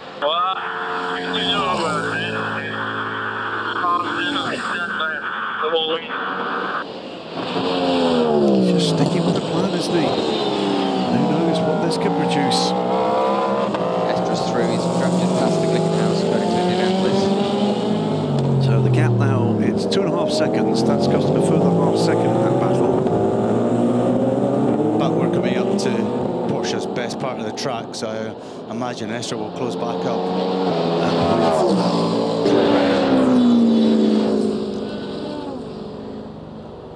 Just looking at what the pace is like of Fred Makovic ahead. He's quicker than both of them, in fact, at the moment. So it's not a matter of Seb Bourdais dragging up to the next traffic in the manner of Fred Mako.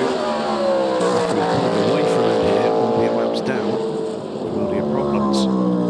James Calado now 10, almost 11 seconds clear of Hirakawa. That gap is opening up again. Alex Lynn, 2 minutes behind that battle, in third place in the other Cadillac, the blue Cadillac. The other Cadillac in the leading group, that is. Seb Bourdais here. Better part of a lap back from Alex Lynn in fourth in this battle for position with the Penske Porsche number 6. That's the top 5, and then the 93 Peugeot, previous leader of this race, avoided some dramas, and now a lap back from Kevin Est. Not seen much from Peugeot this morning. And then into the two Glickenhauses, 709, the second of them on pit lane at the moment. See the 708 in the background there. Completing the top 10, an all hypercar top 10. Number 5, Penske Porsche, and the second Ferrari in the hands of Antonio Fuoco. What a delight it is to report that coming on for 8 o'clock in the morning at the 24 Hours of Le Mans, a top 10, all in top class, and with multiple battles within. And that's what it's been like since the get-go. Driver changes coming, including for the Iron Dames. And the 85 car, by the way, in the hands of Michelle Gatting. And that's 2.6 seconds back from the leading Kessel Racing car in the hands of the bronze driver, Takeshi Kimura. This is the lead battle, and that will be interrupted for the driver change for the 85. After a torrid time in Spa for the all-female crew for Iron Lynx. It's come back into play here at Le Mans, and that's, I think if they could have chosen which one would see them in competitive form, it would be this one. That would be quite the headline, wouldn't it? It's been a great race. They've been at the sharp end all the way through, and depending on the pit stops, they've pretty much been first or second. Yeah, I was thinking the same. They've had their challengers who've come up, maybe overtaken them, then dropped back again, and they've just been there plugging away. So impressive to see how the team's working. The project, it's good in so very many ways. The visuals, in terms of the way they present this car, are good. The message is great. There's not a place for females in motorsport. There's a right, and all 3 of the girls involved in this effort just go about it with just a great competitive spirit. Earlier this morning, Ant Davidson and Martin Haven were talking about the Full Access programme. Take a look at the Full Access programme on the FIWC's YouTube channel from Spa. You'll see what I mean about that. They've been a factor over the last couple of years. Fantastic stewardship of this programme by Iron Lynx, by Deborah Meyer, who the co-owner of the team, whose project this is and remains. She's now the president of the Women in Motorsport Commission of the FIA, and that's a kind of policy direction from motorsport, gentlemen, that is really making a difference in a very positive way, without tokenism. And what we're seeing, I certainly notice it every weekend about a racetrack, is we're seeing far more female faces, not just behind the wheel, but in the garages as well, and not just in some of the perhaps more traditional roles that we've seen from women in motorsport for most of my life, but they're out there and making a massive difference in terms of the way these cars are prepared, turned around, in very senior roles in team management, in the technical sides of things, and the engineering sides of things. And I think that's a great step forward. And in the FIA, there's many females in the FIA now. I was working down in Monaco doing driver standard advisor, and the full F3 steward room was all ladies, and me had a lovely time. Well, we have to ask them whether or not they had the same experience, but side by side, this is the 25 car. Oh, there's the bonnet up at one corner. That's not the first time we've seen it from Aston Martin today, and that was a change. 33 ahead of 25, Nicky Katzberg ahead of Ahmed Al-Harti. And TF Sport, I'm sure, have eyes on that 25 car, but there's one with the bonnet, left rear corner of that bonnet on the 25 car. Noel Harty, by the way, taking the opportunity to try to get a bit of a tow back from the Ferrari. It's not going to work, I'm afraid, but Nicky Katzberg goes through, and that car up into 4th place. So Corvette not giving this one up. Clearly, there's an issue that's come through this race with that bonnet, because the 25 car evidence that one of the essential items in the sports car racing toolbox, racer tape, has been used to try to secure that. Kevin just set the fastest lap of that car in the race.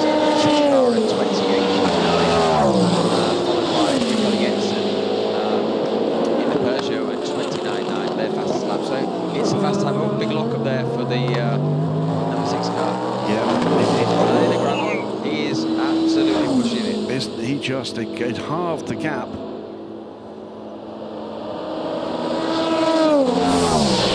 Under 8 hours to go now. That was a huge lock-up. Got too deep in there, didn't he? And almost. Just a couple of wheels in the gravel. The margins here are so tight. Graham Goodwin with Guy Smith and Peter Dunrek.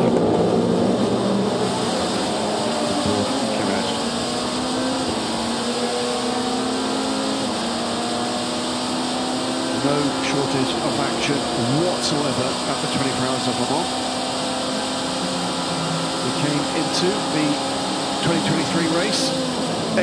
Oh, and that was a hit. That was very late up the inside of the LMP2 car, and that Kevin Estre finally a bit of a percentage move that didn't pay off. Gentlemen, how did you see it? Well, it was building, wasn't it? I mean, he's been on the limit all lap after lap. Yeah, and he obviously previously had a big lock up into Arnage corner and into the 2 wheels into the gravel. So he's hustling, and yeah, it seems to be coming. Just a bit of a late move up the inside of the P2 car, lost the rear end, and through the gravel. Yeah. There was a biff with the tyre barriers. He's got the car moving. No contact, I don't think. It was just over the curve to the inside here, wasn't it? See, I'm not sure the P2 car did anything wrong there. No, I completely agree with you. I think it was a late move from Kevin. You know, that's not a place where the P2 car's got much of an option to duck out of that. Yeah, you come into there, you small brake, you drop it 1 gear and you get back on the power, so it's such a fast entry there. So Seb Bourdais, what had been a 1.2 second gap as they come across the line. The gap now, just waiting for that, is 47 seconds. Cost him dearly, that. And that, by the way, is 46 seconds closer that Mikkel Jensen is moving to Kevin Estre. He's still a lap down on the Porsche. That's a good chunk of one of that lap. The other, that's the, I think that's the 94 Peugeot behind him.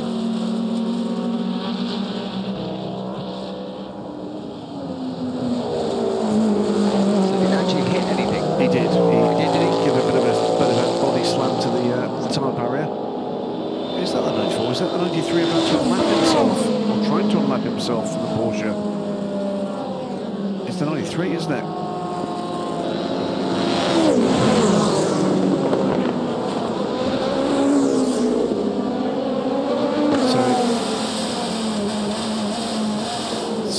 Car and the 5th place car. It's taken the wind out of his sails, hasn't it? It has. So now when he's under pressure, and this is under pressure to retain the lap advantage on the Peugeot behind. And up front, the lead now has increased to 13 seconds. Gentlemen, both top professional drivers here. Multiple factory entries already on your CVs. Big error there from Kevin Estre. He's still on track. He's still in the mix. What's the mindset mindset might be at this point?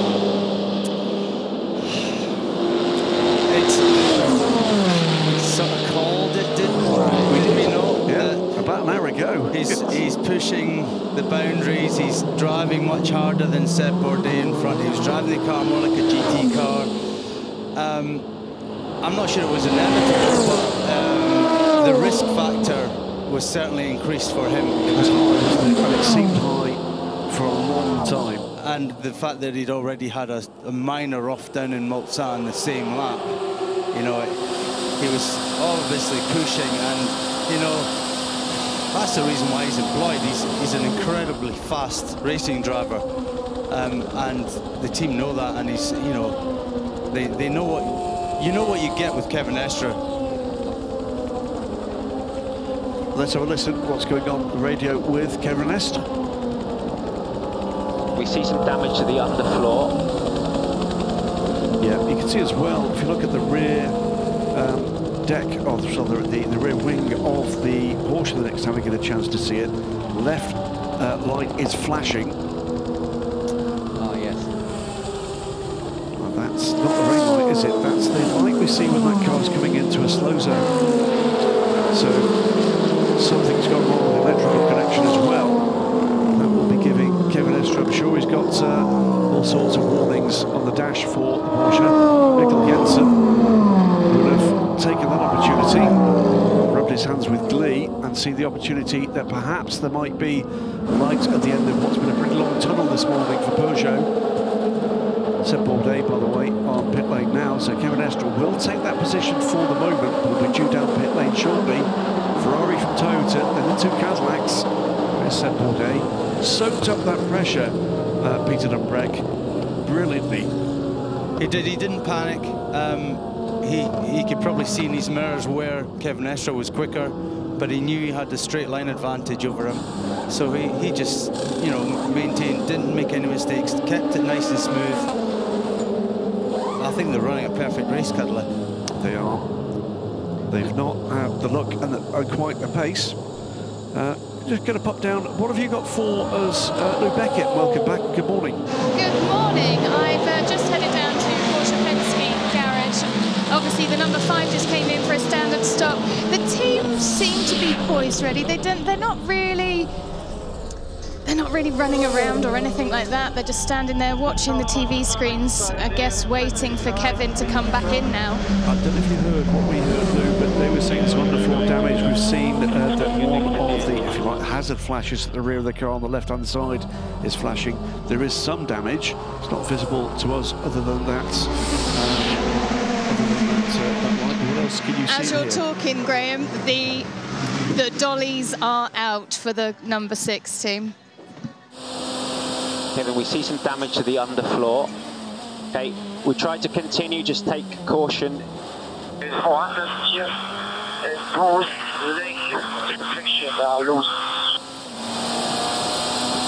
was loose there? Yeah, but look at his lap times. Actually, he's still in the 330, so he's not actually going slow. That's what caused it. He steered away from the potential hit, didn't he? That took him over the curve to the inside, the end of the Porsche curves, and from there on in. Yeah, the car snapped away from him. No, it wasn't it? Yes, it was. Slapped the barriers. So that's the second call we've heard from the bits that they can see some underfloor damage. I can see as well some damage to the left rear corner of the car. Mikkel Jensen running wide as well in pursuit.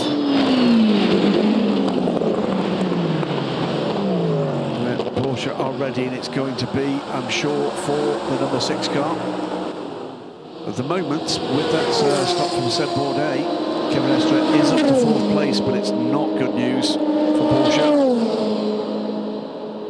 That incident, I think, is going to see this car in the garage. So here again, developing story. So here again, what's going on for the Porsche Penske number 6. Plan is to stay in the car, stay in the car. If you think you can continue, we will evaluate the front end to see what we can change if we need to. Otherwise, we'll continue. No tyres. That's what Porsche are going to say. What have you got to say about it, Lou Beckett? You're down there. There is a little bit bit of uncertainty within the team. The mechanics are on pit row waiting for the 6 to come in, but I saw one of them looking to the dollies guy and gesturing. Is he coming in? Is he staying out? Is he coming in? We don't know. You can read all of that as they're standing there. Yeah, they're coming in. They're coming in. So too is the Peugeot behind them. So Kevin Estre will be with you very shortly, Lou. We'll keep an eye on it. We'll come back to you just very shortly. So this battle that's put underway, the 93 car trying to unlap itself from the number 6. It's drama for Kevin Estre. The car we think is going to go in the box. Is it? Dolly's looking. I'm not sure they're sure it's going to go in. To you, Lou Beckett, what's going on? That's the query the mechanics have. They don't know if they're bringing it in the car. However, I've just seen the signs now. I think that car is going in the box right now. So, not checked on. They've assessed underneath the car. He's had a look around and then he's put his hand up to point to the box. There's still confusion, isn't there, Lou?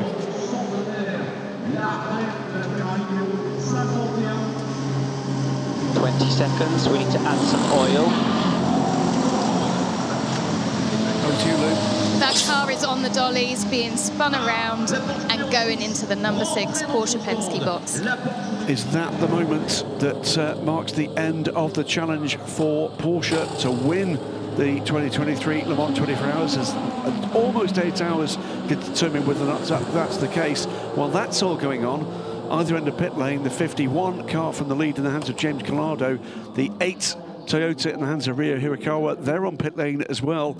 Dramas galore on track, gentlemen. Dramas now, Guy Smith, on pit lane. Yeah, it's all going on, isn't it? This is the Toyota was almost 15 seconds behind the Ferrari when they entered pit lane. So are they going to take tyres? It looks like it's just a fuel only Ferrari. It was new tyres last time for the Ferrari. It was one tyre, punctured tyre for Ryo Hirakawa. Clears pit lane now. That was 1 minute and 20 seconds on pit road for James Collado. Ryo Hirakawa, I think it's still Ryo aboard the car. Rolling now. This is just exactly how long. They just haven't been happy with the balance of the 8 car. They've just been struggling. They just haven't quite got it where they want it, I believe, and they seem to be just missing a little bit of pace compared to the 51 Ferrari. That will be new tyres, I believe, though, for the number 8 car. It's 1 minute and 31 seconds on pit road, so it took 11 seconds. Let's listen to what Toyota are telling the driver. Okay, Joe, new set of soft tyres, and a refuel. 12 laps, mate. The 12 lap stint coming for Ryo Hirakawa. New boots on each corner. That will be good news for him at this stage. He's going to need a bit of a boost here to just push this forward, Peter. Yeah, I'm just wondering what their strategy is now. Whether new tyres in now, does that mean he's going 2 more stints, or does it mean that because he's not due to his 3rd stint now at least? Yeah, so is it 2 stints on a set of tyres? I'd have thought not. It's a straight answer. It seems to me a slightly strange one. I can see the damage there, by the way, to the underfloor of the Porsche. This is not going to be the work of a moment, and that car is going to drop back now. Mikkel Jensen comes onto the same lap, in and out of the pits, onto the same lap as the Porsche. And I think that Peugeot is going to take 5th position from the least delayed until this point of the Penske Porsche 963s. Ferrari, Toyota, Cadillac, Porsche for the moment, but Peugeot set to take that position. Then the 2 Glickenhauses. Climbing up the order, you know, Jim Glickenhauses pluckily for the contenders.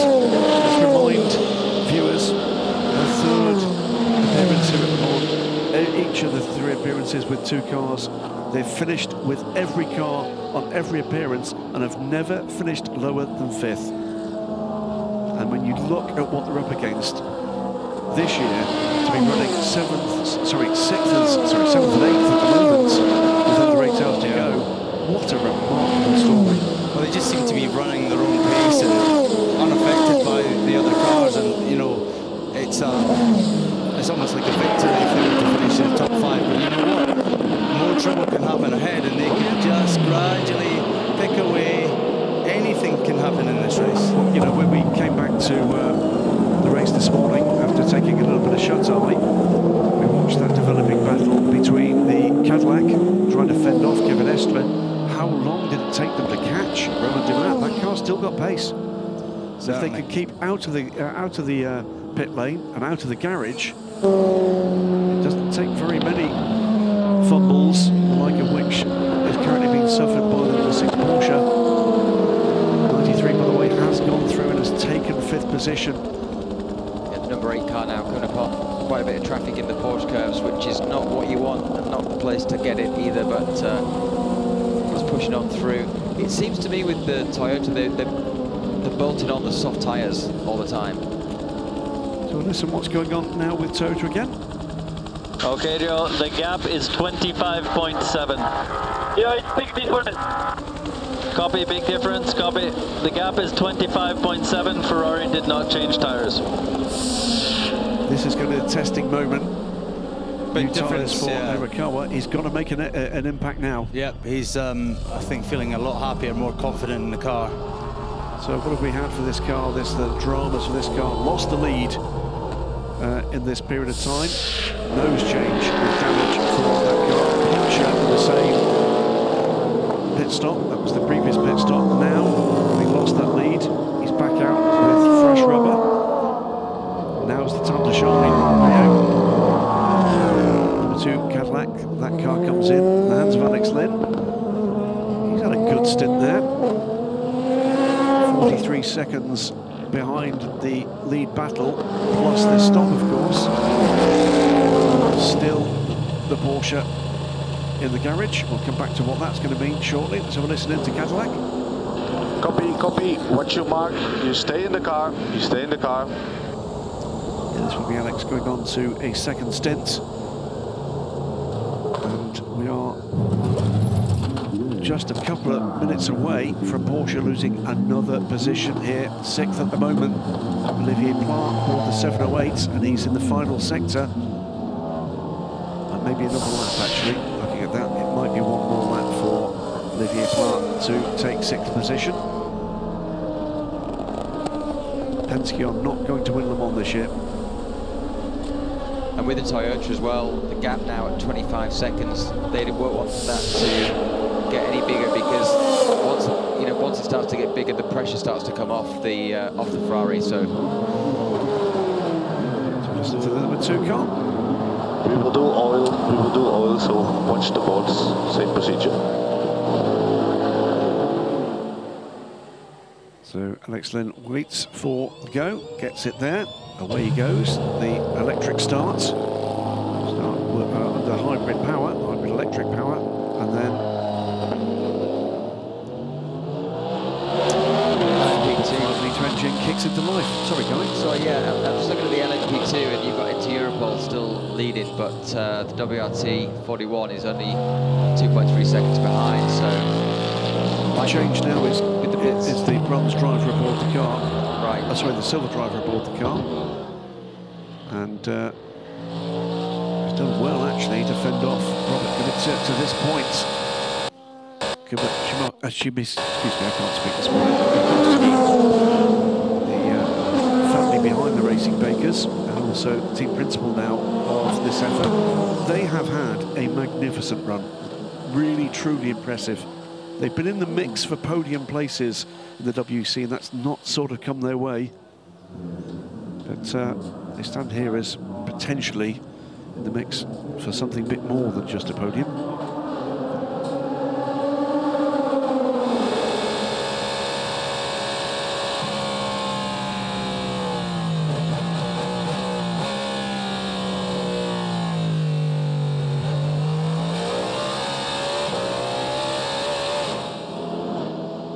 At the easiest mornings for Rio out there, but we have just heard on the radio he's feeling much better with those tyres.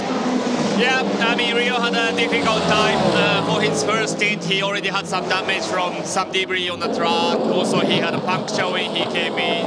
But our guy reacted very well to minimize the damage, and then even after that he was struggling with the balance, but now he has the new tires and he seems to be much happier with the balance. So let's see this wise what we can do. I think still Ferrari is a bit, Ferrari is a little bit quicker, so it's still difficult for us, but yeah, we just do our best, and we have full support from our crew, including Castle crew, so we really focus on car 8, and let's hope it works out.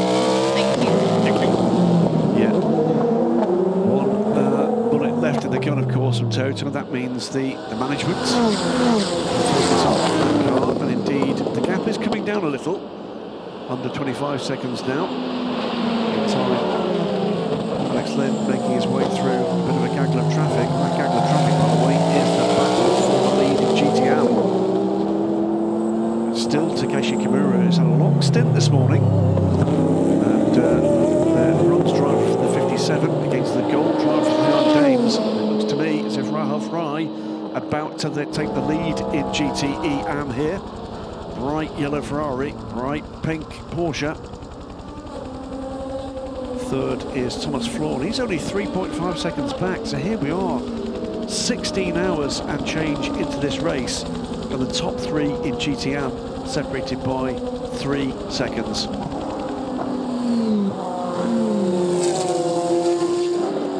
Long shot through the Porsche curves. We'll see the silver and red car. Where is it? Not quite in shot there, but not so much further behind this pair. There it is. They are the top 3. The yellow car, the pink car, and the silver car. And, looking to put pressure on the Japanese. Japanese gentleman drive. It paid off there a little bit. Pressure was applied. Also, the P2 battle, half a second between position 1 and 2 right now. So we've got battles underway. Nose to tail in 2 of the 3 classes. This is one of them. Just looking at the garage, 56 Hendricks Motorsports car. NASCAR is moving its way up the field, now ahead of all of the GT cars. That's the first time this morning we've seen that. That's been their battle we heard earlier with Steph down in pit lane. Handed over to Lou Beckett and Jensen Button, talking about the fact that they're measuring their progress against the GTMs. That battle for the moment is won. Tougher from here on in, as the P2 cars in good health. They got side-by-side action now for the lead in GTM. And through and into the lead goes Rahul Fry. Yeah, that's the way that it makes her feel. There will be millions around the world pushing hard, cheering on this earlier in the morning for this effort. So how many hours does Kimura have to do in the car? Does the bronze driver have to do in the... I think it's 6. I'll have to double check it, but I think it's 6 hours. And so I can put a breathing room and have a look at just exactly how he's doing on his driver time. That is the thing to watch at this stage. Is it's all very well where these cars sit in the overall order, but which of these teams has still got the time to burn? And particularly the GTM cars, they come in chunks of about half the time. Yeah, and you can gain a lot of time with a gold or platinum driver in that time. You can lose a lot of time against the other teams if they've chosen that strategy in a different way. This is where the opportunity to, if you like, burn the bronze time in those safety car periods comes back into play. This is the battle for the lead in LMP2, and again, it's the lesser-ranked driver, silver-ranked Kuba in the 34 car against Robert Kubica, shiniest of platinums, Grand Prix winner, of course, in Formula 1, his career there. It is Polish driver against Polish driver. I'm sure our friends and colleagues on Polish TV are keeping a weather eye on this one. Absolutely. Fabulous stuff. You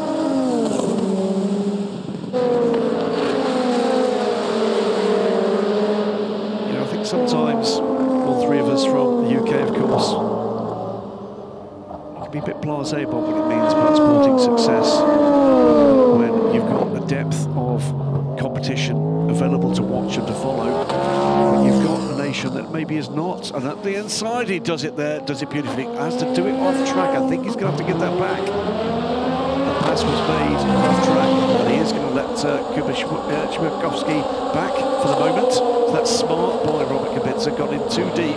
Not clean, wasn't. And he's let that one go. There'll be another moment to do that. Calm down, everybody in Poland, just for the moment. And by the way, another brand new nation came to Le Mans with Riandrade, Angola. Portuguese Angolan, Riandrade. There'll be breakfast all over the living room, all over Poland right now. Should be able to get in on the run to, if not the first chicane, the second chicane. Kuba doing a great job here. And he'll be thoroughly enjoying this. The team are thoroughly enjoying it. It's a multinational effort at interior ball competition. Not really closing up in the draft, is he? With the Peugeot coming up behind as well. Look how big the Peugeot looks compared to the P2 cars. So much bigger. I think the other thing to say here is every single part of the lap that the interior ball car can make this difficult for the 41 makes it better for them in the long run. The longer he holds him back, yeah, you're right. Absolutely right, yeah. And at the moment, he's not even remotely close, so the pass isn't coming anytime soon. Again, it's trying to force him to make the error, which he did. He made the error in trying to make the lunge. The team will be delighted with the efforts of their man here, the interior ball team.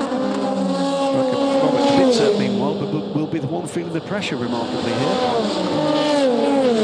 I mean, that move in the last chicane, that's not a traditional, because it's risky. There was I think there was room left there. Yeah. There was racing room left there, but he wasn't quite close enough. I'm just wondering whether he's weighed up the situation and says, well, I can't get him on the straights, he's too fast, so I've got to go to an unusual place to get by him. And obviously with Kubica being a high-level driver, he's looking for every possible overtaking place, and weighed up that last corner. He might have another go this lap. Depends if he can get by him into Indianapolis. The inside of the left-hander is a possibility. Then in Indianapolis. Again, it was the pace of the 34 car is going to force Robert Kubica into a lower percentage move here. He's not going to pull aside and let him go. And why they show that this is from the lead at Le Mans. It's 12th place overall. Cracking battle. Drive of his life, Kuba. He will be. It's an understated guy. We've got Kimura Sam now. Pressure from Matteo Caroli for second. And Caroli makes the pass. Bright green dinosaur overtakes bright yellow car guy. So it is Porsche 1-2 here now. Nicky Katzberg, by the way, 30 seconds behind here in what's been a fine recovery drive from Corvette this morning. Yeah, I think they can sense that they've got the pace to get certainly on the podium and not the win here. And Nicky Katzberg is.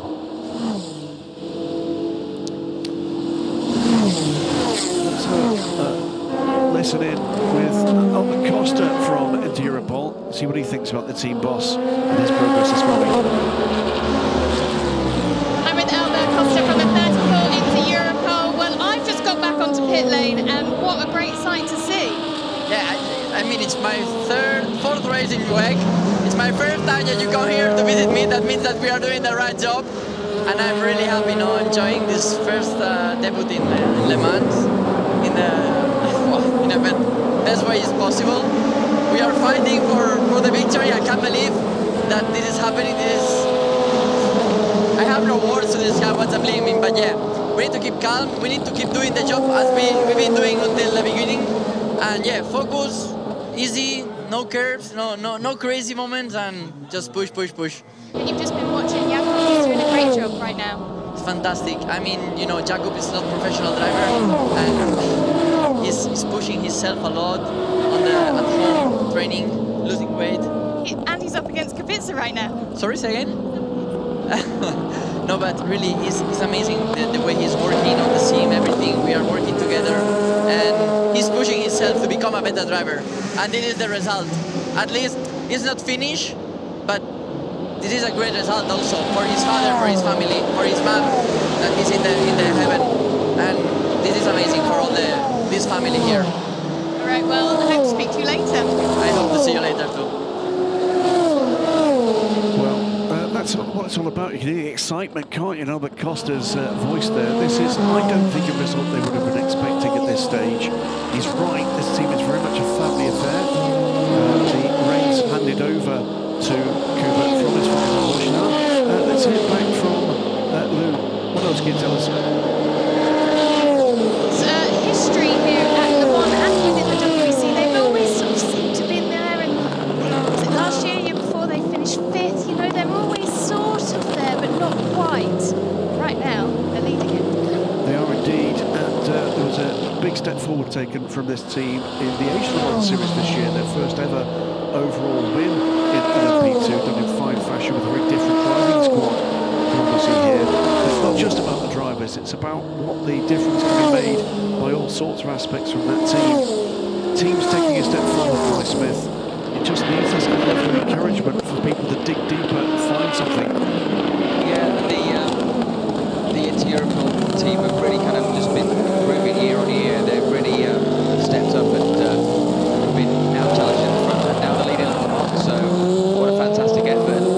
Kubica can't get past him. He's soaking up that pressure so well. He's doing a great job. And the thing is, you find that once you catch up to a car, you can catch him quite easily. But if you don't get past him quickly, kind of almost lose that momentum and that forward inertia. So he's kind of almost like stuck behind him now, and I think he'll know that he's got a bit of confidence to keep him behind him.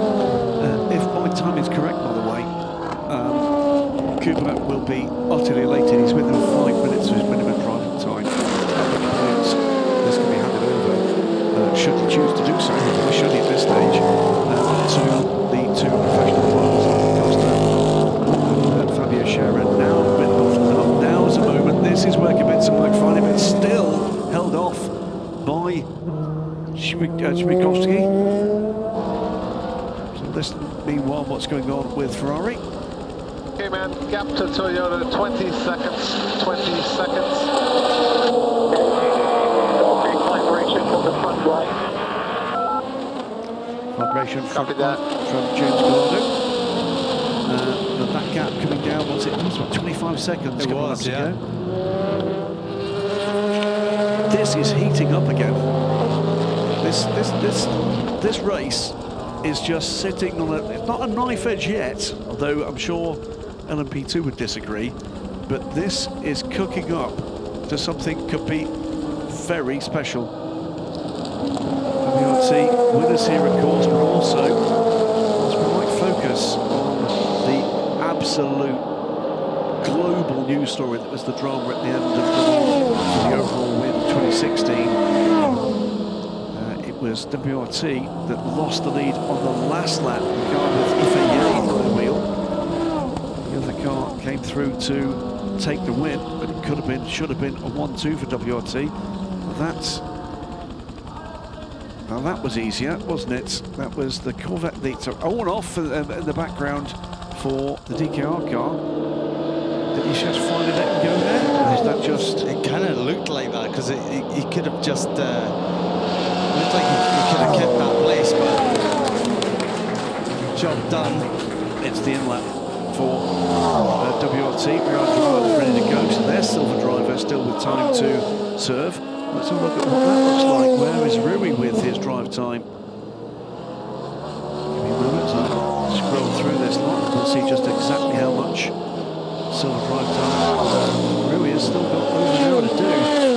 So, whilst that is a position lost for inter-Europe, if the timing system we've got in the booth here is correct, maximum that Śmigłowski, I do apologise, Jake got tired this morning, maximum is this lap and one more to get to his minimum 6 hours of driving time. So frankly, unless it's this lap for fuel, he's absolutely in the window to do the best job he possibly could have done. And I can tell you right now, the next time I see Cooper, he's going to get a great big man hug, because that's a magnificent display from him. And if you can just sit now, you know, keep it close to Kubica now, then that's fine. That's great. You know, just keep that gap close. And he is. He's sticking. He's just pulled back in and keeping that car in sight. Under 7.5 hours to go. Ferrari lead this race. James Collado. Gap is coming down a little. It's 20 seconds to Rio Hirakawa after what's been a little bit cat and mouse through the early hours of the morning. Cadillac Racing's Alex Lim, 2 minutes and 20 seconds back in third place. Seb Bourdais, a further 3 minutes back off the lead lap. Cadillac 6.34 after a battle until about 40 minutes ago that involved Kevin Est in the number 6 Porsche. Estra, a spirited attack, did not manage to pass the Cadillac, and eventually the pressure told on himself with an error into the Porsche curves. The car slapping the barrier at the outside after a run through the gravel trap, damaged the underfloor of that car, and it's still in the pit garage, and as I speak, falls out of the top 10. 93 Peugeot in 5th, then the two Glickenhauses making their way back up the order as others fumble in 6th and 7th. The lead car in the Porsche battle now is the Porsche Penske number 5, then the 50 Ferrari, and the second of the Peugeots. Both Peugeots in the top 10, and the Peugeot attack has faded, but they led and led well for quite some time going into the nighttime hours. In LMP2, as we watch the 911 take to the track shortly. I think that's Michael Fassbender climbing aboard the car. Team WRT took the lead on the current lap. Just completed that lap. Robert Kubica, 2 seconds to the good now from the interior pool car. Platinum driver versus silver driver. It took him a long time to get there.